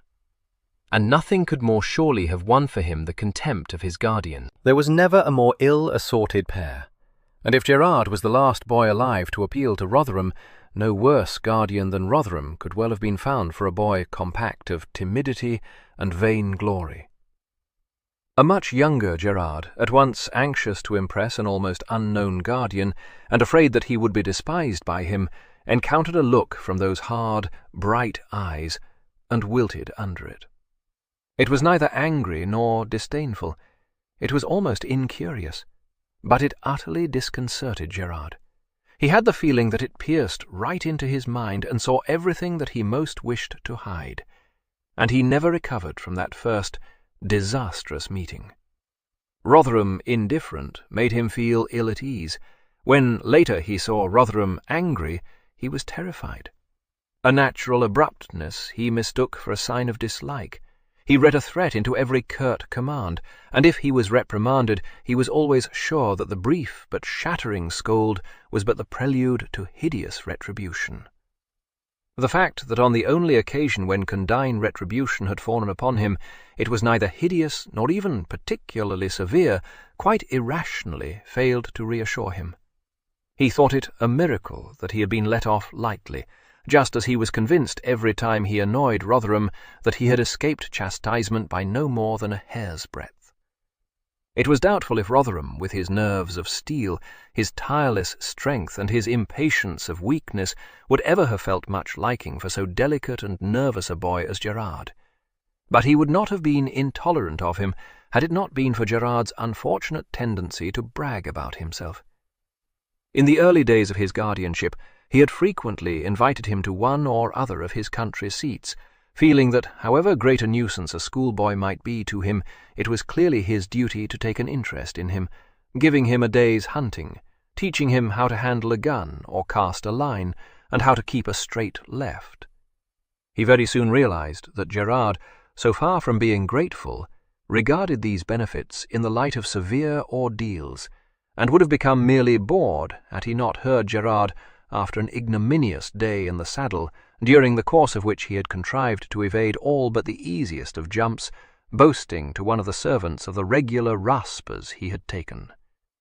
Rotherham, caring nothing for anyone's admiration or disapproval, and contemptuous of shams, was violently exasperated, and thereafter regarded his ward not with indifference but with scorn.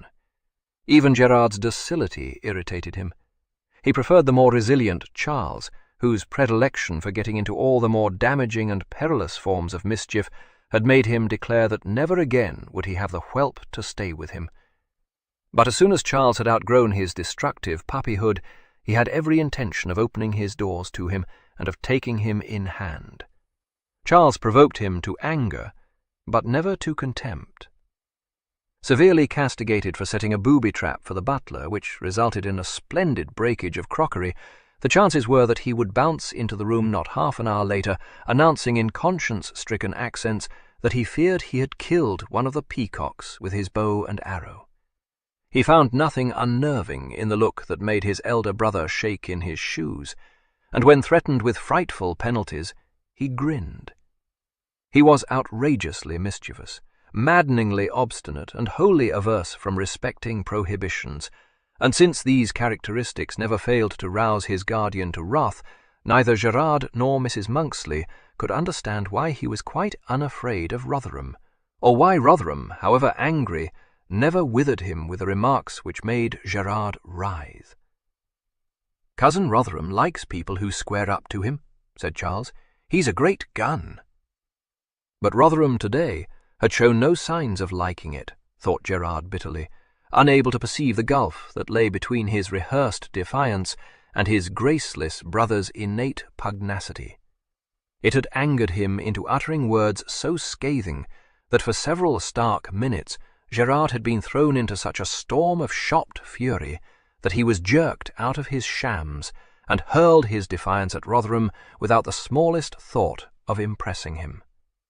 He was angry and frightened and deeply mortified, and for quite some time continued in this frame of mind. But as the distance increased between himself and Claycross, the tone of his mind became gradually restored, and from quaking at the realization that he was flatly disobeying Rotherham and wondering what the result would be, he began to believe that he had acquitted himself well in his distressing interview with him. From thinking of all the retorts he might have made, it was a very short step to imagining that he really had made them, and by the time he reached Bath he was almost set up again in his own conceit, and much inclined to think that he had taught Rotherham a lesson. Since nothing would be more disagreeable than to be obliged to apply to Rotherham for more funds, he prudently sought out a modest hostelry in the less fashionable part of the town, and installed himself there with every intention of discovering Emily's whereabouts on the following morning. In the event, it was not until 2 days later that he saw her entering the pump-room with her grandmother, and was at last able to approach her. The task of locating the house of a lady whose name he had never been told had proved to be unexpectedly difficult. Emily was very much surprised to see him, and accorded him an ingenuously delighted welcome. He was a pretty youth, with pleasing manners, and such an air of fashion that his company could not but add to her consequence. His passion for her, moreover, was expressed with the greatest decorum, and took the form of humble worship, which was quite unalarming. Upon her first going to London, he had been assiduous in his attentions, and she had enjoyed with him her first flirtation. Not a profound thinker, if she remembered the vows she had exchanged with him, she supposed that he had meant them no more seriously than she had. She did recollect that she had felt very low for quite a week after Mamma had forbidden him to visit them again, but Mamma had assured her that she would soon recover from her disappointment, which, in fact, she had. Among the crowd of pinks, tulips, blades, bows, and high sticklers with whom she rapidly became acquainted, Gerard was to a great extent forgotten. But she liked him very well, and was happy to meet him again, and at once presented him to Mrs. Flor. Mrs. Flor came as a shock to him, for although he had frequently heard his mamma stigmatize Lady Laleham as a vulgar creature, he had paid very little heed to a stricture he had heard often before, and which generally denoted merely that Mrs. Monksley had quarrelled with whichever lady was in question.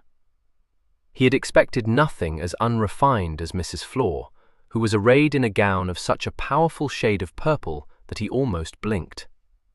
However, he had very good manners, and he quickly concealed his astonishment and made her a civil bow. Mrs. Flor was inclined to favour him.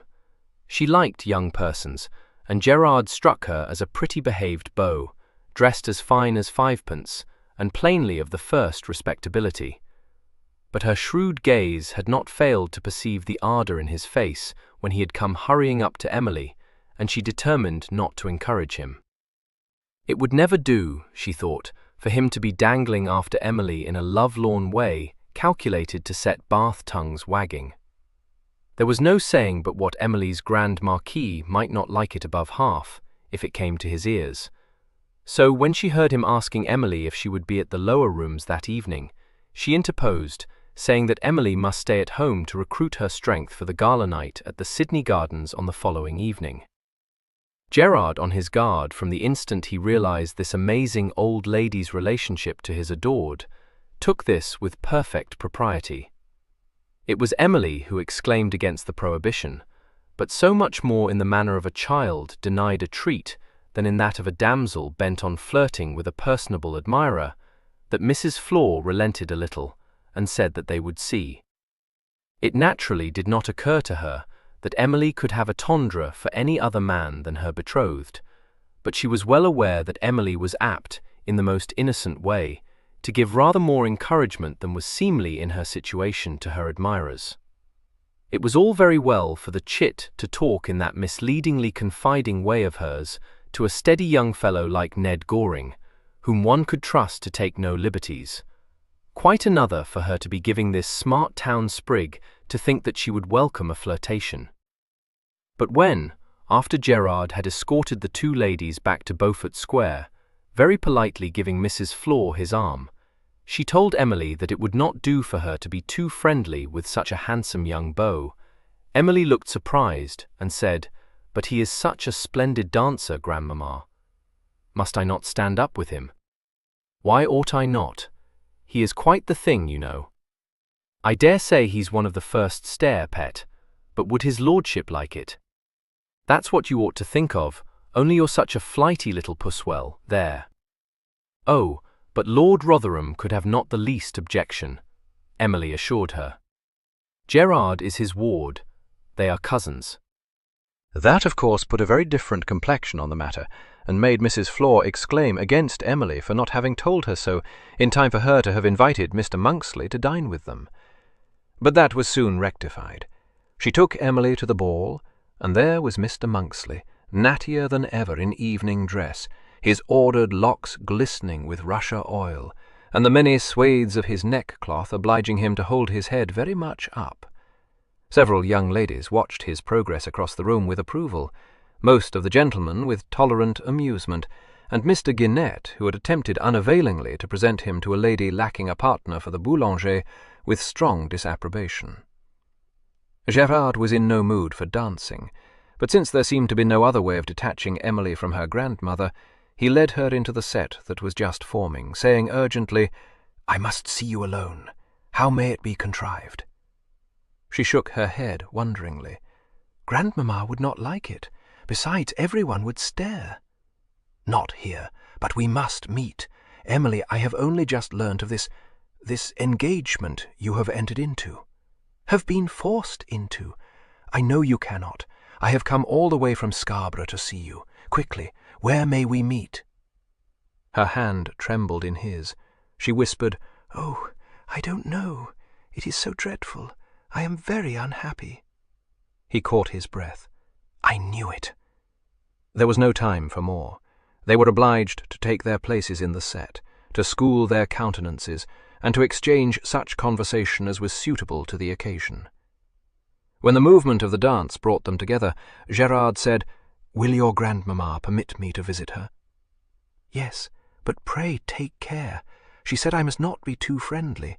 Only then I told her you were Lord Rotherham's ward, and so she will ask you to dine with us and go to the Sydney Gardens tomorrow. Oh, Gerard, I do not know what to do." He squeezed her fingers. "I have come to save you."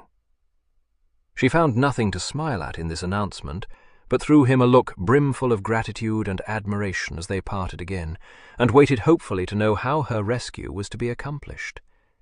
She had to remain in suspense until the following evening, and when he was at last able to disclose his plans to her, she found them disappointing. After dining in Beaufort Square, and taking immense pains to ingratiate himself with Mrs. Flor, Gerard accompanied the ladies to the Sydney Gardens, where various entertainments, ranging from illuminations to dancing, were provided for Bath's visitors. Here, by great good fortune, a crony of Mrs. Flor's was encountered, who had been staying at Lyne Regis for some weeks. The two ladies naturally had much gossip to exchange, and when they were fairly launched in intimate conversation, Gerard seized the opportunity to beg permission to take Emily to look at the waterfalls, which had all been illuminated for the occasion. "I will take good care of her, ma'am," he promised. Mrs. Flor nodded indulgently. She still thought him an agreeable youth, but he would have been affronted had he known how swiftly and how accurately she had summed him up. He was, in her estimation, a harmless boy, scarcely fledged as yet, but anxious to convince everyone that he was a buck of the first head. She had been much amused at dinner by the carelessness with which he related anecdotes of Ton, and when, encouraged by a good nature which he mistook for respect, he played off a few of the airs of an exquisite, her eyes twinkled appreciatively, and she decided that however much pride and sensibility the Marquis might have, he could scarcely take exception to Emily's accepting the escort of so callow a young gentleman. Since 2,000 or 3,000 persons were in the gardens, it was some little time before Gerard could find a vacant and sufficiently secluded nook to appropriate. All his mind was concentrated on this, but Emily, who possessed the faculty of living only in the immediate present, kept on stopping to exclaim at Merlin grottos, or cascades, or festoons of coloured lanterns. However, he eventually discovered a discreet arbour, persuaded her to enter it, and to sit down upon the rustic bench there. Seating himself beside her, he clasped her mittened hand, and uttered, "Tell me the whole." She was not articulate, and found this command hard to obey. Her account of her engagement was neither fluent nor coherent, but by dint of frequently interpolated questions he was able to piece the story together, if not entirely to understand the circumstances which had induced her to enter into an engagement with a man for whom she felt not a scrap of affection. He believed that her mother's tyranny accounted for all, and failed to perceive that the prospect of becoming a marchioness had strongly attracted her. Nor had he the smallest suspicion that her sentiments towards himself had undergone a change. She had been taken quite by surprise. She had had no notion that Rotherham had a decided preference for her, for although he had been her host at the Rotherham House ball, it had been Mrs. Monksley whose name had figured on the invitation card, and she had quite thought that he had had nothing to say in the matter. "He never troubled himself at all, that you may be sure of," said Gerard. "I made Mamma invite you." "Oh, did you? How very kind that was of you. I never enjoyed anything half as much, did you? It was a magnificent ball. I had no notion how grand Rotherham House is. So many handsome saloons, and hundreds of footmen, and that huge crystal chandelier in the ballroom, sparkling like diamonds, and your mamma standing at the head of the great staircase." Yes, I know," Gerard said, a trifle impatiently. "But Rotherham didn't even solicit you to dance, did he?" "Oh, no. He only said, 'How do you do?' to me, and of course I had no expectation of his asking me to stand up with him with so many grand people there. In fact, until we became engaged, I never did dance with him, except that once at Quenbury. We were forever meeting at parties, you know, and he was always very civil to me, and sometimes he paid me a compliment, only I don't know how it is, but when he says a thing that sounds pretty, he does so in a way that makes one feel that he is being satirical." "You need not tell me that," said Gerard, with a darkling look. "When did he commence making up to you?" "Oh, never. In fact, I had no notion he was disposed to like me, for whenever he talked to me, it was in a quizzing way which put me quite out of countenance. So you may imagine my astonishment when Mamma told me he had offered for me. Mamma says he behaved with the greatest propriety, exactly as he ought." "Behave with the greatest propriety?" echoed Gerard incredulously. "Cousin Rotherham? Why, he doesn't give a groat for such stuff. He always does just as he chooses, and doesn't care for ceremony, or for having distinguished manners, or for showing people proper observance, or anything like that." "Oh, yes, Gerard, he does," Emily said earnestly, raising her eyes to his face. "He becomes dreadfully vexed if one does not behave just as he says one ought, or if one is shy and does not know how to talk to people. He says very cutting things, doesn't he, if one angers him?" "So he has treated you to his devilish ill humour already, has he?" demanded Gerard, his eyes kindling. "Pretty conduct towards his betrothed, upon my word. It is just as I thought. He does not love you. I believe he wishes to marry you only to spite me." She shook her head, turning away her face. "No, no, he does love me, only, oh, I don't want to be married to him." "Good God, you shall not be," he said vehemently, seizing her hand and kissing it. "I cannot think how you could have consented. That he should have behaved to you in such a way." "Oh, no, not then," she explained. "How could I say I would not, when Mamma had arranged it and was so pleased with me? It is very wrong not to obey one's parents, and even Papa was pleased too, for he said that after all I was not such a complete zero as he had thought. And Mamma said I should learn to love Lord Rotherham, and he would give me everything I could possibly desire, besides making me a great lady, with all those houses, and my own carriage, and a marchioness robes, if there should happen to be a coronation, which of course there must be, mustn't there? Because the poor king— "But Emily, all that is nothing," protested Gerard. "You would not sell yourself for a marchioness coronet." "No," agreed Emily rather doubtfully. "I did think at first that perhaps, but that was when Lord Rotherham was behaving with propriety." Aghast and quite thunderstruck, Gerard demanded, "Do you mean to tell me that Rotherham used you improperly?" "It is worse even than I guessed. Good God, I would never have believed." "No, no," stammered Emily, blushing fierily and hanging down her head. "It was only that he is a man of strong passions.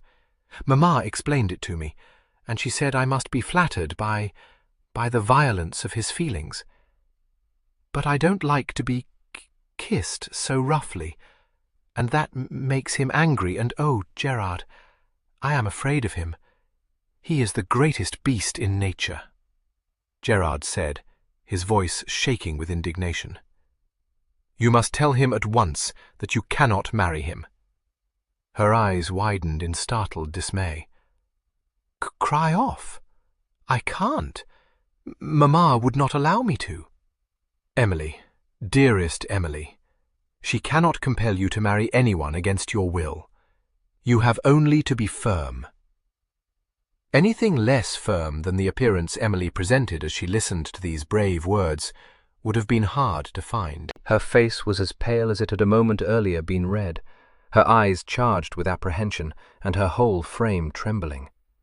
Nothing that he could urge seemed to convince her that it would be possible to withstand the combined assault of her mother and Lord Rotherham. The very thought of being forced to confront two such formidable persons made her feel faint and sick.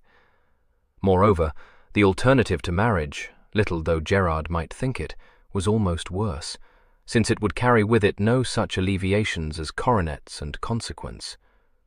Mamma had said that ladies who cried off from engagements were left to wear the willow all their days, and she was quite right, for only think of Lady Serena, so beautiful and clever, and still single. She would have to live at home, with Miss Prawle and the children, and be in disgrace, and see her sisters all married, and going to parties, and, Oh no, impossible. Gerard did not understand. But Gerard assured her that none of these ills would come to pass, or at any rate, only for a short time. For Gerard had evolved a cunning scheme, and he rather fancied that when he had explained it to her, his adored Emily would perceive that nothing could better have served their ends than her engagement to Rotherham and its rupture. For if you had not become engaged, dear love, your mamma would continue scheming to marry you to some man of rank and fortune, and I dare say she could never have been brought to listen to my suit. But when you have declared off with Rotherham, she will think it useless to persist, and she will very likely bring out Anne next season, and leave you in Gloucestershire." "Anne!" exclaimed Anne's elder sister indignantly. "She will only be 16, and I could not endure it." "Yes, yes, only listen," begged Gerard, alight with eagerness.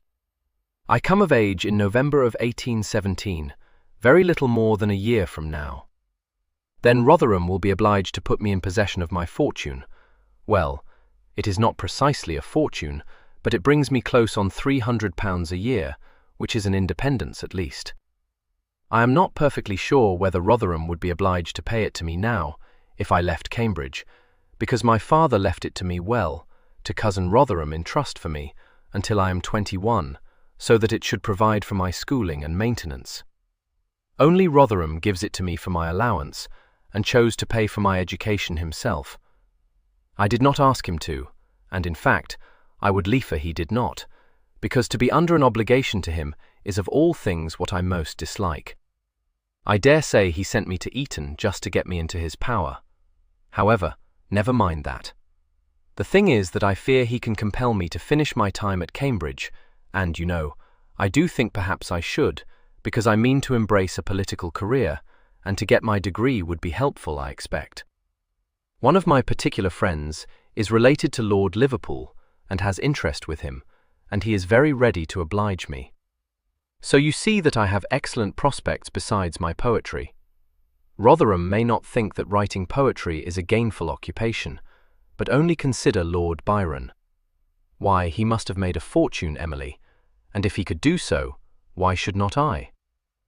Emily, a little dazed by all this eloquence, could think of no reason why he should not, and shook her head wonderingly. "No? Well, we shall see," said Gerard. "I do not count upon it, mind, for public taste is so bad, but we needn't concern ourselves with that at this present. This is what we must do. You must cry off from this wicked engagement, that's certain. I will go up to Cambridge for my 3rd year, and the instant I come down, which will be next June, I shall seek an introduction to Liverpool. There will be no difficulty about that, and establish myself in the way to a successful career. Then, in November, when I come of age, and your mamma has despaired of finding what she thinks an eligible husband for you, only, if you should receive an offer, you must be resolute in declining it, you know. I shall offer for you again, and she will be only too thankful. What do you think of that, dearest?" She did not tell him. She was a very soft-hearted girl, besides being almost wholly deficient in moral courage, and she shrank from giving him her opinion of a scheme which in no way recommended itself to her. She perceived that he entertained no doubts that her sentiments towards him were the same as they had been in the spring, and to break it to him that although she still liked him very well, she had no desire to marry him, seemed to her to be an impossible task. She sought refuge in evasions, talked of filial duty, and said that Lady Serena had told her that she was a goose to be afraid of Lord Rotherham. "Lady Serena!" he ejaculated. "Pray, why did she jilt him? I should very much like to ask her that home question." "Well, she is residing in Laura Place with Lady Spenborough," said Emily doubtfully. "But do you think you ought? She might think it an impertinence. Besides, she told me herself that she cried off because she and Lord Rotherham didn't suit. They quarrelled so frequently that she became quite exhausted. But I can't think she was afraid of him. She is afraid of nothing." "Lady Serena in Bath," said Gerard, in a tone of considerably less elation. "Lord, I wish she were not." "Don't you like her?" asked Emily, shocked. "Oh, yes. Well, yes, I like her well enough. I wish she may not tell Rotherham I am here, though. You know, for all she jilted him, they are still wondrous great, and there's no telling what she might take it into her head to do, for I am sure she is very odd and unaccountable. On no account, Emily, must you divulge to her the attachment between us. Oh no, she said, glad to be able to accede to one at least of his demands. If I should chance to meet her, I shall say that I came to Bath to visit a friend of mine. The only thing is, cousin Rotherham forbade me to come here, so— He forbade you, she cried, cast into renewed dismay. You have not seen him, surely? Certainly I have seen him, he replied, throwing out his chest a little. When Lady Laleham refused to disclose your whereabouts, she interrupted with a tiny shriek. You have been to Cherryfield Place. Oh, Gerard, how could you? Whatever shall I do, if Mamma knew? Well, it can't be helped, he said, rather sulkily. How else was I to find you? And if I leave Bath immediately, as soon as we are agreed upon what we should both do, I mean very likely she won't think anything of my visit. If she does, I think you should tell her that you would not listen to my suit, and that will make all right. Does Lord Rotherham know that you are here? She asked anxiously. Well, I told him that I should come here, but 10 to 1 he didn't believe I should dare to disobey him. Indeed, I know he did not. He is so set up in conceit of himself, but I fancy I have shown him that he cannot browbeat me. In not afraid of him. Though I should wish not to be in Bath, if he should take it into his head to visit you, said Gerard, with perfect sincerity. I don't mean, of course, that I shouldn't prefer to face him now, man to man. But the thing is that it would very likely ruin all if I did, he added, lapsing slightly. Emily, both hands to her cheeks in a distracted gesture, paid very little heed to this. Oh heavens, what shall I do? Oh, how could you, Gerard? But I have told you what you must do, he pointed out. You have only to be resolute in refusing to continue in the engagement, and, although it may be a trifle unpleasant at first, I dare say, there is nothing either your mamma or Rotherham can do to compel you to yield, recollect. Of course it would not do, if you were to disclose that you are betrothed to me. It is the shabbiest thing that I'm not of age. If I were, and Rotherham had no legal power over me, I need not tell you that I should remain at your side, and see to it you were not scolded or bullied. But it is only for a little time, dearest, and then we shall be married.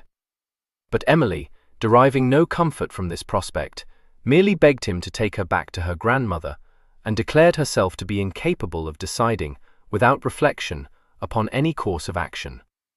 She was so much agitated that Gerard saw that it would be useless to press her for an immediate promise. He could perceive no flaw in his plan, but he knew that females were easily alarmed by anything unexpected, besides not being possessed of superior intellects capable of grappling in a flash with all the aspects of a problem. So he said soothingly that she must consider all he had said, and tell him the result of her lucubrations on the following day. Where should they meet? Emily was at first inclined to think that they ought not to meet at all, but since he persisted in his determination, she said at last, "Oh dear, I'm sure I shan't. Oh, I don't know how it may be contrived, unless grandmamma will let me go to Mailer's library, while she is in the pump-room, which I frequently do, because it adjoins it, you know, but we can't talk in a crowded library," objected Gerard. "I'll tell you what, Emily. You must pretend that you wish to change your books, but instead slip away to the Abbey. I shall be there, and it is only a very little way." Emily kept the appointment, but little was gained by the clandestine interview. She arrived at the Abbey doors in a flutter, because she had caught sight of one of Mrs. Flore's acquaintances on the way, and could not be sure that she had not herself been seen. It was in vain that Gerard assured her that the sight of an unattended damsel traversing the short distance between the pump-room and the Abbey would not shock the most prudish person. Emily could not be easy. He drew her into the Abbey, but, as might have been foreseen, this was found to be overfull of visitors, wandering about it and looking at its beauties and antiquities. Even Gerard could not feel that he had chosen an ideal spot for the assignation, and as for Emily, she could lend him no more than half an ear, so much occupied was she in keeping a lookout for any more of Mrs. Flora's friends. In any event, it was only too plain that she was still in a state of miserable indecision, and the end of it was that they parted with nothing settled but that they should meet again that evening at the theatre. Mr. Goring was coming to Bath later in the day, and had invited Mrs. Flor and Emily to go with him to the box he had procured. This was just the sort of evening's entertainment which exactly suited Mrs. Flor, for not only did she enjoy any kind of spectacle, but the new theatre being situated on the south side of Beaufort Square, she could go to it without being obliged to order out her carriage. When people marvelled at her choosing to live in Beaufort Square, she pointed this advantage out to them, adding that on such evenings as she was alone, she was able to sit in the window of her drawing-room and watch who was attending the theatre, and thus avoid being moped to death. Emily acquiesced in Gerard's suggestion that he should obtain a seat in the house, but she showed no enthusiasm at the prospect of being again urged to make up her mind. It was an exercise to which she was not at all accustomed. However, Gerard was insistent, and she gave way, reflecting that it was unlikely that he would find an opportunity to be private with her. She then sped back to the pump-room, and Gerard, who had not journeyed into the West Country prepared to make a prolonged stay, went off to purchase a shirt and some additional neckcloths. It would have been too much to have said that his inamorata had disappointed him, but she had certainly disconcerted him. When he was himself behaving with what he considered to be amazing resolution, it was a little hard to find that the person for whom he had made his brilliant plan showed so Laodicean a spirit. Moreover, he had hoped to have left Bath by midday, and to be kept kicking his heels indefinitely in such a dangerous locality was not at all what he liked. At any moment, Rotherham, suspicious of his intentions, might take it into his head to come to Bath, just to make sure he was not there. And then, thought Gerard, where would they be? It was as he emerged from a shop in Bond Street that he had the misfortune to encounter one of the perils which beset him. He heard himself hailed in surprised accents, and looked round to see Lady Serena, escorted by a tall man of very upright bearing, waving to him. There was nothing for it but to cross the street towards her, summoning to his lips what he hoped was a delighted smile. "Why, Gerard, how comes this about?" Serena said, giving him her hand. "What brings you to Bath?" "A college friend of mine, ma'am," he replied, "has been begging me forever to pay him a visit. He lives here, you see, with his family. At least, not here, but just beyond the town." "Indeed? Do you mean to make a long stay?" she asked kindly. "No, oh no. In fact, I am going back to London tomorrow." He then thought that she must wonder at his having come over 100 miles only to spend a couple of days with his friends, and at once created another friend, living in Wiltshire, with whom he said he had been staying for several weeks. Serena, taking only a casual interest in this, introduced him to Major Kirkby. They all three walked on to the end of the street, where Gerard took his leave, saying that he was pledged to meet his host in Westgate Street. He then walked quickly away down Parsonage Lane, and the Major and Serena, turning to the left, strolled along in the direction of Bridge Street. "And who is that young fribble?" inquired the Major. She laughed. "Rotherham's eldest ward. He is guardian to all his cousin's children, and a very bad guardian too. He takes not the least interest in them, and this boy he holds in contempt, and is often, I think, very unkind to him. For there is no harm in Gerard, even if, in his efforts to be taken for a Bond Street beau, he does contrive to look very like a counter-coxcomb. I can see you thought him one." "Oh no," said the Major. "I have seen too many boys of his age trying to come the dandy. Most of them outgrow it quite speedily. He wasn't at all glad to meet you, was he?" "Did you think he was not?" she said. "He's very shy, you know." "I dare say you overawed him with your height and your grave countenance." "My grave countenance," he repeated, a tinge of red creeping into it. Is it so grave? It has been grave since you returned to Bath, she told him. Did you find something amiss at home? Not exactly amiss, some tiresome business, too long neglected. My mother is rather unwell, said the Major, snatching at this excuse, and thankful for the first time in his life that his parents' chief diversion was to detect in herself unmistakable symptoms of some deep-seated disorder. I am so sorry, Serena said, with quick sympathy. I hope no serious illness. No, I believe that is, I trust not. The doctor was to visit her this morning. I shouldn't wonder at it if Bath is to blame. It was tolerable in the spring, but I know of no more enervating town to be in during the summer. It does not agree with Fanny, I know. Have you noticed how haggard she is looking? She says this heavy, windless weather we've endured now for a week makes her feel stuffed to death. I know exactly what she means, don't you? I am conscious of it myself. Everything seems to be an abominable fag, and one becomes languid in spirit and rather cross. That is to say, I become rather cross. Fanny was never cross in her life. Cross you may be, but not languid in spirit, he said, smiling. Hipped, then, and on the fidgets. She glanced up at him as she spoke, and saw that he was regarding her with a little trouble in his eyes. She slid her hand in his arm and said in her funning voice, You may take that as a compliment, if you please. 5 days you were away. The only marvel is that I did not fall into a lethargy.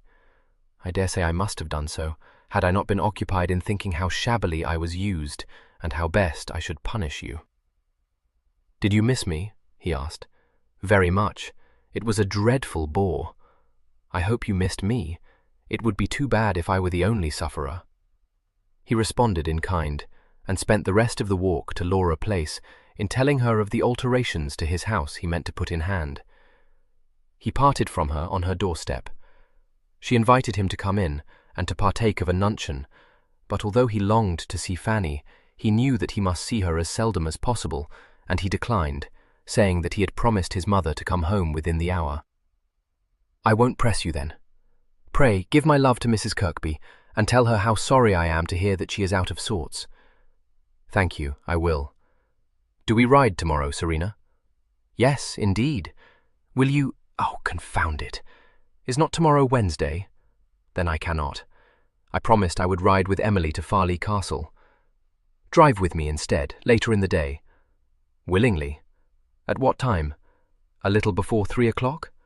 That is, if Mrs. Kirkby will spare you to me. Of course she will.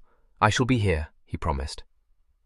She went into the house and up the stairs to the drawing-room, where Fanny was seated, with her embroidery frame in front of her. She looked up and smiled as Serena came in, but her eyes were heavy and her cheeks rather wan. Serena said quickly, Fanny, have you the headache again? It's nothing, only a very little headache. I shall lie down presently and soon be quite cured of it. Serena stood looking down at her in some concern. You look worn to a bone. Tell me, my dear, wouldn't you like to go away from Bath? I don't know how anyone can escape being invalidish here. It is so oppressive. Shall we go back to the dower house? No, no, Fanny said. Indeed, I'm not ill, dearest.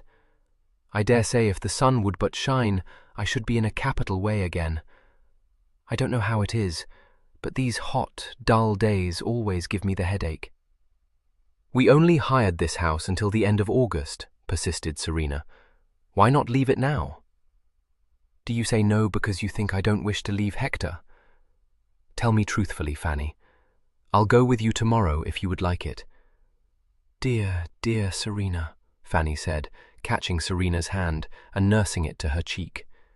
So good to me, so very good to me. Now, what in the world is this? Serena rallied her. I begin to think that you must be more sickly than I had guessed. I warn you, if you talk to me of my goodness and in such a melancholy voice, I shall send for a doctor. Or shall it be the dower house? It shall be neither, Fanny said, with determined cheerfulness. I don't at all wish to leave Bath before I must. Don't let us prose about my health. Next you will be telling me I look haggard and ridé. Did you hear any news in the town?" "No news, but I saw a new face. Gerard Monksleys. I wish you might have seen him. Very much the pink of the ton, with shirt points serving as blinkers, and a very dashing waistcoat." "Good gracious! I wonder what brings him here. Is Mrs. Monksley here too?" "No, he said he was staying with friends in the neighbourhood." Hector thought he wasn't pleased to see me, but my guess is that— She broke off suddenly, and a laugh sprang to her eyes. "Oh, I wonder if Hector was right after all. Fanny, do you recall my aunt's writing to me once that Gerard had been very much smitten with Emily?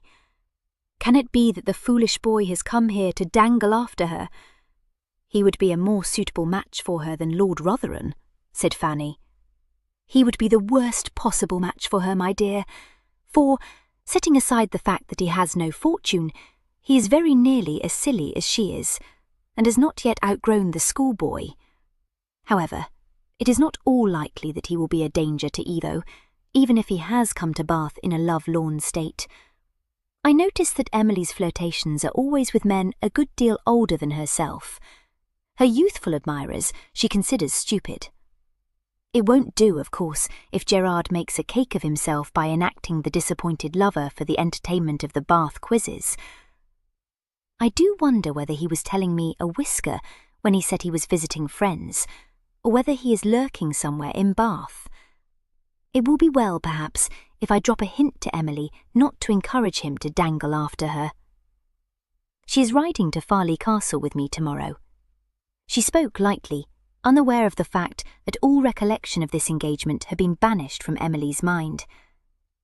The 4 o'clock mail had brought her shocking tidings. Lady Laleham and Lord Rotherham were coming to Bath. Lady Laleham was so obliging as to disclose the day of her arrival. Lord Rotherham, more alarmingly still, wrote at the end of a brief letter which all too clearly showed impatience, gathering wrath, and a determination to claim his reluctant bride, merely that he proposed to come to Bath immediately and expected to find Emily not only ready to receive him, but prepared to come to a point. He made no mention of Mr. Monksley. Lady Laleham, on the other hand, telling her daughter of Gerard's abortive call at Cherryfield Place, warned her that if, by some chance, he had succeeded in discovering her direction, and was even now in Bath, he must be sent instantly to the right about. If Lord Rotherham were to find out that although he had been refused permission to visit his betrothed Mr. Monksley, who appeared to think himself a rival, was making up to her, he would be very, heavily underscored, and justifiably angry. So too would be Emily's affectionate mamma.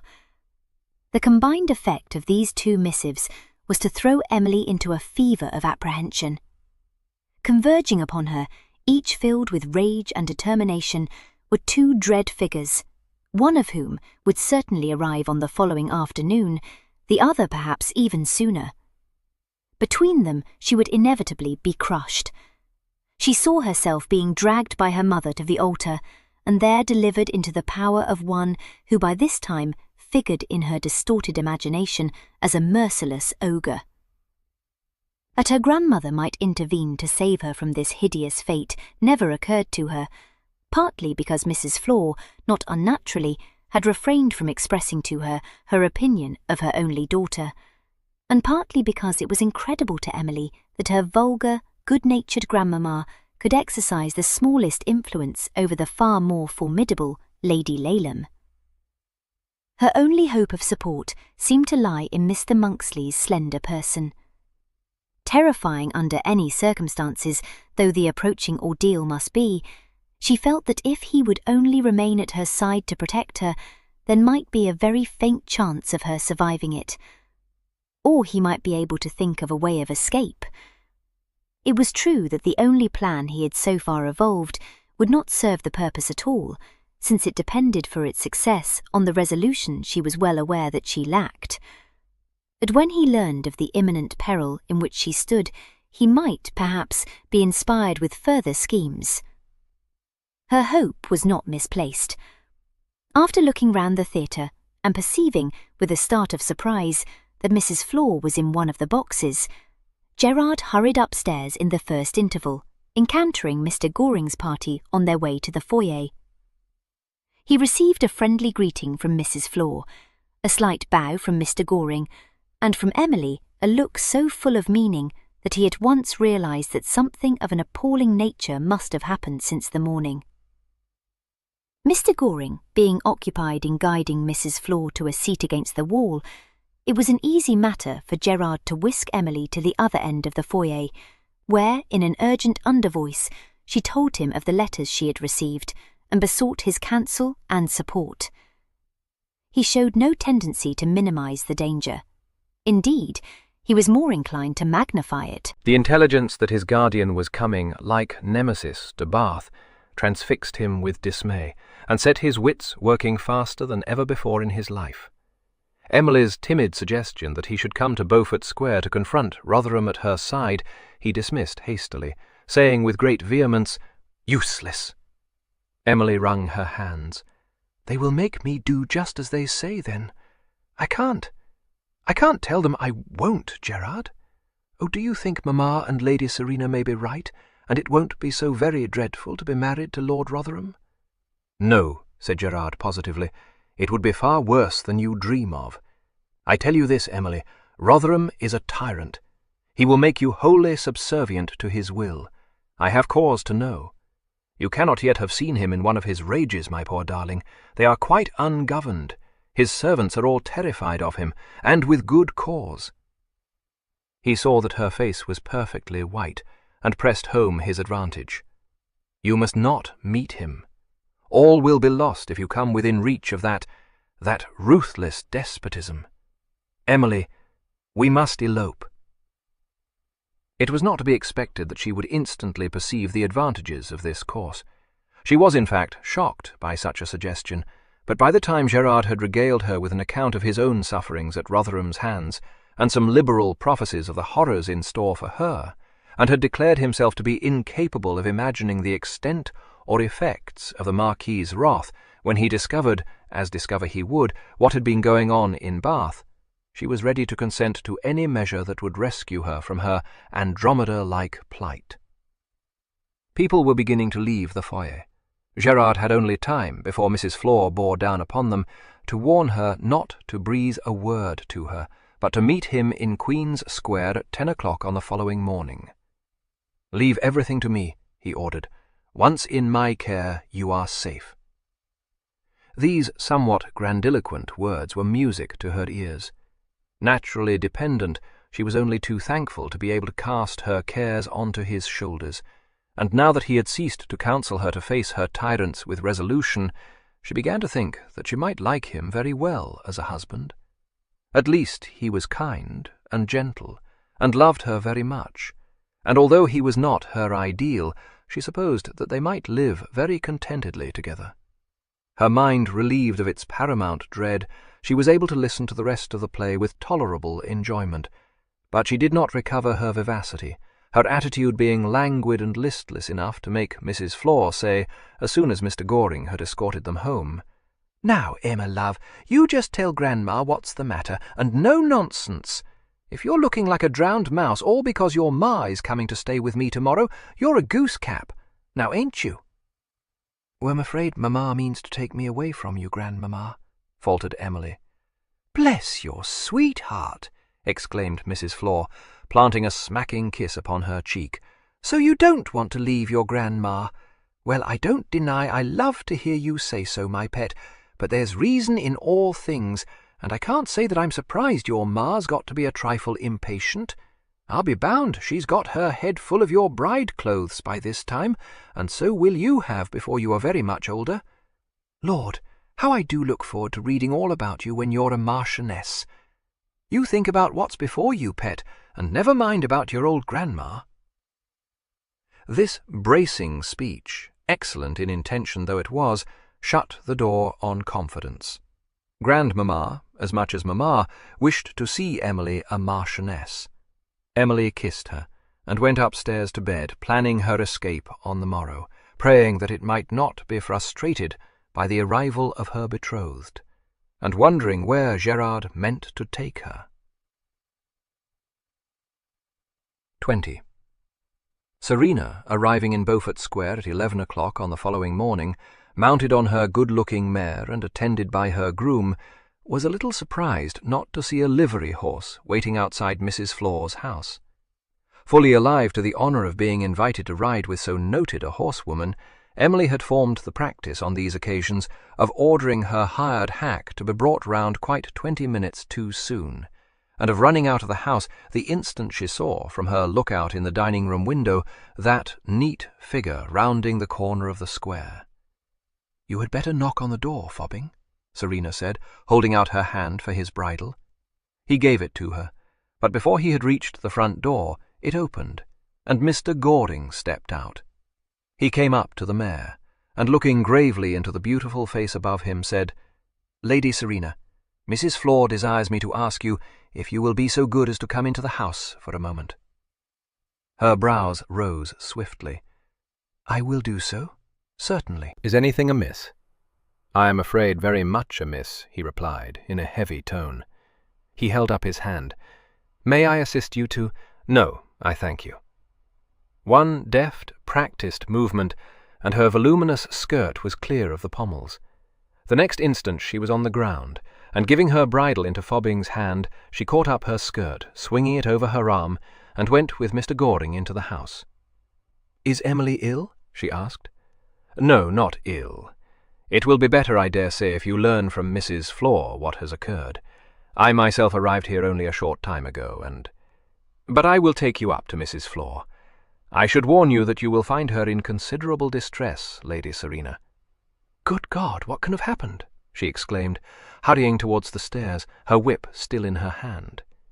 He followed close on her booted heels, and on the first floor slid in front of her to open the door into the drawing-room. Serena went in with her free stride, but checked in astonished dismay at the spectacle that met her eyes. The redoubtable Mrs. Flore, still attired in her dressing-gown, was lying back in a deep wing chair, her housekeeper holding burnt feathers to her nose, and her maid kneeling before her and chafing her hands. "My dear ma'am, for heaven's sake, what dreadful accident has befallen?" Serena demanded. The housekeeper, shedding tears, sobbed, "It's her poor heart, my lady. The shock gave her such palpitations as was like to have carried her off. Years ago the doctor told me she should take care, and now see what's come of it. Oh, my lady, what a serpent's tooth she has nourished in her bosom." The maid, much moved, began to sob in sympathy. Mrs. Flore, whose usually rubicund countenance Serena saw to have assumed an alarmingly grey tinge, opened her eyes and said faintly, "Oh, my dear, what shall I do? Why didn't she tell me? Oh, what a silly, blind fool I have been. I thought, what am I to do?" Serena, casting her whip onto the table and stripping off her elegant gauntlets, said, in her authoritative way, "You shall remain perfectly quiet, dear ma'am, until you are a little restored. Get up off the floor, woman, and fetch some hartshorn or a cordial to your mistress immediately, and take those feathers away, you idiot. Mr. Goring, be so good as to help me move her onto the sofa." He was very willing, but a little doubtful, and said in a low voice, "I had better call up the butler. She is too heavy for you, ma'am." Serena, who had quickly arranged some cushions at the head of the sofa, merely replied briefly, "Take her shoulders, and do not talk nonsense." Once disposed at full length on the sofa, Mrs. Flore moaned, but soon began to look less grey. She tried to speak, but Serena hushed her, saying, "Presently, ma'am." When the maid came back, bearing a glass containing a dose of some cordial in her trembling hand, Serena took it from her, and raising the sufferer's head, obliged her to swallow it. In a very short space of time, the colour began to come back into Mrs. Flore's cheeks, and her breathing became more regular. The housekeeper, bereft of her evil-smelling feathers, waved a vinaigrette about under her nose, and her maid, still much affected, fanned her with a copy of the Morning Post. Serena moved away to the window, where Mr. Goring was standing. "The less she tries to talk, the better it will be for her," she said in an undertone. Now tell me, if you please, what has happened to overset her like this?" "Emily, Miss Laleham, I should say, has left the house," he responded, still in that heavy tone. He saw that she was staring at him with knit brows, and added, "She has run away, ma'am, leaving behind her a letter for her grandmother." "Good heavens! Where is it? Give it to her, Ned," commanded Mrs. Flor, struggling to sit up. "Drat you, Stoke, don't keep pushing me back. Give me those smelling salts and go away, do. I don't need you any more, nor you neither, Betsy, crying all over me. No, don't you go, Ned. If there's anything to be done, there's no one else to do it for me, for I can't go careering all over the country. Not that it would do a mite of good if I could, for who's to say where she's gone to? Oh, Emma, why ever didn't you tell your grandma?" Mr. Goring had picked up a sheet of paper from the table and had, in silence, handed it to Serena. "Dearest Grandmamma," it began, in Emma's unformed writing, "I am so very sorry, and I do not like to grieve you, but I cannot bear it, and I cannot marry Lord R., in spite of coronets, because he frightens me. And I did not tell you, but he has written me a dreadful letter, and is coming here, and he and Mamma will make me do just what they want, and indeed I cannot bear it, though I hate excessively to leave you without saying good-bye.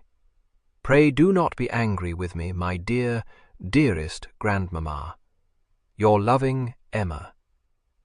P.S. Pray do not tell Mamma or Lord R.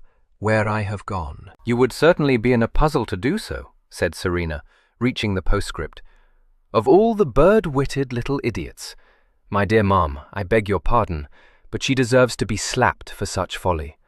What the devil does she mean by writing such stuff? Rotherham write her a dreadful letter? What nonsense! If he has grown impatient, it is not to be wondered at, but to write of him as though he were an ogre is quite abominable." "But she is afraid of him, Lady Serena," said Mr. Goring.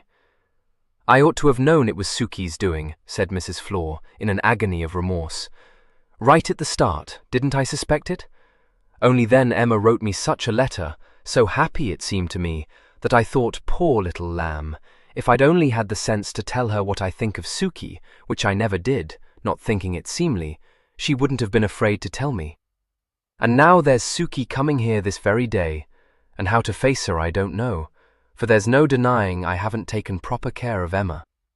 Not that I care a fig for Suki, and so I shall tell her. And as for this precious Marquis, let him dare show his face here.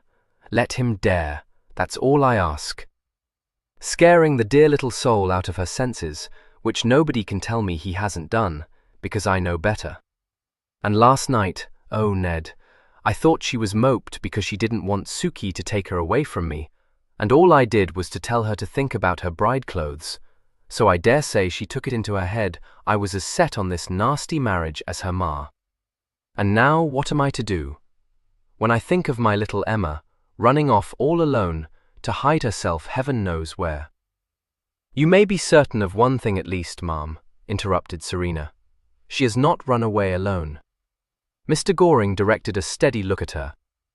"Is there an attachment between her and young Monksley, ma'am?" She shrugged.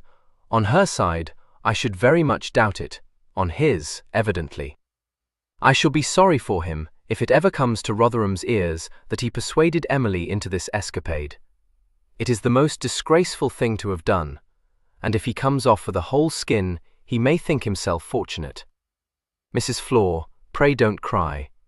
The matter is not past mending, I assure you. I collect that Gerard came to Bath to see Emily, not to stay with friends. Has he been to this house? Had you no suspicion of what was in the wind? No, my dear, because Emma said he was the Marquis' ward, which made it seem right to me, and besides which I thought he was such a twiddle-poop there wasn't the least harm in letting him go with us to the gala night, which I did. Serena smiled, but said, "Depend upon it, this dramatic flight was his notion, not Emily's, ma'am.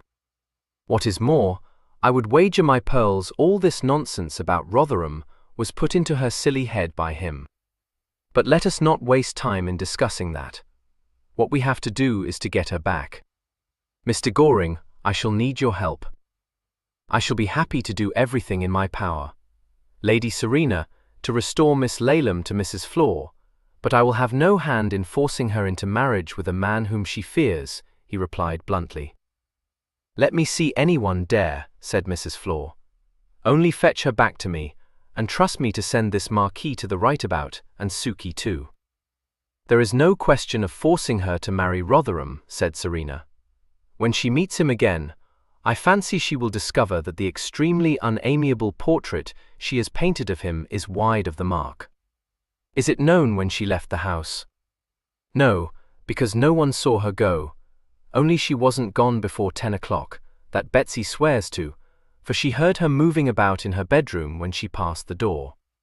And she ate a bite of bread and butter, and drank a cup of coffee before she went, and Stoke says the tray was taken up to her at 9:45, just as usual. For I don't get up to breakfast myself, so Emma has hers in bed too. Come, this is much better, said Serena. I feared she might have left overnight, in which case we should have had something to do indeed. Mr. Goring, have you met Gerard Monksley? I met him at the theatre last night, ma'am. Then you will be able to describe him, said Serena briskly. We may be sure of this, they are not lurking in Bath. I do Gerard the justice to think that he means to marry Emily, though how he imagines he may do so, when each of them is under age, is more than I can tell. It would be in keeping with all the rest if he is bearing her off to Gretna Green, but where he found the money for such a journey is again more than I can tell. He may, of course, be taking her to London, with some hopeful notion of procuring a special license there. Oh, my dear, supposing he has it in his pocket already, exclaimed Mrs. Flor. Supposing he went to Wells or Bristol and has married her. Oh, I don't want her to go throwing herself away on that young fellow. Don't distress yourself, ma'am. He would find it difficult to induce anyone to believe he is of age. Lady Serena is right, ma'am, interpolated Mr. Goring. He would be required to bring proof of his age, for he looks a stripling. What do you wish me to do, Lady Serena? To visit the posting-houses here, of course. I imagine you must know them well. Discover if Gerard hired a chaise, and where it was to take him. Did you ride here from Bristol? Is your horse in Bath? I drove here, ma'am, in my curricle. If I should be able to discover the road they took, I can have the horses put to in a trice, he replied. I'll set out immediately.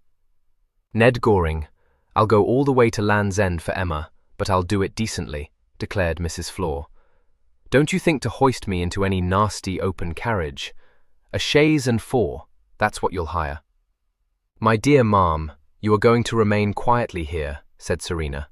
It would be quite unfit for you to be rocked and jolted for heaven knows how many hours. Moreover, if this exploit is to be kept secret, it is most necessary that you should be here. If Rotherham is indeed on his way to Bath, he will have to be fobbed off, you know. Whatever be the issue between him and Emily, you cannot wish him to know how scandalously she is behaving, or Lady Laleham either, for that matter. You must tell them both that Emily has gone with a party on an expedition of pleasure. And as for your curricle, Mr. Goring, leave it where it is. We shall catch our runaways very much more speedily if we ride, and we shan't advertise to every pike-keeper and every chance traveller that we are racing in pursuit of someone. That is a thing we should do our best to avoid. He stared at her. You do not mean to go, ma'am? Of course I mean to go, she replied impatiently. How in the world do you think you could manage without me? You are quite unrelated to Emily. You cannot compel her to return with you. All that would happen, I dare swear, is that you and Gerard would be fighting it out, with the postboys as seconds, and then there would be the devil to pay. He was too much surprised to hear such an expression on her lips to smile at the absurdity of the picture she conjured up. But you will not ride, ma'am. You cannot have considered. They must be many miles ahead of us already. It would not do for you. You would be fatigued to death. Mr. Goring, have you ever hunted with the Cottesmore? She demanded. No, ma'am, I have not, but... Well, I have done so every year, she said. There is no country like it for long and fast runs. It is said to be the wildest and the roughest of the shires, you know. So don't waste solicitude on me, I beg of you. My mare was bred to stay, and she's as fresh as she can stare. The only difficulty will be your mount." His sense of decorum, which was strong, was shocked by the thought of a lady setting out, quite unchaperoned, on a chase that might lead her many miles from Bath, but he attempted no further remonstrance. He was conscious of the same sensation which had more than once assailed Major Kirkby, of being swept along irresistibly by an impetuous, vigorous will, against which it was impossible to fight. It was plain to him that the Lady Serena was going to assume the control of the chase. He wondered whether she had considered the possibility of finding herself, at nightfall, out of reach of her home, unprovided with so much as a hairbrush, and escorted by a single gentleman, but he did not venture to put the question to her. He said instead, "I know where I may procure a good horse." "Lady Serena." "Excellent. Then will you go now, and see what you can discover? Inform my groom, if you please, that my plans have been altered. I am going with Miss Laylam to join a picnic party, and since we do not set out immediately, he must walk the mare a little, till I am ready for her." "You will not take him with you?" he suggested tentatively. "No, certainly not. He would be a confounded nuisance, for ever trying to persuade me to turn back." "I had rather have your escort, Mr. Goring," she replied, with the flash of a smile. He stammered that he would be honored to serve her, and went away to obey her various commands. Mrs. Flor, who had been sitting limply on the sofa, listening to this exchange, a gleam of hope in her eyes, but the lines on her face deeply carven all at once, said, with an effort, "I ought not to let you go, my lady. I know I ought not. Whatever will Lady Spenborough say to me?" Serena laughed. "Why, nothing, ma'am. I am going to write to her, and Fobbing shall take the letter to her. I must tell her what has taken me away, I am afraid, but you may rest assured the story is safe with her. May I write at your desk?" "Oh yes, my lady," Mrs. Flor answered mechanically. She sat plucking restlessly at a fold of her dressing gown, and suddenly demanded, "What did he do to her? Why did he scare her out of her senses? Why did he want to offer for her if he didn't love her?" "Exactly," said Serena dryly. "An unanswerable question, is it not? I believe the truth is, ma'am, that he is more in love with her than she can as yet understand.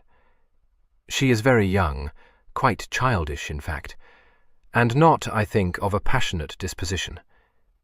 It is otherwise with him, and that, unless I much mistake the matter, is what alarmed her.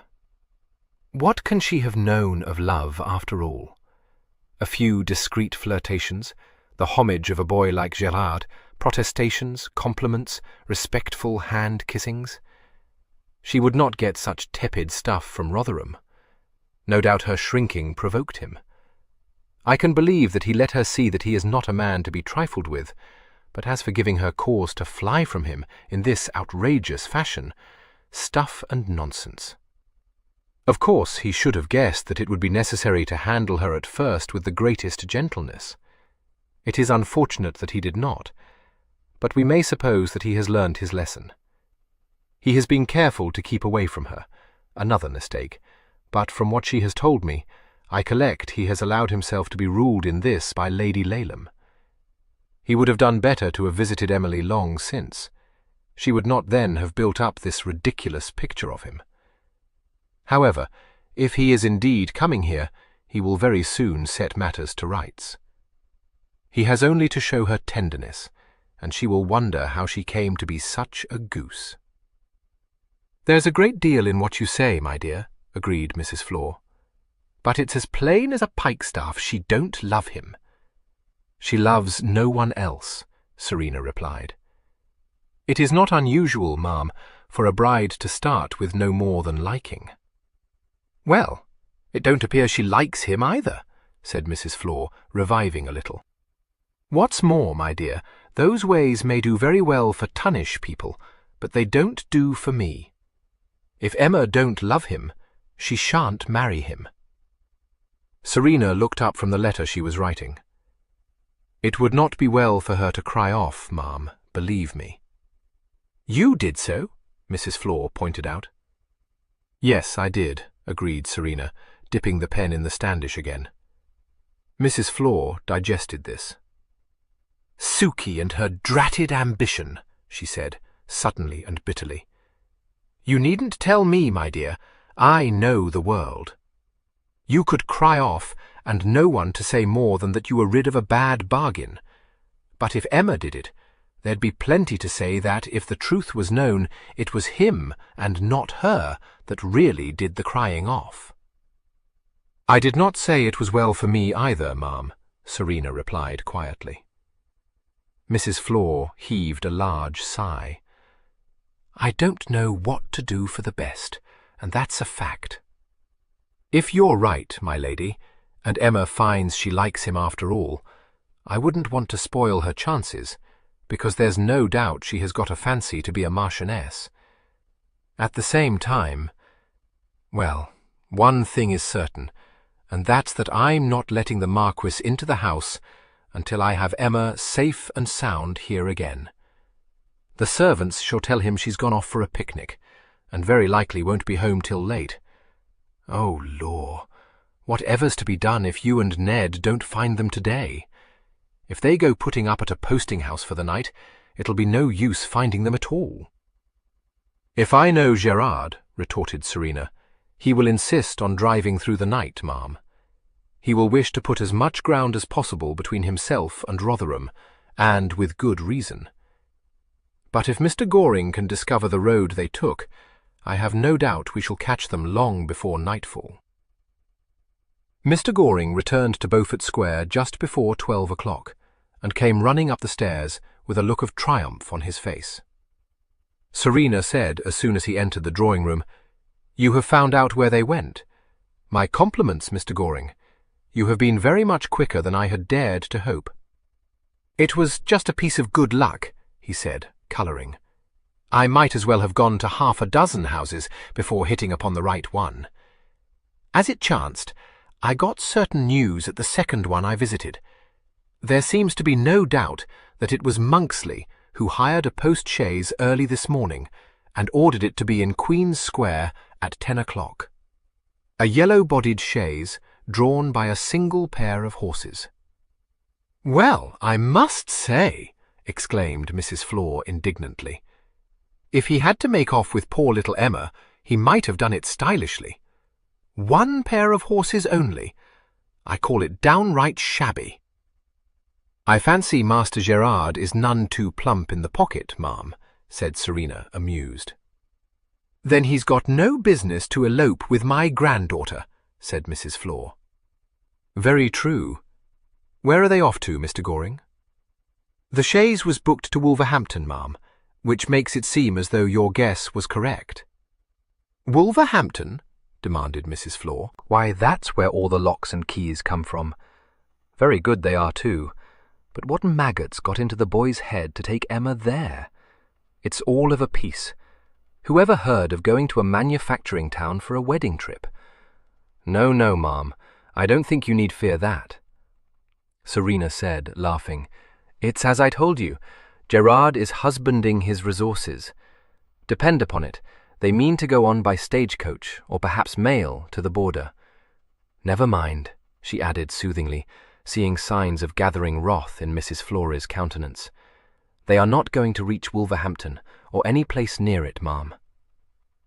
Mr. Goring, who had spread open a map upon the table, said, I bought this, for although I know the country hereabouts pretty well, if we are obliged to ride much beyond Gloucester, I might find myself at a loss.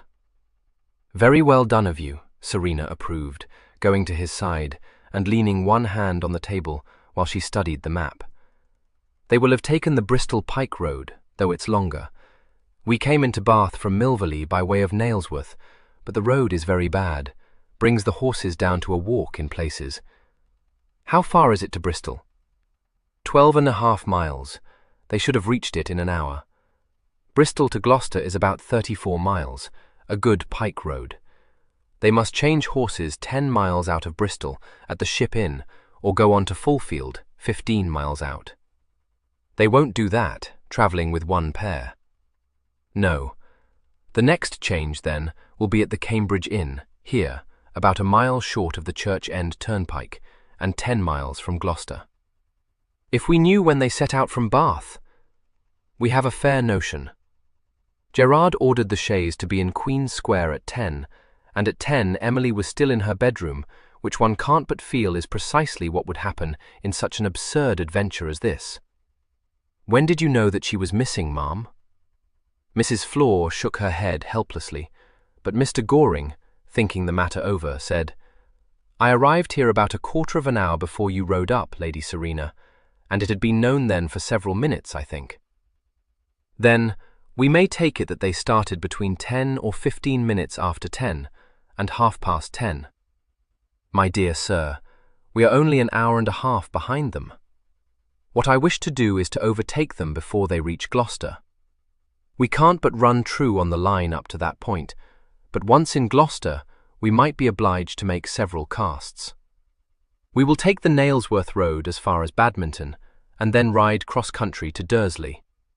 Nice point that, and join the Bristol-Gloucester Road here. He nodded. Aye, the road comes out at the Cambridge Inn. Where the scent should be hot, she said, her eyes dancing. Come, let's be off. I am ready, but it will be a 25-mile ride.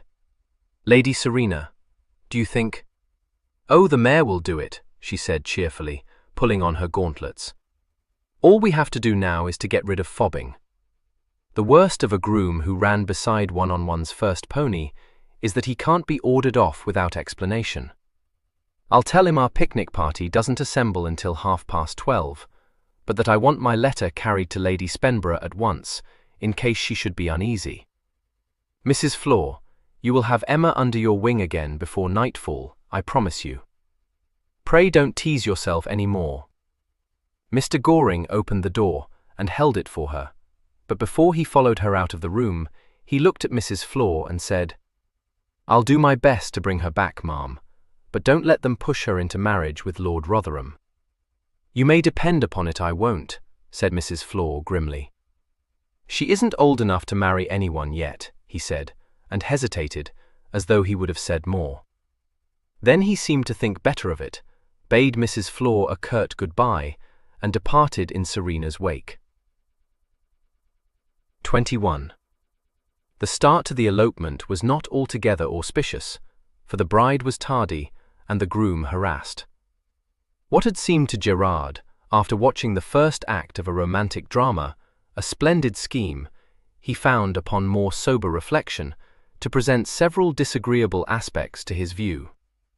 For one thing, he had no idea whether the marriage of two minors was any more legal in Scotland than in England, or whether it would be possible for it to be set aside. He told himself that once the knot was tied, neither Rotherham nor his mother would choose to cause a scandal by intervening, and tried to think no more of the possibility. Instead, he reckoned up his resources, made a vague guess at the distance to be travelled, totted up post-charges, and, at the end of all these calculations, decided to sell his watch.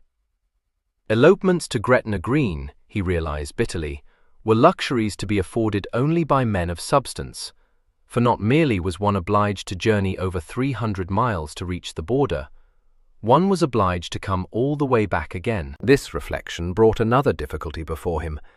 How, if his pockets were to let, was he to support a wife during the month that must elapse before he received the following quarter's allowance? The only solution that presented itself to him was that he should convey Emily to his mother's house, and he could not but see that, fond parent though she was, his mother might not accord his clandestine bride a very warm welcome. And if Rotherham, out of revenge, insisted on his spending another year at Cambridge, Emily would have to remain under his mother's roof until he came down for good, and it was just possible that she might not like such an arrangement. He wondered if he could install her in rooms in Cambridge, and decided that if he exercised the most stringent economy, it could be managed. These problems nagged at him, but they were for the future, which he was much in the habit of leaving to take care of itself. A far more pressing anxiety was the fear that Rotherham, arriving in Bath to find Emily gone, might guess her destination and follow her. He had warned her not to tell anyone of her flight, and he could not think that he had given Mrs. Flor the least cause to suspect him of being implicated in it. But if she mentioned his name, Rotherham would know at once that the flight was an elopement. And then what would he do? Perhaps he would be too proud to chase after an unwilling bride.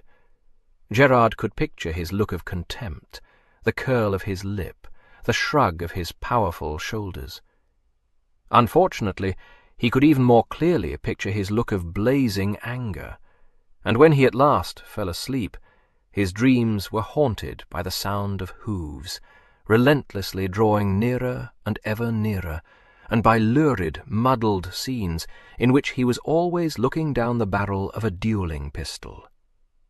Waking in a sweat, it was a little time before he could throw off the impression of the dream and realize that whatever else Rotherham might do, he would not challenge his ward to a duel.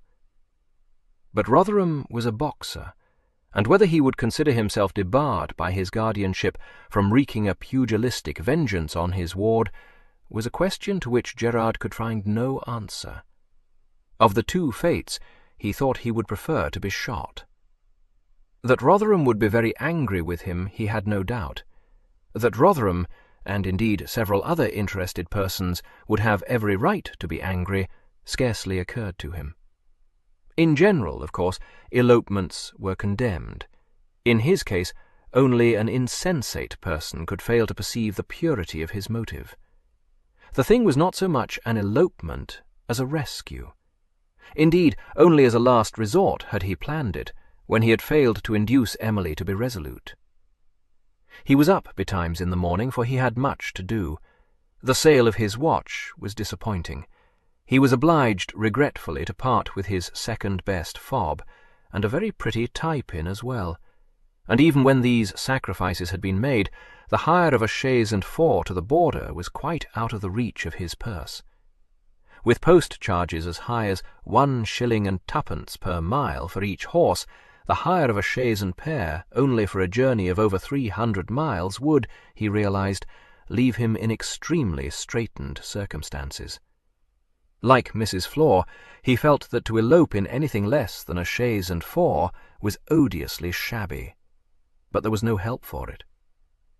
Then it occurred to him that to pay off the chaise at some point along the road, and to continue by stage or mail, would not only be a vast saving, but would throw Rotherham, if he pursued them, off the scent. So he booked a chaise to Wolverhampton, and began to think that in so doing he had performed a masterly stroke. This mood of elation was of brief duration.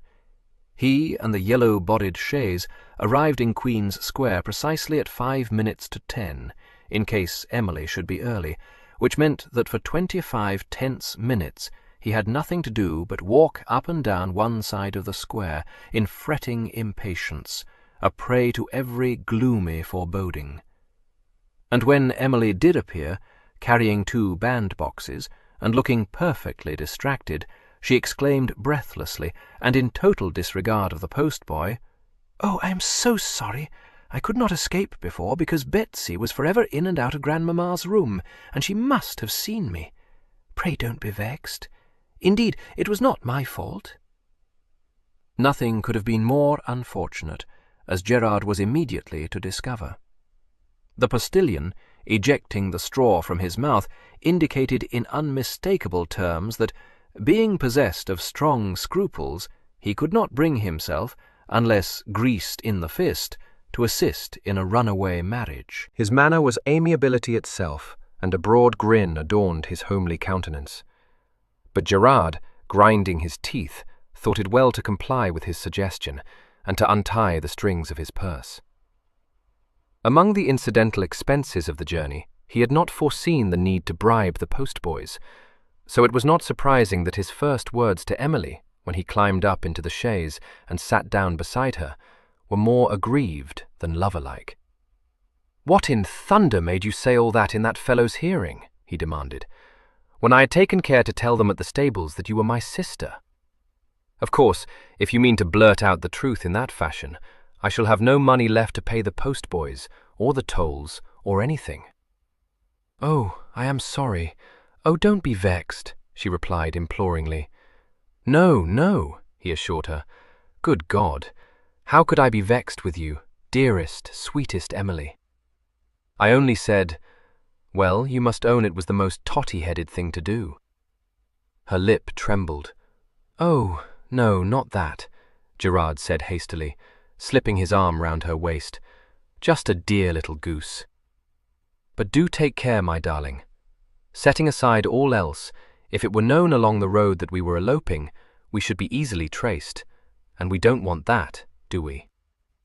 No, decidedly Emily did not want that.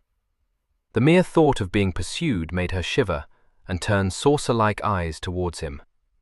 Do you suppose Mamma will come after me? She faltered. Good God, he ejaculated. I had not thought of that. Yes, very likely she might. Only I dare say she will not find it convenient to drop as much blunt as a chaise and four would need, because you told me yourself your papa don't often find himself with the dibs in tune, and you've no notion what it costs to hire 4 horses, Emily. You may depend upon it, should hire a pair only. Yes, but Grandmamma has a great deal of money. Well, it doesn't signify. If she isn't expected to arrive in Bath until the afternoon, we shall have several hours' start of her. She'd never catch you, Stephen, if she knew the way we had gone, which she won't. The person I was thinking of is Rotherham. Oh, no. Oh, Gerard, no. He patted her shoulder soothingly. Don't be afraid. Even if he did catch us, I shall not permit him to alarm you, he said stoutly. The only thing is that Ida's lief he didn't come up with us, because of this dashed business of my being his ward. It's bound to make things awkward. However, there's no reason to suppose he means to come to Bath today, and in any event, I've got a precious good scheme for throwing him off the scent. If he's devilish clever, he might be able to follow us as far as to Wolverhampton, but I flatter myself he'll throw up there, because I've provided him with a regular stopper. We shall pay off the chaise, Emily, and go on by stagecoach. Depend upon it, he will never think of that, particularly as we shall have to change stages at 1 or 2 places. I think there are no stages running direct from there to Carlisle, which is where I thought we should change into a chaise again. But it is horridly uncomfortable on the stage, objected Emily. She was still unconvinced that she would find a complicated journey by stagecoach entertaining when they reached Bristol and changed horses for the first time. Gerard kept a sharp eye on the extortionate postboy, alighting from the chaise, and engaging him in talk to prevent his passing the word to the new postilion that he was helping an eloping couple to reach the border. Meanwhile, the ostlers, adjured to fig out 2 lively ones, poled up the 2 most lethargic animals in the stables, and assured Gerard, with a wink at the postboy, that they would be found to be prime steppers. After a very short distance, it became obvious that they were prime stumblers, and Gerard, letting down the window in the front of the chaise, angrily scolded the postilion, who at once pulled up, and slewing himself round in the saddle, hotly defended himself. Emily tugged at Gerard's sleeve, begging him not to argue with the man, and pointing out, very sensibly, that since there was no possibility of changing the undesirable steeds until the next posting-house was reached, it was wasting precious time to quarrel with the postilion. Gerard sat back again, fuming with wrath, and the chaise was set in motion with a sudden jerk that almost flung the passengers onto its floor. To persons anxious to put as much space between themselves and Bath as possible, and in the shortest time, the slow progress over the next 9 miles was agonizing. Emily soon became a prey to agitating reflections.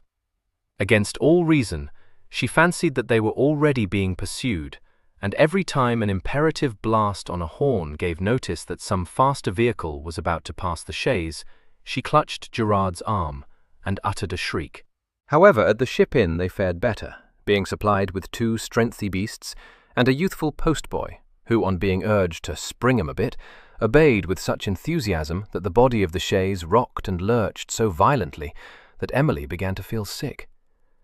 Gerard had to request the postboy to abate the pace, but he felt that a good deal of lost time had been made up, and applied himself to the task of assuaging Emily's fears and directing her thoughts towards a halcyon future.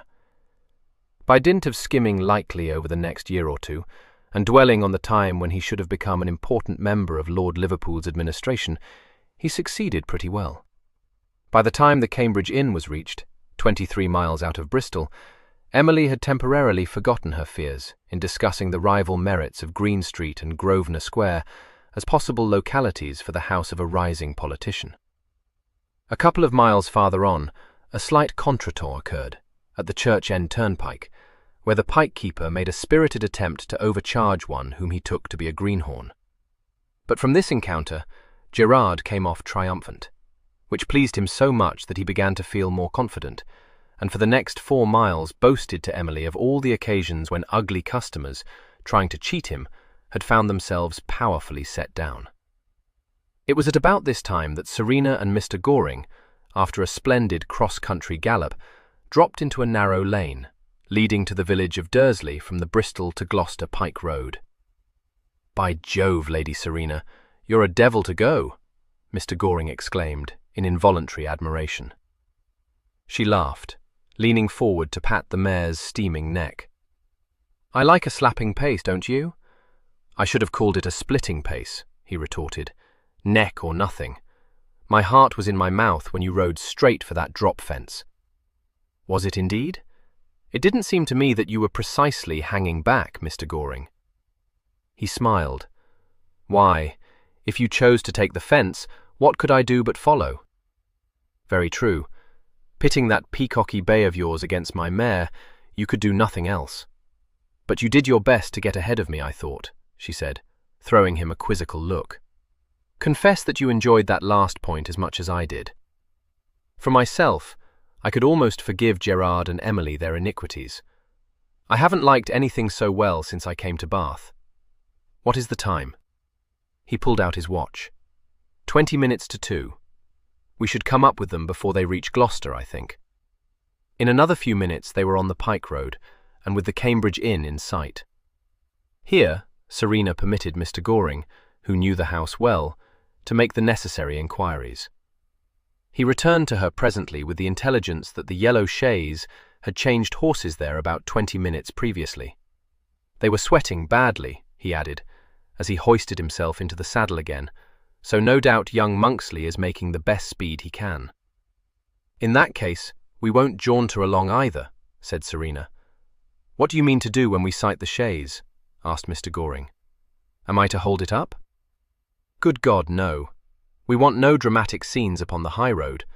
We shall follow discreetly behind, to see which inn they mean to patronize." "Leave it to me, then.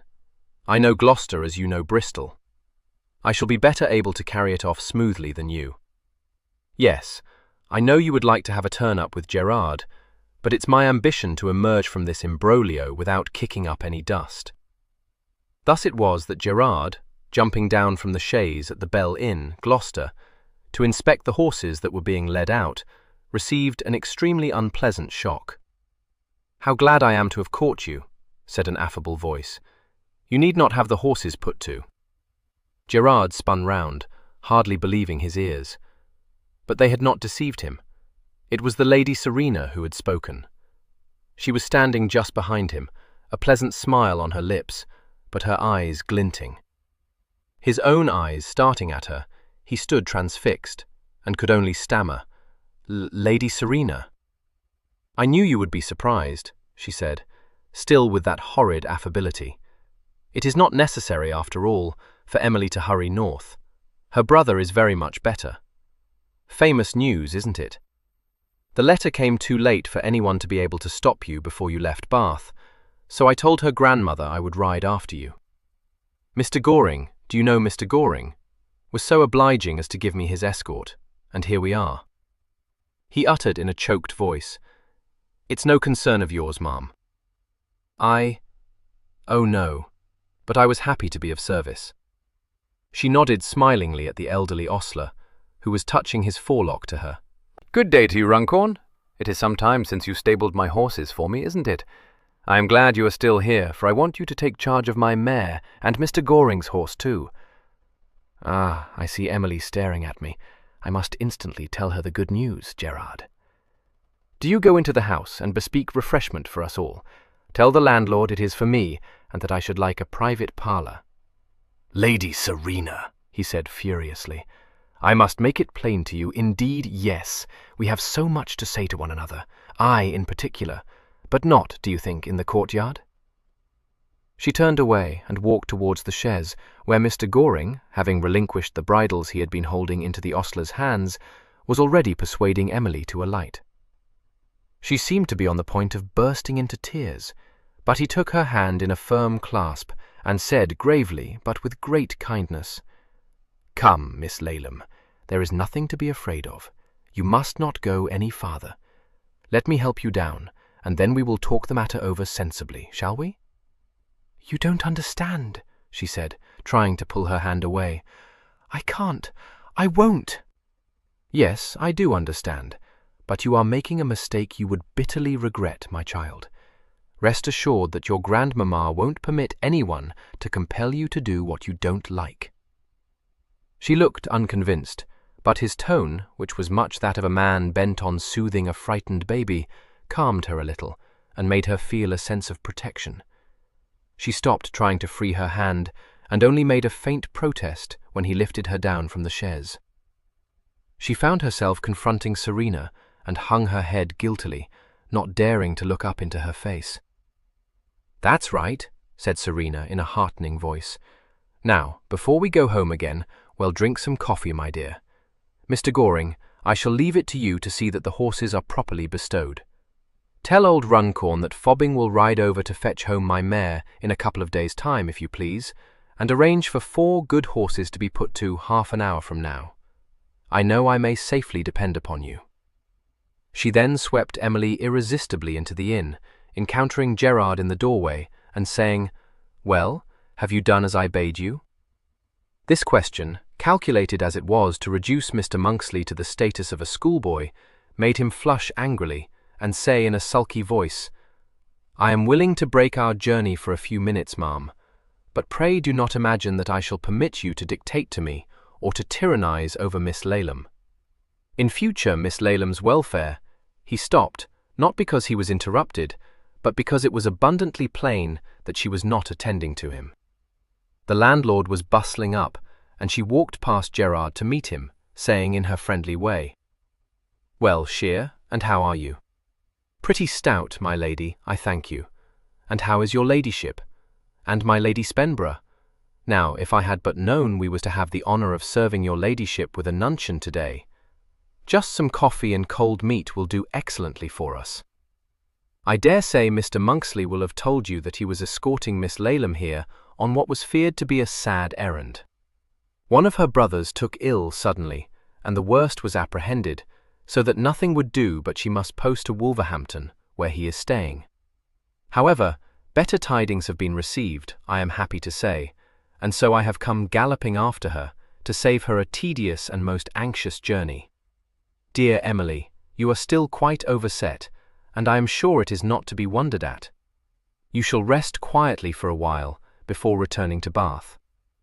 The landlord at once, and in the most solicitous fashion, begged them both to come into his best private parlour, and Emily, dazed by Serena's eloquence, and incapable of resisting her, allowed herself to be shepherded into the parlour, and tenderly deposited in a chair. Mr. Monksley brought up the rear, not knowing what else to do. Self-confidence was rapidly deserting him, but as soon as the landlord had bowed himself out of the room, he made another attempt to assert himself, saying in a blustering voice, Let it be understood, ma'am, that we are not to be turned from our purpose. You do not know the circumstances which have led to our taking what no doubt seems to you a rash step. Not that it signifies in the least. Upon my word, I shall be interested to learn by what right you. The speech ended here somewhat abruptly, for Serena rounded on him, an alarming flash in her eyes. Are you out of your senses? She demanded. What the deuce do you mean by daring to address me in such terms? He blenched, but muttered, Well, I don't see what business it is of yours. You need not think.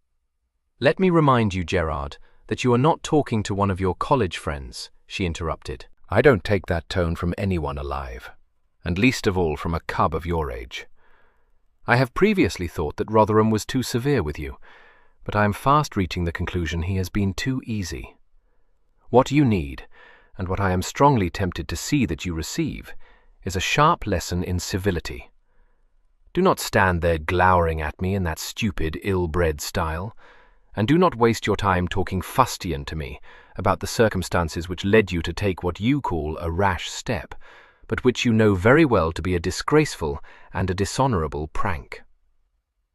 Mr. Goring, who had entered the room at the start of this masterly trimming, and had listened to it with deep appreciation, said very politely, "I shall be happy to be of service to you, Lady Serena." Her eyes twinkled. "I don't doubt it, or that you are an excellent teacher, sir, but I hope not to put you to so much trouble." "It would be a pleasure, ma'am." Mr. Monksley, finding himself between an avenging goddess on the one hand and a stocky and determined gentleman on the other, thought it prudent to retreat from his dangerous position. He begged pardon and said that he had not meant to be uncivil. The landlord, accompanied by a waiter, then came back into the room to set the table, a mundane business which seemed to Gerard quite out of keeping with the romantic nature of his escapade.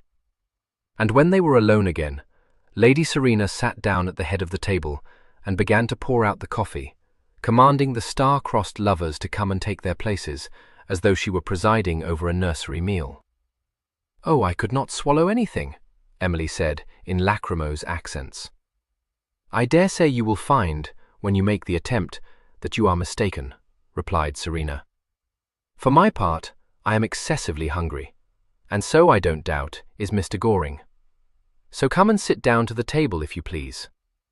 Mr. Goring, if you will take the foot and carve the ham. Gerard may sit on my other hand, and so we shall be comfortable." Anything less comfortable than the attitudes assumed by the lovers could scarcely have been imagined.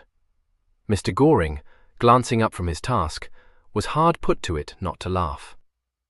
"I won't go back. I won't," Emily declared, tearfully. "Oh, no one was ever so unhappy as I am."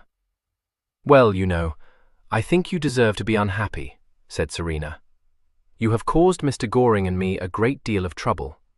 You have behaved in a way that must, if ever it were to be known, sink you quite beneath reproach. And, which is worst of all, you have made your grandmamma ill. Really, Emily, you are quite old enough to know better than to be so outrageously thoughtless.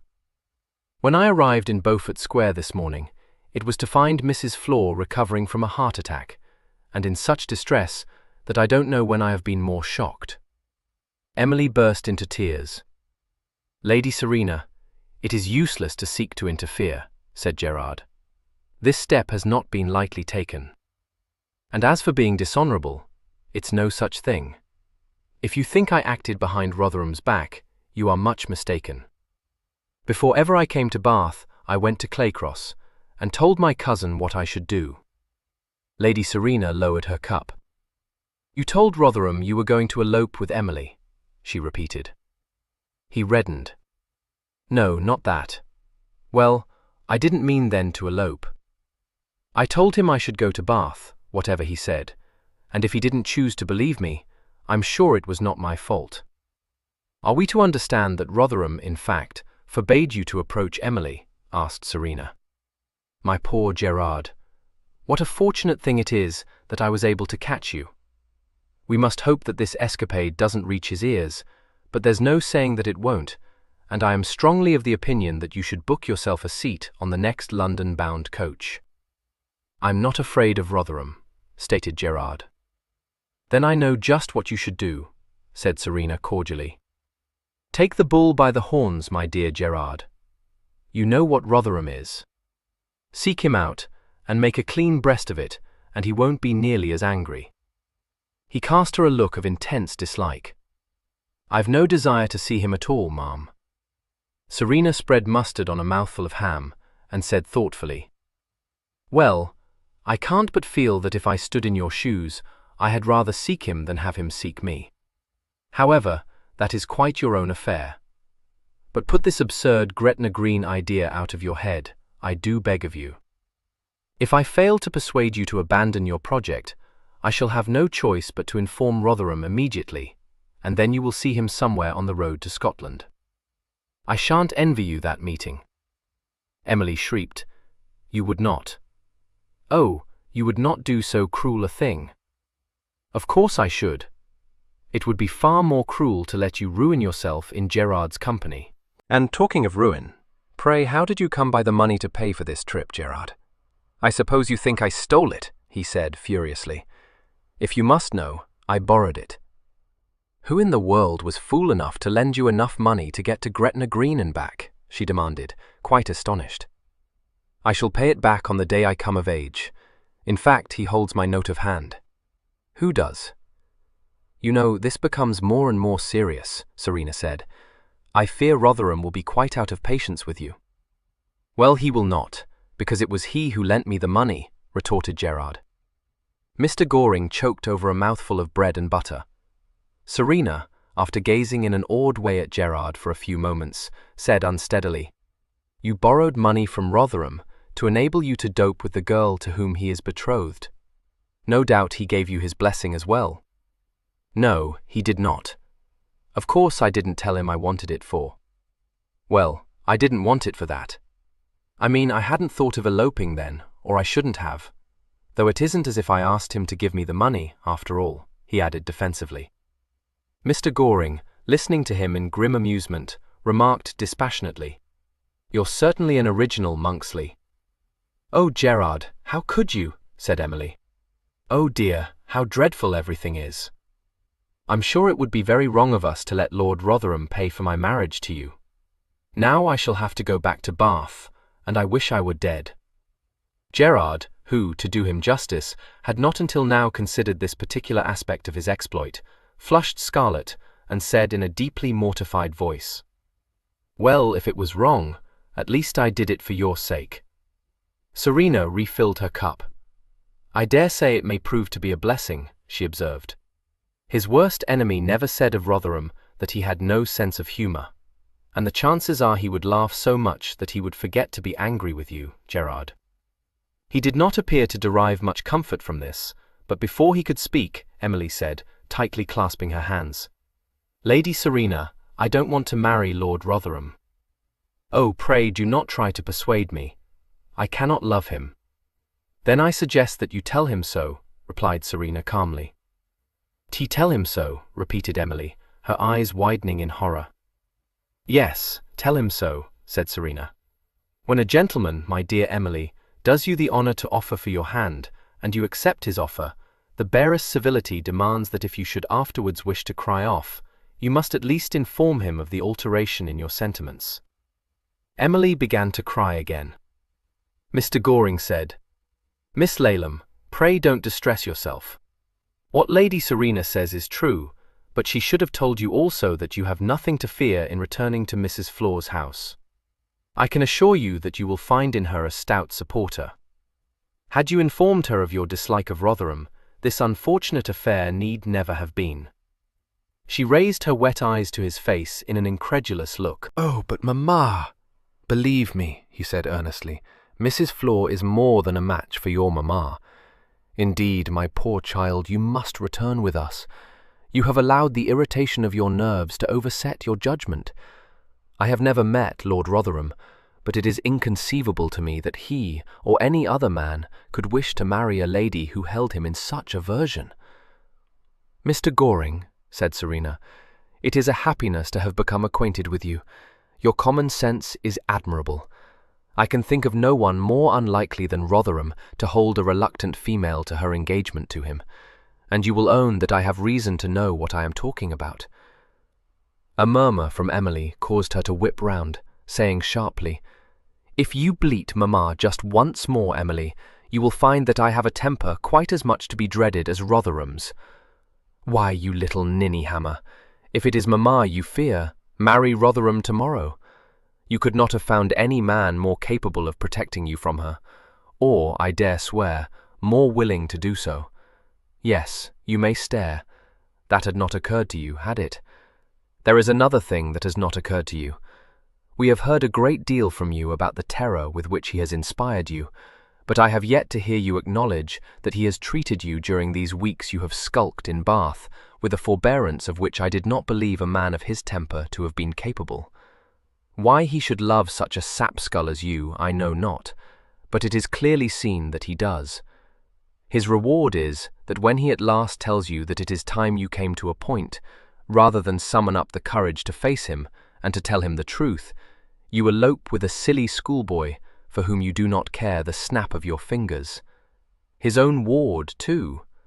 Did you plan it, between the pair of you, to make him appear ridiculous? Of you, Gerard, I can believe it. After this day's disclosures, it is not in your power to surprise me. You are an ill-conditioned puppy, without gratitude, without propriety, without a thought in your head for anything but what may happen to suit your pleasure. Her scorching gaze swept to Emily's horrified countenance. You I acquit of all but childish folly. But I tell you this, my girl, but for that saving grace, if grace you call it, I should think you the most contemptible and vulgar of jilts. These flaming words not unnaturally left both the persons to whom they were addressed speechless and shaken. Gerard was red to the roots of his hair, Emily paper white, and almost cowering in her chair. Mr. Goring rose and went to her, laying a hand on her shoulder. Over her head he spoke to Serena. "No more, ma'am, I beg of you. You have said enough. She has indeed behaved ill, but you forget what you yourself have said. She is the merest child. One, moreover, who is timid and has felt herself to be alone, and has never known the sympathy and support which girls more fortunately circumstanced than herself enjoy." "Yes," burst in Gerard, "but when I rescue her and try to protect her—" "If you have the slightest regard for your skin, be silent," interrupted Mr. Goring, his voice losing some of its deliberate calm.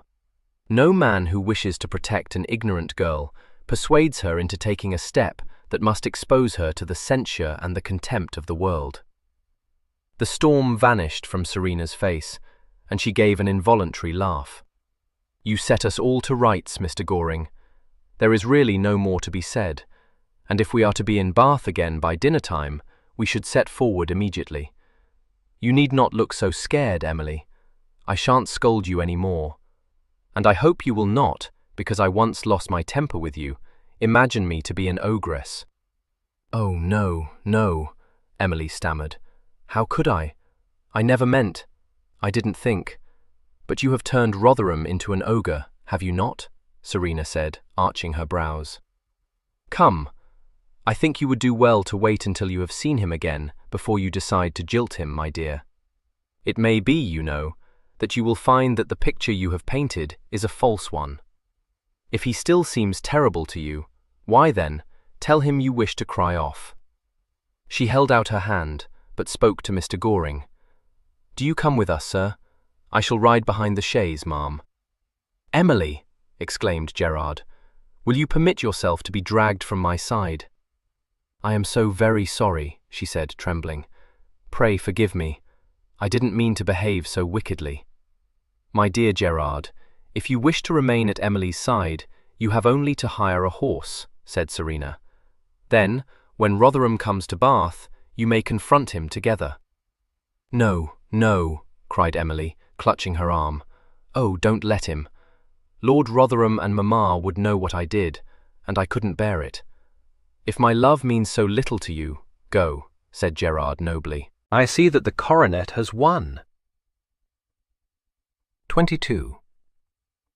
When Major Kirkby rode over the bridge into Laura Place shortly before 3 o'clock, he was surprised not to see Fobbing waiting there with Serena's phaeton, and still more surprised to be informed by Libster that the Lady Serena had gone off on a picnic expedition. Lady Spenborough, added Libster, was in the drawing-room and had desired him to show the Major upstairs. He observed that the Major had hitched his horse's bridle over the railings, and said that he would send my lady's footman to take charge of the animal. He then led the Major upstairs, announced him, and went away, shaking his head. In his view, there was something smoky going on, some undergame of which he could not approve. Fanny jumped up from the sofa as the door shut behind Libster and moved impulsively towards the Major, exclaiming, "Oh, Hector, I am so glad you have come. I am in the most dreadful worry." "My dear, what is it?" he asked quickly, catching her hands. "Fanny, you are trembling. My darling." She gave a gasp and disengaged her hands, casting an imploring look up at him. "Hector, no, you must not. I should not have. Oh, my love, remember." He walked away to the window and stood staring out. "Yes, I beg your pardon. What has happened to distress you, my dear?" She blew her nose and said rather huskily, "It's Serena. She has quite taken leave of her senses, Hector." He turned his head. "Good heavens, what has she done? Where is she?" "That," said Fanny distractedly, "is what is so agitating, for I don't know. I mean, anything might have happened to her, and if she has not been murdered by footpads or kidnapped by Mr. Goring, for what, after all, do we know of him? She may be halfway to Wolverhampton by this time." "Halfway to Wolverhampton?" he repeated, startled. "Fanny, for heaven's sake, why should Serena go to Wolverhampton? Who is Mr. Goring?" "Oh, he is Mrs. Florey's godson or some such thing. I dare say a very worthy young man, but so very dull and respectable." He could not help laughing. "Well, if he is dull and respectable, he will hardly have kidnapped Serena. No, I don't suppose it is as bad as that. But what if she doesn't catch them before they reach Gloucester? She can't ride all night, and there she will be, miles and miles from Bath, and no luggage, but only Mr. Goring, and her reputation quite lost. You had better read her letter." "Indeed, I think I had," he said. She dragged it from her reticule and gave it to him. "She says I am to tell you what has happened, so you may as well see just what she says. Hector, I am quite vexed with Serena." He had unfolded the sheet of paper and was rapidly running his eyes down it. Emily Gerard, Gretna Green. Good God! What's this? Oh, I see. Monksley hired the chaise to take him to Wolverhampton. My dear, Serena doesn't say she means to go there." "She is equal to anything," said Fanny despairingly. He went on reading the letter, frowning a little. When he reached the end of it, he folded it and gave it back to Fanny without a word. "What am I to do?" she asked. "What can I do?" "I don't think either of us can do anything," he replied. "If I thought it would be of the least use, I would write after her, but either she is already on her way back, or she must be far beyond my reach." "Fanny, does she often do things like this?" "Oh, thank goodness, no. In fact, I've never before known her to ride off with a strange man, well, the merest acquaintance at all events, and not even take fobbing with her. Of course, it is very wrong of Gerard and Emily to elope, but it is not Serena's business to take care of Emily.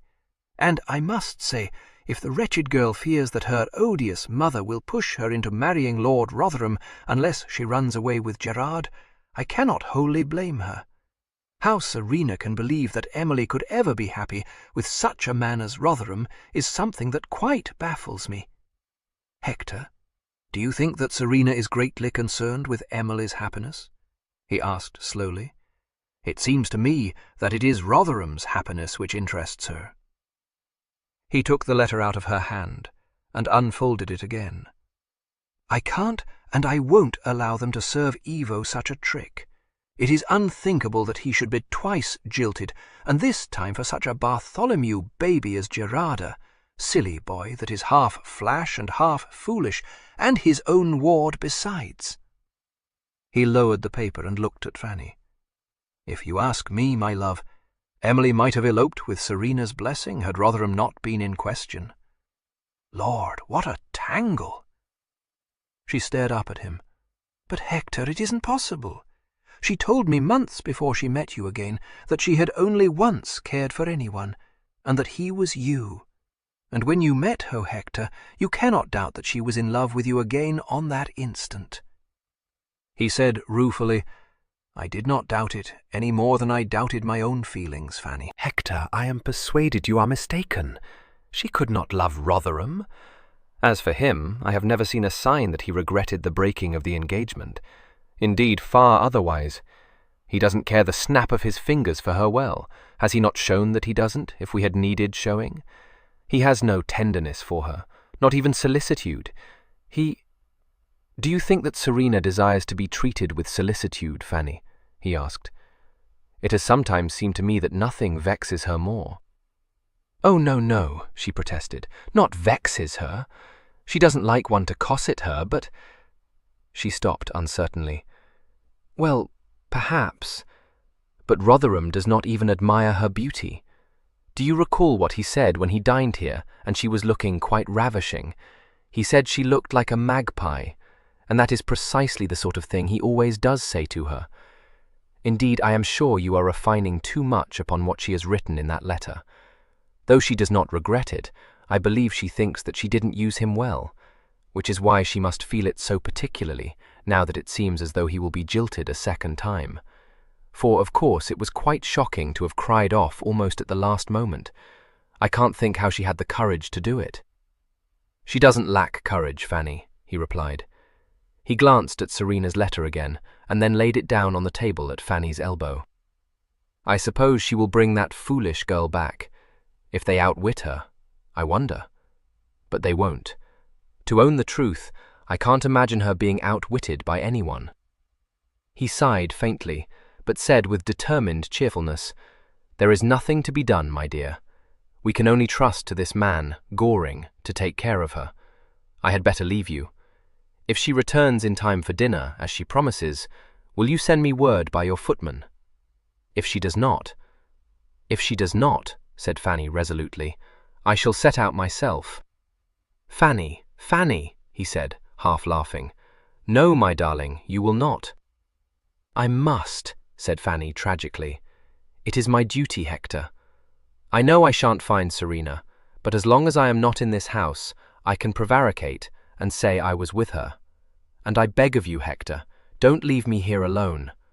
I know Lord Rotherham will come here, and even when there is nothing on my conscience he puts me in a flutter. He will fix his eyes on my face and ask me the most stabbing questions, and I shall betray all. But Fanny, don't, I implore you. Say that I have only to decide what I shall tell him, Fanny begged. You must know that I am not at all clever, and when Rotherham bends that look upon me, I become utterly bird-witted. Hector, I cannot be your wife, but I shall be your mother-in-law, and you cannot leave me to Rotherham's mercy. He dropped on his knees beside her chair, gathering her hands in his, and kissing them again and again. Fanny, don't, he said unsteadily. If you look at me like that, how can I? Dearest, most foolish Fanny, there is no reason to think Rotherham will come to Bath today. I ought not to remain. Besides, I can't keep your footman walking my horse up and down outside for the rest of the day. Tell John to take him back to the stables, she urged him. Pray, love, don't take away your support. If I must remain alone here, wondering what has become of Serena, and thinking every knock on the door to be Rotherham's, my senses will become wholly disordered. He was not proof against such an appeal. He thought it not very likely that Rotherham would arrive in Bath that day, but he remained with Fanny, with a backgammon board as chaperone. And Fanny was quite right. Not very long after 5 o'clock, Libster opened the drawing-room door and announced Lord Rotherham. Fanny was taken by surprise, neither she nor the Major having heard a knock on the street door. She had just lifted a pile of backgammon pieces, and she gave such a violent start that she dropped them, and they went rolling over the floor in several directions. The Major met her agonized look with a reassuring smile, and was near to bursting into laughter, so comical was her expression of dismay. Rotherham, pausing halfway across the room, glanced keenly from one to the other of them, bent to pick up a piece that had come to rest against his foot, and said, "How do you do? I am afraid I have startled you, Lady Spenborough." No, Fanny said, blushing and rising to her feet. That is, yes. I wasn't expecting to see you. Oh, pray don't trouble about those stupid pieces. He dropped 3 of them onto the board and shook hands. "I understand Serena is out," he said, turning to offer his hand to the Major. "When does she return?" The look Fanny cast at the Major was eloquent. "I told you so," said her eyes. He came at once to the rescue. "It would be a bold man who would dare to prophesy," he said smilingly. "She has gone off on an expedition with a party of her friends, and there's no saying when they will get back to Bath." "Where has she gone to?" To Fanny's deep admiration, the Major replied without hesitation, "I believe there was some notion of trying to get as far as to the Wookey Hole. I wonder you let her." This remark, though it sounded more of a comment than a criticism, shook the Major slightly. Fanny sprang loyally into the breach. "She will be sorry to have missed you. What a pity you did not advise us of your coming to Bath." "Oh, she won't miss me," said Rotherham. "I'll wait for her, if I shall not be in your way." "No, no, not at all," said Fanny, in a hollow voice. "Pray, won't you sit down?" "Thank you." He chose a chair opposite to the sofa. "Don't let me interrupt your game." "We had just finished. Do you make a long stay in Bath?" "I can't tell." "Has Miss Laleham also gone to the Wookey Hole?" "I don't know."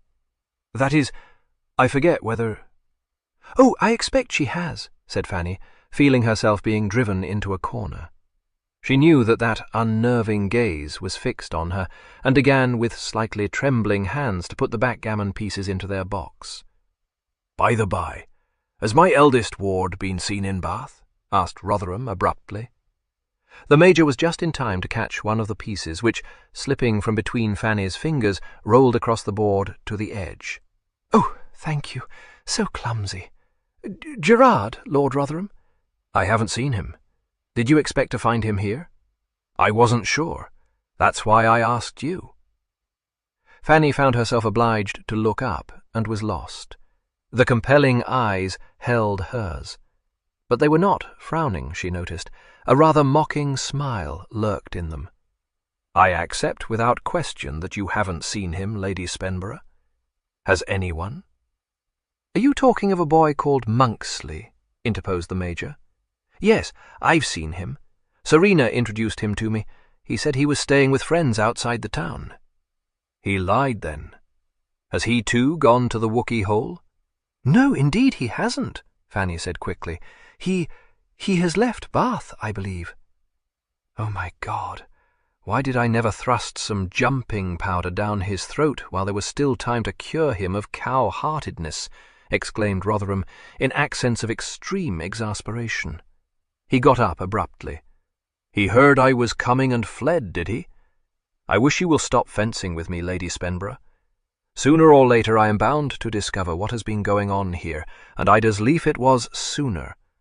I've already been refused admittance in Beaufort Square, where I learned that Miss Laleham will not be in until late this evening, that Mrs. Flor is out visiting friends, and that Lady Laleham is expected in Bath this afternoon.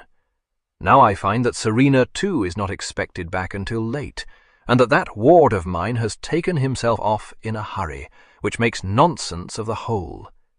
Having had the spirit to come here, why the devil couldn't he—" He stopped suddenly, his brows snapping together. "Good God! Did she send him packing?" Fanny cast another of her imploring looks at the Major, but he too had risen, and his eyes were on Rotherham's face. "Am I to understand that you knew young Monksley to be in love with Miss Laleham?" he asked bluntly. "Knew it?" Rotherham gave a short laugh, and strode over to the window. "What can one know of a bag of wind? He enacted me a ranting tragedy, but as to discovering whether there is one grain of sincerity among the fustian, you might as well try to milk a pigeon. Just playing off his tricks, was he?" He shrugged. "I should have guessed it." "No," said the Major deliberately. "Far from it." "Hector!" The cry was startled out of Fanny. Rotherham swung round. One swift glance at Fanny's horrified face, and his eyes went to the Major's in a hard, questioning stare. "Well, out with it." Fanny sprang up, with a rustle of silken skirts, and clasped her hands about the Major's arm. "Hector, you must not." "Oh, pray." He laid his hand over her clutching fingers. "But I think I should," he said gently. "Haven't you said from the outset that nothing but misery could come of the marriage? Your ward, Marquis, according to our information, eloped this morning with your betrothed." "What?" Rotherham thundered, making Fanny wince. "Are you trying to hoax me? On such a subject?" "Certainly not. They set out in a chaise and pair, and were bound, it is presumed, for Gretna Green." "By God, I've wronged that boy!" exclaimed Rotherham. "So that's why I wasn't permitted to enter Mrs. Flore's house. Gretna Green indeed." His brows drew together again. "Good God, they will never get there. I'll swear all the money the young fool had was the £50 I gave him. Why the devil couldn't he have asked me for 100 while he was about it? Of all the addle-brained corkers! Now he'll find himself aground before he reaches Carlisle." Fanny's hands fell from the Major's arm. Fascinated, she stared at Rotherham. "He appears only to have booked the chaise as far as to Wolverhampton," said the Major, contriving by a superhuman effort to preserve his countenance. "Possibly he has foreseen that he might find himself without a feather to fly with, and means to proceed thence by stagecoach." "God grant me patience," ejaculated Rotherham wrathfully. "If ever I knew such a slow top. Does he know no better than to take a girl to Wolverhampton? Wolverhampton, my God! And then to push her into a stagecoach? And I don't doubt I shall be blamed for it, if all comes to ruin. How the devil could I guess he was such a cod's head that he wouldn't know better unless I told him?" "Perhaps," said the Major, who had sat down again and was giving way to his emotion, "he felt there might be a little awkwardness in applying to you for instruction." One of his sharp cracks of laughter broke from Rotherham. "He might, of course," he acknowledged. Another thought brought back the frown to his brow. "What's Serena doing in this?" he demanded. "You're not going to tell me she has gone along to chaperone Emily?" "No, to bring her back," said the Major. "She has ridden in pursuit of them." "And you let her?"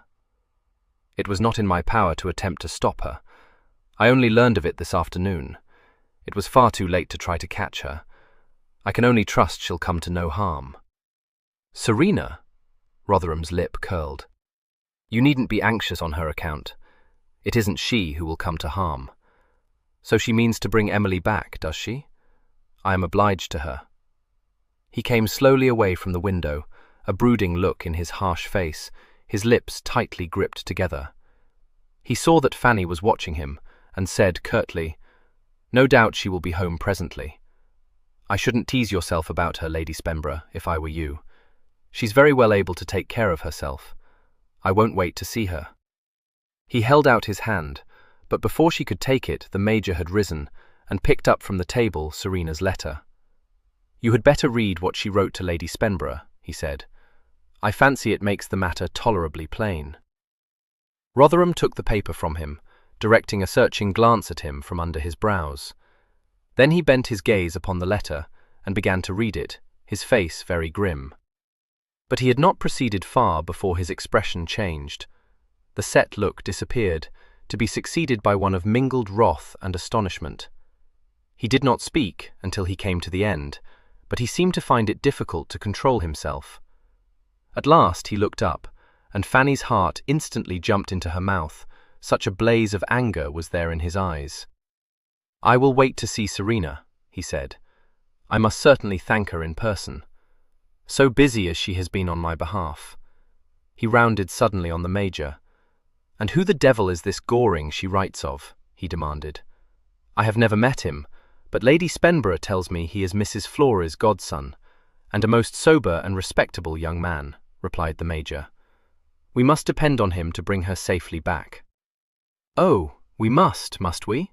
said Rotherham savagely. "She is a great deal more likely to bring him back on a hurdle. Any man who lets Serena lead him into one of her damned May games can't be other than a bottlehead." He broke off, jerking up his head, his eyes going swiftly to the window. The clop of a horse's hooves, which had been growing steadily louder, ceased suddenly. 2 quick strides took Rotherham back to the window. He flung it up, and looked down at the vehicle drawn up outside the house. There was a tense pause. Then Rotherham said, leaning his hands on the windowsill, "Serena's letter crashed in one of them. Her ladyship in a hired hack." He shut the window with a slam and turned. Fanny sprang up. "Serena! Oh, thank God! Oh, what a relief!" She then shrank instinctively towards the Major, for the look Rotherham turned on her was bright and menacing. "Don't thank God too soon, Lady Spenborough. Serena is in a great deal more danger now than she has been all day, believe me." "No, no, stop," she cried. "What are you going to do to her?" "Murder her," he said, through shut teeth, and went hastily out of the room. Fanny started forward, but the Major caught her arm. "No, my dear, let be. Hector, go after him," she said urgently. "His face, oh, he looked like a fiend. Heaven only knows what he may do in such a wicked passion. You must do something. Hector, it is your duty to protect Serena." "So I might, if I thought she stood in peril of her life," he replied, laughing. "What I do think is that I should make a very bad third in that quarrel." Meanwhile, Rotherham, running down the stairs, reached the entrance floor just as Serena walked past Libster into the house. Under the stiff, curling brim of her tall hat, her face was a little pale, and her eyes frowning in a look of fatigue. She laid her whip down on the table and began to strip off her gauntlets. "Is her ladyship in, Libster?" "In the drawing-room, my lady. Also ridden that short-backed mare of yours to a standstill, Serena." She looked round quickly. "Evo, you here?" "Yes, Serena, as you see," he said, advancing upon her. "Not only here, but extremely anxious to have a few words with you." "Dear me, in the sullens again?" she asked, her voice light, but her eyes watchful. "Are you vexed because Emily did not abandon our expedition on the chance that you might arrive in Bath today? How absurd of you!" "My girl," said Rotherham dangerously, "it will be just as well for you if you stop thinking me a bleater, whom you can gull by pitching me your damned gammon. Come in here." He pushed open the door into the dining room, and to Libster's intense disappointment, pulled Serena into the room, and shut the door in the butler's face. "Now, Serena, now," he said. "What the devil have you been doing? Don't lie to me. I know what expedition yours was." He unclenched his left hand and showed her the crushed letter. "Do you recognize that? Then tell me the truth," she said indignantly. "So, not content with browbeating Emily, you have bullied Fanny into giving you my letter, have you? Well, if I find you've upset her, you will very speedily wish you had remembered with whom you would have to deal, if you came raging into this house. I am not a wretched schoolgirl, wilting under your frown." "You are a meddlesome vixen," he told her angrily. Her eyes flashed, but she choked back a pungent retort, struggled for a moment with herself, and finally said, in a voice of determined calm, "No. This is no moment for a turn-up, Rotherham. If you have read my letter, it may be for the best. Of course you are angry, though why you should make me your scapegoat God knows. Never mind that. I can stand a knock or two. Evo, what a fool you have been. You may blame yourself for what happened today. Don't vent your wrath on Gerard. I've sent him back to London with such a flea in his ear as he will not soon forget, I assure you." "You have you? How very much I am obliged to you." "Go on. You are more obliged to me than you know. You may dismiss Gerard from your mind, Emily is no more in love with him than I am. Had you had enough sense to have come to Bath, without heralding your arrival in a letter anyone but an idiot would have known, must scare the child out of what little without of her wits, she would never have spared Gerard a thought. She seized on him merely as a means of escape. Really, Evo, you have handled this like the veriest whipster.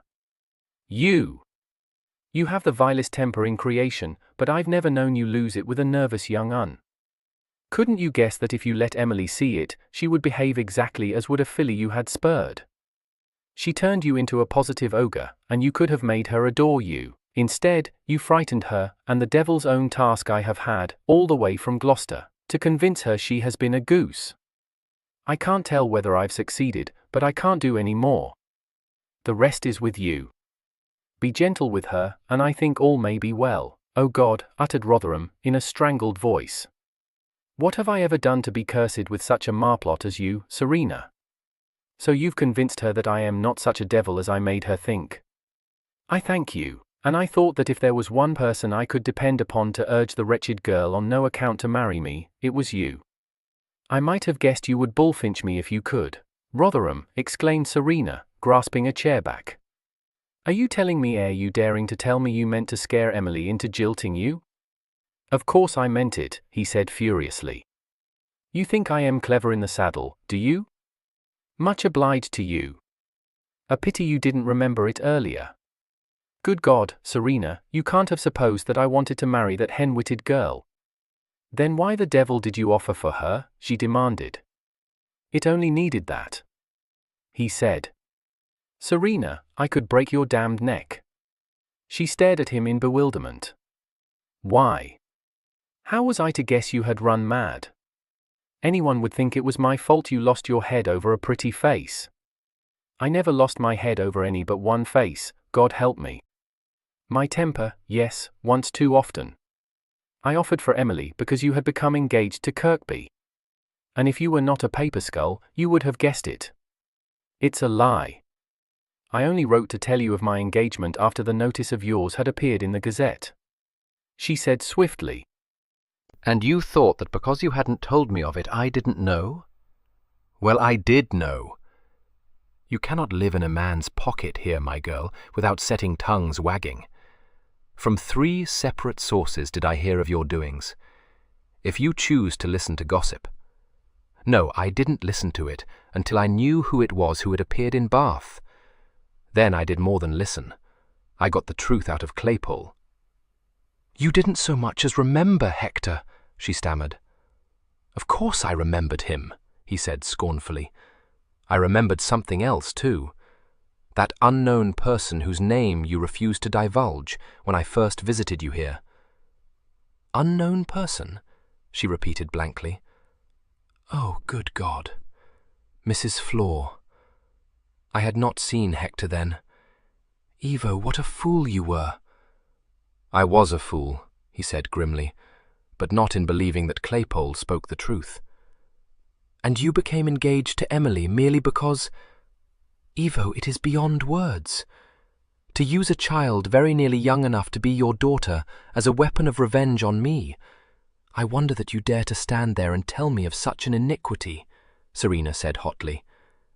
It wasn't as bad as that, he said, flushing. I meant then to marry her. If that cursed Adonis of yours had won you, what did it signify whom I married? I must marry someone, and Emily was as good as another. Better. I knew I could mould her into whatever shape I pleased. I knew she would be happy enough with what I could give her. I knew the Laleham harpy would jump at my offer. And I knew you would hate it, Serena. Oh yes, infamous, wasn't it? I did it because I was mad with anger, but I never meant to play the child false. And what, most noble Marquis, inquired Serena scathingly, made you change your mind and decide instead to be rid of her? He set his hands on her shoulders and gripped them, holding her eyes with his. Years ago, Serena, you fancied yourself head over ears in love with a devilish handsome lad. I didn't think then that he was the man for you, and when I saw you both together here, I was even more certain of it. But when I heard of his reappearance and of the reception he got from you, I was shaken as I never was before, and hope to God I never shall be again. But the instant I saw the pair of you, I knew that I had rolled myself up to no purpose at all. I don't know what madness seized you, but I do know that you don't love Kirkby, and never did or will. She wrenched herself away. Did you? Did you indeed? Perhaps you thought I loved you. Not, but I knew that I still loved you. I could see you would break with Kirkby Lord, Serena, if I hadn't been in such a damned tangle myself. I should have laughed myself into stitches. My poor girl, did you really think you could be happy with a man that would let you walk roughshod over him?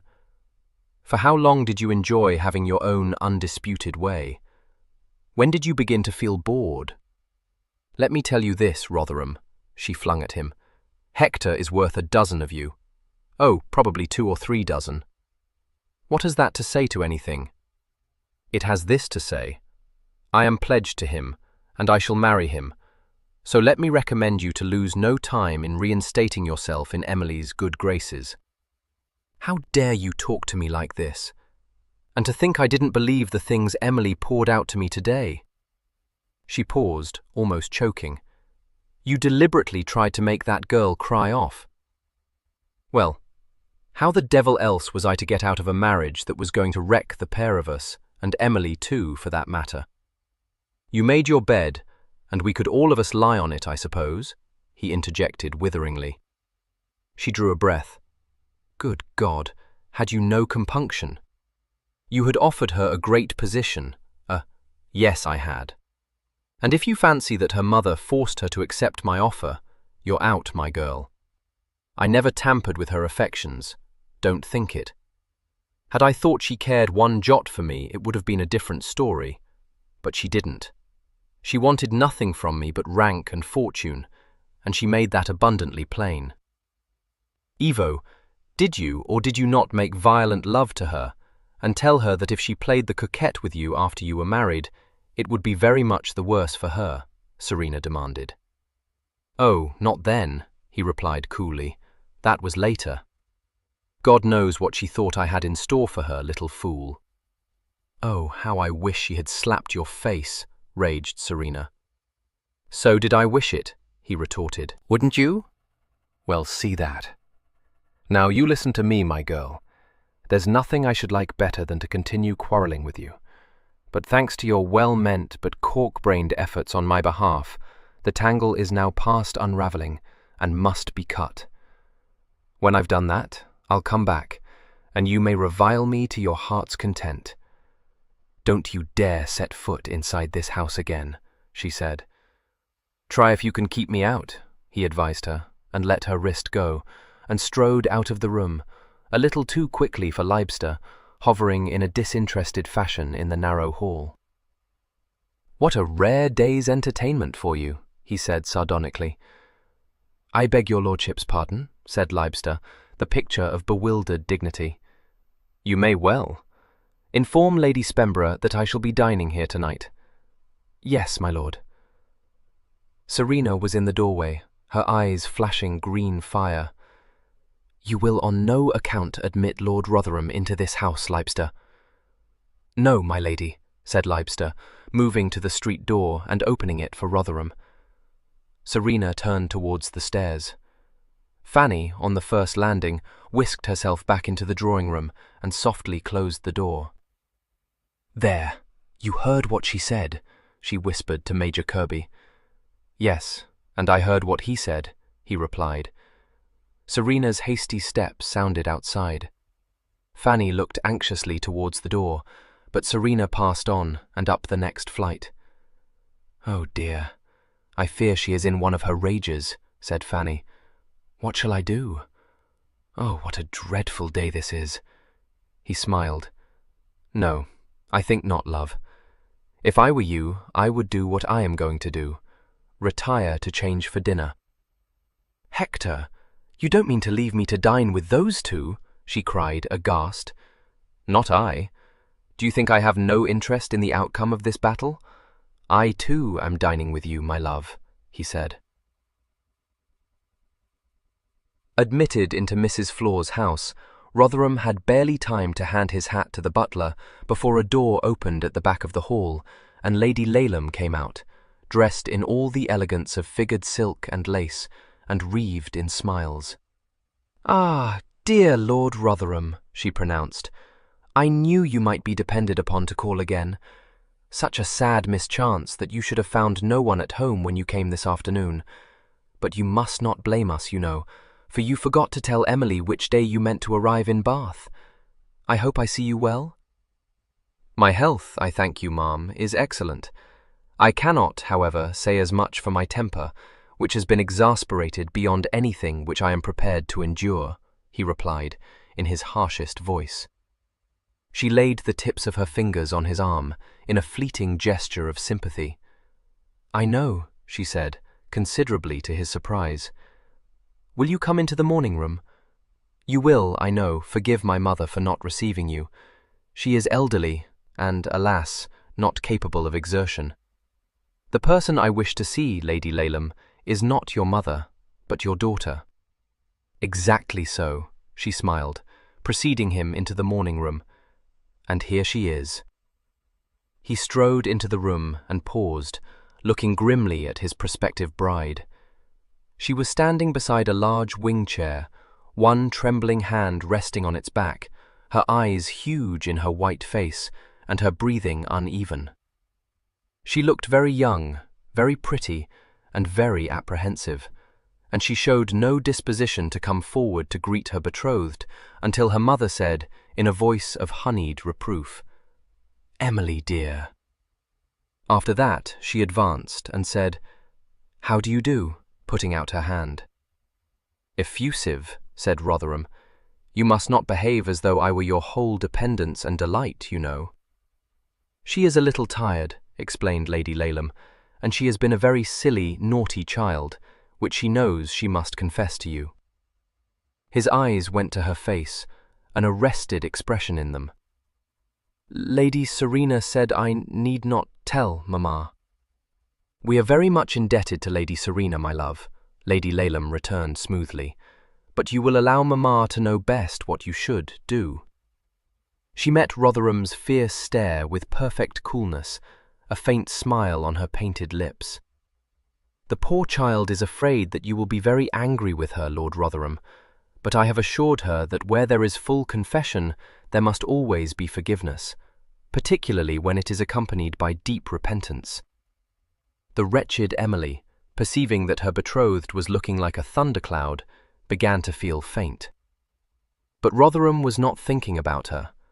He was seeing the ground being cut from beneath his feet by a stratagem which he recognized, in a cold fury, to be masterly. And he could think of no way to prevent Emily from casting herself upon his mercy. Out it all came, in halting, shame-faced sentences from Emily, skillfully embroidered by her mother. She had thought he was very angry with her when she had received his letter.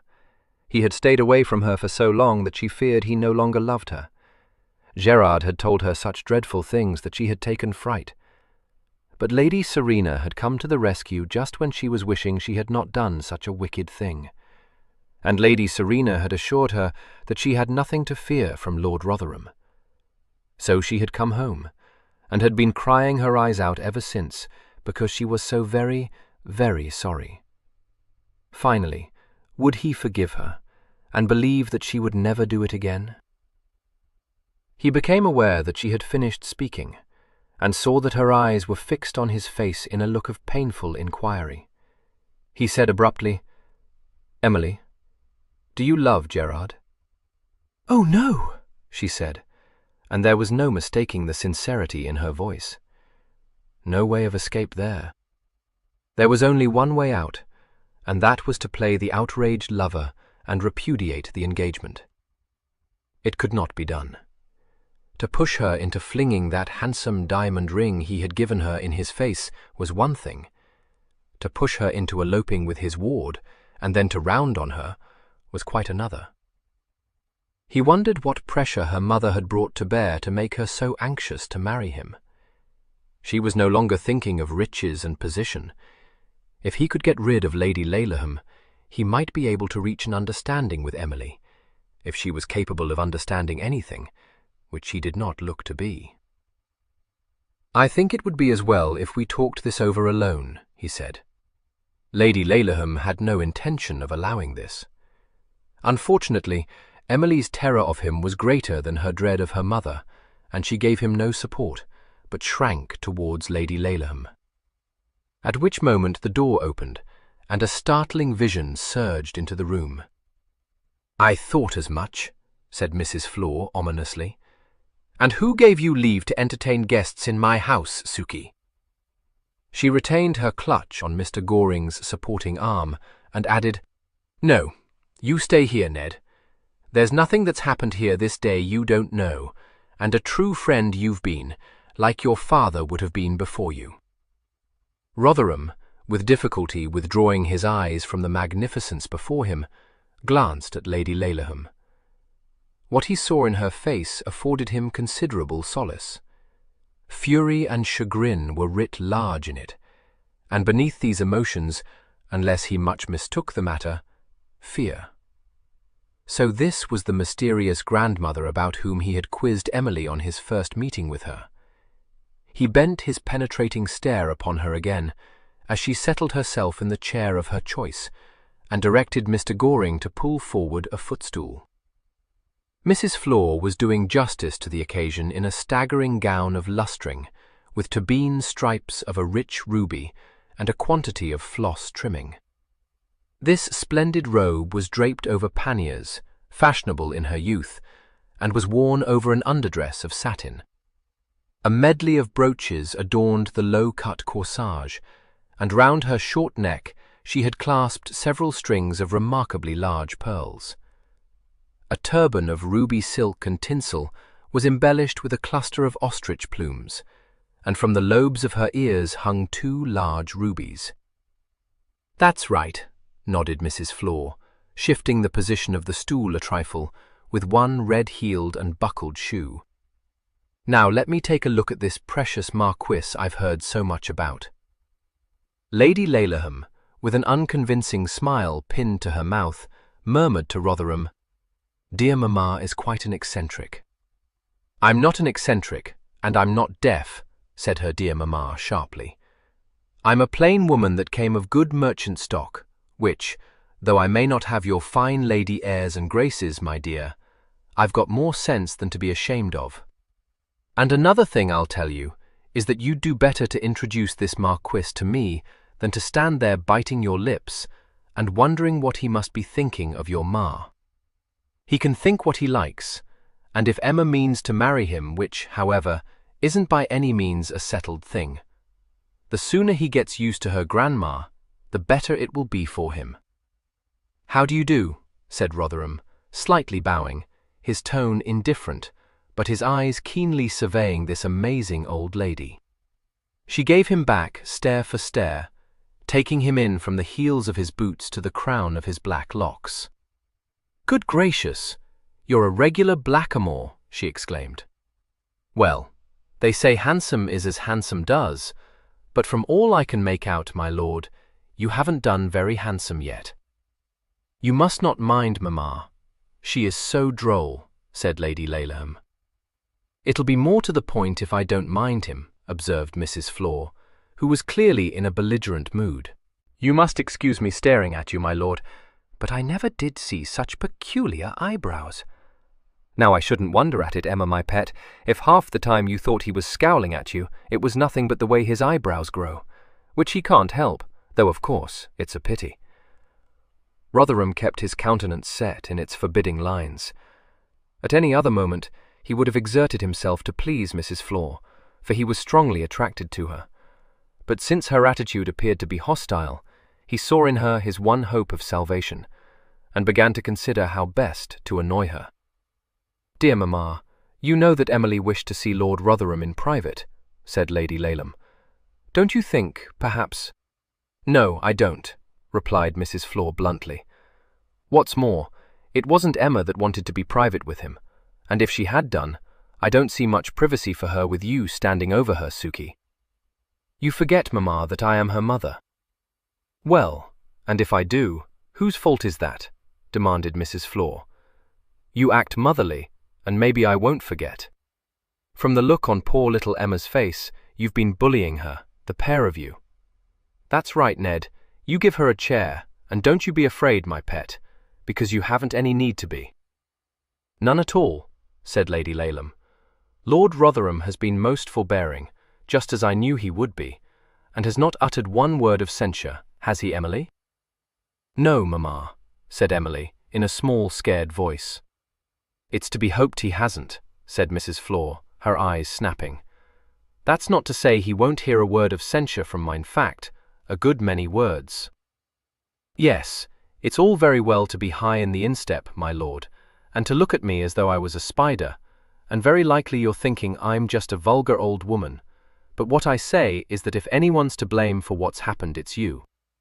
"I've no objection to vulgarity," replied Rotherham, What, however, I do not tolerate is interference. That had better be understood immediately. Mrs. Flor seemed to swell. Ho! So when I tell you I won't have my granddaughter made miserable, that's interference, is it? If Emily is made miserable by me, the remedy is in her own hands. Mamma, pray be quiet, cried Lady Laleham. Such nonsense! As though she has not every reason to be the happiest girl alive. You may toad eat his lordship as much as you like, Suki, but don't you run away with the idea you can tell me to be quiet, or you and me will fall out, which would not suit your book. Ever since Emma got herself engaged to this Marquis, she's looked downright seedy, and she's been no more her merry self. My dear mamma, I have told you a score of times that London, and all the gaieties she enjoyed, were too much for her. Then there is no need for you to feel any further anxiety about her health, said Rotherham. We are not going to live in London. This pronouncement, uttered as it was in a curt, matter-of-fact voice, surprised Emily into uplifting her voice. Not going to live in London, she repeated. No, dear child, Lord Rotherham means that you will mostly be at Delford, or at Claycross, interposed Lady Laleham.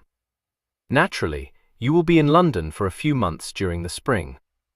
I mean nothing of the sort, said Rotherham, without heat, but with finality. I am closing Rotherham House. Closing Rotherham House, exclaimed Lady Laleham, as though she could not believe her ears. But why? He shrugged. I dislike living in town, and abominate ton parties. Emily's eyes darkened in dismay. No parties at all? She asked. He glanced down at her. We shall entertain at Delford, of course. Oh no, she said involuntarily. I couldn't. She flushed and added pleadingly, I would rather live in London. At least some part of the year. Delford is so very big, and I don't like it. I am afraid, since it is my home, you will have to overcome your dislike of it. Of course she will, said Lady Laleham. But surely you cannot mean to keep her there throughout the year. Why not? I'll soon tell you why not, interrupted Mrs. Flor, who had been listening in gathering wrath. If Delford is the place where poor little Emma had to walk half a mile from her bedroom to the dining room, it isn't the kind of house that'll suit her at all. Besides, from what she tells me, it's stuck right out in the country, and she's had enough of that kind of thing at Cherryfield Place. What's she going to do with herself all day long? She will find plenty to do, I imagine. She will have first to learn what is expected of Lady Rotherham, which is likely to keep her pretty fully occupied for some months. She will hunt, of course. Hunt? Cried Emily. Oh no, please. I never do so. You will, he said. Jump over those dreadful fences you showed me. Emily said, horror in her voice. I couldn't. We shall see. Well, if ever I heard anything to equal it, gasped Mrs. Flor. First, she's to learn a lot of lessons, and next, she's to be made to break her neck. Oh, she won't break her neck, said Rotherham. A few tumbles won't hurt her. I shall have some fairly easy jumps put up and school her over them. No, almost shrieked Emily. I won't! I won't! No more you shall, lovey, hotly declared Mrs. Flor.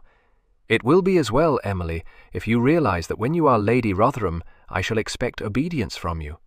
I warn you, it will not do if you say, I won't, to me. Mr. Goring, who had been seated rather in the background, got up and said in his level tone, We've heard a great deal of what you expect and what you like, my lord, but we haven't yet heard you ask Miss Laleham what she would like. She'll learn to like what I like if she's wise. I did not choose a bride out of the schoolroom, sir, to have her setting up her will against mine. Mr. Goring's jaw was becoming momentarily more aggressive. It seems to me, Lord Rotherham, that what you want is a slave, not a wife.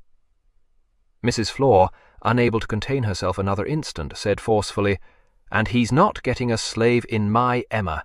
Why, the man's a downright monster. A fine husband you caught for Emma, Suki. I wonder you aren't ashamed to look me in the face.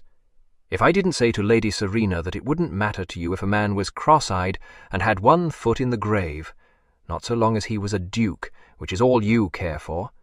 And this Choctaw Indian here isn't even a duke." There was the faintest tremor at the corners of Rotherham's mouth, but it went unnoticed. Lady Laleham said, "I cannot believe that Lord Rotherham means all he says. I am sure he means to make Emily very happy." "Certainly," said Rotherham, bored. "She has only to adapt herself to my wishes, and I see no reason why she should not be perfectly happy." Suddenly Emily sprang up and fled to her grandmother's chair. I can't. I don't care if I'm ruined. I can't. Oh, Grandmamma, don't let Mamma make me." "Emily!" There was a red spot on each of Lady Lalem's cheeks. "How dare you say such a thing? As though I should dream. You keep your distance, Sukey," commanded Mrs. Flor.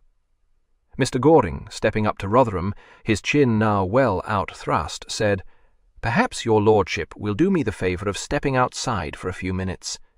"No, you fool," said Rotherham very softly. "Emily, think what you are doing," Lady Laleham was saying urgently. "You'll never get a husband if you play the jilt, particularly after your folly today. The whole world will think it was you who were jilted. You'll have to stay at home, for I shan't take you to town again, and you will end your days an old maid." "You're wrong, ma'am," said Mr. Goring.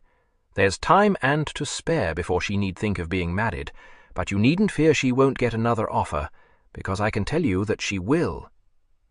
"You can lay your life she will," said Mrs. Flor. "Now don't you cry, my pretty, because your ma isn't going to make you do anything." "What shall I do?" sobbed Emily. "I don't want to go home in disgrace, and I don't want to have no reputation." "Emma, would you like to stay with your old grandma? Now think, lovey, it ain't very lively living here, and nothing but the assemblies and the Sydney Gardens, and if it's the ton parties you want, I can't give them to you, because if I was to take you to London I couldn't chaperone you, my pet, because there's no getting round it. I'm not a fine lady, and I never will be. Myself, I think you'd be a deal happier if you was to forget all these marquises and things, but it's for you to say." "Live with you always?" Emily cried, lifting a flushed, tear-stained face from Mrs. Flor's lap. "Oh, Grandmamma, bless you, my precious," said Mrs. Flor, giving her a smacking kiss. "Have you taken leave of your senses?" demanded Lady Laleham. "I'll have you know Emily is my daughter, Mamma, and I'll have you know, Sukey, that if I have one more word out of you, you can pay your own bills from now on, and so can Sir Walter." There was a pregnant silence. Mrs. Flor patted Emily's shoulder. "You dry your eyes, love, and give the Marquis back his ring. When you see your sisters all married before you, I hope you will remember this day, Emily," said Lady Laleham. "For my part, I wash my hands of you." "And a very good thing, too," commented Mrs. Flor. "Go on, love. The sooner we're rid of this Marquis of yours, the sooner we can have our dinner, which I'm sure we all need." The door shut with a slam behind Lady Laleham. Emily shyly held out the ring to Rotherham. "If you please, I beg your pardon, but we should not suit." "Thank you," he said, taking the ring. "You have no need to beg my pardon. I will beg yours instead. The truth is that we both made a mistake. I wish you extremely happy, and I feel sure you will be, but Mr. Goring is quite right. There's plenty of time before you need think of marriage. As for your reputation and your sisters and all the rest of that nonsense, you needn't regard it." He glanced at the ring in his hand and said, "I think you had better keep this, but wear it on another finger." "Oh, thank you," gasped Emily naively. He turned from her to confront Mrs. Flor, who had heaved herself up out of her chair and was eyeing him with sharp suspicion. He grinned at her. "Don't worry, ma'am. All that you would like to say to me, and a great deal more, has already been hurled at my head, and I fancy there is more to come.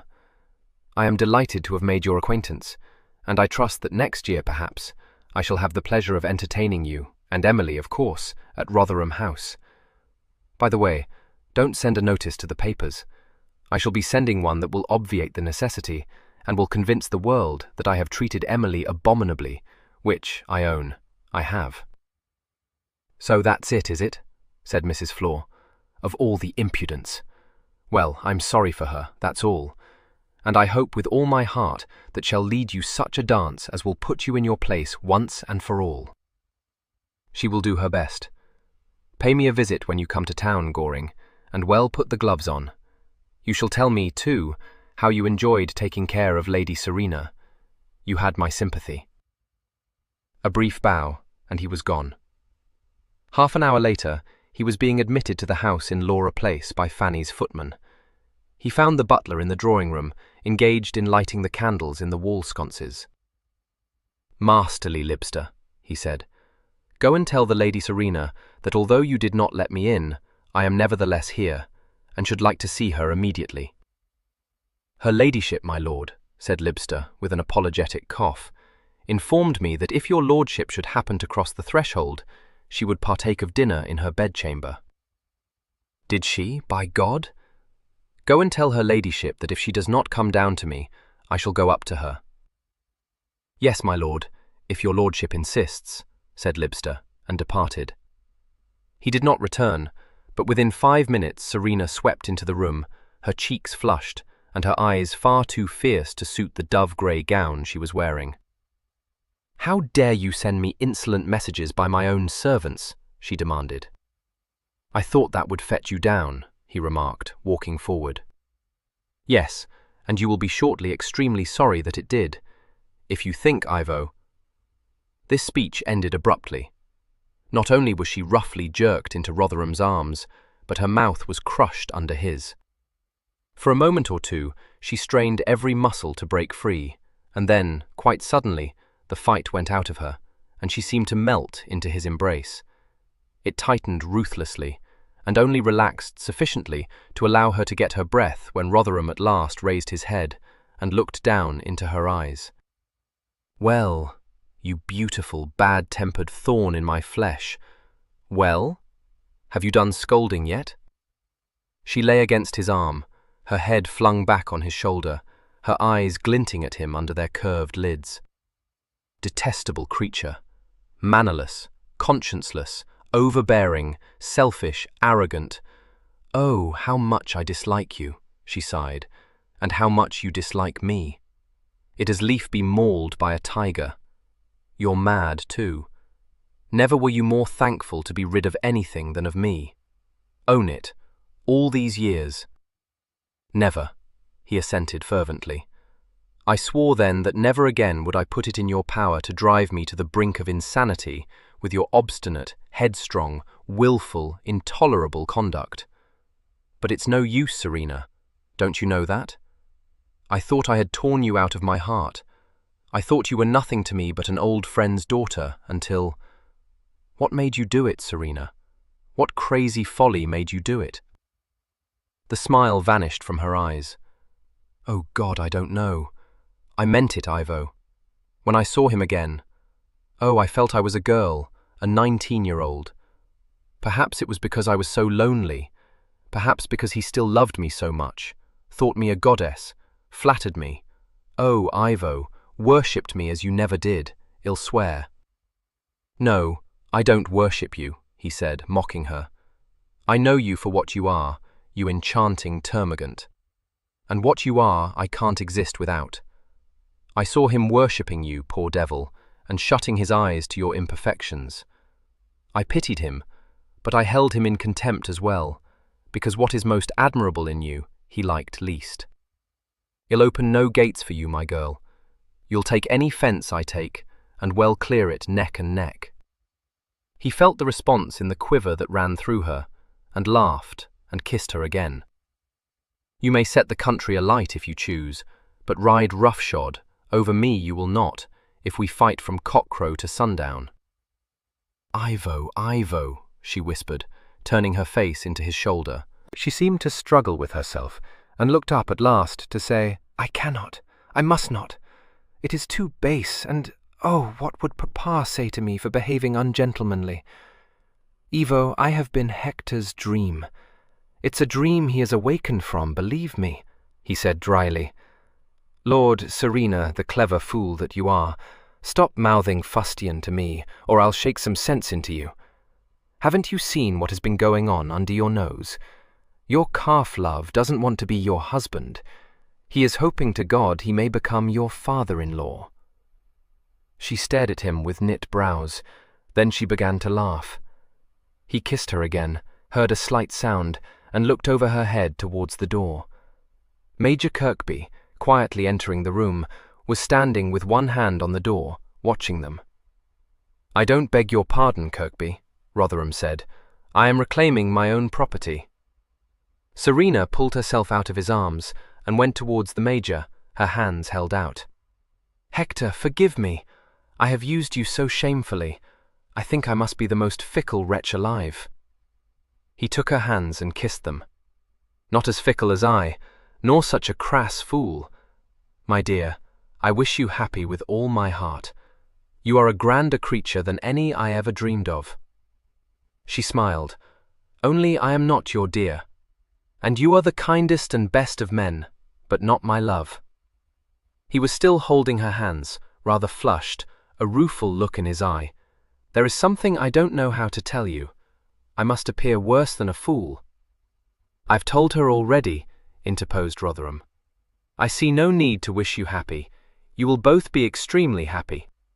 He held out his hand and gripped the Major's, saying, with his derisive smile, "Do you own at last that I was right when I told Spenborough 7 years ago that you and Serena would never suit? When I met you again, in this house, I came prepared to dislike you profoundly. I ended the evening most sincerely pitying you. You are too good a man for such a termagant, Kirkby. How like you, how very like you," Serena said. Her eyes went to the door. "Fanny, oh foolish Fanny, why didn't you tell me to take my claws out of Hector weeks ago? My dear, you were made for one another." "Oh, Serena, I feel a traitress," Fanny said, her eyes brimming over. "No, why should you? I'm afraid you will be shocked, my dear, but I am going to marry the odious Marquis after all." "Hector said it would be so," Fanny said, sighing. "I do so much hope that you will be happy, dearest." "You don't depend upon it, however, Lady Spenborough?" She blushed rosily. "Oh, no, no. I mean yes. Only it has always seemed to me that you held one another in positive aversion." Acute of you. She had never known how to take his abrupt, incomprehensible remarks, and was always flurried by them. She said quickly, "I am so very glad you have made up your differences. My lord would have been so happy." She saw Serena's face quiver, and added at once, "Only, how very awkward it will be for you. How shall you advertise it? For you will be dreadfully roasted, you know, if you announce your engagement for the second time." Serena turned laughing eyes towards Rotherham. "Fanny is perfectly right. Shall we say that the engagement between the Marquis of Rotherham and the Lady Serena Carlo has been resumed?" "No, intolerable. I will never be engaged to you again, Serena. The advertisement which I propose to send to the Gazette will state that the marriage between the Marquis of Rotherham and the Lady Serena Carlo took place privately at Bath." Her eyes lit, but she said, "Evo, how can I? It is not yet a year." "No, it is not a year, but even your Aunt Teresa will not think it improper if I add to the notice the information that we are spending our honeymoon abroad, and do not expect to be in England again until November. There will be no wedding festivities and no bride visits. What we may choose to do while touring the continent will offend no one." He stretched out his hand imperatively, and she laid hers in it. His fingers closed on hers. "We will do better this time, Serena." "Yes," she said, holding tightly to his hand. "We will do better, Evo."